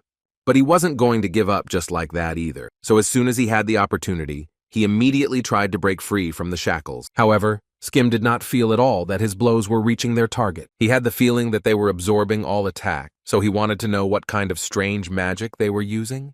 Wiltor finished this demonstration and said that he knows very well that Schema is driven by money, so he came here to give him a job from which he can earn good money. This was already very interesting to hear for Skim, because he didn't even think that he would be able to establish contact with. Meanwhile, Sad asked his carrier to go even faster. He was ready to pay him enough gold, but the man immediately told him that no matter how fast they went, they would still only reach Krias by morning. He couldn't calm down and was very nervous because Wiltor Arcane attacked Inferno last night. After all, even the child understood that after this, he would most likely want to take revenge for the events of 40 years ago, which is why Sad was in such a hurry to get to school to report to Director Minhee. Schema was free, but from that time on he constantly complained. Therefore, Camus asked him not to whine, because he only needed to fulfill the terms of the contract, but he immediately noted that if he had only known that they would want to attack the magic school, he would never have followed them. Since he had left prison, Schema had often thought about how they had told him that there would not be much work here and that they would reward him generously. But now he realized that his work was practically no different from a rebellion in the state. But still, it seemed to him that among them there was an adequate person, and it was Aaron, with whom he tried to talk. He thought she was too beautiful to be a ruthless criminal. but their conversation was constantly interrupted by Kamis, who reminded the man that his job was only to watch the hostages. He found it funny to hear this, and he also didn't like that the guy called him Lucas. But in any case, Kamis didn't really talk to him, but only asked him to wait until the time when they would start carrying out the task. This, of course, could not help but anger the former prisoner, but Kamisu also did not particularly like following this man. At times it was difficult for him to understand why his teacher brought him at all. But on the other hand, he understood that there was no point in doubting, because most likely everything was going according to the teacher's plan, so there was no point in worrying. The mass existed initially. Because of it, the symmetry of the universe was broken, and that incident happened. As a result of the interaction of countless cases, there exists a world in which they live. All these incomprehensible words were written in one of the books that Need was reading. All he could take away from this was that if it weren't for the mass, their world wouldn't exist. Iruki didn't understand why he was so worried about this. Well, that mass appeared, and that's it. But Nida couldn't understand how he could talk about it so calmly.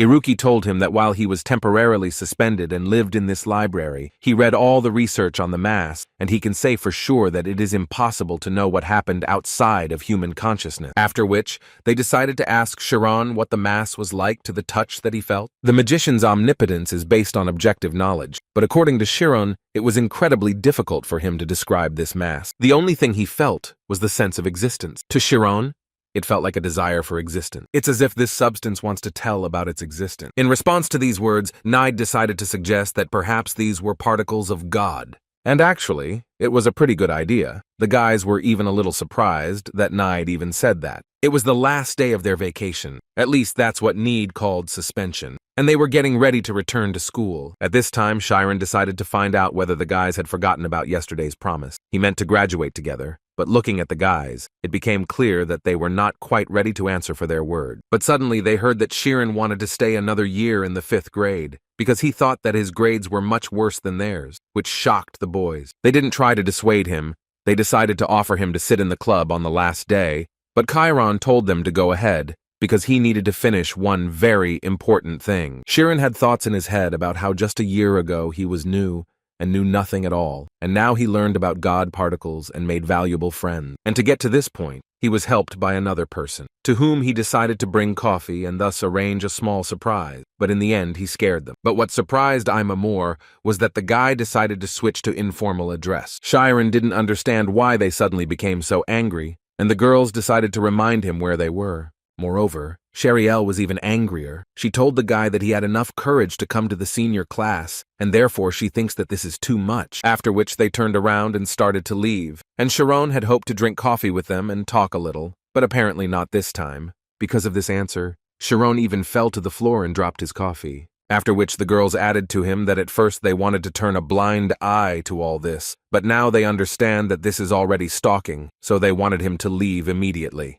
While Chiron didn't understand why they suddenly started talking to him, Amy was already asking Cheriel to calm down and leave, because they were wasting their lunchtime. They hurt Chiron so much with such words that he jumped up and started running away, thinking that he really didn't deserve such treatment. Cheriel didn't understand what was going on with this guy, because he seemed so kind to her, and now he decided to follow them around, which was incredibly embarrassing. On the way, Chiron ran and did not notice the student whom he accidentally crashed into.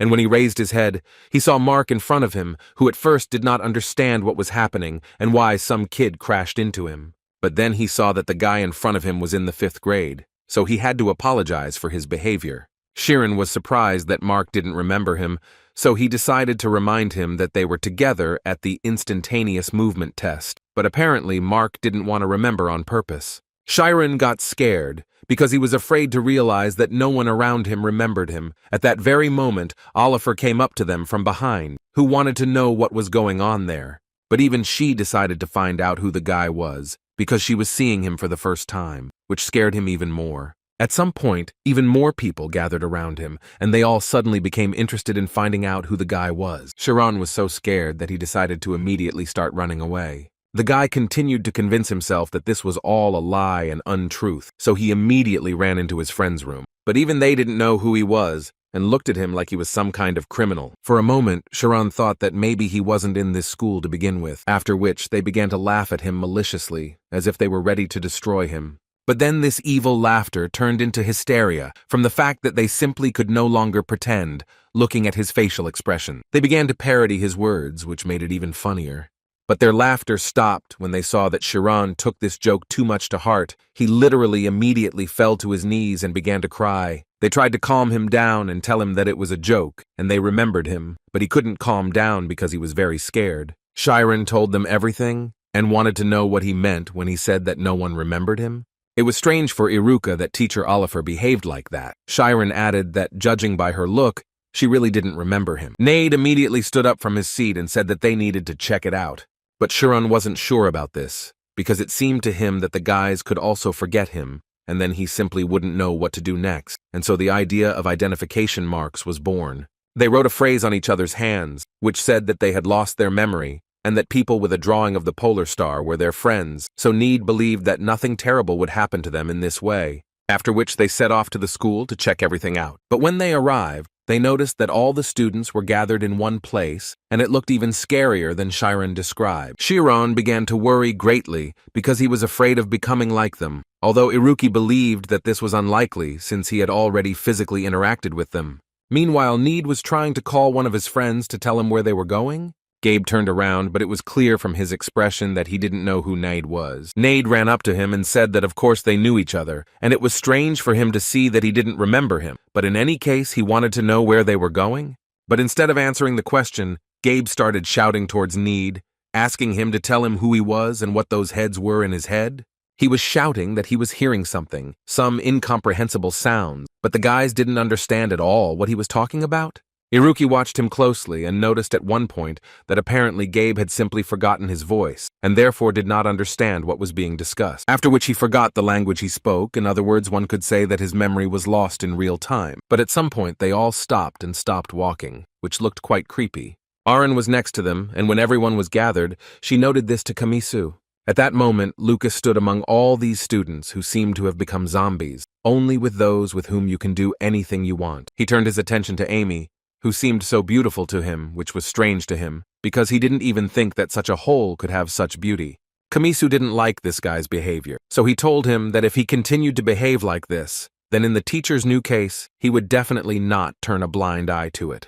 Lucas thought it was too cruel because he just wanted to have a little fun. Camus wanted to destroy Lucas incredibly badly because he really didn't like the man, but he knew that he couldn't forgive himself for such a stupid act as arranging a battle in the spiritual zone. And Lucas didn't take risks because he thought about money first and foremost, so he held himself back. Shironi, Nade, and Iruki, meanwhile, watched this madness from the mountain. Nide suggested that even though they didn't fully understand who they were, he still thought they needed to stop these guys as soon as possible. Iruki disagreed with him because he reminded the guys that memory layering magic is very complex, and they used it on more than 500 people. In addition, among them, there are people who have trained their spirit all their lives in a famous school of magic, and among them there are also teachers, including Oliver, who has a state level above 6. Considering all this, it can be assumed that the magicians they encountered were much stronger than teacher Oliver, which was already beyond their power. Iruki suggested to act a little differently, and to start by simply following the trail, and if someone was in danger, then they would immediately intervene. But Chiron did not completely agree with him, because he immediately noticed that among all these people, he did not see the director and teacher Atella. Romy Atella was meditating at that moment, but suddenly she felt unbearably ill. She finished her meditation, and immediately noticed that there was no one in her class, which was quite strange for her. Romy immediately followed to the school, where she saw no one, which quite obviously scared her. She walked around the school for a while to find at least someone, until her search was interrupted by Teacher Sad, who appeared so suddenly. He ran towards her and shouted along the way that the school was under attack. He said that as a result of the attack, everyone was in danger. Even the school guards lost consciousness, and according to him, the culprit was Wilter Arcane. Rami knew perfectly well who they were talking about because this was a great magician who had been causing chaos for a long time. They called him a great magician because he had a level higher than the third. The level of a magician is determined by his achievements and reputation. If you destroy the lair of a rank of villain, you can get 500 points. To rise from the 10th to the 9th level, you need 1,000 points. But to increase the level from the 4th to the 3rd, you need as many as 280 million points, which was almost impossible for any magician. Besides, Arcane was in the minority, using dark magic, but still managed to become a legend who rose to the 3rd level. Itella understood everything, but not why such a magician suddenly needed a school.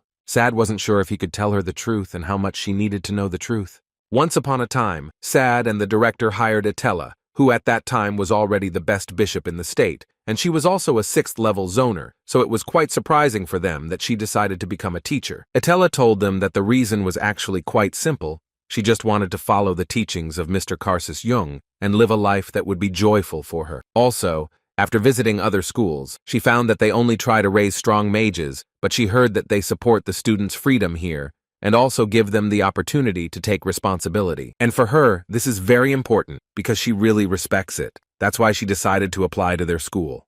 So now it was quite difficult for Sad to talk to her about such topics, but he still told her that he would very much like her to listen to him without prejudice, after which he finally decided and said that in fact, Biltor Arcane was the director's teacher. But Ethel didn't care at all. She believed that no matter what kind of relationship they had, he was evil and was harming the students. So she decided that first, they needed to save the children. With the help of the Spirit Zone, she determined that the students were currently heading rapidly towards the mountain. She also said that she saw 3 people leading this strange parade, who were leading them in an unknown direction. Sad asked her to try and understand who they were. She didn't know who was leading the crowd, but she saw something else, namely Chiron, Need, and Iruka, who were carefully following the crowd. At some point, the crowd stopped, and Chiron and his friends did the same.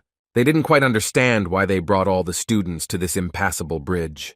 Nade immediately suggested that perhaps they would now start throwing the students off the bridge, but Iruki and Chiron were calm because they believed that overall, if they did this, they would not gain anything. On the other hand, he understood that in this situation, the only benefit that could be gained was if they took hostages. Nide still thought that they needed to be informed immediately, although Chiron was against it, because again, he didn't see the director there, nor did he see Professors Garden and Itella, so it seemed to him that someone had already understood and asked for help.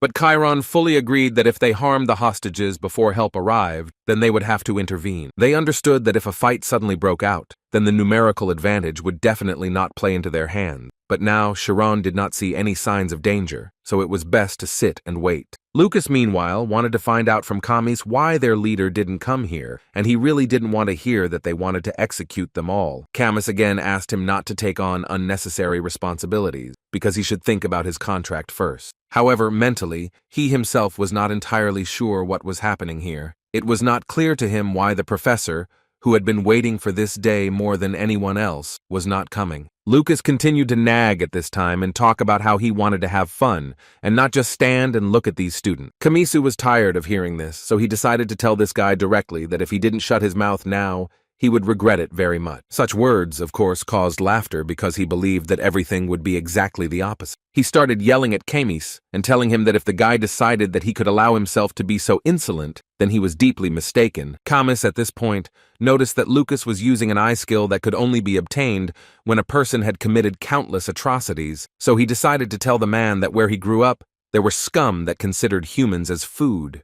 And apparently he is talking with such garbage at the moment, which he doesn't really like. Lucas answered him with a smile that now it was clear why he didn't like him from the very beginning. He continued to say that even though these zombies had lost their memories, they were still alive, so Camis was also not much different from him. And while he was saying this, one student fell behind him. And this was a clear example of how, without the ability to drink, eat, and rest, they would slowly die, even if they hadn't planned on throwing them off the cliff. In other words, it is easier to destroy all these people so that they do not suffer. Camis started yelling at him and saying that he didn't bring them here to die. They were just prisoners, but Lucas didn't care. He thought that now would be a good time to reduce their numbers in advance. Besides, he believed that in any case, in the end they would be the ones who ruined their lives. Camis warned him again that he had better not touch this woman, otherwise the consequences would be terrible. But apparently Lucas didn't care anymore, and he decided that he would do it, regardless of what others told him. Suddenly, his joy was interrupted by an explosion that occurred right under his feet.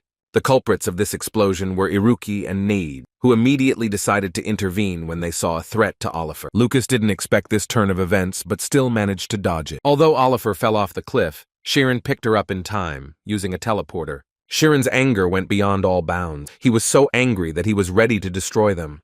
Camus didn't spend much time trying to figure it out, and first of all, wanted to know who they were and how they managed to escape mind control. Arcane, entering his shelter, saw a girl in front of him, and the first thing he asked her was if she had come here alone. Arcane immediately realized that she was the very nun whose arrival he had predicted. Romy Etella introduced herself as the bishop of the monastic order of Karsis, and she immediately added that it was an honor for her to meet such a legendary man. He certainly didn't expect to hear something like that. In fact, he could imagine that she was a seeker of truth, since she was able to pass through the abyss of Nova. Moreover, in his life, he had only seen old people in this position. Therefore, looking at her, he realized that since she surpassed the elders at such a young age, it means she is a genius. But in any case, at the moment, this was the least of his concerns. He wanted to know more about where Alphaeus was now. In response to this question, she told him that if he was wasting time in this way, then it was useless. Besides, she understood that he must not have much energy left, since he used quite strong magic at night, so he could only wait for the onset of night to continue his atrocities. So she came here to tell him that if he immediately lifted the spell on the students, they would let him personally talk to the headmaster. This caused quite a loud laugh that did not stop. He was amused by the fact that Romy Etella thought that he suddenly needed time. And after he calmed down a little, he immediately began to attack Etella. He called her a naive girl who, unfortunately, will pass away today, and he even felt a little sorry for her. At this point, Lucas could only talk about how they ignored his word, but now they had 3 problems in front of them, so he was quite interested in seeing what Camus would do next. According to him, their plan was too ill-conceived, but he was still ready to get involved if they gave him a little more money, but this clearly did not please Camus. Therefore, he decided that he would deal with this himself, and he asked Arena to restrain the hostages. Lucas couldn't wait for this. He wanted so much for Camus to finally make a mistake, and he finally did it. To begin with, Camus decided to talk to them a little and find out how they managed to avoid moral dominance. Nide started laughing at him in response and saying that they weren't avoiding anything, but that their dark magic was simply broken by their strong spirit. Camus found this quite amusing because he understood that if it were true, they would not be standing here. Besides, he didn't have time to talk, so he asked them to attack faster so that he could deal with them faster. Iruki and Chiron immediately noticed that the thirst for destruction in the spirit zone was simply incredible. But Chiron also couldn't help but notice the fact that if this was dark magic, then his abilities would be in an advantageous position here, so he decided that he would take this guy on himself. They thought it was a bad idea and that they should attack together, but Chiron asked them to deal with that second guy. Besides, he asked Iruka and Need not to trust that man because he just threw a man off a cliff and didn't even blink. But all this is small stuff compared to how strong this man is. Lucas was silent at that moment, but he was thinking that this kid would most likely cause a headache because of his cleverness. Little by little, Chiron released more and more energy and thought that this would be the most difficult opponent in his entire existence. Looking into just one of Camus's pupils, one could only think of emptiness, which was so huge that it made him shudder. Anyway, the fight started and Camus cast a big shadow on Chiron. The guy didn't lose his composure and immediately used the power of photons. But it didn't work as well as Chiron would have liked, so he gathered even more energy to try to do it again. However, even after the strongest blow of light, the shadow still remained. And Camus just continued to smile and look at Chiron. Chiron couldn't believe that such a great power existed that could ignore even the laws of nature. Camus interrupted his thoughts when he began to slowly approach him and talk about how he had stepped forward, hoping only for a force opposite to his abilities. For him, it was a rather stupid act. Chiron didn't come here to talk, but to fight, so he created even more photon energy, which he launched at Camisa. And such a blow finally broke through the defense of the dark magician, who clearly did not think that some schoolboy could get to him. Aaron also couldn't believe that his brother had just been blown up by a blast of light.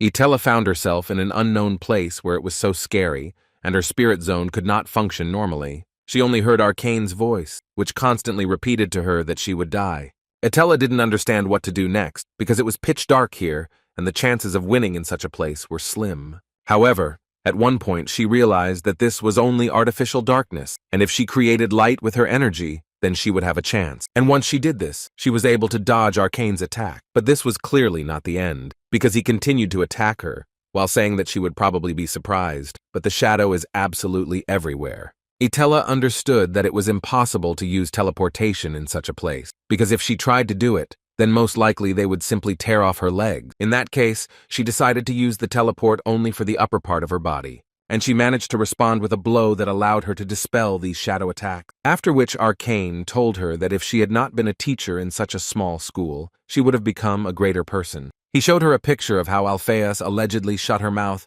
and put her amazing talents and skills under his feet. This made Itella very angry, so she started yelling at him and trying to find out what he wanted from her. Instead of any response, he simply struck her with a blow, which she was unable to block due to being too distracted. At the same time, Sad tried with all his might to find the director, who, according to his feelings, was definitely somewhere nearby.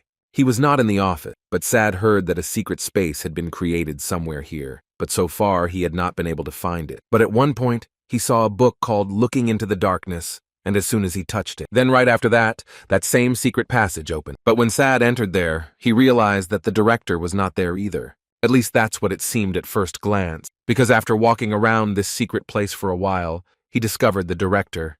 But when he spoke to him, Sad realized that the director had apparently lost his memory. However, in his case, something was different. He did not completely lose his memory, so he remembered who Teacher Sad was. Sad, looking at his teacher, thought that he had not completely lost his memory, as happened with other people. He remembered some people, and thought that he had come to the future. And as soon as he looked in the mirror, he started screaming that he couldn't believe that he was such a wrinkled old man, and he didn't understand at all where his beautiful 18-year-old face had gone.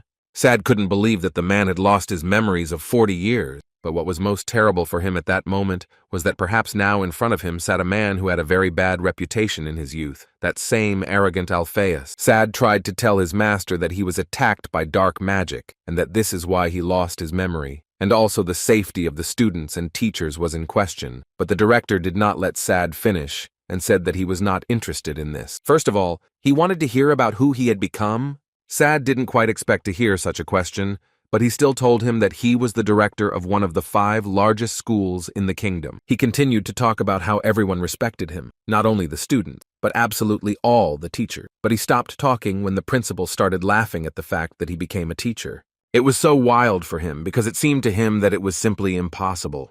But suddenly his laughter stopped and he came close to Sad to find out what level he currently had. And when Sad answered that he had the 4th level, the man began to get very angry, because he thought that this was too little for him. He started to destroy everything in the room because he wanted to hear that he had finally reached the 1st level. Besides, he could not believe that he, the man who was called the greatest genius of the continent, had become some kind of director. In a fit of anger, he reached a painting of a little girl, whom he called a village girl. He threw this portrait off the wall and then turned to Sad, to whom he said that since he was his student, he should be able to use photon activation, so he immediately ordered his memories to be returned to him, because he immediately wanted to know what he had been doing for 40 years. Sad was very scared when he heard this, so he immediately decided to ask the man not to look at them. Hearing this, Minhee answered him that if he was really his student, he would immediately expel him, because according to him, he did not need a weakling like him. And all because he considered himself a great magician, and he definitely would not feel pressure because of some past. Sad knew very well that if one person experienced the same memories twice, he could lose his identity. So Sad was afraid that Minhee Alpheus would not be able to return. But at the moment, he simply had no choice but to believe the master, so he was going to get rid of the darkness that sealed the memories with the help of photon activation. Then everything would depend on Minhee himself, who was angry that his student dared to doubt his abilities. Minhee's memories began to return, and at first they were simply wonderful. He began to remember how he walked in his youth. If a place where one mistake costs a person's life is defined as a battlefield, then they have always lived on this very battlefield. In order to survive, they hardened themselves, so some guys who go to school to get a good job cannot be their equal. At least that's what Aaron thought, because their master made them think that way. But now her brother had almost died. Camus was thinking at that moment that his dark skin magic had activated almost instantly, and if he had delayed even for half a second, everything could have been much worse. For some time he couldn't even understand what hit him. It seemed to him that it was light, which has mass. But then he stood up abruptly, because he thought that only nonsense had appeared in his head, because light simply cannot have mass. But a voice inside told him that this was possible with the presence of an intermediary that exchanged the energy of light for mass. It seemed to Camus that all this was complete nonsense, because he had never heard of such a substance in his life. But the voice assured him that just because he hadn't heard it, didn't mean it existed, and besides, they couldn't be sure that this guy could have discovered it. The voice inside asked for forgiveness from Kamis for ruining his mood, although he was actually just telling the truth, because his opponent was strong and unusual, and he had too good inclinations to be considered an ordinary student of a magic school. However, at the moment, Kamis was only interested in one question, which was that he wanted to know if he could defeat him. The voice inside gave an immediate answer, saying that if they worked together, then they would succeed. Nide and Iruki were surprised that this guy had enough strength to stand up after Shironi's punch. Kamis started laughing in response and noted that it wasn't really such a bad blow, after which he turned directly to Chiron and told him that apparently this was where his talents ended, and in his opinion, it was noticeable that for the first time in a long time, he would be participating in a good battle. Chiron was not at all amused because his opponent took people hostage and called it a battle, so his anger filled him even more. But Kamis immediately decided to tell the boy that he could no longer hope for victory, because he was sure that his magic would no longer work on him. However, Chiron was already running to attack and shouting along the way that he could then try to block her. Chiron immediately noticed that his opponent was using the same technique as last time, although something had clearly changed. Magic can be divided into two types. The first type is magic that can be avoided, and magic that cannot be avoided. Lucas knew this very well, and immediately realized that they still needed to get rid of this guy, because judging by the outburst, he could cause a lot of problems in the future. Kamis's attacks became much more dangerous, and this was immediately noticed by Chiron, who thought that he had everything under control, but he was not going to give up in any case, and continued to fight as best he could. Nade looked closely. He was watching their fight, so it wasn't that hard for him to notice that this guy was moving around using his shadow. And he was clearly not happy with this, so he told Iruka that they had to do something, because Shironi would hardly be able to win this way. Iruki himself understood this perfectly well, but he also understood that this guy could only move to a place with which the shadow was connected, but unfortunately it was impossible to guess where he would appear from unless he took control of all the shadows and analyzed them. However, Iruki also didn't forget that Chiron was the guy who calculated the dragon labyrinth and passed it. At one point, it seemed to the guys that Chiron had finally managed to catch this guy and deal a lot of damage to him. But at the last moment, a huge shadow prevented Chiron from doing this, thereby saving Kamis. It was the first time they had seen such a sight, especially how the large shadow compressed the light strike that Chiron had dealt. After which some unknown voice addressed Chiron, which made the guy stop. And when he raised his eyes in front of him, he saw a huge animal, in the form of a large shadow, which praised Chiron for giving him such a tasty thing. Meanwhile, Minhee recalled how 40 years ago, in one of the bars of the capital of Bashuk, he approached a guy who had recently written a dissertation, and, according to him, he was very interested in reading it, and the name of this magician was Sarov. This guy was very pleased that Alpheus told him that he had identified the characteristics of the light, and therefore it was noticeable that he had tried very hard.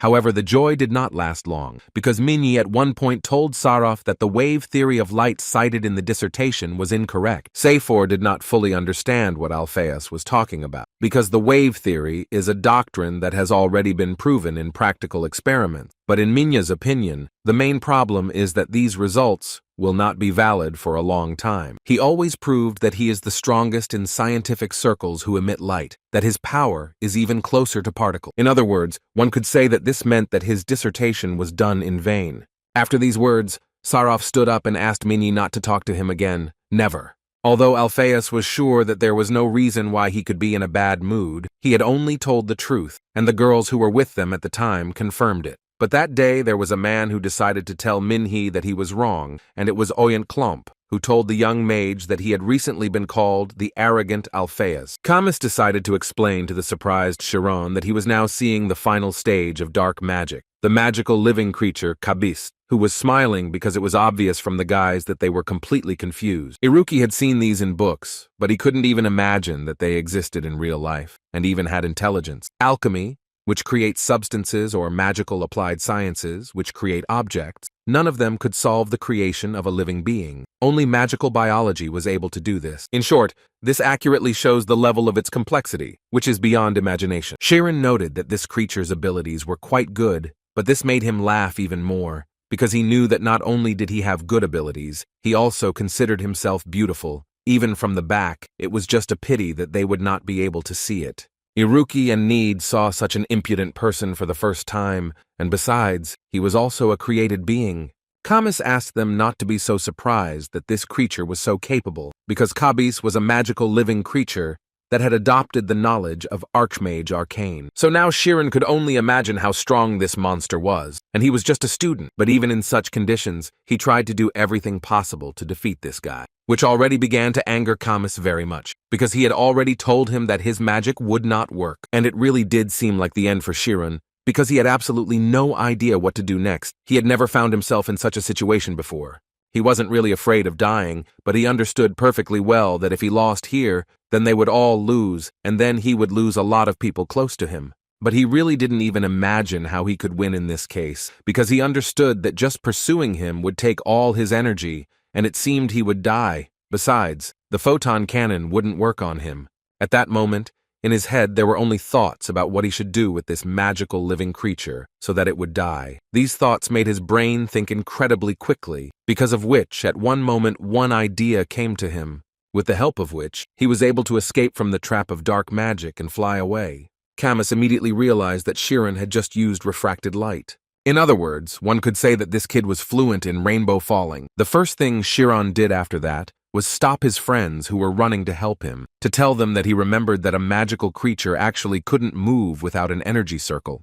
After which he turned to Kamis, whom he said that this creature was parasitizing on his body, and the guy confirmed this, although he did not understand what Chiron was getting at. But Chiron only wanted to hear this, because his plan could only work if this creature was one with Kamis. After all, if that was the case, then it was quite obvious that this shadow monster also had a limit, which made Kamis laugh, who couldn't believe that Chironi wanted to say that his willpower had a limit. But instead of answering, Chiron suggested that it would be better if they checked it as soon as possible, so he went on the attack again. Kamis immediately noticed that Chiron's light had increased, which was clearly bad news for him. Chiron thus intended to check which of them would fall to the ground first. His attacks became much more powerful, and he attacked Kamis and his creature with incredible force, even without expecting it. The monster suggested that Kamis go into the forest where there were many shadows, because he believed that they were much stronger there, although Kamis did not understand why he suddenly decided that they needed additional strength, because it seemed to him that they could easily destroy this guy. Kamis laughed, because he always thought that he was just a quiet guy, but he turned out to be a real psycho, because now it seems that this guy is going to continue to attack and thereby demotivate him. But Kamis thought all this was useless. Although the monster agreed with him, he still thought that this strategy was funny, but there was no need to play by his rules, so he once again suggested luring this guy into the forest and draining him there. Besides, he believed that they should deal with him first, because he would definitely follow them, and Kamis, hearing this, decided that he would take his opinion into account. Although in his head at the moment, there were only thoughts that if he was with Kabi, who had adopted the master's intellect, then he was invincible, so he was not afraid of anything. But he still listened to the advice of his being and went into the forest, followed quickly by Chiron. The guys tried to tell him that the forest was dangerous and it was better not to go there. However, he didn't care at all. He had a clear plan with which he was going to destroy his enemy. His friends realized that there was really no point in telling him anything, and that it was probably right that Chiron was fighting that guy, and they will apparently have to fight with another opponent, who also did not sit still, and wanted to destroy several school children. Augent Klomp, in his youth, was not a very popular person. All the girls with whom he tried to dance quickly ran away from him, which couldn't be said about Minhee, who every girl at the ball wanted to talk to. Klomp Ogent thought that his friend apparently looked better from behind than he did from the front, but Minhee always told him not to be upset because he thought that he would also look better if he grew his hair a little and dressed up. But suddenly, their dialogue was interrupted by a female voice that wanted to talk to them. The girl introduced herself as Irina. At least she didn't approach Minhee and Klomp. They just noticed that she approached everyone, but all the men avoided her. But Klomp actually knew the answer to this question, because it was the eldest daughter of the Bastad family who organized this ball, and they say that she has a small problem. According to Augent Klomp, she was a little lacking in intelligence, even though she was a lady from a first-class aristocratic family. He also heard that they say that she had an accident as a child, so her mental development remained at the level of a 10-year-old child. According to rumors, usually the head of the family does not allow her to go outside the room, but it seems that today is an exception, but she still showed everyone that she is a disgrace to the family. Minhee, looking at her, thought that she was actually an exact copy of the old people from their family. So he decided that in that case, he had to restore the reputation of the noble lady and went to her, although Klump asked him not to do so. Ogent thought that it would be too impudent, because with his awkward sympathy, he would only make this lady sad. Minhee assured him that there was really no point in worrying because he had never lied to a woman in his life, so he confidently walked up to the young lady and said that this night was as beautiful as she was. She was a little scared and started to stutter, trying to say that her name was Irina, although Minhee clearly did not expect to see that reaction from her.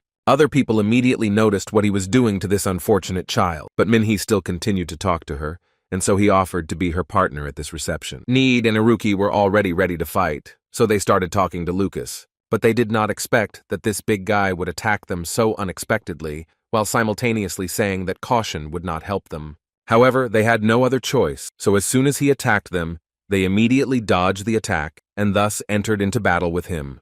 They immediately began to anger him because they dodged the attack, but on the other hand, he liked it even more, because it seemed to him that this would be a very uninteresting fight, because he would quickly deal with them. The scheme, although in theory with its help, it is possible to strengthen all parts of the human body, but if you do it thoughtlessly, you can destroy the balance. Therefore, users of the scheme follow several proven paths, which are commonly called build. Mitochondria build is a build that is capable of increasing the energy that can be used. It is the most common and the fastest, which is why Lucas used it.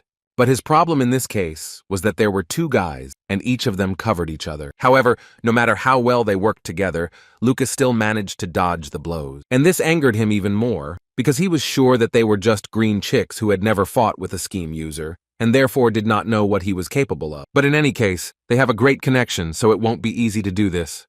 The guys, in turn, understood that their opponent's level was too different from the speed test. The mitochondria build was using up stamina too quickly, and it would all end very soon. At least that's what Lucas thought, as with every step he took, he was doubling his potential energy expenditure. In this way, he constantly found the guys in an awkward position. At the same time, Itella was also trapped, with virtually no escape possible. Wiltor acknowledged her resilience to torture, but he was tired of enduring it, so he decided to destroy her once and for all. Itella immediately realized that he was using poison that, if it entered the human body, would destroy it almost instantly, but she really didn't want to die, so she continued to fight him, doing everything to survive, thus releasing a huge amount of energy from her mouth. Even for Viltora, it was such a strong wave that even his spirit zone shook, which once again proved that the girl could be an incredibly strong person in the world of magic. As far as he knew, this technique was called the Cry of Pama, and not every magician could perform this technique, even those who had reached the first level.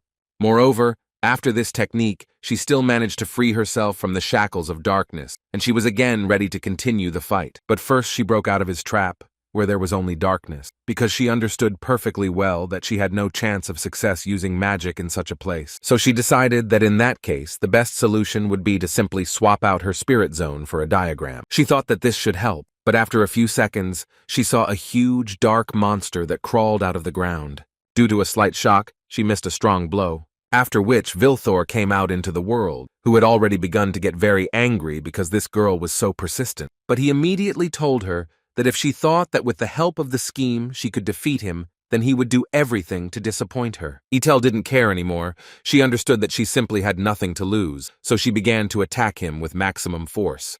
Minhee still remembered what happened 40 years ago, at that very ball, when he approached a lady who, according to people, was underdeveloped. The girl reacted very strangely. She started screaming that her mother told her that everyone who talks to her is a bad person, so she wanted to run away quickly, which was so strange to hear for Minya, because it's stupid. If you talk, you become a bad person. This is complete nonsense in the guy's opinion. He tried to ask her to talk to him calmly and first look him in the eyes, which caused even more disappointment among the other magicians who were at this ball. They believed that in this way, Minhee was disgracing them. Moreover, they believed that in order to remain the best, he was ready to involve even a small child, and the girl at that moment continued to scream that she did not want to talk to him, because if she did this, then most likely her parents would scold her, and she was very afraid of this. She didn't want her mother to be angry the most, so she asked Minhee to let her go, because she needed to quickly return to the room.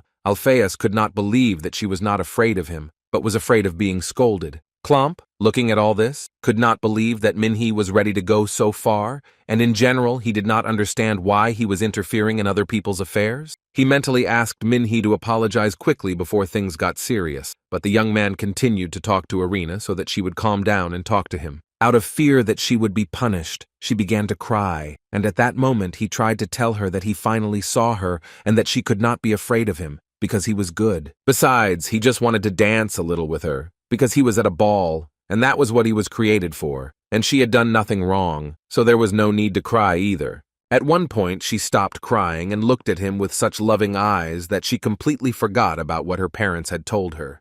So when she finally calmed down, he suggested that she try dancing with him and try it for the first time. Etella's powerful blow was not enough to destroy this monster, but she was not going to give up. She was always surprised when she heard about dark magic, and she always wanted to see how strong it was, but now she sees that it only brings evil, so she wanted to deal with her enemy as soon as possible. Etella dealt 1,000 blows in 1 second, which could destroy almost any magician. But to her great regret, her opponent today was not just a simple magician, but one who had the 3rd level.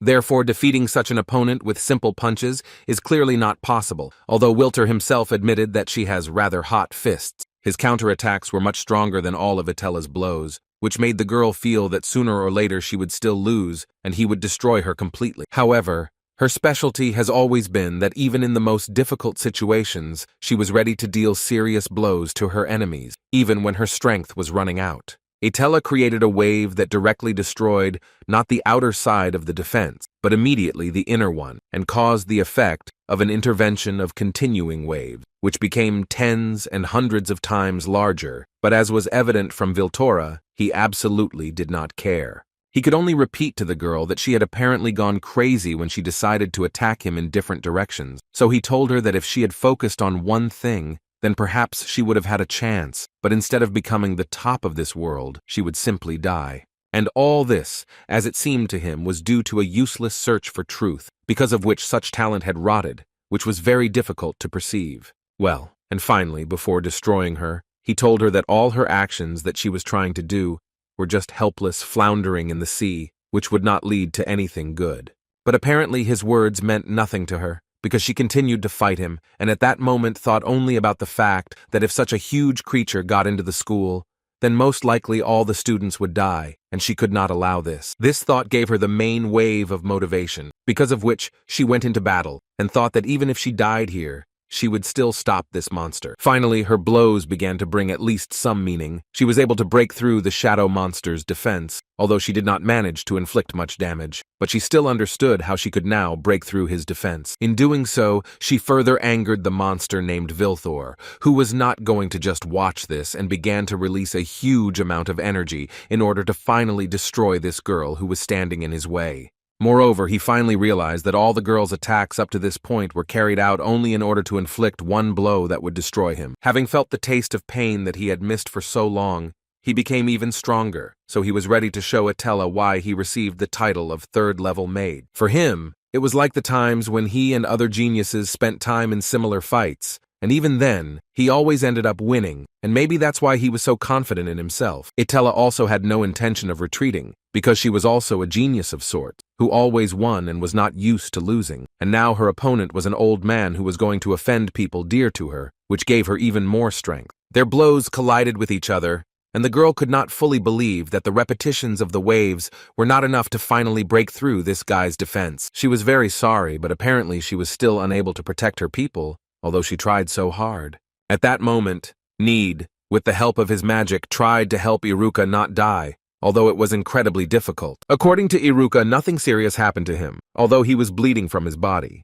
But as for Need, he tried hard and delivered a great blow to the body of Lucas, who was already thinking that he had managed to defeat these schoolchildren. At that moment, he could only scream at the green-haired guy who struck him with a bolt of lightning. Nide actually pretended to attack long before his attack, and he himself gradually covered the entire area with a magnetic field in order to tie his legs. Lucas simply couldn't believe that he could die at the hands of such little ones. But at one point, Nide began to lose ground, and it wasn't his fault. The main problem was that a shadow began to appear around his feet. Nide was very scared, but he immediately understood where this shadow came from. He was not mistaken. It was Irina who decided to intervene in the fight and help her colleague, who he didn't really like very much. In any case, This gave Lucas a chance to continue his attack, and he chose Need as his first victim, who had caused him the most problems. It seemed that a little more, and there would be nothing left of Need and Iruka, unfortunately, could not do anything about it. That's what Nide thought too, but at the last moment, Lucas's blow was stopped by an ice curtain, which didn't give him the opportunity to finish his attack. But what's strangest is that it was ice magic, which only one person in this school owned.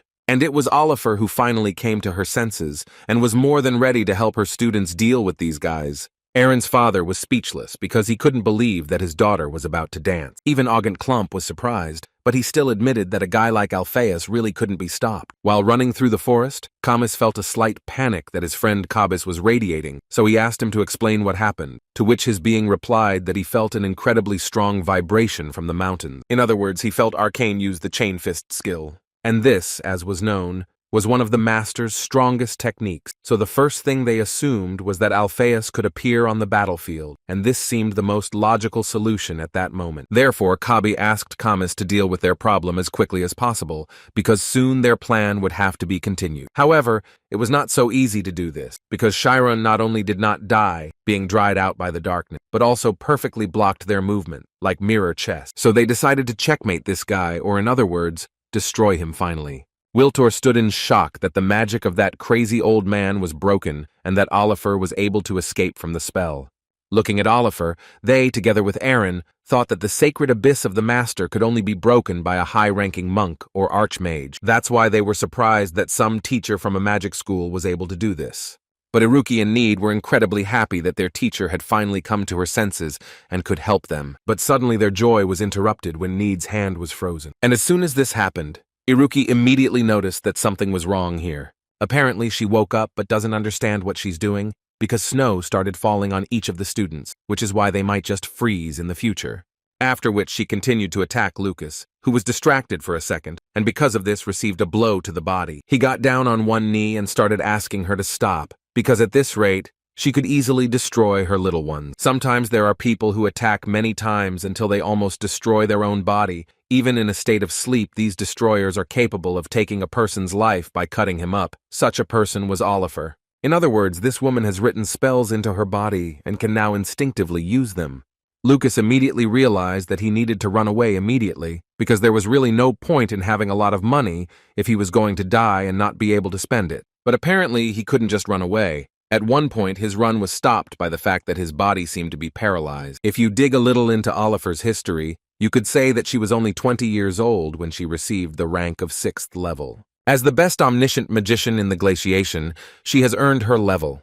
Lucas's legs were completely covered in ice, which is why he couldn't continue running, which made him very angry because he was told that this was a cheap, simple school. He was told several times that both teachers and students were incapable of anything, but now he understood perfectly well that he had been deceived, which is why he would die. Arena also came under attack and could have died, but she was saved at the last moment by Need, who saw a particle of kindness in the girl's eyes. After he did this, he immediately asked the girl to remove control over the student. She didn't have time to answer him before he continued telling her that if things continued like this, everyone could die. Arena began to cry, because she understood perfectly well that in reality, no matter how much she wanted it, she simply did not have enough time to do it. Their dialogue was interrupted by Iruki, who said that he could do it. Apparently, at that moment, an idea appeared in his head of how he could do it. At that moment, complex calculations were going on in his head. He determined that the weight of the ice, or rather the glaciers, was approximately 15 tons. Then he began to calculate the vectors, after which, the best solution that would help them save the students was to break the glaciers into thousands of pieces. He understood perfectly well that even a small error in calculations was unacceptable and would most likely lead to tragic consequences. Nide, upon hearing his idea,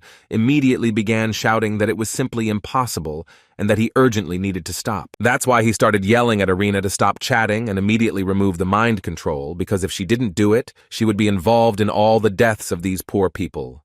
But she had already tried several times to tell him that she was not capable of doing something like that. After all, at that moment she was thinking only about Canis, which is why she absolutely didn't care about anything that would happen to these people. Ned was surprised that she thought this way, because it seemed to him that he saw a piece of goodness in her eyes. Suddenly their conversation was interrupted by a powerful explosion that came from the forest where Chiron was fighting. They both turned around and saw Camus barely walking. He was covered in blood and very angry. After the ball, Minhee and his new friend went for a walk in the beautiful fields near the castle.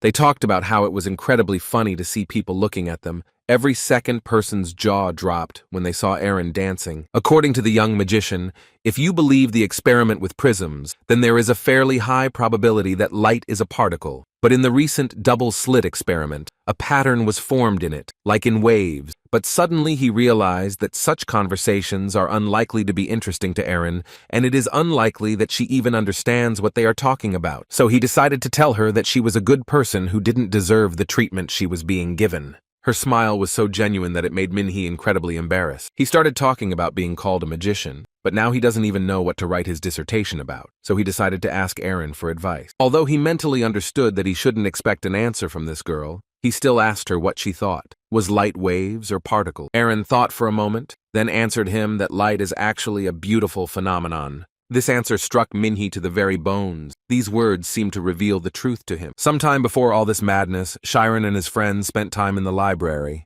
and at one point they discovered a strange phrase that said that the equivalence of mass is energy. That is, in other words, mass can be replaced by energy or vice versa. Iruki also added that if this was true, then if such omniscience was used, it seemed to him that it might even be possible to strengthen the photon cannon, and when they seriously thought about it, they noticed that under this formula it was written that its developer was Mirhi Alpheus. Camus, before he came out of the forest, continued to fight with Chiron, and throughout the fight he noticed that it was becoming more and more difficult for him, because even during this battle he was strengthening his blows. Moreover, he immediately noticed that Chiron had improved. His level seemed to have grown before his eyes, and now he was a completely different magician. Chiron's strikes were lightning fast. He was able to attack the living being Camus continuously, without allowing him to recover his strength, although the monster continued to pretend that this excited him even more, and therefore he asked Chiron to continue doing this. Chiron, in turn, was not going to remain silent either, so he answered them that up until this point there had been a warm-up, and when he began to attack them seriously, then they would understand that this fight would not last long, and apparently his words were not empty space, because at some point there were so many blows that Canis and his creature could not block, and all that was left for them was to try to dodge the blow. But doing this was not as easy as saying it, because they understood that if they retreated now, they would lose the battle, at least in spirit, so Canis ordered his creature to take away his mental powers, even though his friend told him that it was a mistake, but the guy was not going to listen to him. After another clash, Nade and Iruki just stood and looked at the sky. There was an incredible light, so they immediately realized that apparently Chiron used a photon cannon, and this time it was his strongest blow. Apparently he used a formula in the spell that he discovered only yesterday. But when he came back, the first thing he told them was that he didn't think he could win, which made him feel very uncomfortable in front of them. Nide immediately began to panic, because he did not understand what they would do then if he spoke like that. Chiron did not know what to tell him, only that his opponent was incredibly strong, plus to everything. He had never encountered this kind of magic before, but they still couldn't believe it, because it seemed to them that his photon cannon had become much stronger, but at the same time he still said that he couldn't win. Iruki, looking at this guy, understood that most likely Chiron still felt enormous pressure on himself. After all, thanks to the fact that they dealt with the affairs from the other side, he was able to show his weakness for the first time when he could not defeat the opponent he had taken on. But they still thought he did a pretty good job. However, now they will all fight together, because this guy can only be defeated through teamwork. So Iruki decided to tell their enemies that now it would be hard for the two of them to deal with the three of them. So he asked them to admit defeat and let the students go, and then they wouldn't destroy them. Nade also joined in these words, and added that it was important to do this before everyone was alive and no one died. But in response, they received only another threat. Camus told them that the war was far from over, and according to him, the master would come and punish them all. Iruki and Nade simply did not understand what they had done to them that made them come to their school and now want to punish them for something. In response to this question, Camus told them that they should ask Alpheus this question when they go to hell with him. According to him, he committed an unforgivable sin, which surprised the guys even more. Camus also added that Minhi Alpheus built this disgusting school by stealing what belonged to his master, and therefore everything they use was also stolen. Iruki continued to talk to him and said that even if you were kind to him and imagined that his words were true, he still didn't understand what all these people were guilty of. Camus believed that discussions on such meaningless topics were not important, and all because he is the master's substitute and does everything that his master ordered him to do. With these words, he made it clear to the guys that he apparently intended to continue until the very end. And before Camus could answer, Chiron stepped forward again and seemed to be preparing to enter the battle again. In response to his actions, Camus told Chiron that since his words were not working, he decided to measure their strength again, but he was still confident that the result would be the same. However, his words were suddenly interrupted by Kabi, who covered Camus with his hands, saying that in fact, Chiron was now dangerous, because looking at his spirit, it became incredibly scary. This made Camus angry because he didn't understand what was being discussed, since it seemed to him that he would be able to block him if he used all his moral strength. At that moment, Chiron didn't say a word. He only whispered to himself in a quiet voice that this was his last chance. Camus continued to shout that he was the Archmage's apprentice, and no one could contradict his decision, even if he destroyed it. Chiron noted that he didn't really want to destroy him, but he was sure that if people died because of his beliefs, he would have to harm him. The girl that evening told Alpheus that the light of the moon and the fireflies and they were all wonderful, but what Minhi was telling her did not seem so wonderful. Minhi became very interested in hearing the girl's opinion, so he continued the dialogue and asked her why she thought so. And the answer was quite simple in her opinion. Thanks to light one can see darkness. And this beautiful night sky is also visible, precisely because of the light.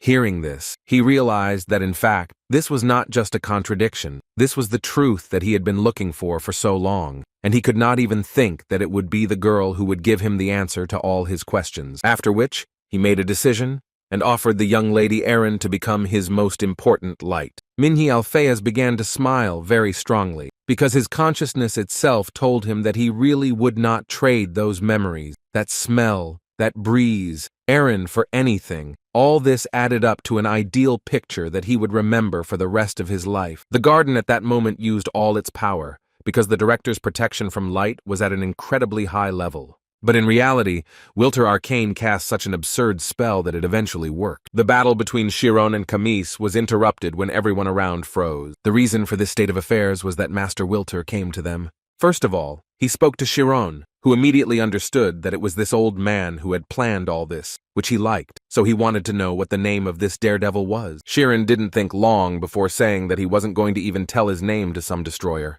He ordered him to immediately remove the spell from everyone, and then leave the school, which was ridiculous for him, after which he immediately said that, unfortunately, he could not do this. And all because all of Alpheus's students must receive punishment, and he is also included in this number. Hearing this, Chiron didn't think long and immediately shot at him. But unfortunately for him, this blow was too weak, and Wilter dodged it too easily, after which the old man added that, given his age, he had a fairly large spirit zone, and the guys couldn't move away, so he was able to dodge it so easily. But this made Chiron even more angry, so he began to attack his opponent even more actively, adding even more strength. Suddenly, Teacher Etella appeared in front of them and asked the children to stop. Wilter immediately turned to her to say that she, as a loser, did not dare show her face, after which he added that if she was lucky and managed to save her life, then she should at least know what shame is, although she immediately answered him that in fact, she was not interested in victories and defeats, she only wanted to protect her student. And when Chiron and the other guys asked her who he was, she told them that his name was Wilter Arcane, and that he was a third-level archmage, which shocked the guys, because they knew very well that even their director was a fourth-level archmage. Moreover, she added that apparently he harbored a grudge against their director. Because of these words, he called Etella pathetic, because she decided to complain to her students, who are clearly much weaker than her.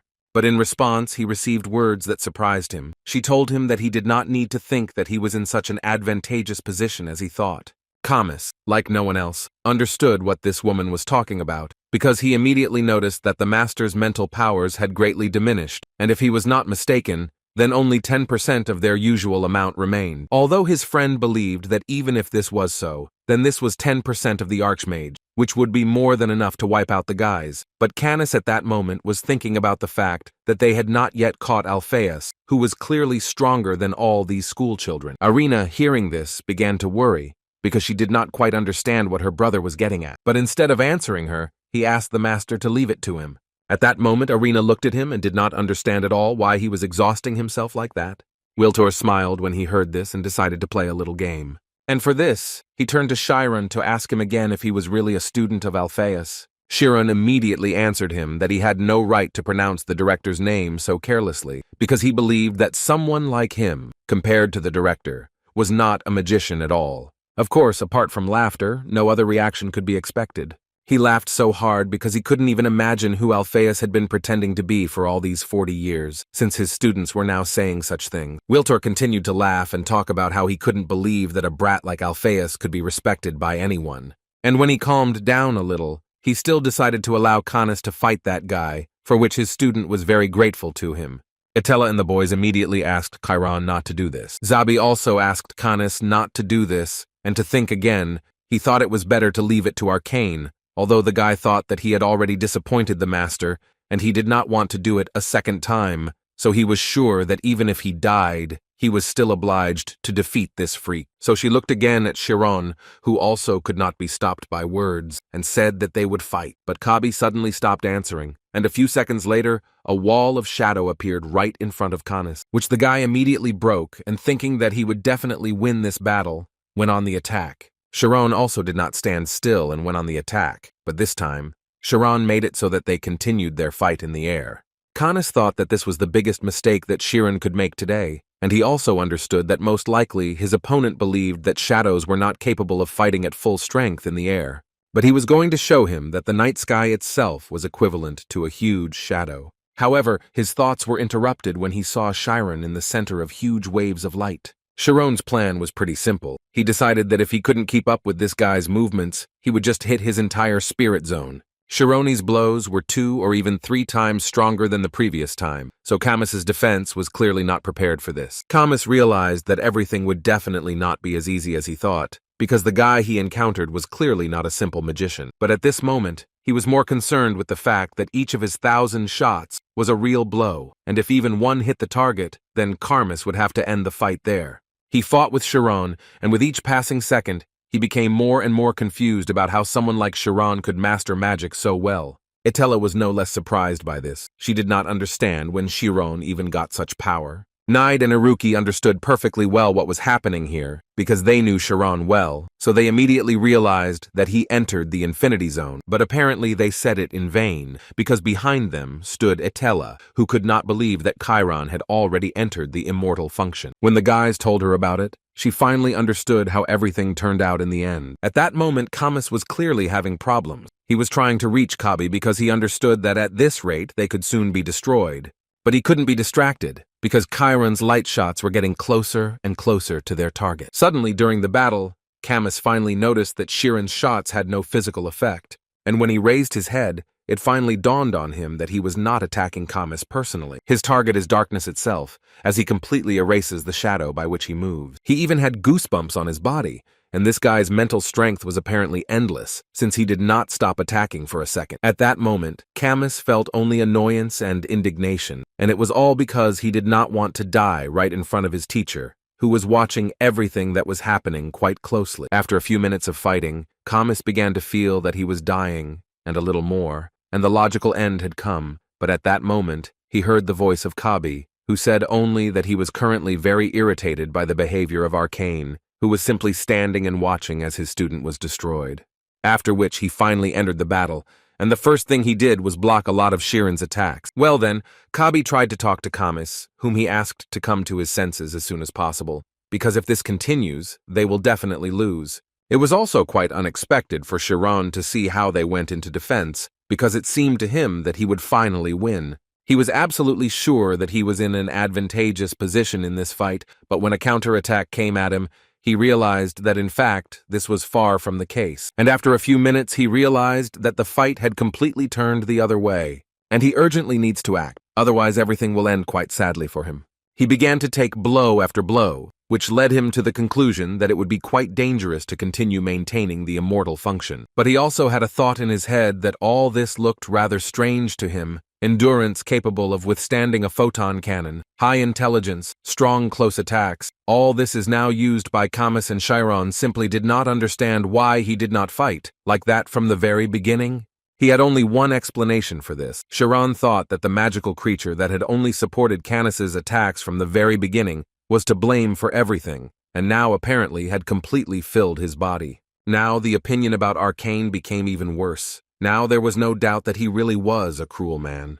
It became clear that Karmas, from the very beginning, was only a vessel for a living creature, which the old man placed inside the guy, but apparently the guy stopped coping, and therefore he became useless. But Chiron understood that it would be better for him to think about this later, because now he had other concerns, in the form of a huge monster that was going to destroy him. He remembered that if the enemy's type changed, he didn't need to insist on continuing the attack with the photon cannon spell that attacked physically. The answer to this small problem is that he simply needs to increase the power of the photons and carry out a stronger attack, which is what he actually did. Such power should have been enough to once and for all put an end to the darkness that was inside Karmas. Chiron thought that it was not that simple after all, and even if he had mastered infinite mental power, he was still unable to surpass his personal limit. In that case, he decided that he just needed to strengthen the infinity of mental power. Energy is just mass multiplied by the speed of light squared. It was difficult to apply this in practice, but still, Chiron decided that he simply had to try to transform all the mass. Due to the incredible energy that Chiron managed to create, Karmas's darkness simply began to dissolve. Wilter was one of those who also never saw how strong the impulse was. Chiron's energy turned red, which could only mean one thing. His energy became much more aggressive. Karmas's body was burning from the inside. He was enduring such pain that not everyone could withstand. Aaron understood that the terrible pain that Kabi was enduring was being transmitted to Canis, which meant that Kabi had reached his limit, and he would definitely not become stronger. Chiron continued to fire off the shadow of Karmas, and Kabi himself understood that if this continued, he would be destroyed. Etela suddenly began to ask the guy to stop his magic, because she understood perfectly well what consequences could await him. But unfortunately, it was already too late. A few seconds after the scream, a powerful explosion thundered. Long before this day came, Karmas, together with his sister, tried to subjugate Kabist, but the huge shadow that could easily destroy two small children first wanted to hear a good reason why he should submit to them. Wiltor tried to understand why his shadow was so reluctant to go to Canis. But Kabi answered him that he wasn't talking about that. He just thought that it would be much more effective for them with Aaron.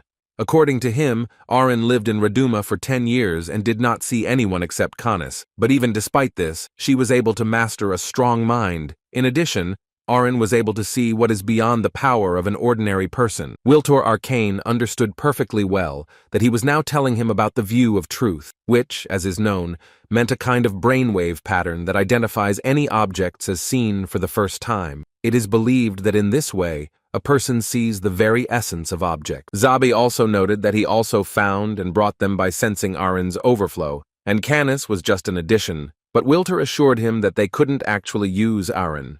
The whole point was that Aaron was still too young, so he ordered Kabi to go to Canis. Now, this reason why Arcane gave Kabi to Canis resulted in this. There was 1 minute left before the explosion, but even then, Kabi understood why this happened. That's why Zabi, before exploding, decided that he was breaking his contract with Canis. The boy, on that very day, in response to the darkness's question, answered Kabi that the only reason he wanted to gain power was because he needed to protect his only light, which was Aaron. And he really will definitely do it, and it didn't matter to him whether Kabi would participate in it or not. But during the time that Canis was with Jabi, they became friends and became one, so it hurt him more that his best friend passed away. There was an explosion, and once again nothing was left of Zabi, and Chiron turned his attention to Wilter, to whom he immediately told that he alone was to blame for all of this. In response to his words, Wilter began to smile and say that his facial expression was so similar to someone, and now he finally understood who he looked like to him. In his opinion, Chiron was the spitting image of Alphaeus, whom he knew 40 years ago.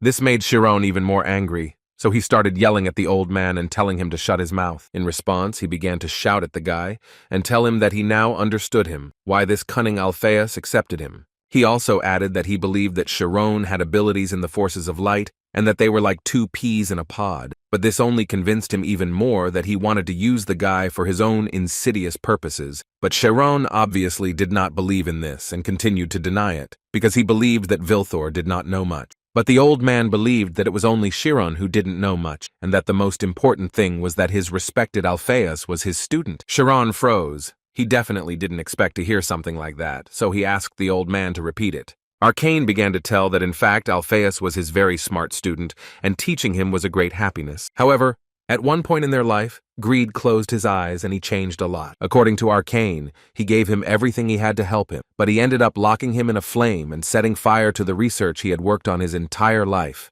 He also left his wife to die a dog's death, which none of them were going to believe, so they asked him to tell them more details. Alphaeus, meanwhile, was going through some of his most wonderful memories when his life was one continuous, shining period of life. That year, Miri Alphaeus received the Golden Circle Award, an award given every year to the mage with the best achievements. Then all attention was focused on Alphaeus. Everyone considered him a genius because at that time, he possessed both particles and waves. In the center was always his friend Kromp Oyen, who never thought that his friend Alphaeus could reach such heights. After a small celebration, Alphaeus first headed home, where Irina was already waiting for him. He presented her with the Golden Circle Award, which he believed was won only with her help, although the girl clearly did not think so. But the guy always told her that it was her idea that was recognized, and she, in response, was very happy for her man with all her heart. Alphaeus always loved her very much, but he was often not at home because he had to see his friends in honor of such award. At that time, he was only 23 years old, but already at such a young age he was able to become the most famous magician on the continent, even though every day he received letters with declarations of love from all over the world. Alphaeus did not even think about immediate benefits, and responded only to carefully selected letters, and thanks to his skills, the value of Alphaeus grew at an unheard of speed to infinite proportions. However, the families of these two people continued to be against it, so Alphaeus always asked his beloved to be patient, because he was sure that very soon he would get the best place. Then both Mira's family and the Bastad family will have no choice but to acknowledge their relationship. Sarov, having learned of Alphaeus's triumph, decided to make peace with him, although his friends constantly told him that it would be better if he made peace with him immediately.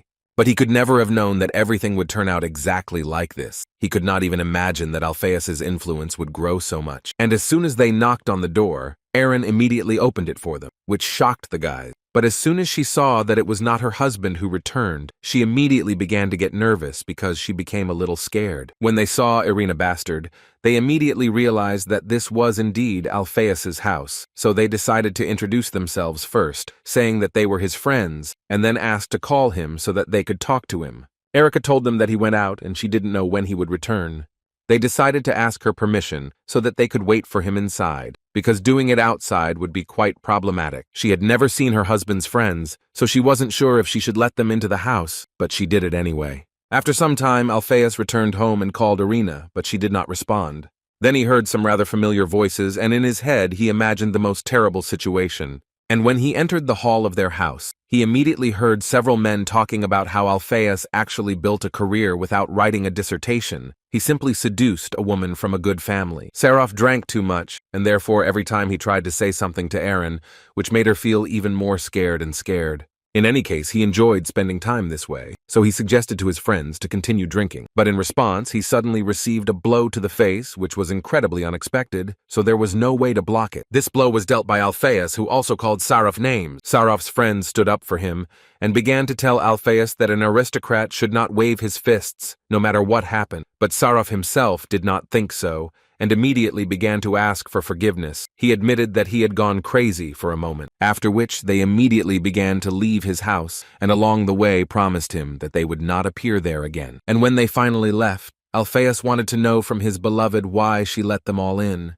to which Erin answered him that they introduced themselves as his friends. Did he suddenly feel so offended that she didn't even know the faces of his friends? These bad emotions made him yell at her and hurt her very badly, after which he realized what he had done, and it made him feel even worse. After standing in silence for a while, Alphaeus finally found the strength to ask Erin for forgiveness. He understood that although her intellect was not sufficiently developed, her thinking was not at the level of a 10-year-old. Apparently for this reason she admitted her guilt, and said that this would not happen again. But this made him even more angry, because he didn't like people who adjusted to the mood of the interlocutor, so he decided to go and get some fresh air. That evening, he went to a bar with his real friend Aujean Clomp, to whom he told that he couldn't believe he had said such a thing, despite the fact that she lived with her eyes only on him, although his friend tried to tell him that sometimes swearing was actually okay. He was more concerned about another question. He wanted to know when Alphaeus would have a child, and the magician answered his friend that in fact they had already thought about it. At that time, Klomp did not understand what the problem was at all, because he believed that a child is always needed for a strong relationship. Alpheus himself knew this very well. The thing was that the doctor had immediately told them that it was far from clear whether she would be able to survive the pain of childbirth with the intelligence of a 10-year-old child. Klomp felt a little uncomfortable talking about it, but he still noted that Alpheus himself went for it when he decided to marry her, and, according to the magician, he does not regret anything. And Klomp noted that there was no other way, so he had to choose. And then a thought appeared in Alpheus's head that made his entire body come to life. Archmage Wiltor Arcane was quite young at the time, and he was surprised that 48 hours had passed since the intruder entered Archmage Arcane's dungeon. Therefore, as soon as he saw Alpheus in the passage, he immediately wanted to know how he managed to get here at all. After which he noticed that the guy was completely alone, which means that he was able to deal with a bunch of monsters and devices on his own. Alpheus slowly took out a piece of paper and showed it to Wiltor, saying that his name was Alpheus Minhi and that he had read Wiltor Arcane's work, a study on the storage of memory. It wasn't the first time Arcane had heard this name. After all, Mirhi was a rather popular surname, the same Mirhi Light who published the theory of photons, but still he was quite interested to know what he had forgotten in the lair of the dark magician. Alpheus, barely standing on his feet, said in a slow voice that he was here because he would like to pass on his memories to his wife. After which he completely lost consciousness and fell to the ground with his papers. He woke up without clothes and in a slight fear that he was lying in some kind of bathtub, and when he turned around, he saw Wiltor Arcane, who was reading the guy's notes, and he was quite interested, because storing memories using the absorption of dark magic is not bad, and with the help of photon magic, limiting the nervous system of side images and transferring memories using archived memories to the nervous system, given from photons. It was all incredibly complicated, but Wiltor Arcane found it very interesting to read because using light as a medium to transmit information is quite clever.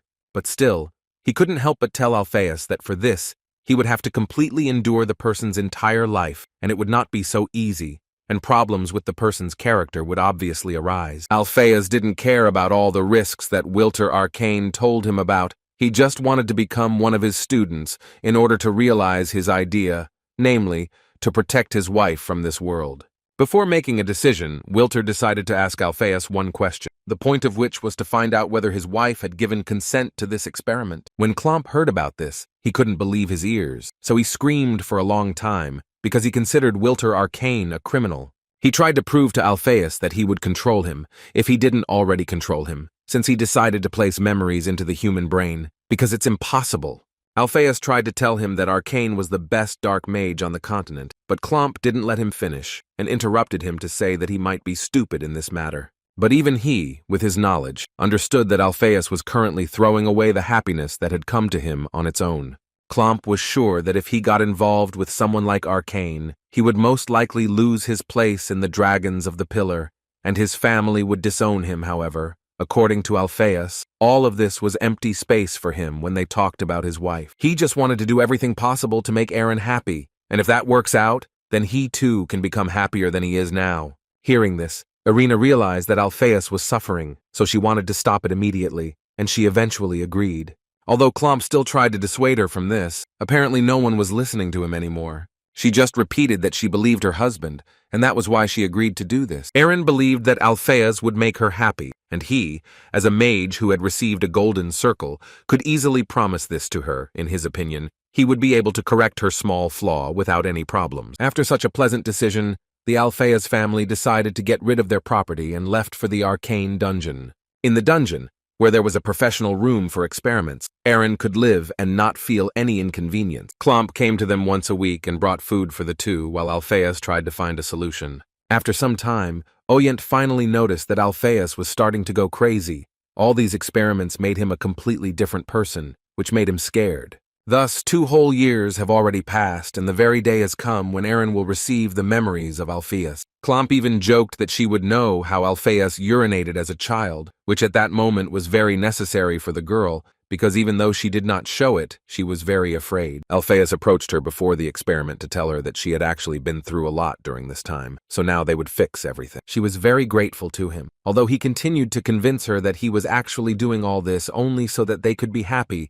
and finally have children. In order to conduct this experiment, they combined all the advanced technologies of different sciences that were popular at that time. But what pleased them most was that there were no problems with the previous clinical trials either. So Alphaeus believed that this experiment was doomed to success. And after a few minutes, they finally launched this machine, and the experience of Alphaeus's life began to be rapidly transmitted to Aaron. The feelings of Alphaeus that he wanted to pour into Aaron were transparent and pure.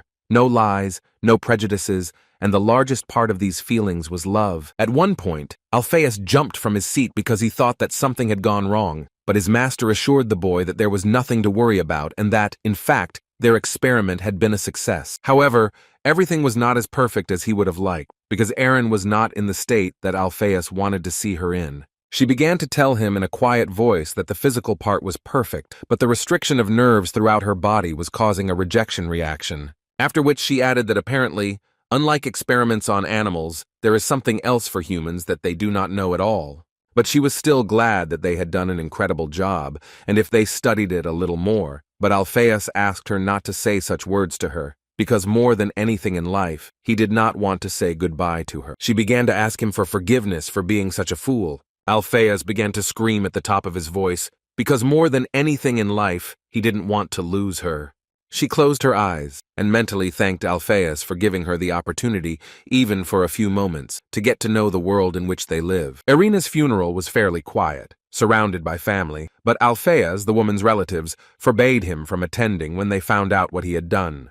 They had no wedding or heirs, so they parted as strangers. On the day Irina died as a result of the experiment, Alphaeus banged his head against the wall many times. He did this to such a state that several times he almost died. And the whole point was that he blamed himself more than anyone else, because the light that allowed him to see the darkness had gone from his life. One day, Alphaeus returned to Viltora, and he was glad to see him, after which he immediately expressed his condolences. But then he interrupted the dialogue with him, because he noticed that Alphaeus was doing something very strange, and the guy was not going to answer the question of what he was doing. But after some time, he finally turned around and told Viltora that in fact, this research simply could not be carried out, and they did it in vain, but at the same time, his look was incredibly crazy. Arcane tried to shout at him to come to his senses and start thinking rationally, because he believed that his heart would not hurt for long, since their experiment ended in success. He also couldn't help but add that they had to cure people like Irina. Moreover, he was sure that they could do it. All their mental illnesses, which appeared for unknown reasons, could now be cured. However, Alphaeus didn't give a damn about his words and continued to do what he had planned from the very beginning, and he was going to burn everything down to the last piece of paper. Wilter tried to the end to save the results of the experiment and how to conduct it correctly, but it was a deliberately bad idea. The old man shouted for a long time that this was not only his research, he had spent his whole life on it, but in the end, Alphaeus did not listen to a single word he said, but simply continued to leave. Therefore now, Wilter Arcane was very angry at his former student, whom he helped morally, spiritually, and even materially, but he still ended up throwing him into the sea of flames and running away, and even turning the death of his wife into a useless death. He destroyed the chance, with the help of the experiment they conducted, to save tens of thousands of other people. Chiron and the other guys couldn't believe for a long time what was happening here. Could the director really have done this? At this point, Wiltor continued to say that he, of course, could fully understand Alphaeus's sadness. However, being a magician, he still had no right to act in this way. But in any case, he came here not just to take revenge, but to destroy all the magicians who adopted Alphaeus' way of thinking. And he was even more angered by the fact that they considered him an outstanding mentor, although in fact he was reckless, arrogant, and cunning. Chiron listened to him attentively and concluded that Wilter Arcane was actually right, and the magician should not do this. Nade tried to stop him, but Atella didn't let him. Chiron continued to say that he understood him perfectly. He was betrayed, but still, he would also like to say that the choice he made was also wrong. So now he would like to know, or is this all that the legendary Archmage is capable of? After hearing all this, he decided to show them all what he was really capable of and put them on trial. But Chiron wasn't going to stop, and continued to tell him that even a person as strong as him found himself in a situation where he waited 40 years just to take revenge. But in the end, Chiron felt like he was just bored all this time, which is why he was so angry. Suddenly, it dawned on Arcane, his anger somehow miraculously disappeared, and the destructive aura that was around him evaporated. He remembered the picture when he first saw Irina, who at first glance seemed to him to be an incredibly bright girl, so he quickly decided to tell her that she could now consider this place her home. It was the first time Aaron had been in a place like this, and what immediately struck her was that he must be very lonely here. This question took him by surprise because he didn't expect to hear something like that. But in fact, when he first saw her eyes, for some reason he felt a strange fear, and all because he had never seen such infinitely deep purity. Even being next to him, it still did not disappear, but only continued to illuminate absolutely all the darkness of this world. That was exactly what her gaze was like, and now he felt it again when he looked into Chiron's eyes. Looking at Chiron, it became scary that his insight went beyond human understanding, which is why he was most likely able to see through even cause and effect. But even understanding this, Wilter Arcane still came to the conclusion that they were too different from him, and Chiron was the one who could stop him. So he told the guy that they could not exist in this world. Immediately after this, heavy weights of dark power began to appear around the guys, which was surprising for them, because they were sure that the old man had no more strength left. Arcane could only smile back at them and say that magic was an incredibly amazing thing, and with its help, one could achieve incredible heights. But apparently everything will not be as simple as Wilter Arcane would like, because the one he wanted to see most of all finally came to the meeting. As soon as Arcane saw Alpheus, he could not tell him anything else, except that he had aged quite a lot during this time. He also added to him that he didn't think that he would be under the influence of magic that seals memories, although according to Alpheus, he liked it quite a lot, because it was a great opportunity after a long time to remember everything that had happened in the past. But most of all, he was grateful to him for reminding him of who Aaron was. Alpheus turned to his students, asking for forgiveness for all this happening. He understood perfectly well that all this was because of his immorality. He was also very grateful to them for being able to protect their friends. He was very glad that teacher Itella was with them and helped them, but she immediately intervened in the conversation and said that she, on the contrary, wanted to apologize for not being able to protect the students, after which he approached Chironi to tell him that he must remember that those who do not even have a good blow with which to change the course of the battle in their favor cannot be called a battle maid. And now, he is finally ready to resolve the issue between the old men. But first he asked Arcane to stop behaving immorally, and it was time to finally let the children go and sort things out one-on-one, to which Vilthor quickly agreed, because it was a request from his old student, which he could not ignore. But what interested him more was how Alpheus was going to continue playing the role of director when they all found out about him. Nade and Iruki noted that everything he revealed to them was just the director's past, which would not affect them in any way, and besides, they continued to be on Alpheus's side. But Wilter Arcane could no longer be stopped, so he decided to offer Alpheus, like in the good old days, to consign all his works to the flames. However, according to him, there is another way out, and that is to follow him and continue research into the transportation of memories. He told Alpheus that he and his new students had already succeeded in the experiment with his memory, and as proof, he could look at the magical creature called Sabi. And all this, in his opinion, became possible only thanks to Aaron's sacrifice. Hearing these words, images of that very day when he burned everything to the ground flashed before Alpheus's eyes. But before that, he told Wiltor Arcane that this entire experiment was carried out only for Arcane's plan, because Alpheus immediately understood that after he took away his and Irina's memories, he would create something completely different. Young Alpheus wanted to ask his teacher where he wanted to use the hundreds of magical living beings after creating them. He read all these plans in Wilter's notes. He quickly understood everything and wanted to know, did he really intend to take this whole world under his power? But that day, as now, Wilter Arcane simply did not understand what was wrong with that.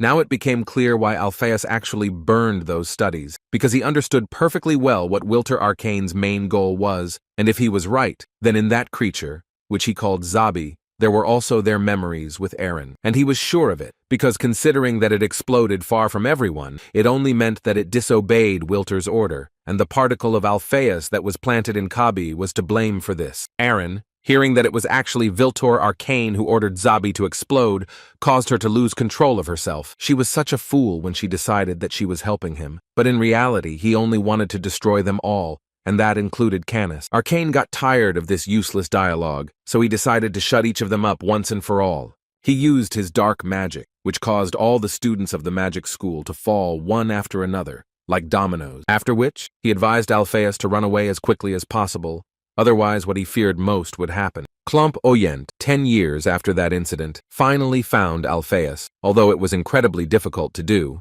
But Alpheus did not fully understand why Klomp was looking for him at all, to which Oyent answered quite easily, saying that he just needed to give something. As it turned out, he brought him Irina's will, which was found a day after Alpheus disappeared. The main part of this letter was aimed at Aaron asking Alpheus that if something were to happen to her, he should in no way blame himself, because she herself agreed to it. She also stated her last wish, which was that she did not want her husband to be sad. She wanted him to continue the research that he loved so much. She assured him that he would always be his light. So now, she wanted him to light up the world for everyone who wanted it, which made Alpheus angry, and he started crying even more. And after a few minutes of sobbing, he turned to Klomp and asked him to borrow money so that he could open a school and make sure that fools like him would never be born again. He put the rest of his life on the line to serve her will for the rest of his days. So now, without any hesitation, he gathered all his will into a fist to give his all and protect the school and the students who accidentally suffered because of his past life. Chiron, looking at all this, immediately noticed that time had slowed down a lot, and apparently they would look further at how much the director loved his wife.